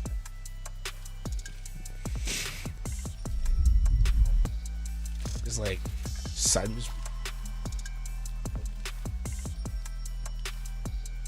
It's that good. We've had banging clips the last couple of days. Absolutely insane clip from our 2v2 tournament, now our 4v4 tournament. Indeed. Well, I need to get these graphics updated, so we'll just hang out here for a second. As you can see, the lobby's starting to populate, so we'll be right back here in just a few moments.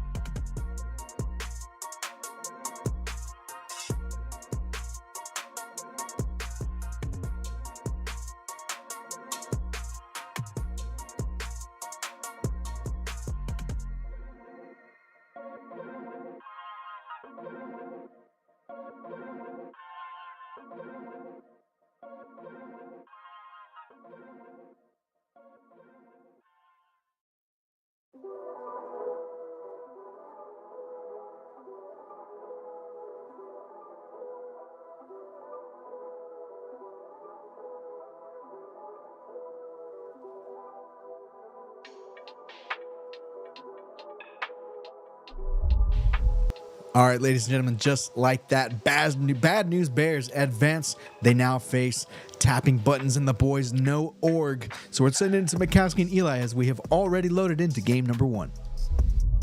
Yeah, dude. I'm sorry. I'm watching the Sparty clip, Eli. I'm a little distracted, but this is unbelievable. What a great day for Halo. Eli, what are your thoughts as we get into this next series? I mean, we're going to get to see probably more of it, right? I mean, we got Bubu and Sparty back on your screen. Now they're going against some of Mexico's best. We got Tapping Buttons back in the mix, playing with some of his old teammates, which is super exciting. Obviously, he was the standout performer that got picked up by Native White last season, but now going back to his roots a little bit, playing with Drift, Acid, and Noble in this one, but playing against a red-hot Bubu Dubu and Spartan, and they're not going to make it easy to progress further in this bracket. Yeah, Tapping Buttons with that top 4 finish with the Native White squad. That was from the open bracket. Woo. As we're used to seeing Tapping Buttons pop off, now Neptune doing his thing with the perfect shots. Little mixy back and forth. Both teams vying for some control here, as it looks like Bad News Bears, after a scrum at the beginning, will take control of A, B, and C, and they'll roll with that. Ooh, very nice. That's a huge squad wipe while they already had the trip cap. Usually the trip cap comes in after you get the squad wipe, but if your team already has the trip cap and you get the squad wipe, that is really disastrous for the blue team. Not only do they have to come off spawn and get a few kills, but then they also have to win the space, and Kuhlect knows exactly where they're spawning. Looks like Bad News Bears purposefully spawn them in gold, and it's very hard to get out of gold if your opponents are on both exit points. Oh, blender potential here as Kuhlect runs out of ammo in that shock rifle and runs out of life for the time being. He'll send back to the respawn screen as Drift at the 99% mark on that hill, but it goes back in favor. Massive defensive effort there from Bubu Dubu. So huge to maintain control. That means that 0 points will be awarded to No Org after that play. They're going to have to win control of the map once again and look to do so. Now 3 dead on the side of Bad News Bears. Sparty going to shut down a player at the blue pipes. Try to stop this person capping B. It's going to be very difficult to do so from this position, though. Ultimately, Tapping takes him down, and suddenly no Org are back on the board. Drift down to 1 HP. Neptune senses it, slides in, looking to reclaim B, but he goes down. Now Kuhlect looking across the map, looks to gain revenge for his fallen teammate. Oh, tries to grapple the camo, but actually grapples down to the location. A little bit of a miscommunication, maybe, especially with Bubu Dubu so close to it. He'll take it and maintain it as he does not go down. Kuhlect keeps his life as well. And with 2 going down here for No Org, this could easily turn back into a trip cap for BNB as Bubu Dubu wants to really make sure he finds the right shot, right angle, takes down Noble, lines up the headshot, but still finds the double nonetheless. I know that BNB stands for Bad News Bears, but I want to just think of it as bread and butter, man. These guys know how to play Halo like it's a damn breakfast food. I don't even know what to say about it, man. These guys playing every situation so perfectly together, and they're making it almost impossible for No Org to get any map control.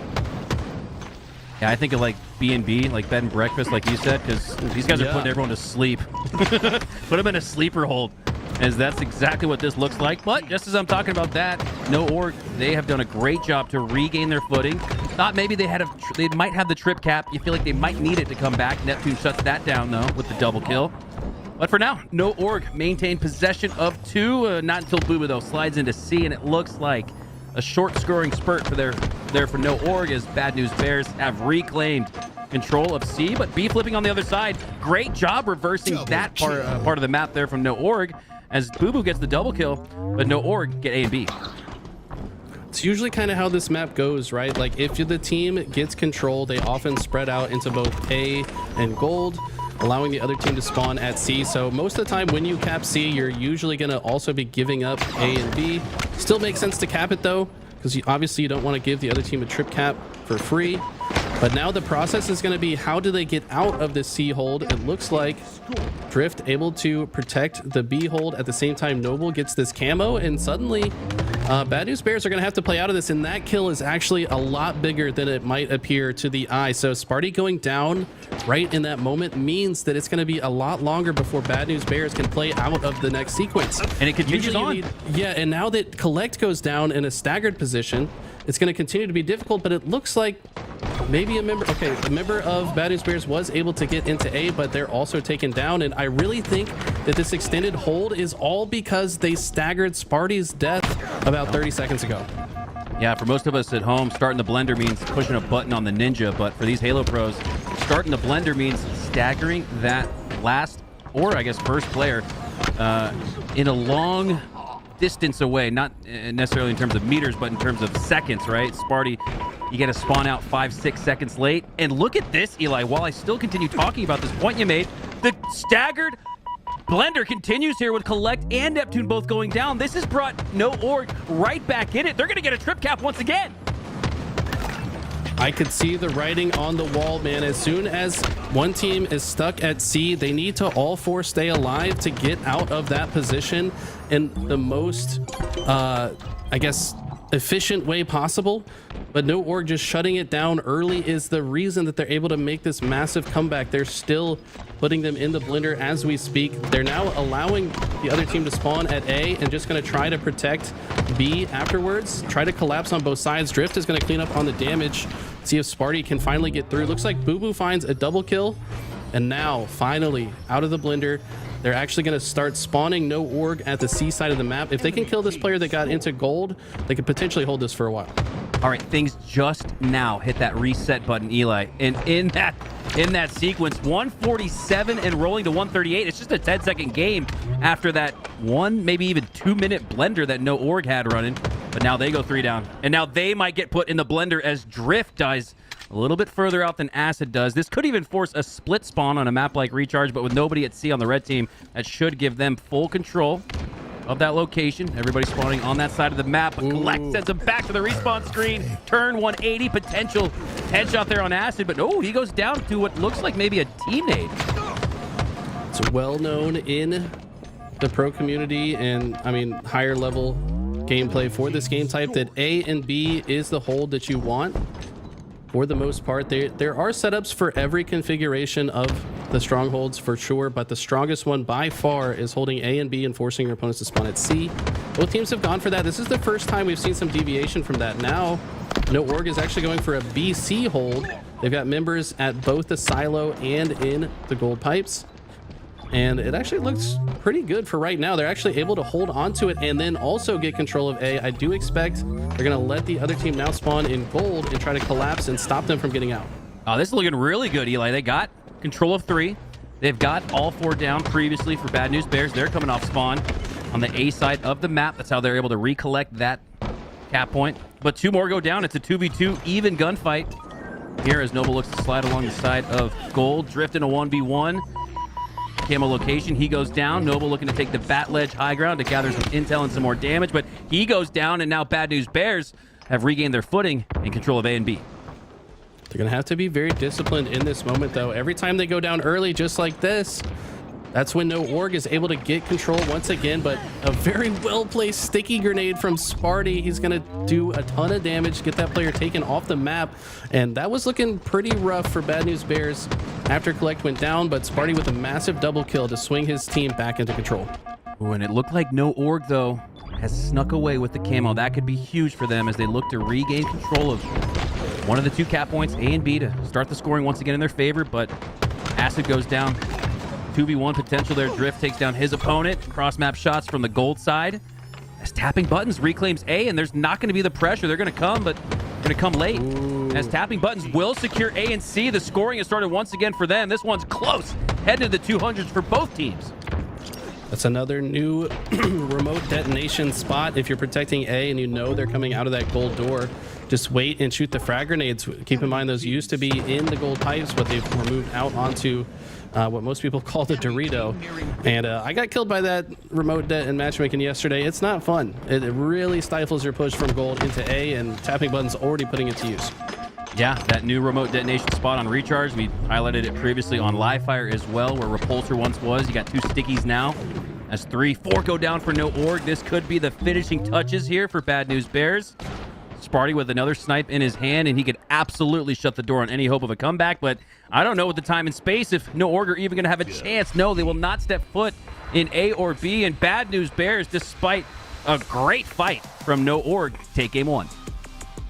Very impressive stuff. I mean, we saw moments of greatness from no org, though. Like I pointed out, that when they get that kill on Sparty while they were trying to set up the push out of C, they were able to get the most out of that kill and kept them in the blender for about 150 uncontested points. So we know these guys know how to do it once they get into control, but kind of goes to show the most important part of this game is how do you play when you're the team in the blender? How are you able to get out of it faster than your opponent? Because at this level, both teams are capable of putting the other in the blender, right? But how do you get out is the question. And Bad News Bears just played their process. They kept fighting, eventually had enough damage down and got the right angles to finish the kills, and then stole the map right back. And I think they played through just about every sequence very well. Yeah, a lot of the focus is going to be on Sparty and Bad News Bears after that game 1 win. But can we just give a quick shout out to the Mexico scene? My God, has this been a surging region and community for Halo recently? Top 9 through 12, first time in their history. Does Mexico secure that spot at the Halo World Championship? And now they're coming out here in the offseason and giving some of these top teams their best shot. Dare I even say, at least as far as it relates to the matchup against Bad News Bears, they look better than Incognito did previously. And I think a lot of people would probably have Incognito above this no org roster, but they're scrappy, they're fighting. And we saw in game 2, Bad News Bears take an L, and with how efficient and scrappy no org looked in game 1, this could be a series on our hand if they're able to do the exact same thing, starting off here 2-2. I think that Drift and Tapping are who most would consider the single best 2 players out of the LATAM region. Putting them together with Noble and Acid, who are also very experienced in making waves in recent years. This is definitely one of the strongest rosters that we've ever seen assembled from Latin America. It's very exciting to see Tapping back on the stage. They were able to get that 9 through 12 finish without Tapping, by the way, because he had moved to a North American squad. So when he comes back, they're even stronger, right? So that's a top 18, man. I'm just going to say it.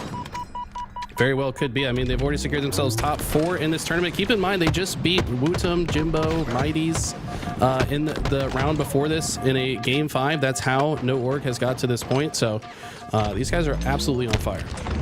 Yeah, LATAM deserves your support, guys. Give it to them. If you see them on your stream or maybe on Twitter, they deserve the gas, as they are gassing all along here. 6-11, pressing down on the pedal to the metal, as they've built themselves a 5-kill lead here. Sparty looking to push out from C, a disadvantageous spawn against the back wall, and it looks like full control of the map right now for no org. They're just waiting for Sparty to push out. Oh, get caught in a sprint there, does Drift. Ooh.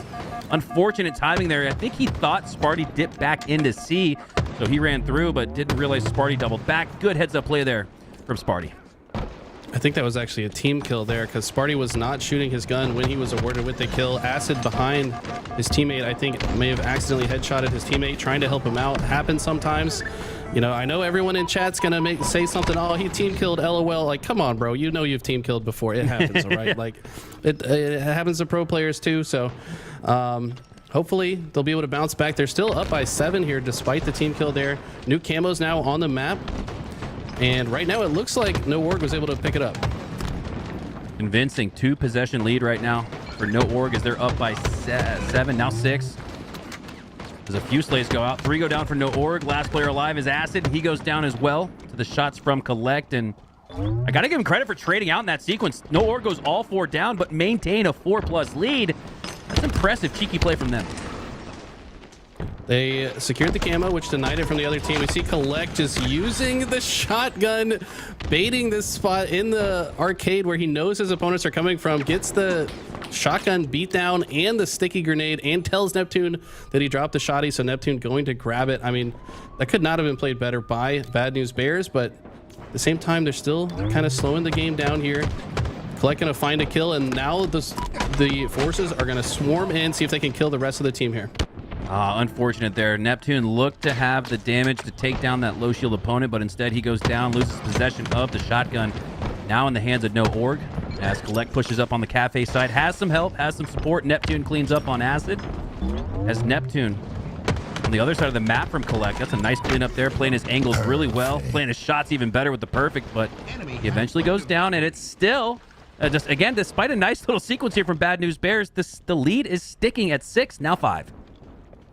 And this man is dangerous with the Stalker rifle. I saw him making electric plays throughout last season. The precision of this man's gun skill, already getting a kill, maybe 2. Also did enough damage to pick up the assist here. Acid able to clean it up. I like the way Acid's playing this. He knows that tapping is looking over his shoulder from top of the C balc. Might have extended just a little bit there to make sure one of those kills is finished, but you can tell they're highly conscious of playing within one another's sight lines. They don't extend too far into positions that they could be taken down. As I say that, though, tapping takes a kind of difficult position there. He's just trying to contest the camo, gets team shot down, but his team is still able to secure the camo. For now, also still have the Stalker rifle with a few bullets left, and they've been able to actually grow the lead here. This has been unbelievable. Based on the eye test, I wouldn't think that the lead has grown, maybe stayed the same, but no, like you said, No Org continue to take strides and extend their pace beyond the likes of Bad News Bears as they need to catch up, down by 8, 2 possessions, 2 full team wipes needed. Once you get into that 9 kill deficit, that's when it turns into a 3 possession game, and with this match reaching into the 40s, it's getting more and more difficult for Bad News Bears to come back. There goes down on the B-rail, that's tapping buttons, and Noble stays alive, and that battle rifle, interesting to pick up there. It's in place of the Stalker. You get that long range shots with it as well, and that's going to be really important this year, Eli. Finding the DMR BR combo, that's a hell of a kit to have in your hands. Stalker battle rifle, yeah, absolutely. What I'm noticing, I'm seeing a lot of jumping coming out on the side of No Org. That's actually got multiple members of their team killed several times in a row now. I feel like I'm watching Halo 3 back when that was our only movement option. But like I said, though, it's still 8-point lead here. Make it 9, make it 10 perhaps. Tapping's going to finish this off, and I mean, we've seen some crazy comebacks on this map. It's not over, but this is still one of the tougher maps to come back on. Especially when you're spawning back C. As it seems, Bad News Bears have strategically positioned their spawns at the back of C. Has No Org. They've really forced that, I should say. As that grenade might just get a double, triple. Yes! Tapping buttons with a crack shot. Hits Sparty before he could dump into the trash, and tapping buttons puts him in the bin instead. Now looking for a 4th to secure the team wipe, but with a lead this big, doesn't need to press it. Instead, lets his teammate clean it up. This has been a flawless performance here from No Org. No spectacular, but it almost feels like it. As 3 go down, another team wipe, and Bad News Bears will lose another Slayer. So, starting to see some of their efficiencies and deficiencies. Where does game 3 go, Eli? Where is it going to come down to another Sparty montage moment to win game 3, or does No Org have a little bit of life here? It feels like they've got the momentum on their side now.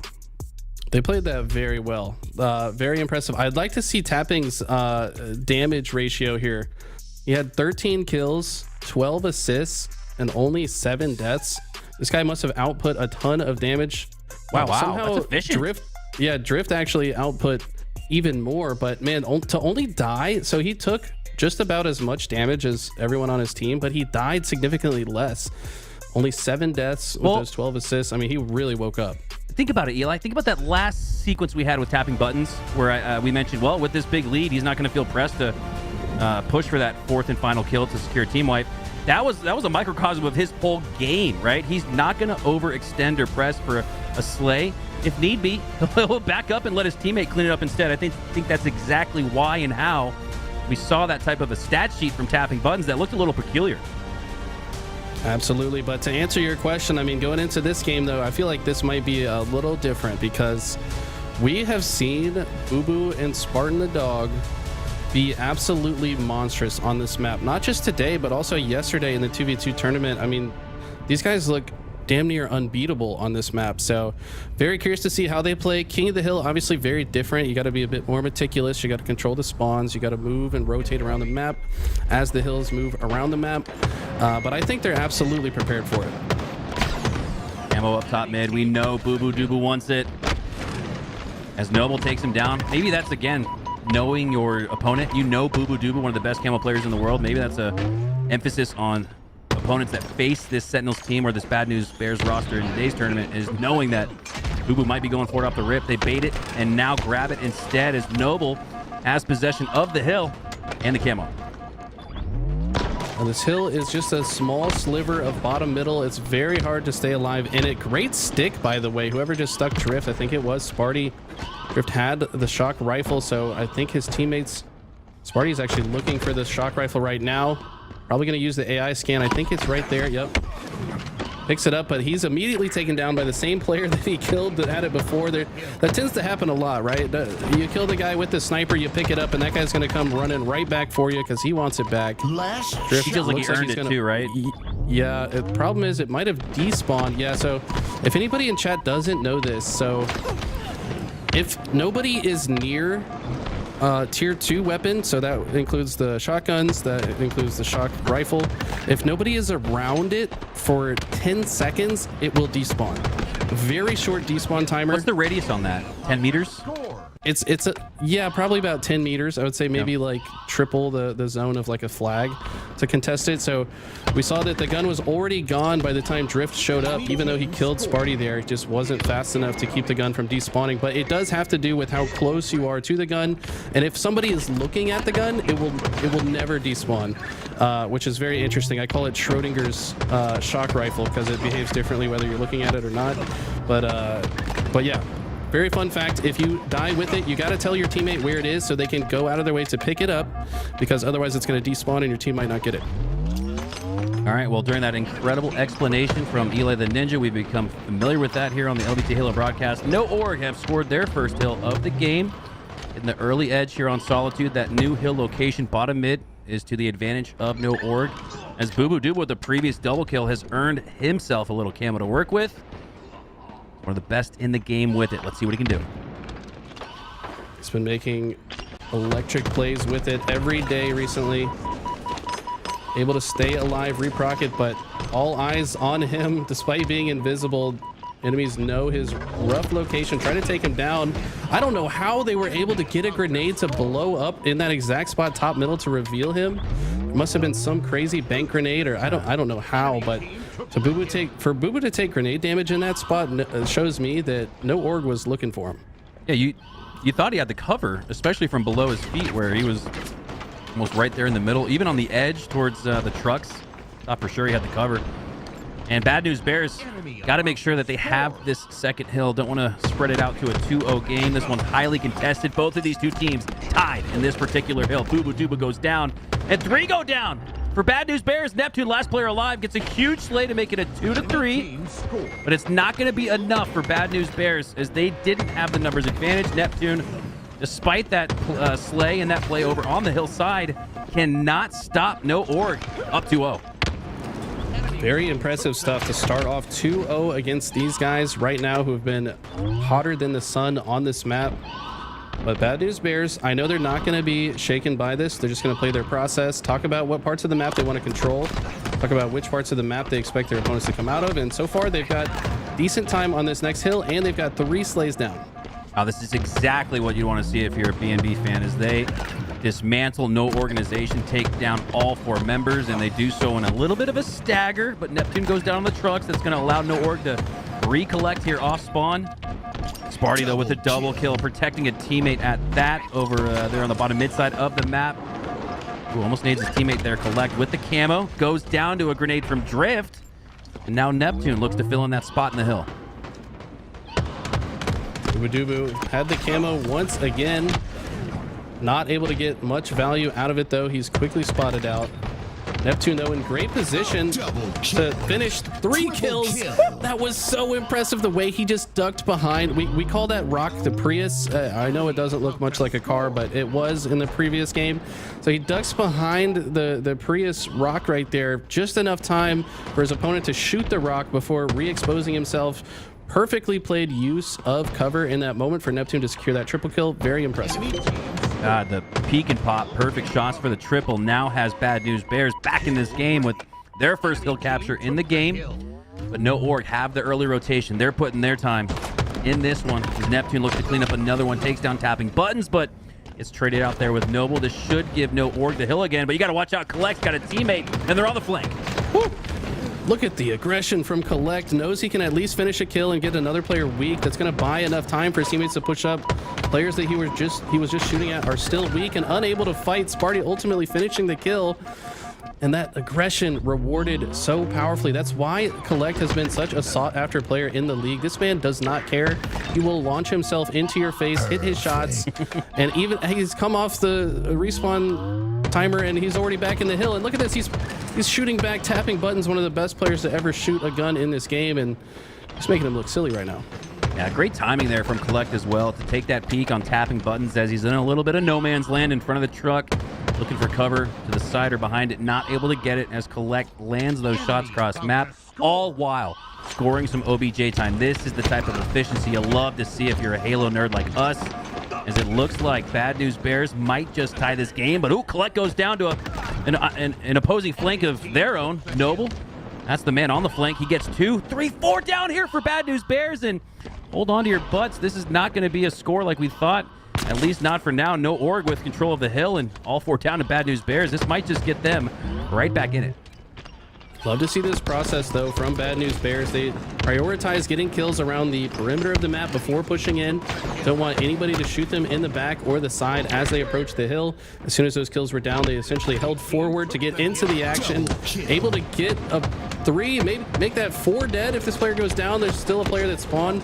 Drift is running through bottom middle to try to get any follow-up on his teammates' damage, but this has gone back and forth. Both teams fighting very hard for this, but that was exceptionally played by Bad News Bears to break into the setup quickly there. Oh yeah, sensing a little desperation here for no org as they're desperately holding forward. Even in that instance where it looked like the hill was for sure going to be captured, continue to press up on it. Maybe could have rotated to the next hill. Nonetheless, they'll secure it. 2 members in that hill location. Bubu on the window, looking to get some cross shots. Noble with the pre-fire. But Bubu does a great job to dodge it and re-engages at the time when Sparty pushes up. Love that teamwork there from the duo, Bubu and Sparty. Love this play from Bubu. So he's purposefully holding this, we call that spot glass, to manipulate the spawns and move them towards the tram and blue sides of the map. So he's just sitting right here, essentially gatekeeping no org from taking this angle to shoot his hill player, because this is one of the best positions to shoot the hill from. So he's trying to keep these players off of the sideline as long as possible. Now that his teammates have died, he's kind of forced to move forward, stealing a ton of damage and keeping his life, telling his teammates that these players are weak and just buying time for his teammates to show up. Big play there from Bubu just to stay alive. Had 1 sliver of yellow health. Eventually goes down though. Camo up, and it looks like tapping buttons might secure it. No, he goes down to the trade. But with all 4 down for Bad News Bears, they're going to get camo, is no org. They're going to get this 3rd hill, and they're going to regain the lead with just 2 to go. Such an important hill to get. 2 minutes left on the clock. Time could become a factor here. This is definitely a difficult hill to cap. Acid gonna take advantage of his camo to just sit in the hill. Looks like he is ultimately spotted out, but even though he's spotted first, gets the perfect reversal on Kuhlect. Great shots there. Drift finding a kill in the kill feed, finds 2, and suddenly this is looking like it's very winnable for no org. Just a quick glance at everybody's kills and deaths. This is about dead even, Eli. I think it's a -2 for Bad News Bears, so this could not be any more highly contested. Noble with the pop shot into the platform, going to get some trickle damage out with that electrical magnification of the shock rifle. Stays alive, gets repulsor down to bottom mid. You know he's being called out. He's 1 shot, he's got the shock. Everybody on the map knows where he is, but he's still able to stay alive. What a play there from Noble as he gets back into the hill and could potentially give no org a 2-1 lead in the series. Such intelligent use of cover throughout that whole play, and he's going to be rewarded for it with some more kills. This could be the end of the game if he keeps this up. What an impressive sequence here from Noble. This is another one you could break down in one of your Metafy sessions, Eli, because Noble has played this perfectly. Still has the shock in his hand. Now he's rolling around bottom mid. Still alive. Still finding Slays. Finally goes down, but not before. Securing it just as Bubu Dubu got the double kill. No organization. Secure that bottom mid hill. Perfect timing. I would have hated to see what could have happened for them had that not gone through. Bubu with the double, but no org with the win. We talk about tapping buttons as a standout performer from Mexico, but it's time we start talking a little bit more about Drift. I mean, this guy, when tapping was not having a great game, tapping going -10, Drift stepping up to the plate, going +6, was a massive reason why his team was able to get control. Look at that, over 6,000 in damage. Acid, by the way, 6,400 of his own, very impressive. Sparty with the lowest on the board. How often do we see Sparty with the lowest damage? I feel like something was off. He was getting shut down a bit this game, and might be a bit frustrating, right? We know that Sparty can be a little bit on edge at times, to say the very least. So I'm hoping that he's able to lock back in. Hopefully his teammates able to refocus him so he can stand out in this next game. And man, we're going into Empyrean Flag. We love this game type, Hunter. I mean, you and I were on the main stage playing this game type, what, 2009? Now we get to cast it together in 2024. Obviously, the map looks a little different than it did back then, but I can't wait to get into this one. There's so many talented snipers on both these rosters, and I love to see snipers on this map. This is my favorite map and game mode combination in Halo history. The Pit CTF, man. And how incredible, Eli, that we got to, speaking of being on the cast, we were on the cast yesterday for, it was Renegades shot through the crack. I'll never forget Pistola and Snipe Down going back and forth, sniping each other through the cracks as Pistola got the better of Snipe Down in that 09 tournament. I think it was Orlando 09. As Pistola got the double kill through the cracks on the snipe towers here on the pit. So many wonderful memories here across Halo as we get to recreate and celebrate them here with you guys in the present moment. Neptune pushing up towards that overshield side of the map, has Acid down to 1 HP, and Acid loses the snipe off the rip. Things could start to roll here as 3 go down for no org. They could have control of both snipes and the OS. This game type, I think, has one of the most important starts of any game type we play currently. I mean, there's just so many things on the map. If you get all of them by winning the opening break, you can sometimes get a very early flag cap, but no org actually doing quite well. Keep enemies at bay from just rushing into their base despite losing that opening sequence. Sparty, though, gonna try to kill these players, trying to rotate out to the courtyard. Not sure what happened to Acid Sniper Rifle. That, yes, he does find it. So yeah, Sparty just doubled up. He's got 9 bullets left to work with. Gonna expect him to play this kind of safe.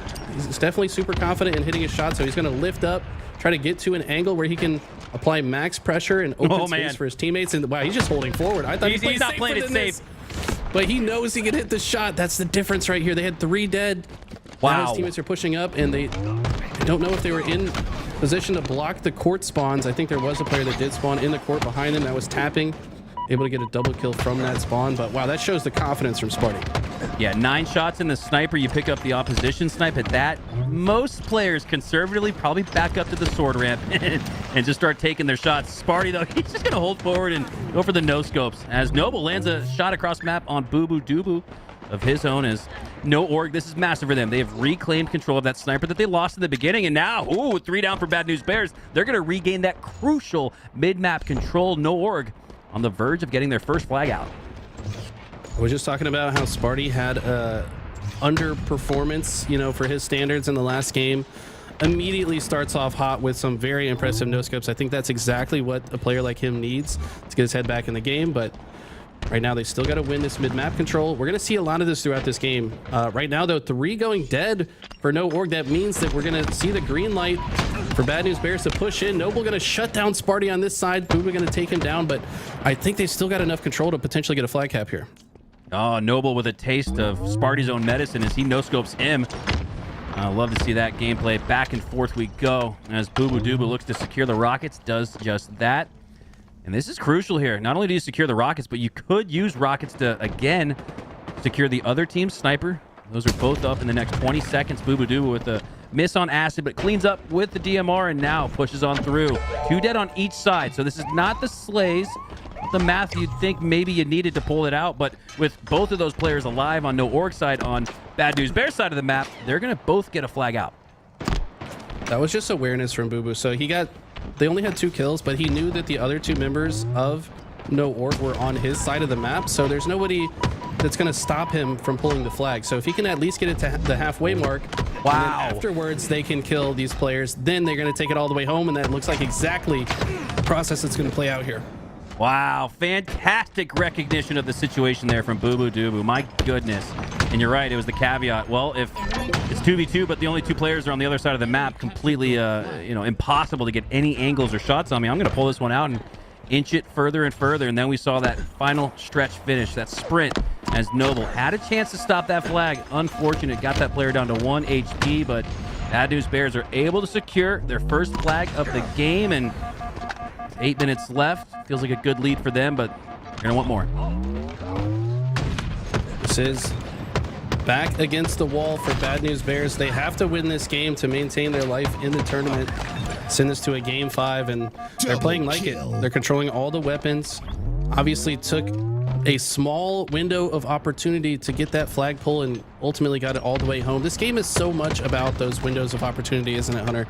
Where if you don't capitalize on it in that short window of time, you just don't, sometimes you just don't win the game. Just frankly, you've got to recognize those moments.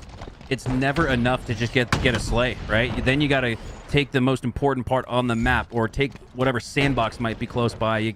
A kill is just a kill. It doesn't really matter in the grand scheme of things. You got to do something with it, as Neptune's looking to do something with one final shot in the snipe, but that goes into the ground instead, as too does Neptune. 6 feet deep. He heads back to the respawn screen. No Org with a massive numbers edge here. And look at, does he shoot? Oh, he does. Okay, I was thinking maybe Bubu would let him pass, but no, finds the assist, finds the slay. Another heads up play here from Bubu in the back of the map. This man just fabricates win conditions out of thin air non-stop. People ask me all the time, like, who's your favorite player to watch? I'll be honest, it's Bubu. I'll be biased and just say that right now. Like, this guy just knows how to create win conditions for his team so frequently. Yeah, they don't always work out, but they work out at a very high frequency, and they're plays that I don't see really any other players making.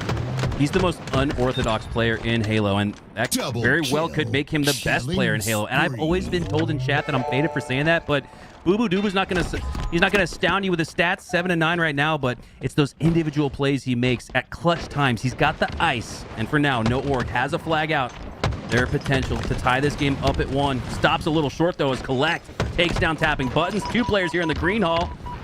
Throws that grenade out to help him out. Waits for Bubu to push through. That way it's a 2v2, and ooh, a sniper up in 5. Wow, Sparty runs past it. He says, hey, Jesse, you're the man. Pick it up. I mean, I think Bubu's the player that grabs the sniper at the beginning of most sniper maps. I mean, they just have trust in him. They know that not only can he hit the shots, but he's also going to play his life in a very intelligent manner and probably get more value long term. I mean, we saw Sparty. We obviously know he can pop off with the sniper. They're not going to stop him from grabbing it, but I think they just trust, like, okay, yeah, Jesse's just going to figure out how to play his life, and he's going to make sure that he makes the next play easier for us. I love how Bubu there takes down Drift. He's like, dude, that's my move. Sneakily taking flag and stealing it as he takes him down with the no-scope. DMR cleanup. Kuhlect goes down. 2 down here for Bad News Bears. Only 1 for No Org, so they do have the numbers edge, do have the snipe in Noble's hands, but as the clock approaches the 5-minute mark, No Org are going to have to get a lot more pressure and presence on the red side of the map. Okay, like this.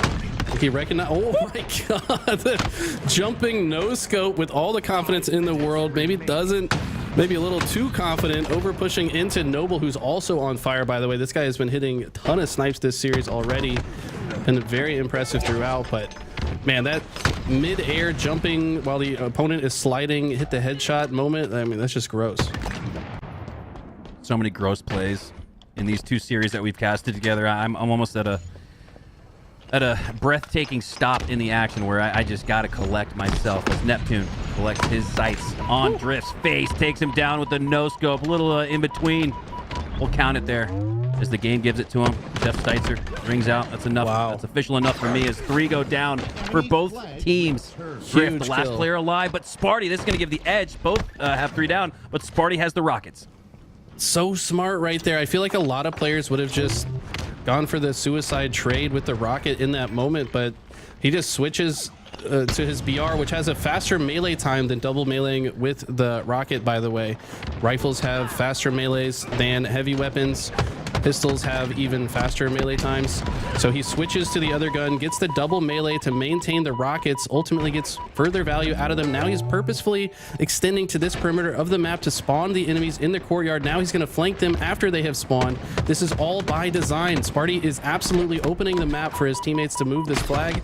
Unfortunately, though, no org able to shut down the flag player very impressively. Acid actually getting a triple kill despite everything looking in Bad News Bears' favor. What a great play that was from Acid, and he's still going.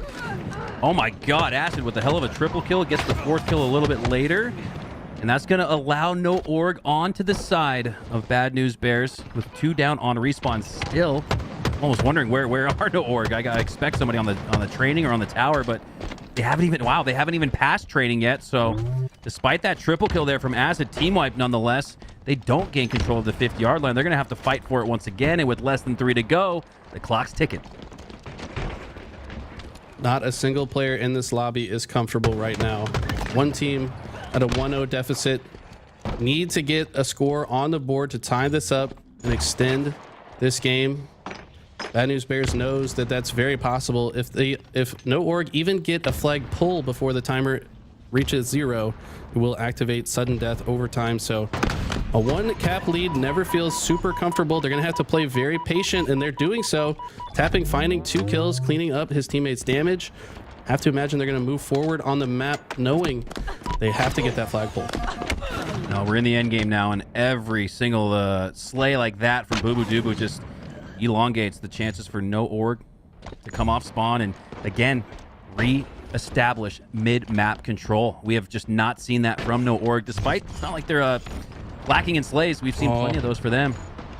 As Bad News Bears, despite Drift having control of that location, you could argue with the scope, Rockets get stolen underneath his nose, and that's going to be a win condition big time for Bad News Bears. Less than 2 to go.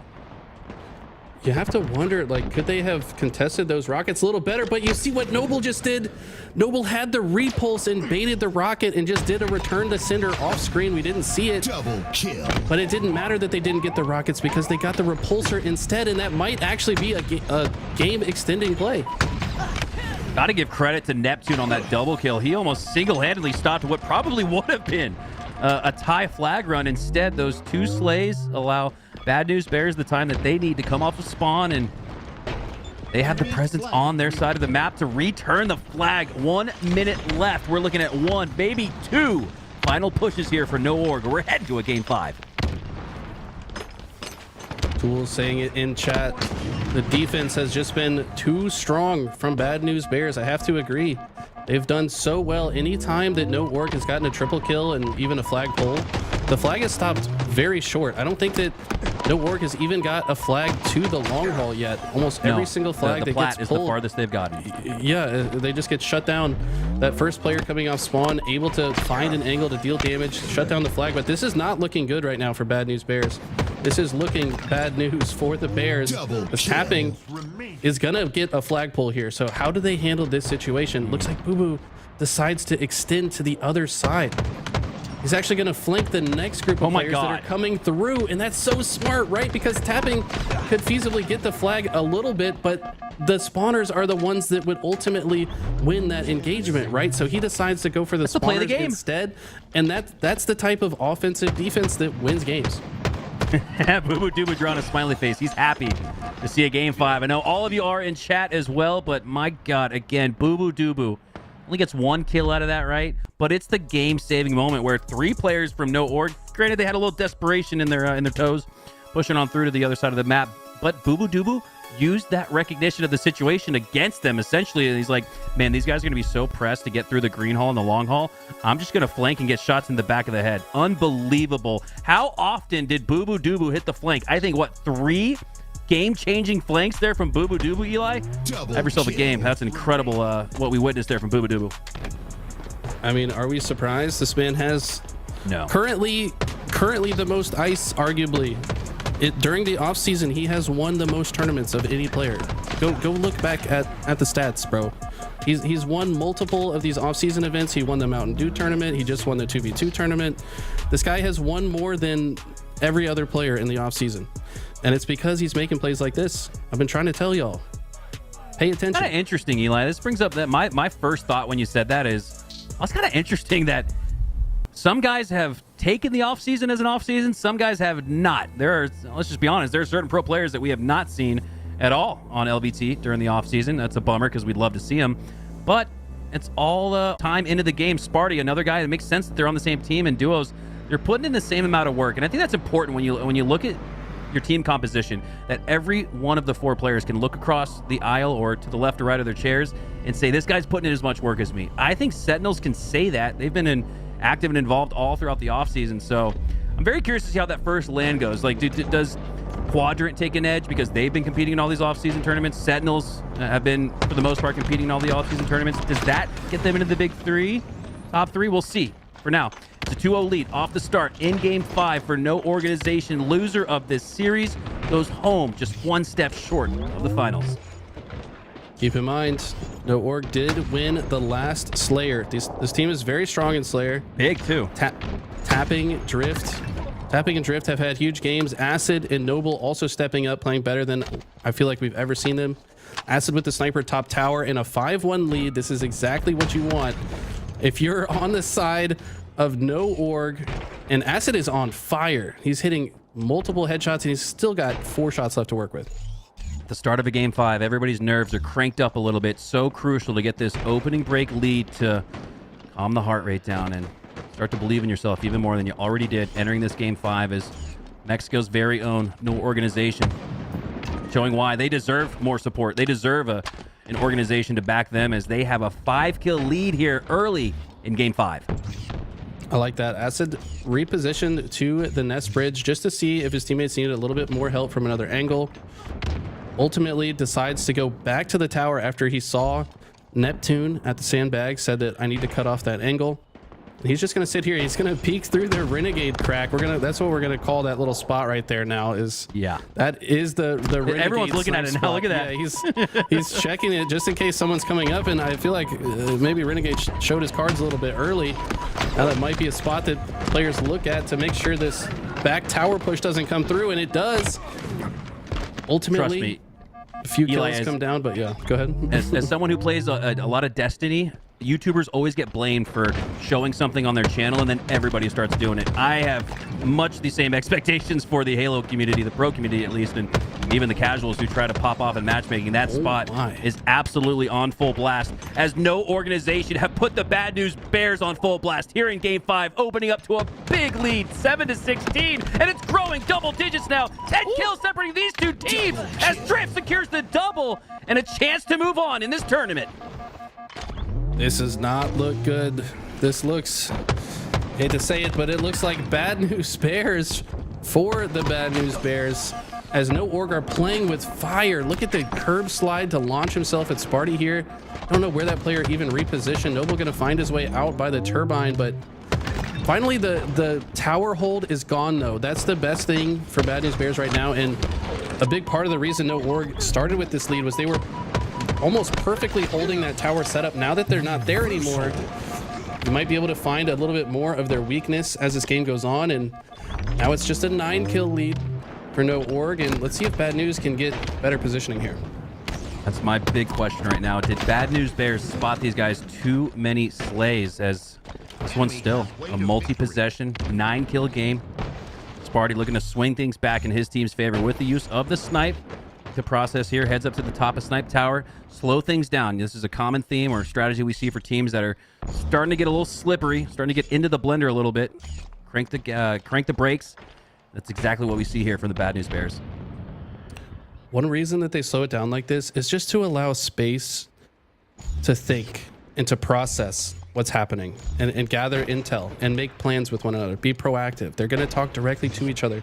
I'm watching this. They could be going this way. You know, when they're in the blender and it's so fast paced and all they can do is shoot at the guy that's in front of them in that moment, it's kind of hard to see the bigger picture. But if the whole team slows down and all stay alive and they start playing this little chess match, this is where we could possibly see some separation. Now, Bubu has had time to analyze the situation, give his teammates comms for how they want to play this. Ultimately, though, No Org doing the same thing on the other side. They're thinking through this situation. How do we keep Sparty from getting kills? That's going to be hard to do when he hits shots like that, but both teams definitely deep in the think tank right now, figuring out how they want to engage into the next sequence. I'm getting deja vu, Eli, from game 2, where you're thinking, oh, that's a great shot there from Sparty, but what the lead's growing. How did this happen, right? And a little bit more of the same here as No Org. They know how to trade out in situations like this. Up by 9 going into the 30s. They just about have a chokehold on the Bad News Bears. They're going to have to find some form of a new strategy. And now you can almost sense No Org realizing that Sparty has control of the snipe and the snipe tower. They're not really giving him many angles. He gets one there, but it's the shoulder. Misses the no-scope. Now looks to clean up on Acid, but he goes down to the grenade. And for now, Bad News Bears are starting to come back a little bit. Sparty staying alive. This is so crucial. Still has 4 shots left to work with, and that's snipe.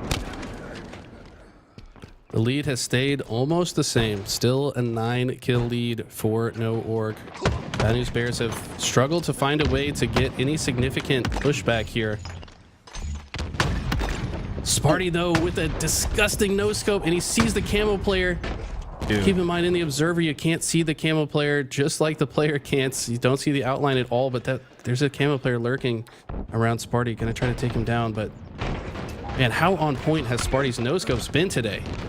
Great reticle placement, too. He actually lined up the shot and allowed his opponent to walk into it, knowing that his movement would not variate based on the positioning of Sparty. I don't even think the opposing player knew where Sparty was, so great centering. Great lineup there from Sparty.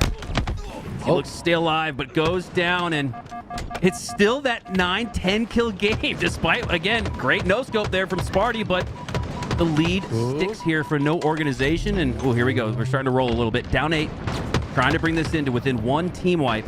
We head into the 40s. That's going to be crucial. They're going to try to put him in the blender. The only way to come back from a deficit this great is to put the other team in the blender and stay aggressive.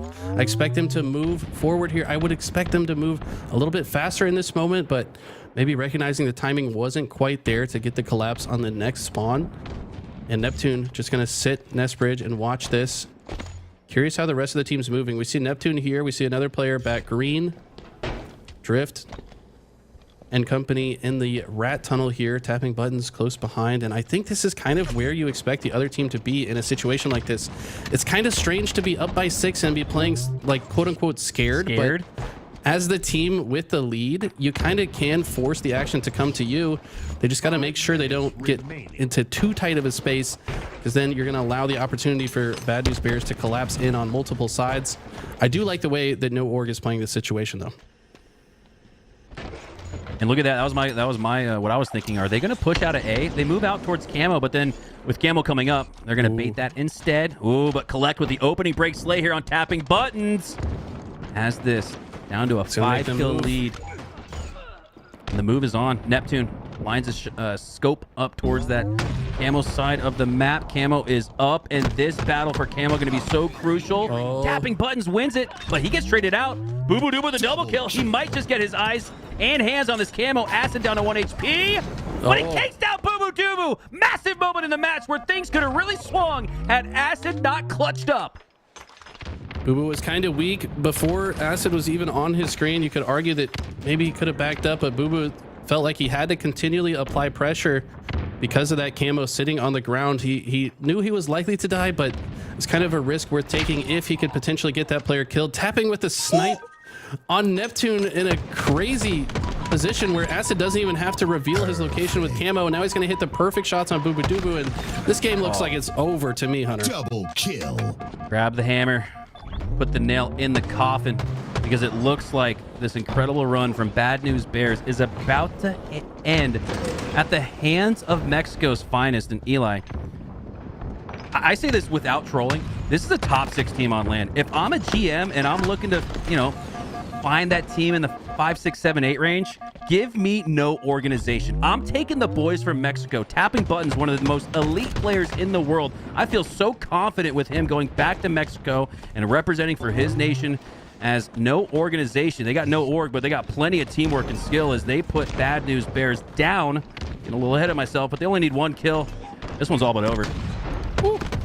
Would have been cool to end it in style. He's going to still finish the kill, though. But wow, Tapping Buttons with an 17-11 performance. This guy, I'm telling you, man, I said it a few times last year.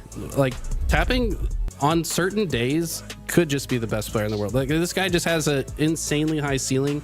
And, dude, props to this team for just playing their process so carefully throughout this entire game and taking the series off of Bad News Bears. Extremely impressive stuff. I can already see one of the maybe partner teams or one of those top teams that still have a decision left to be made passing up on no organization. And man, shame on potentially them, because this is a top 6 team, at least top 8 team before our very eyes. They got 9th through 12th at the Halo World Championship, and that's without Tapping Buttons, a top 4 finisher at the opening event last year in Charlotte. So I don't know, man. I'm probably going to get a little ahead of myself with all this talk I'm throwing out there, but man, somebody please sign this no org roster, because they are them. They're all him, and do not be surprised if they overpass some of those partnered organizations this year. I can see it.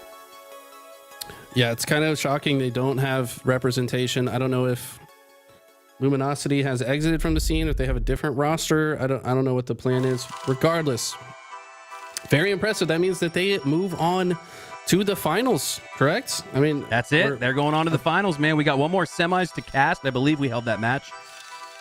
We'll get confirmation from Lumen Tools when we kick it back to them, but that's it, man. Mexico on to the finals, and in an international affair of competition this offseason. We've all been eyes on EU and their potential to win their first tournament against NA competition. What do you know? It could be Mexico instead of EU. What a story for them as we send it back to the broadcast desk. Tools and Louie, their thoughts on that series, and dare I say, upset? I don't think so. Man, impressive stuff to stop Spartan and Bubu on this tear that they've done through the tournament. So no org, Tapping Button, and the boys getting it done. Tools, what did you see, man?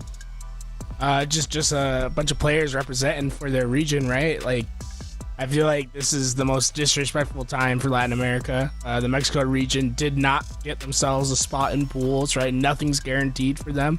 What do? They come out and they beat team after team that is going to be in pool play, and that's impressive, right? Like, to come out and show that yes, we can compete, beating no org, and then beating Bad News Bears, and also beating the second best European team in back-to-back game 5s, showing that sort of ice, being that proficient.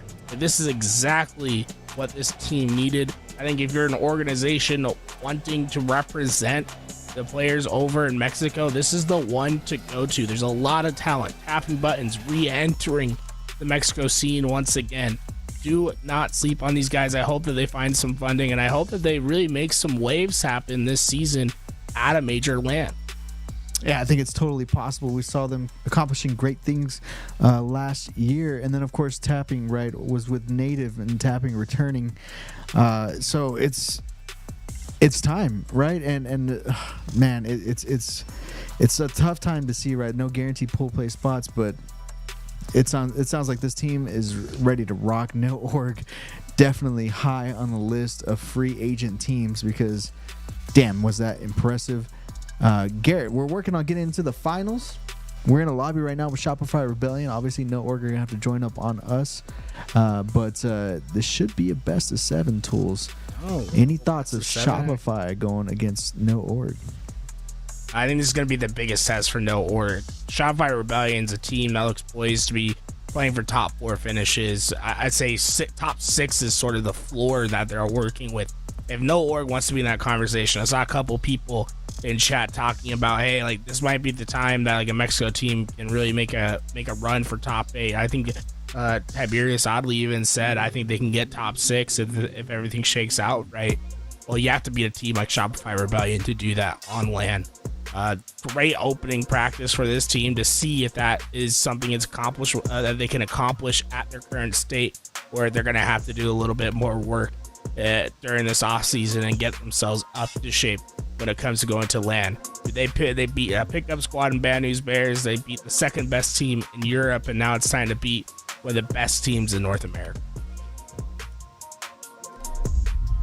Well, as we speak, this is our best of 7. Recharge, Oddball, Solitude, Slayer, Aquarius, CTF, Livefire, Strongholds, Recharge, Slayer, Solitude, King of the Hill, and then Aquarius, Slayer.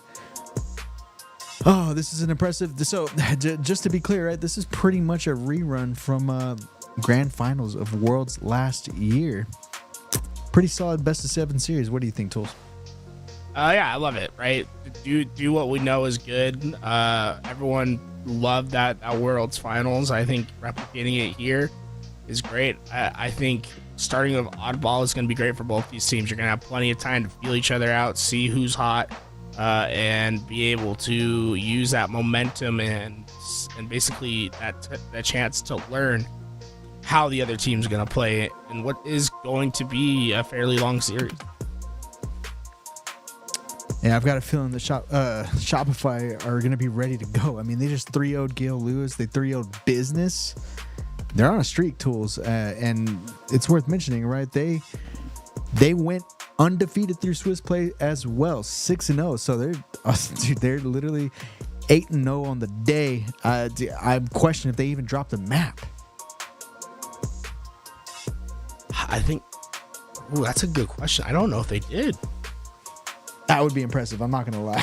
I don't think they have dropped a map. Yeah, we could actually, let me see.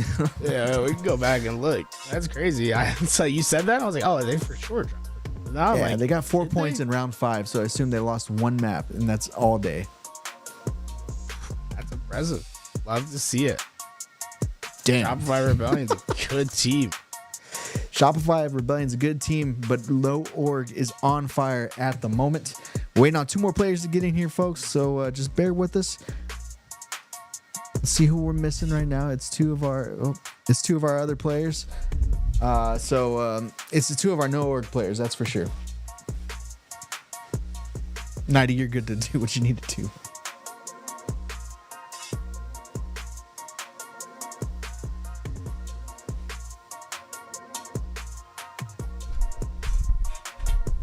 Seven.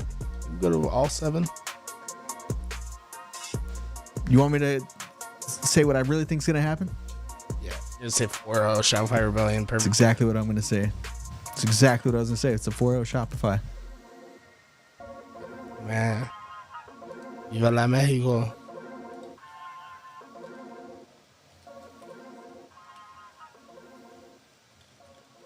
I put up bets, by the way, chat. You guys want to bet? Also, we haven't really been talking about it, but if you guys want to sub to the channel, it helps a lot because these tournaments are expensive, right? $1,000 in prizing alone. Everyone that works on these tournaments is getting paid. We try. We're to the point where, like, if someone comes on stream, right, or they're working for us, there is no free work anymore. Like, we want to make sure everyone's getting compensated for their time. That's possible, right? It used to not be that way when we were first starting, but that's possible now because of the support that you guys give us, because you watch so many of the tournaments. I believe that when we ran all the numbers about last week, we broke just about even. I think we might have been a little bit in the red, right, Louis? So the support, it really goes a long way. Yeah, the support is definitely, like, literally what is keeping this going. So appreciate that. Waiting on 1 more player. But speaking of support, PD giving out a community gifted sub this minute. Crazy John, Game Crazy John, resubbing. It's Bart, also a resub. That's Gnarly coming through with a gifted as well. Constant supporter all weekend. Cubicle Cracker, surprise, subbing with a prime. Aragon Sierra with a community gifted as well. Cap'n Crunch, and that's Gnarly. Just been community gifting subs, just like sprinkling salt and pepper, adding a little seasoning to the broadcast. So appreciate the support there. Mac with the community gifted all the way from Aussie, bro. That's like $100 in Aussie money right there. Near Future 07800 with the sub as well, and then a hype dream just gets kicked off as we speak. Yo, Near Future with another. Dude, I love the one gift. White's Edge with a 5 gifted. Let's go. Love that. Daybach. 2 community gifted subs. Hype train level passed. We're in level 3, I believe. Let's go. Chat. Where's everyone from? I want to know what. Tell me what state or what country. I want to see like if we have someone from somewhere wild. Is there anyone from Alaska? I want to see. Can we have one person from Alaska? Visionary Shine, the tier 1 shout out. Ha. Oh, this one gets me every time. Ha. Boobs. Shout out. Tier 1 gifted it. I mean, just a tier 1 as well. Oh my god, I did not expect so many people. Hey, someone said SLC. Love that. Got a lot of family up in Salt Lake.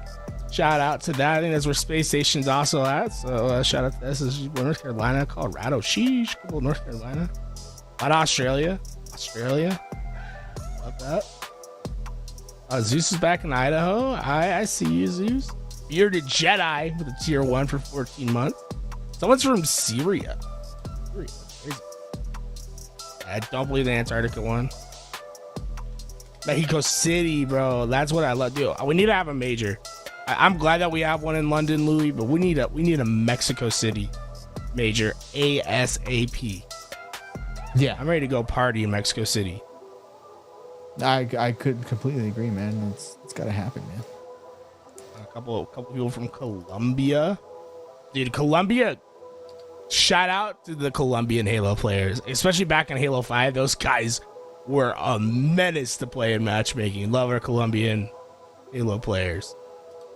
Ontario. Someone said Nevada. Shout out Riznak. Out here in Nevada with me. Let's go. Shout out Las Vegas Halo. We're having a LAN in Las Vegas. We're Las Vegas Halo December 2nd. So if you live in Vegas, hit me up on Twitter.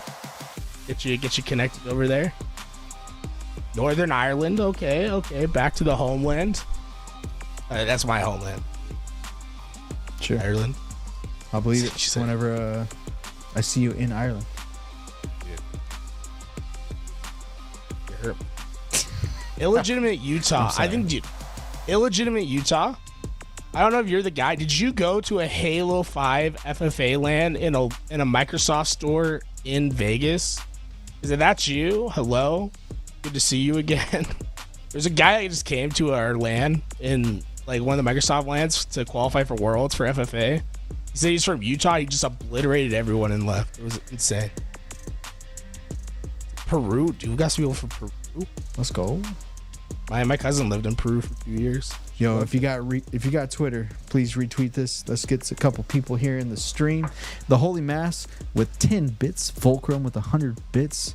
We're on Hype Train level 4. Thug Nasty with the gifted sub to Mr. T and Crumpets. Yo, 2 of our admins, Thug Nasty and Mr. T and Crumpets. Bearded Jedi. You already called some of these out. Okay, so I want to say shout out to the admins, working with us at LVT, because we kind of just like threw the Swiss format at them and like, it's kind of like a knuckleball. You know what I'm saying? Like it's the trickiest thing of every format that's probably available. Bearded Jedi with 10 community gifted subs. But I want to say a shout out to the admins, because obviously they're just they're dealing with us, just pushing them around, telling them what to do. You know what I'm saying? Yeah, Louis, I'll say I found something that's gonna make the admin clicks. Let's go. Because next week I can actually guarantee, 100% promise we'll have the perfect one. I've actually cracked it. Okay. It's absurd. Hi, okay, J Bao How with 5 community gifted subs. The level train 6 hype level train 6 has been achieved. Still waiting on one more player to get in the lobby, folks. That's the only reason we haven't started. But the support it's going a long way. Let's go. That's yo, insane. we're over 1,000 subs for the month. Let's go, fam. Are you serious? Let's go. We did 1,000. Yo, we did it. Dude, we got a whole other week. We got one more week. Dude, 1,000. What's our record? I think our record's like 1,800. Yeah, right? it's 1,700. I remember that. I remember that was like probably the first time we saw 1,000. You're probably right. I think we've been close, actually, because I know at one point it was like, 1,700 it's the highest. Shout out to Stormy V2 in chat. That dude's a legend on Halo 2. I think he plays with the real ones as well, but he has some absurd Stormy and Rami. OG duo. Bro, when I was first getting up into the scene, Louis, I used to do top 10s all the time for Zeus wants me to say happy birthday to Mike Hunt. Happy birthday, Mike Hunt. He said another land in April. Yeah, Stormy. Don't worry. I know. I mean, I know all about the Halo 2 lands. Trust me. I know all about. I love the Halo 2 people. Like, dude, you just blasting out. So you're gonna get clipped. You're gonna get clipped like crazy. Tavish 0022 with the sub. Let's go. Just the OG raw sub. You're a real one. I love OG raw sub. Hell yes. The chat. Theoretically, if we were to Too strong community have a gifted bunch sub. of OG Xboxes and throw a LAN, like, would you come out? You know what I'm saying? Would you come play? Would we ever live? Like, do you think there's enough Red people Rover, to come out to play like a Red retro Rover. LAN one day? Can old heads come over? No, can all the old heads come out? Tashi just liked our tweet. Let's go. Tosh the commish? Commissions himself. You think Tashi's in the chat right now? Nah. He's going to sleep. He's gotta work tomorrow.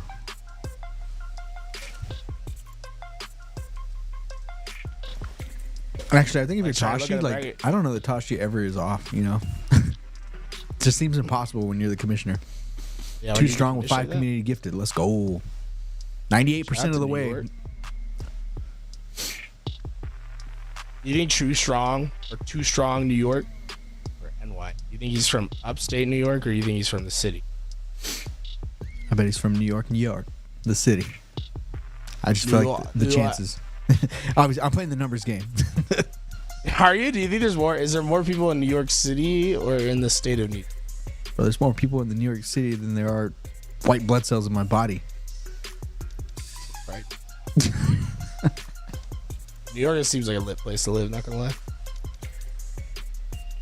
If you could afford it. I'm saying, like, if you could have a comfortable living in New York, probably be really fun.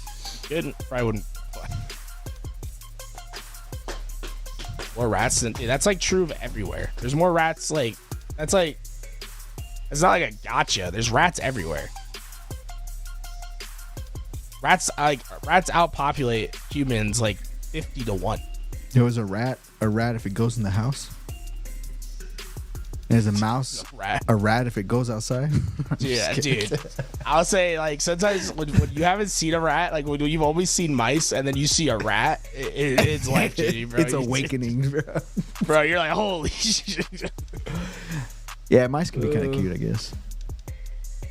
Did you know that New York City's falling into the ocean? I believe it. A lot of people. They say it's like an inch every year. Eventually, it'll be completely in the ocean. Yo, guys, we got 30 seconds. Can we get to level 8? I think we just need like literally one more sub. Anyone with just a raw dog winner, a primer, a Bezos. There we go. There we go. Oh, there we go. The Loyal Wolf and 100 biddies. Net Boozy. The 100 biddies, the Loyal Wolf with a community gifted sub. Hype level train 7. Hype train level 7. There's a plan, right? But Lambert, like, imagine humans die tomorrow. Like, it still sinks. Just because we like pump the water out doesn't mean it's not sinking. Like, eventually it'll break. I'm not saying it's gonna be in our lifetime or any generation. Eventually. Did we ever find out what part of New York he's in? I think he said. Oh, I got it, man. Let's go. Yeah, I want to know if illegitimate Utah was the guy I was thinking. All right, Illegitimate lobby's UT. full. We need to open the lobby so the last player can get in. We got action on the other side very soon. Very soon. I wonder how many people.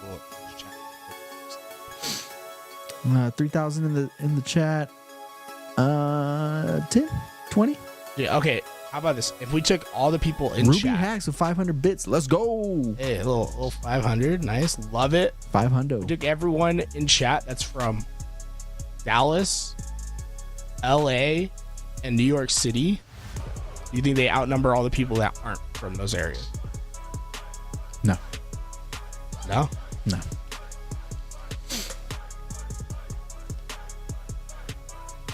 From Cancun. Let's go. I got married in Cancun. It looks fun. Shout out to my wife, Lauren. Love you, baby. Mrs. LVT. Yo, clip it. Go send it to her. That's so funny. Lauren the GOAT. She cooked Greatest for us, of all a couple time, times yes. on land. Everybody's here. Actually, we lost a Shopify player.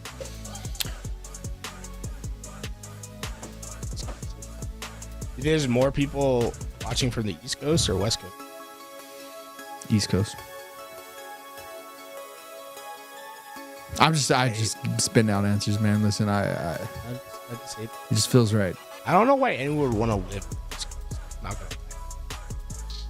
Yeah, third coast. That's where it's at. Texas. Dude, the Texas coast. The Gulf Coast, baby. Dude, it's all about the Gulf Coast. Do you ever seen them waves in the Gulf Coast, dude? You better run. They're toxic. We had a few players from the West Coast. Europe. The West Coast in Europe is the East Coast.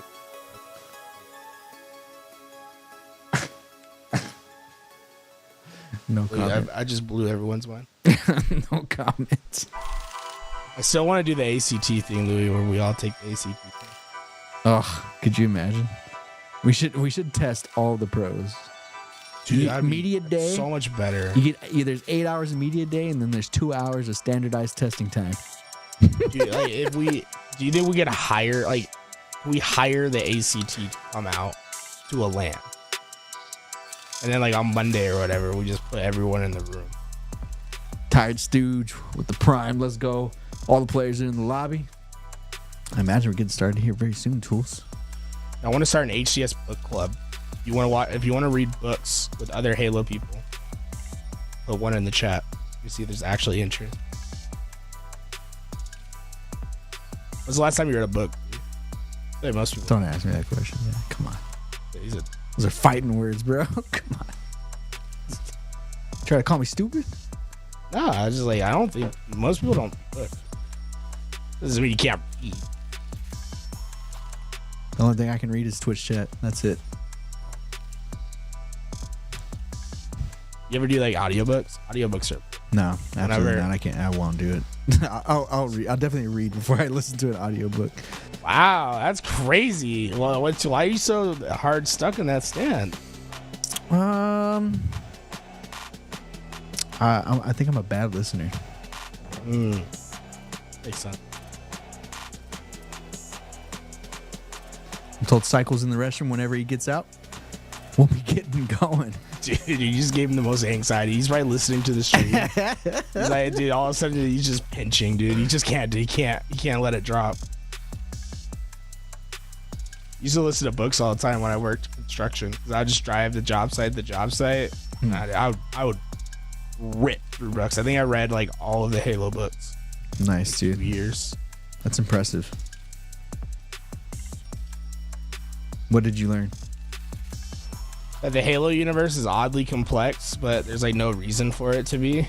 All right, we're reading up, boys. Sit up. Halo Tools. books are okay.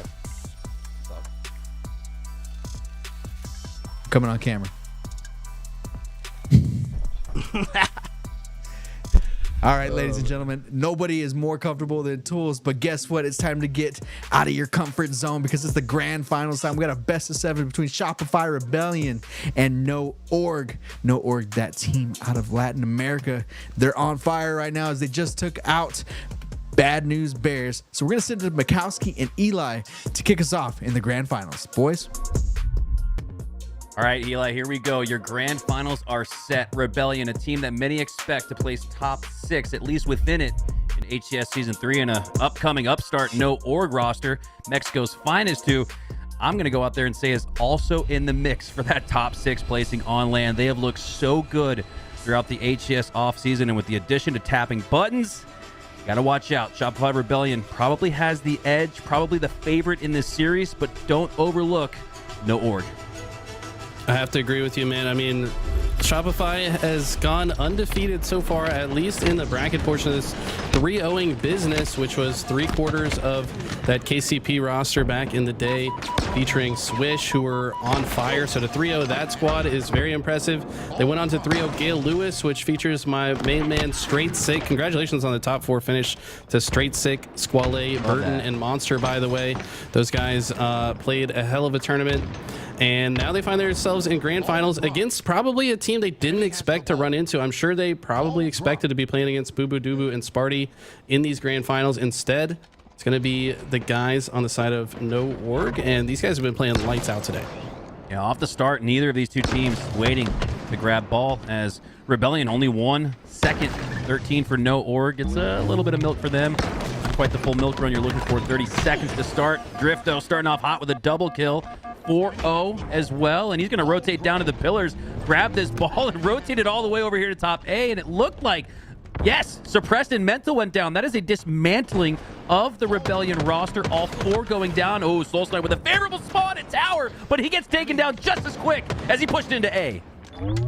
Yeah, Soul Snipe saw an opening, thought that he could get through unnoticed. He did, but gets taken down shortly thereafter. Cycle now has to play his timing a little bit slower. Suppress trying to go in on the other side. You have to think if they had made these pushes from both sides at the same time, it could have worked better. But as I say that, Soul Snipe came off spawn and he found a way in, and I guess that relentless aggression, teammates just finding a way to follow up on damage, ultimately won them the setup. 13-27, Rebellion have cut this lead in half, and they're rolling. Suppressed with the positioning at the top side of A. Woo, goes down. Nice push there through the gold frag side of the map as Cycle looks to recollect back at the back of tower. Now pushing in through from the turbine. He's got help. Nades out. Ooh, nice headshot, peak shot finish. Looking for the double on Noble. Spots him, falls down, but with that damage, feels a little bit safer to grab camo. But instead, his teammate grabbed it, and instead his teammate went down. Tapping buttons on the flank, takes down the camo, and 3 members of Rebellion. All 4 go down, and just as it looked like Rebellion were about to make away with camo and maybe even the lead, No Org take down the camo and double up on the score instead. Tapping buttons, putting that battle rifle to use. We saw him do unthinkable things with it last season. He's picking up where he left off with the new HCS changes with that battle rifle spawning long haul, getting a triple with it and extending the lead. But now it's Rebellion in pretty good position to hold the ball here. He's going to use the Shroud to keep himself alive for just long enough for his teammate to show up. Great usage there. Not only that, but they kept him from playing the ball, which means now they have the setup for themselves. Wonderfully played so far by No Org. Unbelievable. Rebellion had every opportunity. Eli, you and I thought the same thing at the same time. How did they not get a play ball? It's sitting there at the back of C. All you got to do is 180 turn to your left or right shoulder. You pick, and you can get that ball reset safely. Instead, No Org continue to roll and run away with it even. 70 and rolling to 25, and they make the well-timed reset play. A lot of times in these oddballs, Eli, that's the difference. Absolutely, but I do have to shout out Cycle making a great play on the other side of the map. He actually he predicted the play ball, so instead of going to desperate to try to kill the ball player, he just maintained his positioning in gold, and for that he's now racking up time. Suppress makes his way across the map. He's going to also predict that these spawners are coming from A after his teammates were likely to spawn long haul, and now all they have to do is stop this push and they could potentially get a lot more ball time. Soul Snipe helps clean up the opponent pushing through goal. He's got more to worry about though. It's tapping buttons like the Kool-Aid man, blasting through. But Cycle takes him down with the trade. Has that oddball as well, but he doesn't even have a couple seconds to where he can take a deep breath. He's already getting some grenade damage, down to 1 HP, goes down. Rebellion do a good job to cut this lead to 20 seconds, but looks like No Org has regained control of the map as they have a massive numbers edge. I am shocked that Cycle stayed alive as long as he did. I think he ate 3 grenades while one shot, somehow stayed alive. Ultimately doesn't get any value out of it, and now it's No Org back in their comfortable setup with the ball over at the seaside. Noble's been hitting snipes all day but can't hit any right now. Cycle's gonna pick the shock up, but it's only 14 seconds to go to win this round for No Org. Rebellion has to push, and they have to do it now. And another calm, cool, and collected reset there from No Organization. 10 seconds off from the win here in round 1. You might start feeling a little stressed and pressed to close this one out, but no org are going to stick to their process. They are going to give possession back to Rebellion because of it, but again, all part of the plan, the master plan, it looks like, from No Organization. Is it exactly that? 4 go down for Rebellion. Unbelievable. No Org says, we'll let you win this ball off the reset, but we're going to take y'all 4 down and win the round as they take it handily 1-0. I'm going to be completely honest. That was extremely well played by No Org, but I'm seeing a lot of mistakes on the side of Rebellion that I'm not used to seeing. It feels like their communication and timing has not been quite as good as we're used to seeing it. So I do think that after losing that round, that's going to wake them up a little bit here, and I think we're going to see a little bit better teamwork throughout the rest of this game. Eli, you said this exact same thing against Incognito, and it gave me deja vu, and it made me realize that maybe because NA doesn't have as much scrim or time or just as much time in against these members of Mexico, No Org, maybe they don't know what to expect. Maybe they don't have the book written quite yet on this roster because they seem to be confusing the hell out of Incognito. That's a potential partnered organization right there, and then Rebellion, a potential partnered organization. I mean, this is unbelievable what we've seen here from No Organization. They are absolutely putting on a show for the underdogs and the Mexico community as Soul Snipe goes down. 2 go down, though, on each team. And after that split, 2-2, it's going to be No Org again, making it out with a little bit of a milk run, 12 and rolling. Want to see Rebellion play their process here. Season opening with the Shroud screen active. He's going to find a kill as well that kind of runs into him. Looks like a teammate probably called that player out. But yeah, they did play this process very well. They actually get 4 dead momentarily. Noble, the first spawner. Looks like he's going to quickly make his way across long haul, but Cycle and Soul Snipe are going to apply pressure to the spawners. This is extremely aggressive. Most of the time you see the team get the setup with the ball at A. They're just going to filter into that A and gold setup. Instead, they're playing this split spawn intentional strategy where they go and kill the first 2 spawners, let the oddball follow them, and then the next 2 spawners are going to spawn across the map. For that, they do get 19 seconds, but you have to wonder, if they just did the traditional setup instead of trying to do the fancy play, maybe they could have got more ball time. I think that's absolutely so. Might have gotten that 30-second threshold you're looking for when you start off these rounds in oddball. As we have a 19-15 game, tapping buttons, collecting himself with the shock, takes down an opponent on the bat ledge. Cycle going down on the C platform, and that's going to allow tapping buttons to bait Mental into a grab. Instead, he's going to grab it, rotate it, and this is checkers, not chess. This is unbelievable what we're seeing here from No Organization. They seem to have a better strategy. They seem to have more teamwork and coordination. It's only game 1, but really liking what I'm seeing here from No Org as it relates to the potential to upset this Rebellion roster. Is tapping buttons back of the head on 2, takes down Cycle for the double, and just like that, just when Rebellion looks to tie things up and maybe even regain the lead, No Org go the other way with it, nearly doubling up. Wow. Man, this is just giving me flashbacks to tapping buttons popping off with the shock rifle in season 1. Ended up producing some highlight reels that gave him that opportunity on that native white roster, and he's picking up where he left off. This man, when he's on fire, I've said it multiple times, he is looking like a top player when he is playing his best, and he's bringing that form right now. Already 20 and 13, and a huge reason why his team has a lead here. Massive plays. 19-51 now. But No Organization lose 3 members. Soul Snipe, goes down to Acid. Acid with a great play, last player alive. But he goes down. A little stagger as well. 2v2 for now, but the stagger belongs to No Organization. Rebellion should get numbers up a little sooner than them, but Cycle goes down, and if Soul Snipe goes down, No Organization will have flipped this situation on its head, but instead, it's a nice play there from Rebellion as they don't have all 4 up, but they still find a way to rotate the ball to gold with that nice toss. Little lateral toss to your teammate safely in gold. You know you're probably going to die in batteries.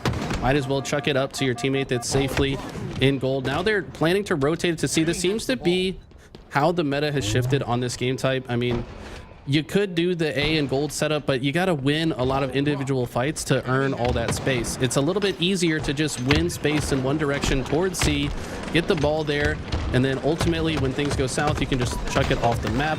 You're also in a more favorable position to fight for the camo if you have presence at C as well. So it does also lend to that as well. Noble trying to secure camo In a little bit of a difficult spot there. Wanted to set up for the grapple pole. Instead, Suppressed pushes him out. Suppressed going to jump on a grenade and go down with Camo. Ooh, and what looked like could have been a chance to take the lead. They will still. Oh, no, we're tied 51-all. Thought maybe with Camo could have seen Shopify Rebellion regain the lead. Instead, it's going to be a little bit trickier. They'll regain it nonetheless. Now with their first lead in this game is we're about at the halfway mark, and Rebellion are starting to find their form. Some great nades, though, coming in from Drift, able to take out Mental, who had the shock that was starting to look like what Shopify needed to come back into this, but Tapping is winning all of his pivs. It doesn't matter what gun he has, battle rifle, bandit, shock rifle. He's finding a way to win these fights, and not only that, he's got the ball and he's rotating into gold. His teammates have his back. I love how he waited for his shields to start recharging to start his rotation to gold. Perfect timing and process here from No Org. Trying to get a little familiar with that level of play.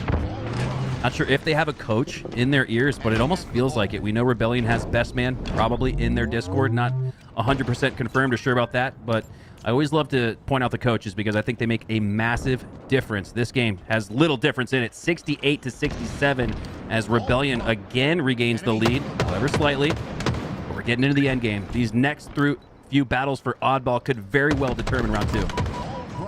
This is what I talked about. This is the other strategy. So if you can get A and gold and force the other team to spawn at C, it is a great setup. That's why we see Rebellion electing to hold it. They see the pressure coming in, drop the oddball to win the fight because they expect that if they win this fight, they could potentially close out the round with even more time. Very impressive stuff. I mean, that's one of the hardest things in Oddball to learn, I think, if you're a new Halo player, is when do you hold the ball and continue to get time, and when do you drop the ball so you can help your team win the fight? Seems like Rebellion knows exactly when to do both of those things. Gotta know when to hold them and when to fold them. As Cycle pushes in through, has a melee battle, but loses out on that. Goes down numbers advantage here with Oddball for No Organization, and Soulsnipe sticks himself, I think. At the very least, he's going to go down, tapping buttons down to 1 HP, but he's going to regain those shields and regain the lead potentially. I can't quite see. I think that's 92. Yeah, 92-77. Rebellion only 8 seconds away, but with this lockdown location over here on A, they might not get their hands on the ball again. No Orc could steal game 1. This is the risk you run when you hold this setup, is if you lose it, you give it for free to the other team. Unlike the C setup, you could possibly throw the ball off the map, but that triple kill is going to seal round 2 for Rebellion. Huge plays out of Soulsnipe there at the end. They were able to take their time on that push. I was a little bit worried they might rush the sequence and ultimately lose it, but they played the process correctly. Soulsnipe goes in at the right time. Teammates had done enough damage for him to get this triple, and they win the round for it. Ooh. Soulsnipe puts the team on his back, though, and that gets his team right back in it. A 1-1 tie in an incredible game 1. This one really sets the pace, sets the tone. Cycle looking for the triple, but doesn't earn it. Instead, 3 going down for Rebellion. Numbers advantage for No Org, and they'll utilize that to gain control of the Oddball. Suppressed, really the last member to take down on the gold tower side. A little bit of tower defense there as he goes down, but 3 go down for No Org, so Suppressed. Great positioning there at the top gold side of the map. He really gave No Org something else to think about outside of gaining possession of that Oddball. 1 second is all they got, as we're still pretty deadlocked here. Start things off in round 3. Yeah, but shout out to Drift. When 3 of his teammates went down, he stayed alive top gold, was able to get a kill. If he hadn't made that play, I think Rebellion would have at least 20 seconds by now, but instead they're only now getting control of the ball because of Drift's ability to delay their setup. Now they're going to have to take space on both sides. So when the ball's in gold, what most of these pro teams do is they try to take space not only through the long haul, but also through the tower to get into A. The goal is to pinch the gold pipes from both sides. You want to enter in from A and glass simultaneously. Looks like Rebellion able to hold off the push from the glass side. Now they can focus their efforts towards the A side. And this is actually looking quite good for Rebellion. Suppressed, still alive on the gold side. And I love this. He has the battle rifle in the back pocket. So if any of these guys spawn out far away, they're going to push close here for now. You're going to see the DMR come out. Melee trade goes down, but I still like the process. I actually saw Cycle sprint past the battle rifle earlier. That's a utility on the map, Eli, you've got to pick up, especially when you consider the cross battles between Glass and A are so crucial. Absolutely. But with the bandit start, I mean, these guys are just playing a faster paced game. I don't know if they've adjusted much to the battle rifle being on the map Still, between teams like this, they're just going to be hitting out a lane as fast as possible off of spawn, trying to deal as much damage as possible or follow up on their teammates' damage when they show up. Looks like Soul Snipe just immediately going straight towards the ball off of his spawn, forces the reset. Not sure how that player died. Maybe his grenade did some damage previously to award him that kill when the player jumped off the map with the oddball. But they're getting several sequences of kills in a row. They're now predicting the spawns. Look at that, stops mid-BR fight to shoot the grenade. Big brain play from Soul Snipe to then get the headshot. That was a very... what's the thinking time on that? He had to make that calculation instantly and then also perform it. Very impressive. Yeah, I'm taking that over the remote detonation medal there. I usually like to see yellow in the feed, but not when you see that level of coordination and accuracy there from Soul Snipe. Pops the grenade with no aim assist and then pops the skull of his opponent. That was unbelievable, but despite that great play from Soul Snipe, no organization have the ball back in their hands. Cycle on the flank, but he's been called out, spotted out, tapping buttons. He's got to face him and wins the 1v1 with the 5 perfect shots. No org, though. Still maintaining ball control. It was important for tapping buttons there to get cycled down to low HP. That slows down his push. However, slightly, but he's right back in the mix, already taking down another Slay. Oddball tries to get played out, but Cycle stops it from rolling over the edge, and they could regain control of this lockdown location after the fumble save there from Cycle. Push was so calculated. Most people are watching his amazing shots, which are obviously there, but the part that stood out to me was he quickly glanced to top gold to see how his teammate was doing on the other side of the map, because if he crosses there and he doesn't check, he's likely to get drilled by an opponent across the map. But he saw that it was safe before he made that push, found the timing to do so, and he completely broke the setup in A using the information from his teammates. That was very well executed. And it looks like, quick glance, quick math, plus 4-5 advantage here for no organization. But despite that, in round 3, it's Rebellion running away with it. And this next battle for Camo going to be so crucial. The perfect shots go down. Suppress drops for it and secures it. And that could very well secure round 3.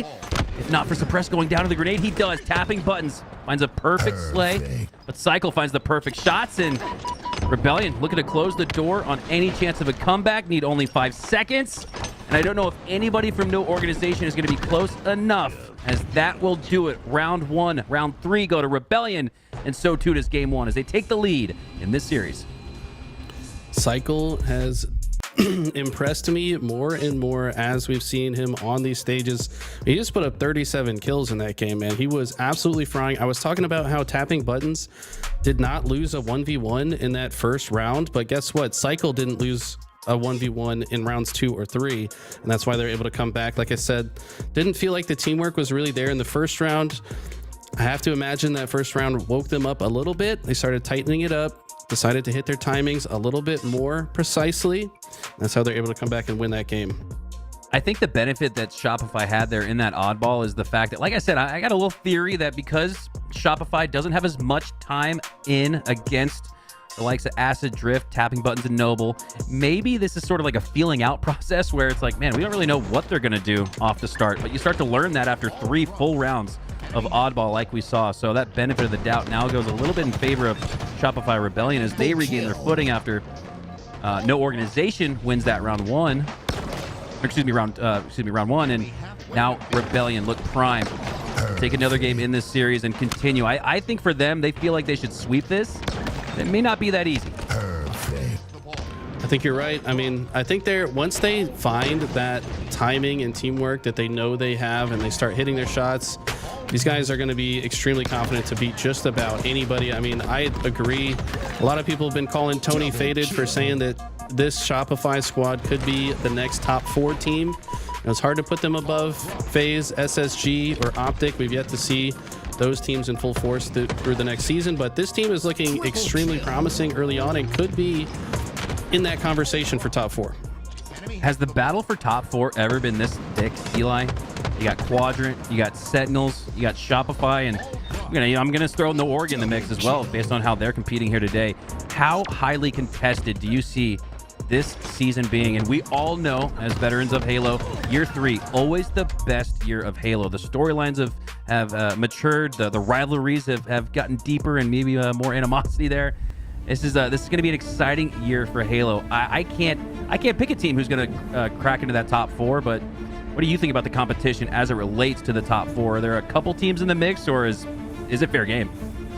I mean, I think there could be a different team showing up there every tournament. I mean, Sentinels, Shopify, Quadrant, like there's so many amazing teams. There's probably more that we don't even know about yet because they haven't been announced, right? Like where do some of these other teams end up? We've seen a lot of hodgepodges. Where's Native Red, right? Mixes, yeah. Like where did those guys fall? Because those guys definitely also in that conversation. But absolutely, any of these teams could also make a run for top 2 or potentially win a tournament. You never know. We haven't seen a team other than SSG, Optic, or FaZe win yet, but we've seen some great runs ultimately shut down. But I mean, this is going to be the toughest year ever for Halo Infinite competition for sure.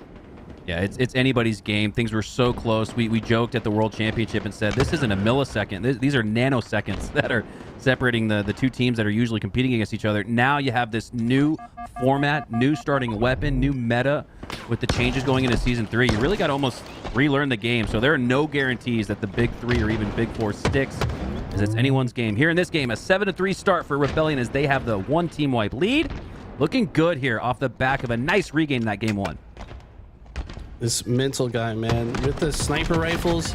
Like, what's so impressive about Mental is, like, you look at his teammates throughout multiple rosters that he's been on, and you're like, wow, these guys are all amazing snipers. But guess what? They all give the sniper to Mental. Like, they're like, yeah, we already know, bro. You're going to pop off. Just take it. And his playstyle suits it, too, right? Like, he kind of takes that middle ground where he lets his teammates take the front line. In this position, though, he's being very aggressive, finds a double kill in a very unlikely situation.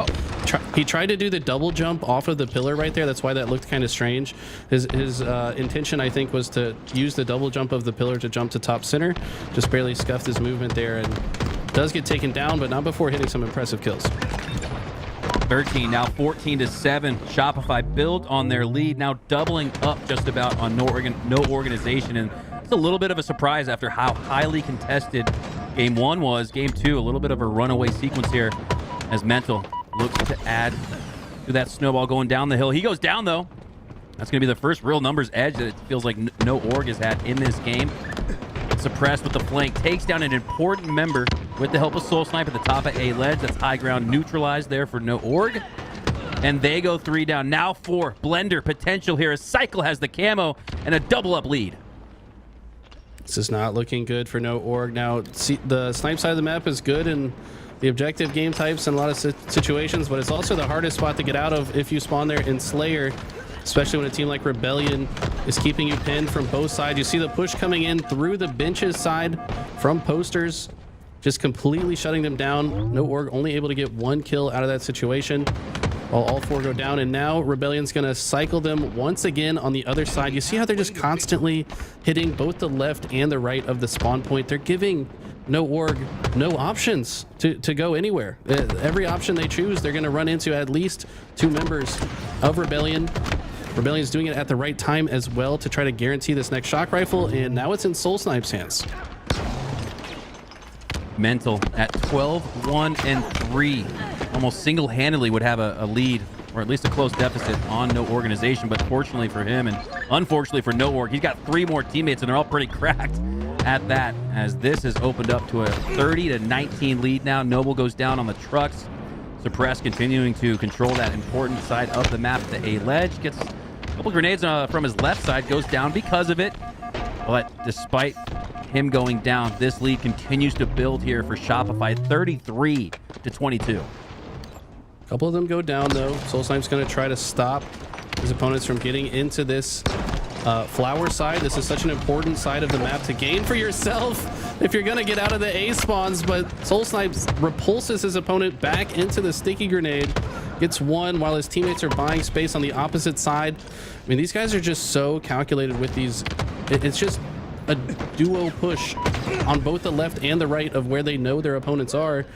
And yeah, they might lose a few numbers in the process occasionally, but over the long run, they are coming out on top. All these trades are at least 3-1 in most cases. Prize tapping Buns was able to secure the camo there. He was the last member alive. After 3 more went down for his squad. Does have a little bit of camo to work with, but Imagine he needs something like a kill-tastrophe to come back in this one. But wow, just like that, it's a 7-kill game. Excuse me. Tapping buttons with the camo. He's just a distraction. He doesn't need the tastrophe. No Org gonna find the 8 slays potentially through the use of the distraction and the teamwork. As this one's a game going into the 40s. Absolutely. Tapping though, to try to keep his team in this. Is actually going to do great here. That body does a crazy spiral. I don't think I've ever seen a body move quite like that when it dies. I mean, that was very impressive acrobatics on the side of Rebellion. But yeah, suddenly they're back in this. They're only down by 5 now. They're the ones with the forcing the opponent to spawn at snipe, and they're attacking from both sides.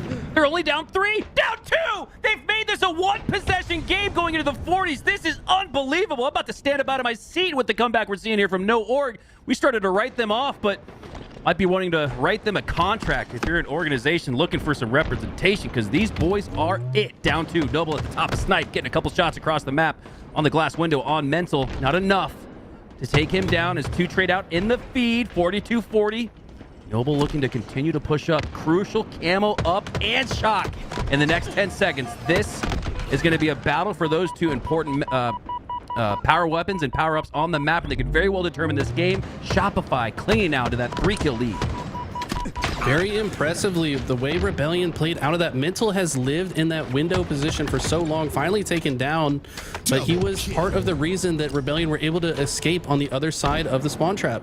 It's so important to play out of both sides, not just one side against good teams, because good teams will have multiple exit points. If you leave one lane open, they will often flank behind you. Rebellion playing both sides out of that position, able to get control, and now Cycle with the sniper hitting impressive jump shots to close out the game. And while it looked like No Org had a chance, Rebellion just played that end game basically flawlessly. Well, no organization not able to win that game too, but they got plenty of confidence kills, which I think maybe brings them back into it, at least mentally. We do have a best of 7 here in your grand finals, so this might feel a little bit more out of reach for no organization, but I think with this format, best of 7, copy pasta from the Halo World Championship last year, this is still anyone's series. Rebellion clearly take the edge and have the favor, but after what we witnessed in the end game, you could very well argue that No Org won the end game. They just didn't give themselves enough time and space and score to come back in that one, as they do ultimately fall by 7, but look great at the end. It was all about their process, right? Like they certainly have now had enough time to go over strategies, how to play out of different situations. I think they already kind of had a good idea of how to do it, but now that they're all on the same page, like they're just playing all of these situations so well. And props to No Org, because even despite how efficiently Shopify is playing in these situations, I mean, No Org was playing very well at the same time in most of the same situations. So overall, though, the slight edge does end up on the side of Rebellion, and that's kind of what we expected going into this.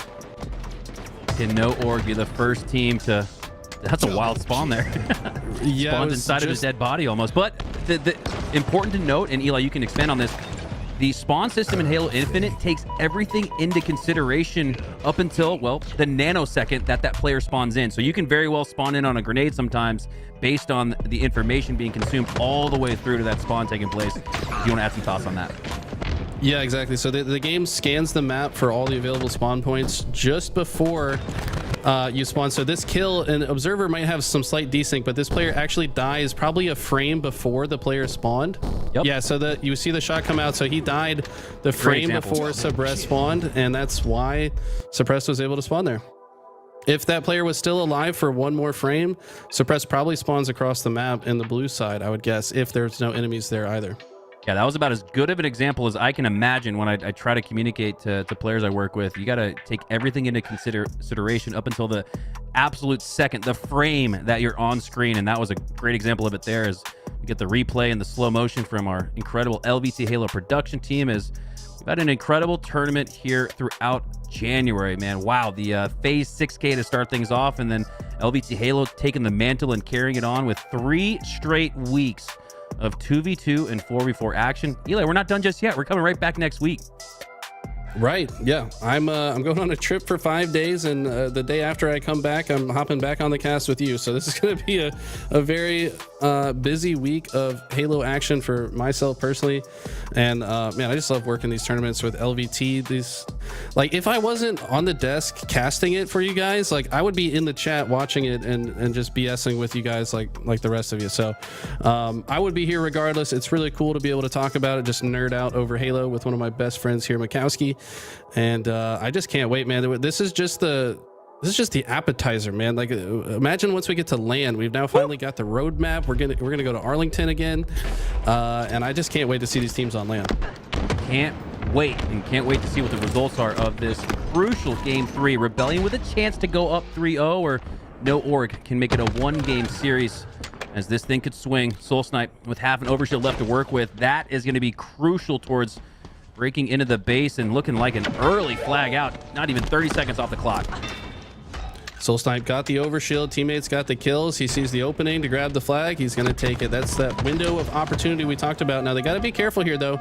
Soul Snipe goes down. They got to get some slays if they're going to ultimately take this flag home. That's why we see Mental not even thinking about going for the flagpole. He's going to try to get a kill, but tapping buttons has something to say about it. It's going to take down. They're actually going to get 4 dead, and look at this. Tapping's going to reposition. I'm surprised that flag hasn't already been returned, but they had said, you know what, we have time to let that thing return. We can go ahead and make space into the base. Very well timed and well executed here from No Oregon. They could potentially get a counter pull out. Yeah, why take the risk of returning a flag that's sort of out there, right there in the middle of the courtyard, right? If the time can reset it itself, let that be, as No Org make the right decision.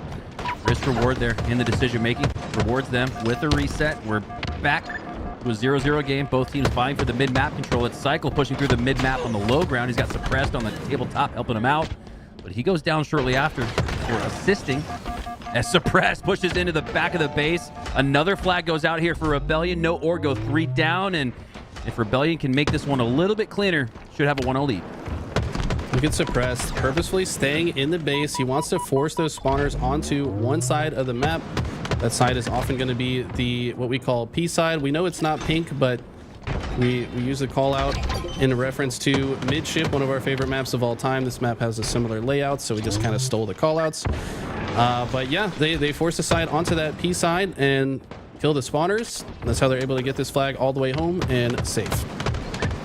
Rebellion, 2 pulls, 1 goes in as they have a 1-0 lead. Another overshield. That's going to be highly contested. Not highly contested in this game so far, it looks like, but that overshield, along with the QT on live fire, for me and Eli, we both agree it's the 2 biggest changes made in HCS Season 3 is Suppressed. Looks to change his viewpoint, looks left, looks right, has a player down to 1 HP, but so too is he. He goes down. Cleanup occurs. Acid wins that double kill with low shields. Unbelievable play, but it's just to get out of his base. I mean, Acid has been on fire this tournament. We haven't seen a lot of this player on the main stage until recently, popping off with a variety of Latin American rosters that he's played for. And 7-4, no slouch right now, making clutch plays to boot. I mean, to get those 2 players out of his base in that moment was massive. That could have been disaster for his squad had he not done that. Not only that, he's already on the other side of the map causing mayhem, and he could potentially help his teammates get another flag out. Oh, Acid, don't do it. How many players can you take down for Shopify with 1 HP? My goodness. Impressive stretch of gameplay from him, but despite all that, it's another flag run out for Rebellion, and you gotta imagine for Acid, he's probably like, God, what else could I do? I did everything I could, and it still wasn't enough. As it does look like a flag is out. This one's for No Org, so Mental gonna have to look for the return. But despite, again, that play from Acid, I thought that flag would have gotten a lot further across the map. Instead, all 4 go down for No Org. This one should be reset, and you actually got to worry about the counter cap now. That was such a good play by Suppressed. He must have moved so fast off his spawn point with a few herb slides to find a double kill at Car 2, cutting off the flag player and also buying time for his teammates. Speaking of which, Cycle almost getting another double or triple kill there. And now he's going to also look at this Mental running past the flag. You would think that he would go for the return. Most players would sit on the flag, but he knows the timing so well that he said, if I just play in front of it, it's going to return on its own. That timer's almost dwindled down anyways. I can just buy a little bit of extra time and space for my teammates to cap the flag. Heads up play from Mental there. Yeah, great recognition of the reset timer from both of these two teams here in this game. Both have had a nice sequence, but not reflected in the scoreboard just yet for No Org, as Rebellion have built a 2-0 lead here. 7.5 left on the clock, so still plenty of time for them. And this is about the time that No Org starts to cook. They start to falter a little bit at the beginning of most of these matches, but then they start to figure things out, at least in the last couple. As 2-0 lead here for Rebellion, but No Org seem to have some life. They got the numbers at least, and you can see all three of them pushing through the car side. They got plans to pull another one. When these guys move, they move together, and they are scary to deal with. Both teams having great teamwork so far on display. It looks like we do have a flag out for No Org. Gonna see if they can get a cap out of this. Drift trying to apply pressure in the base to just hold these players back, help his teammates move the flag a little bit further, but the pressure is just too great. Now suddenly it's Rebellion that gets a flag out as well, and both flags are out. It looks like Rebellion getting the slays will probably also be able to get the return. Flag return. It looks like No Org might be going down 3-0 here. I think what's so impressive about this is that No Org are playing really damn good Halo. It's just Rebellion is too damn good themselves. 3-0 lead, approaching the halfway mark on the clock. Cycle with one of those aim hero type shots, I call it, where he just drags the reticle. One shot, all he needs to clean up his opponent. Some of you noobs in chat probably looks like SWAT gameplay. I don't play that, but Cycle continues to I don't know why I just took a shot at chat. Cycle continues to push up on the fridge. Killing spree for him. And it looks like Rebellion are in full control, Eli, of this game. Dare I say the series. We always want violence with chat. Don't play SWAT, guys. Just play the real man's game. Play HCS settings, all right? We don't play SWAT with one-shot kills where you just turn off your brain and run around the map. Like, come on, man. But anyways, Shopify playing with their brain, up 3-0, making a lot of very impressive plays. Cycle just playing defense for now. Knows that if he can clear his base, he's going to move forward on the map. But right now, the pressure is pretty strong from No Org.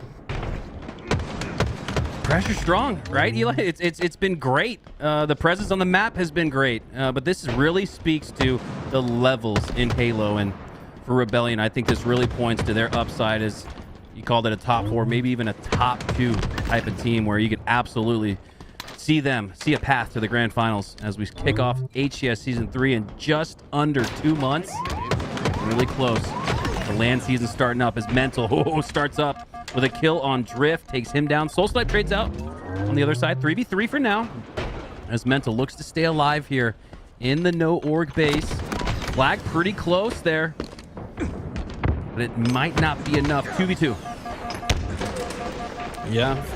Time going to start to play a factor here. 4.5 minutes on the clock. If you're on the side of No Org, you've really got to start to gain some momentum and do it now. If this flag goes in, this could feel like nearly impossible. We know it's not impossible to come back. Okay, here we go. No Org actually gets the cap, and now this is exactly at the time they needed it. They can get another flag out here shortly. This could be the turn of the tide here. This is a lot like Game 2, right? Where you're kind of you're relaxing a little bit, right? You're not really clenching as hard for the match because it's not very close. But hey, what do you know? No Org, they've been putting together the pieces to have a sequence like this where they can come back. 4 minutes left. Don't have much time, but they do have plenty of opportunity between buttons, Noble, Drift, and Acid. As tapping buttons goes down, Suppress looking to take to the high side of P. It's the Soul Snipe, takes the OS. That has been crucial. Eli, that's the difference for me this game. It opened up with the OS for Soul Snipe, and now he's got it once again. Goes down, but it's kind of incredible. You think No Org 3-1, but they haven't had any overshields to work with. Rebellion definitely able to get control of that P side. Now, what's so interesting about the location of the OS is in this game type, most teams are adamant about controlling the car side of the map because that's the best way to run the flag, right? So if you can stop your opponents from spawning in the util, force them to spawn on the fridge side, you're going to have a lot easier flag runs. But now putting the overshield P1 kind of encourages a bit more balance. You know, you're going to send a few more players to that side of the map because you want to have control of it before that overshield comes up. And so far, Rebellion's done a better job of that. Oh, tapping buttons with some long range shots there. Not able to connect with the heat wave. I feel like it's almost as if the heat wave, it moved on Aquarius, Eli, but it's almost like it got replaced or deleted. You don't see it as much. Really, if anything, the overshield, I think, makes more of an impact than even the heat wave now. Despite the fact that overshield probably not up as much on the map as the heat wave, so it's an interesting conversation to table for maybe a later date, as Rebellion have maintained this 2-score lead, 3-1. 2.5 left on the clock. 3 go down for no organization. Acid, last player alive, but he's been spotted out and called out. He's going to head back to the respawn screen. This is not looking good for them. Just simply mental staying alive over here on the red side could spell doom for no org. I think the reason we don't see the heat wave in action as much is because it was previously P1, which is a common rotation off of your spawn anyways. Like sometimes you would actually just spawn right next to it, but you got to go pretty far out of your way to bottom middle to grab it, which is not generally a great place to go on this map. Most teams are more focused on controlling the perimeter, and bottom middle is seen as a bit more dangerous. You do still want somebody lurking around the bottom of the map, but more often going to take that perimeter route first. You see Mental able to get enough damage for Cycle to get a double kill. Almost a triple. Suppress going to steal it, though. Doesn't care about the montage clip, just wants the cap. And now he's in perfect position to force this fridge spawn, and this looks like a flag that's going to go home. It's a devastating sight, seeing an overshield sprint at you. Maybe even more devastating, watching an overshield sprint away from you with the flag in their hand. As Cycle has done just that, putting the 4th score on the board. And with this 3-score deficit, it feels all but over for no organization. They've made some surges late in the game, but this one might be a little too late, Eli. Yeah, I think the most impressive Aqua CTF comeback that we had ever seen was, if anybody in chat remembers, Quadrant versus Optic. I think they were down 3-0 with like 2.5 minutes left and came back to win 4-3. It was one of the most electric wins, and that was actually to knock Optic into the lower bracket, if you'll recall. But in this one, they were down by 3 flag caps with just 1 minute and 15 seconds on the clock. We've never seen that comeback happen. I think it's mathematically impossible. You just can't move across the map that quickly, so this one is over. And how about this, Eli? A +3 KD for Team Rebellion is a +3 on the scoreboard. You want to talk about objective efficiency. You'd think with a 3 flag lead here, might be outslaying him by 12, 13, 14, but no, it's just 3 kills separating these two teams. The flags mirror that as well. 4-1 as Noble pushes in. It's all a technicality at this point, looking to get a confidence score here at the end as he has another one out. I see someone in chat say the series is over, but that is false. This is a best of 7, so we got at minimum 1 more game. If Rebellion can close out the next game as well, they would be your champions, but can the boys from Mexico find some strength? Can they dig deep, pull out the best versions of themselves? I think Live Fire Strongholds is going to be a tough one to do it, to be completely honest, because these guys on Shopify, they know how to play fast and aggressive. That is the name of their game, and I think the team that is more coordinated in their aggression is going to be the one that comes out on top when it comes to Live Fire Strongholds. But I mean, if they can just tap into that gameplay that we saw from them against Bubu and Sparty squad, I think they could potentially steal this one. Yeah, it's not over just yet.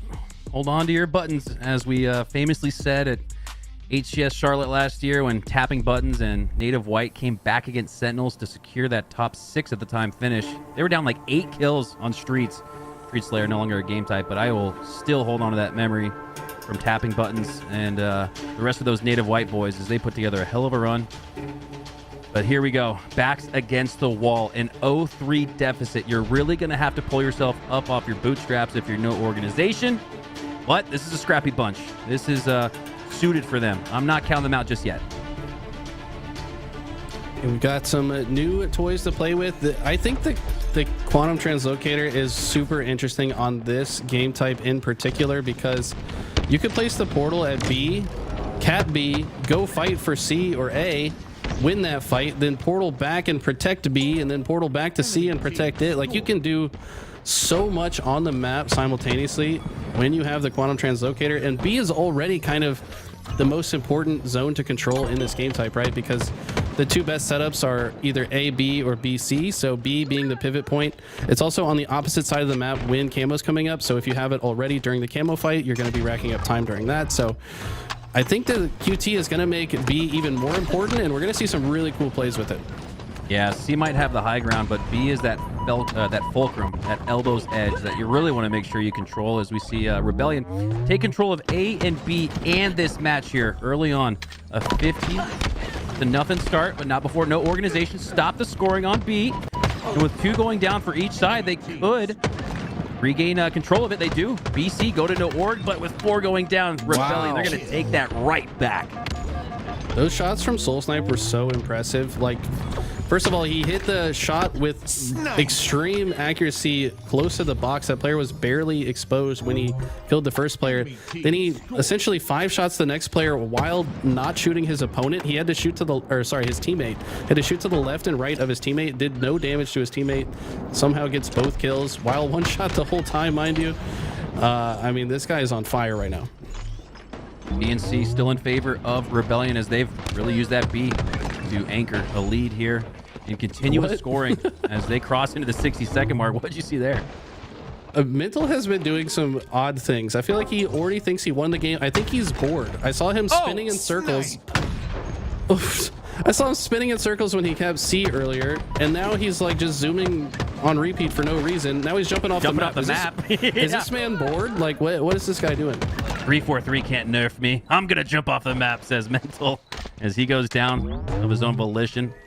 83-12 now, as Rebellion have looked so strong in this series, and God help, the entire tournament, not dropping a single game in bracket play. The Suppressed does drop there. One of the most improved players, I'd say, from season 2 to season 3. Keep an eye on Suppressed. He could absolutely take your face and steal your heart as well. I love this team, man. Cycle, Mental, Suppressed, Soul Snipe. Watch out for the Rebellion, because this is impressive. What we saw No Org do previously to some of these other teams is they made almost a mini Cinderella run of their own. This is unbelievable what we're seeing here, as Rebellion has really put a stopgap on this No Org team. I mean, keep in mind, Rebellion's also the org that stopped Bubu Dubu's reign of terror. I think Bubu won the first 2 of the Open Series tournaments with those Solitude rosters. Right. And then Rebellion comes in and they're like, we're here now, sorry. And they end up winning that one. I think they had a similar run. I don't think they dropped many games at all in that other off-season tournament, and they didn't really enter many others. So it seems like when they show up, they are often winning and doing it in dominant fashion. All right, though, No Org with control of A and B. Now A going into Rebellion's favor, but C's flipping to No Org. A nice manipulation of the map there, but Rebellion shut that down quickly as they go straight for B. Don't allow that scoring I suspected maybe to hold for at least a couple seconds for No Org, but Rebellion. Oh my God, no mercy, no scope, as Mental hits another. Mental is on fire. Like I said, he looked bored. Like, I don't know. I feel like he's just playing in some kind of like Zen flow state right now. They hit the flick no scope in a spot like that, making it look effortless. I mean, what is this guy doing right now? He really is making it look easy, right? He's playing the game on easy mode, as you like to say, Eli. Mental taking a cue out of Coach Eli's playbook. 3 go down for No Org, only 1 down for Rebellion. As Soul Snipe gonna easily push through here. Mental does go down, but Soul Snipe makes sure to trade out. Nice use of the QT. Ooh, just kidding. He goes down shortly after, but I gotta point out, that's another massive change.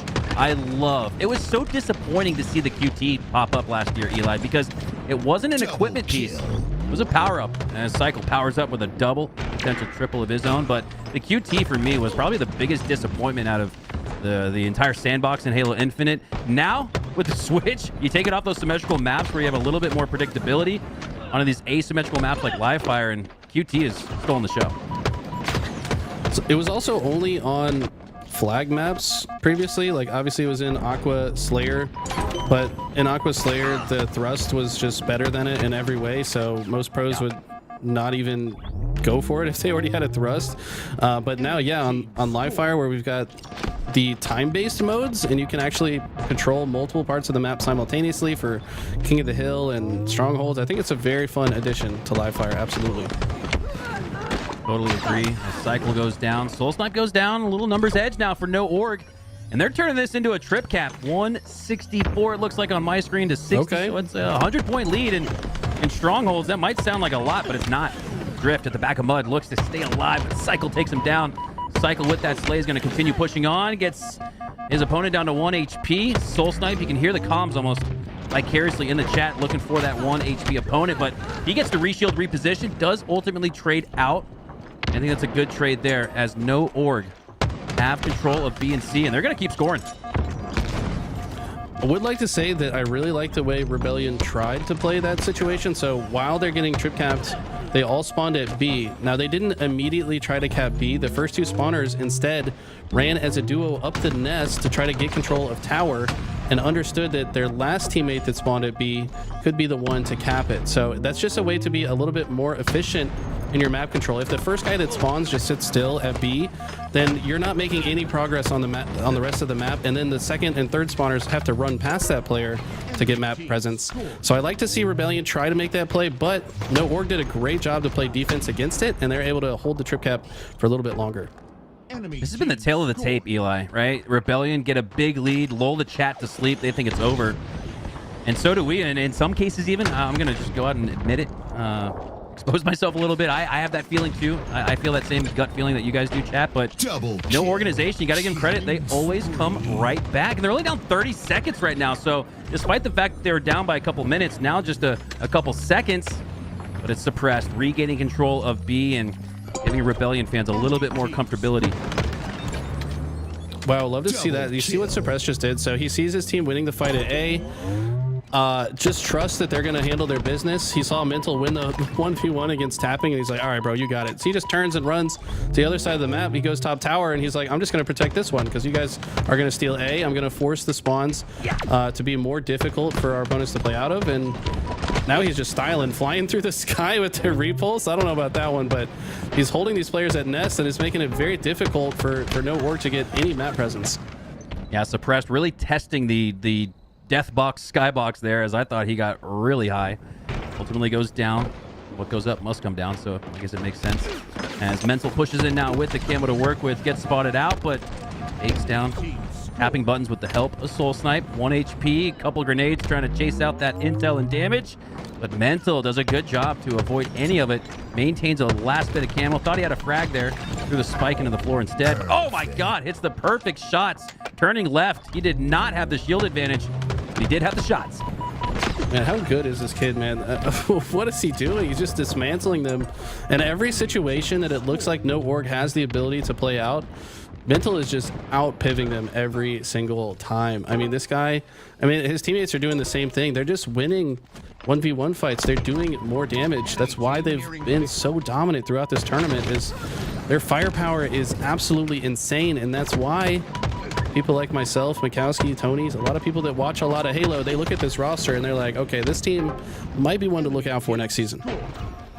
Rebellion roster is absolutely deadly. I am very excited to see these guys compete. You take the incredible roster of Native Red that was top 3-4 potential last year in Suppressed and Soul Snipe, and you pair them with Cycle and Mental. Oh my god, the gunnies and the damage output from those two guys is ridiculous. And Rebellion is a ridiculous team. We're seeing here in this finals, it might just end up being a 4-0 sweep, but I don't think that's any slight to No Org. I think it's more of a tip of the cap to Rebellion.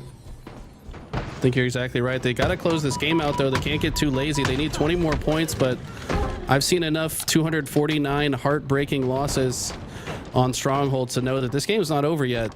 Right now, No Org actually has a little bit of momentum. Tapping buttons, finding the remote detonation on Mental, taking the guy off the map that we were just raving about. Suppress gets taken down, tries to hit the no-scope, can't do it. Noble finds a kill as well, and suddenly this looks very doable for No Org. All right, I'm gonna give it one more. Hold on to your buttons, because No Org are back in the mix. 193 to 230. They're putting up a hell of a fight, as they usually do in the end game. And if not for a opening strategy disparity between these two teams, Rebellion absolutely winning outright all of the opening breaks. No Org, dare I say, Eli, has won the end game of all of these games where they're down 0-3 in the series. Something doesn't add up. Something doesn't make sense. And all four go down for No Org just as they're mounting the comeback. Rebellion shut it down. Enemy team. Tapping tried to go for a melee, missed his melee at the same time. Soul Snipe just wins his piv in A. And now that they know where the spawners are, I think it's going to be very difficult. This could just be the seal of the deal. They did convert C, but not before losing B. And with 3 dead right now, I don't know if they have a chance to win this one. This could be the end of the tournament. Wow, good stuff from Rebellion. There we have it. A flawless run through the bracket part of play here as Rebellion will take this finals 4-0, really flexing their muscles against no organization. And I got to take the opportunity right now, Eli, while we're still on air.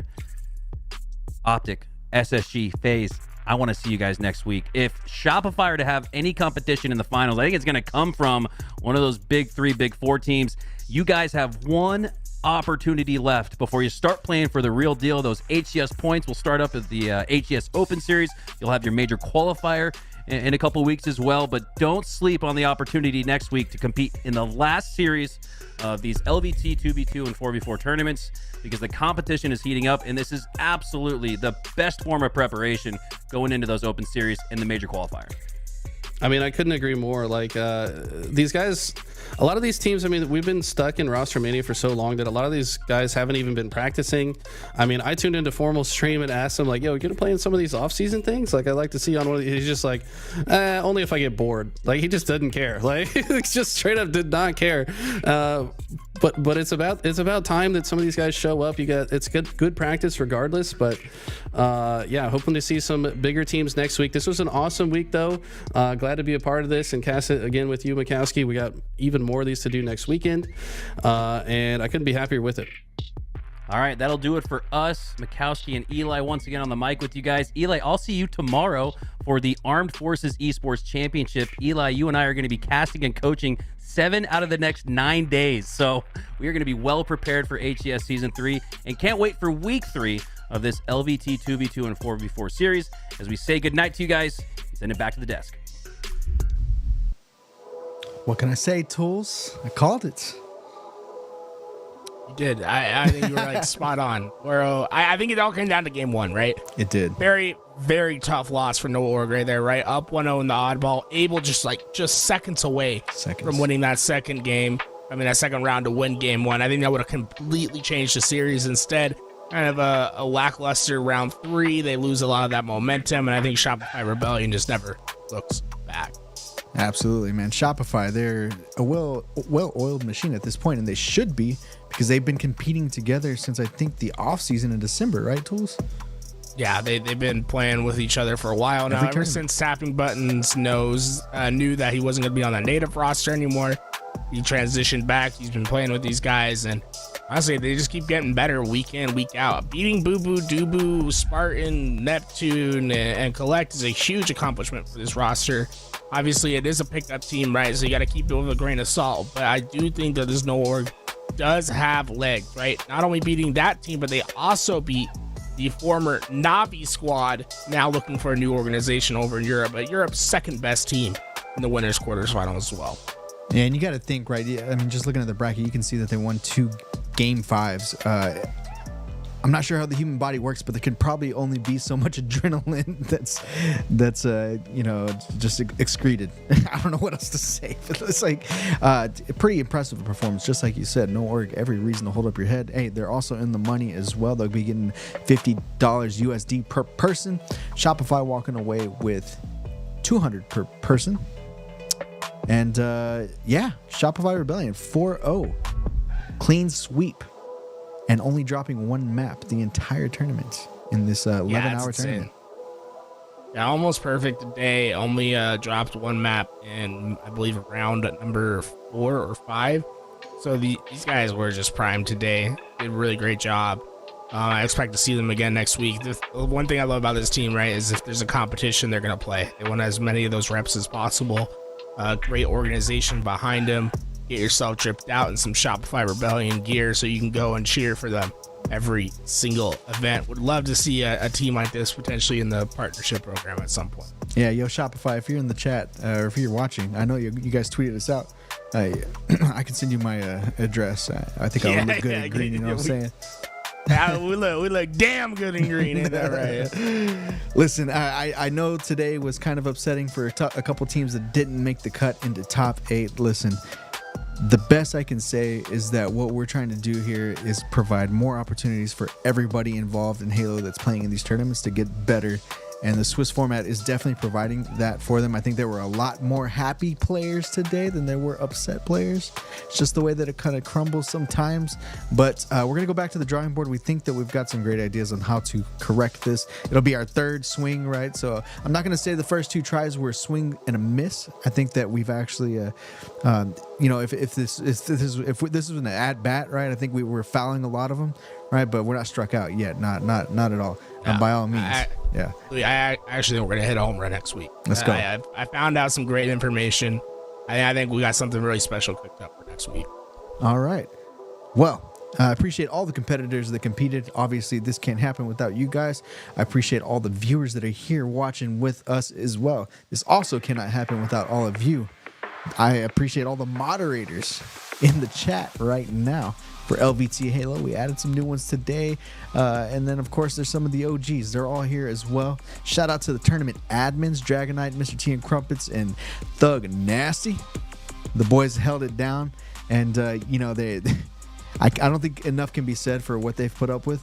But nevertheless, thank you to them as well. Thank you to our cashers, Why Not, and Active, Mikowski, and Eli. And then big thank you to 99er Observer, man, catching every single moment, man. The switching was on point today. And last but not least, Tools, thank you to you as well here on the desk with me, kind of guiding us through the tournaments. You're the one keeping track of all the bracket and making sure that we're getting into matches and going through the veins of the bracket where we want to be. So thank you for that as well. Any final words, Tools? I just want to say thank you for the people watching, because we've been crushing some numbers, right? I think we hit, what followers did we hit on Twitch? Improved from this point forward, and I really think that we're going to cook up some special stuff this year, and that's all thanks to you guys watching. Absolutely. PD says he's wearing his founder jersey as well. Look, that's this one right here, man. It's a great shirt. It comes in short sleeve and long sleeve, and there's 2 colors. There's a yellow and there's a black. So you can get it personalized. You can put a number on it. We didn't put any numbers on it ourselves, but you could totally put a number on it, because that's an option as well. And I think I've actually seen a couple with numbers. Some of the fans that bought jerseys last year during Worlds got some with numbers, so that's pretty awesome too. Shout out to our co-streamers also.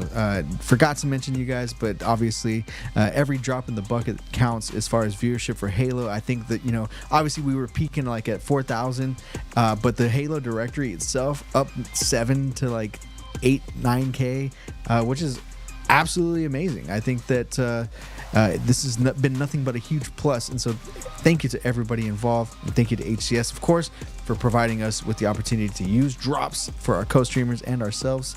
And it's amazing to be an HCS grassroots partner. We had our 1-year anniversary yesterday, but I think that's it, Tools. Yeah, that's it. Next week, same place, same time, Saturday, 2v2, be there. Honestly, we capped out way earlier than expected. Maybe we raised it a little bit. I don't know. We'll have to talk about it. Maybe a little bit. We'll have to see. 4v4 probably going to stay the same. I don't think we're raising a cap for a 4v4 anytime soon, but it's great that we had more teams in week 2 in both the tournaments than we had in week 1. I think that's a huge accomplishment. I'd love to crush it in week 3 as well. We'd love to see some of your pro players out here next week. I know you got to practice, get those scrims in. This is going to be the perfect opportunity next week, I promise. All right, that's going to do it for week 2 of the LVT Halo events. $1,000 per day here. And there's 2 more grand up for grabs next week. So get registered, ! Register in the chat. That's going to be it, ladies and gents. Congratulations to Shopify Rebellion. They take home the cake today. And I guarantee you they'll be here next week ready to defend their belts.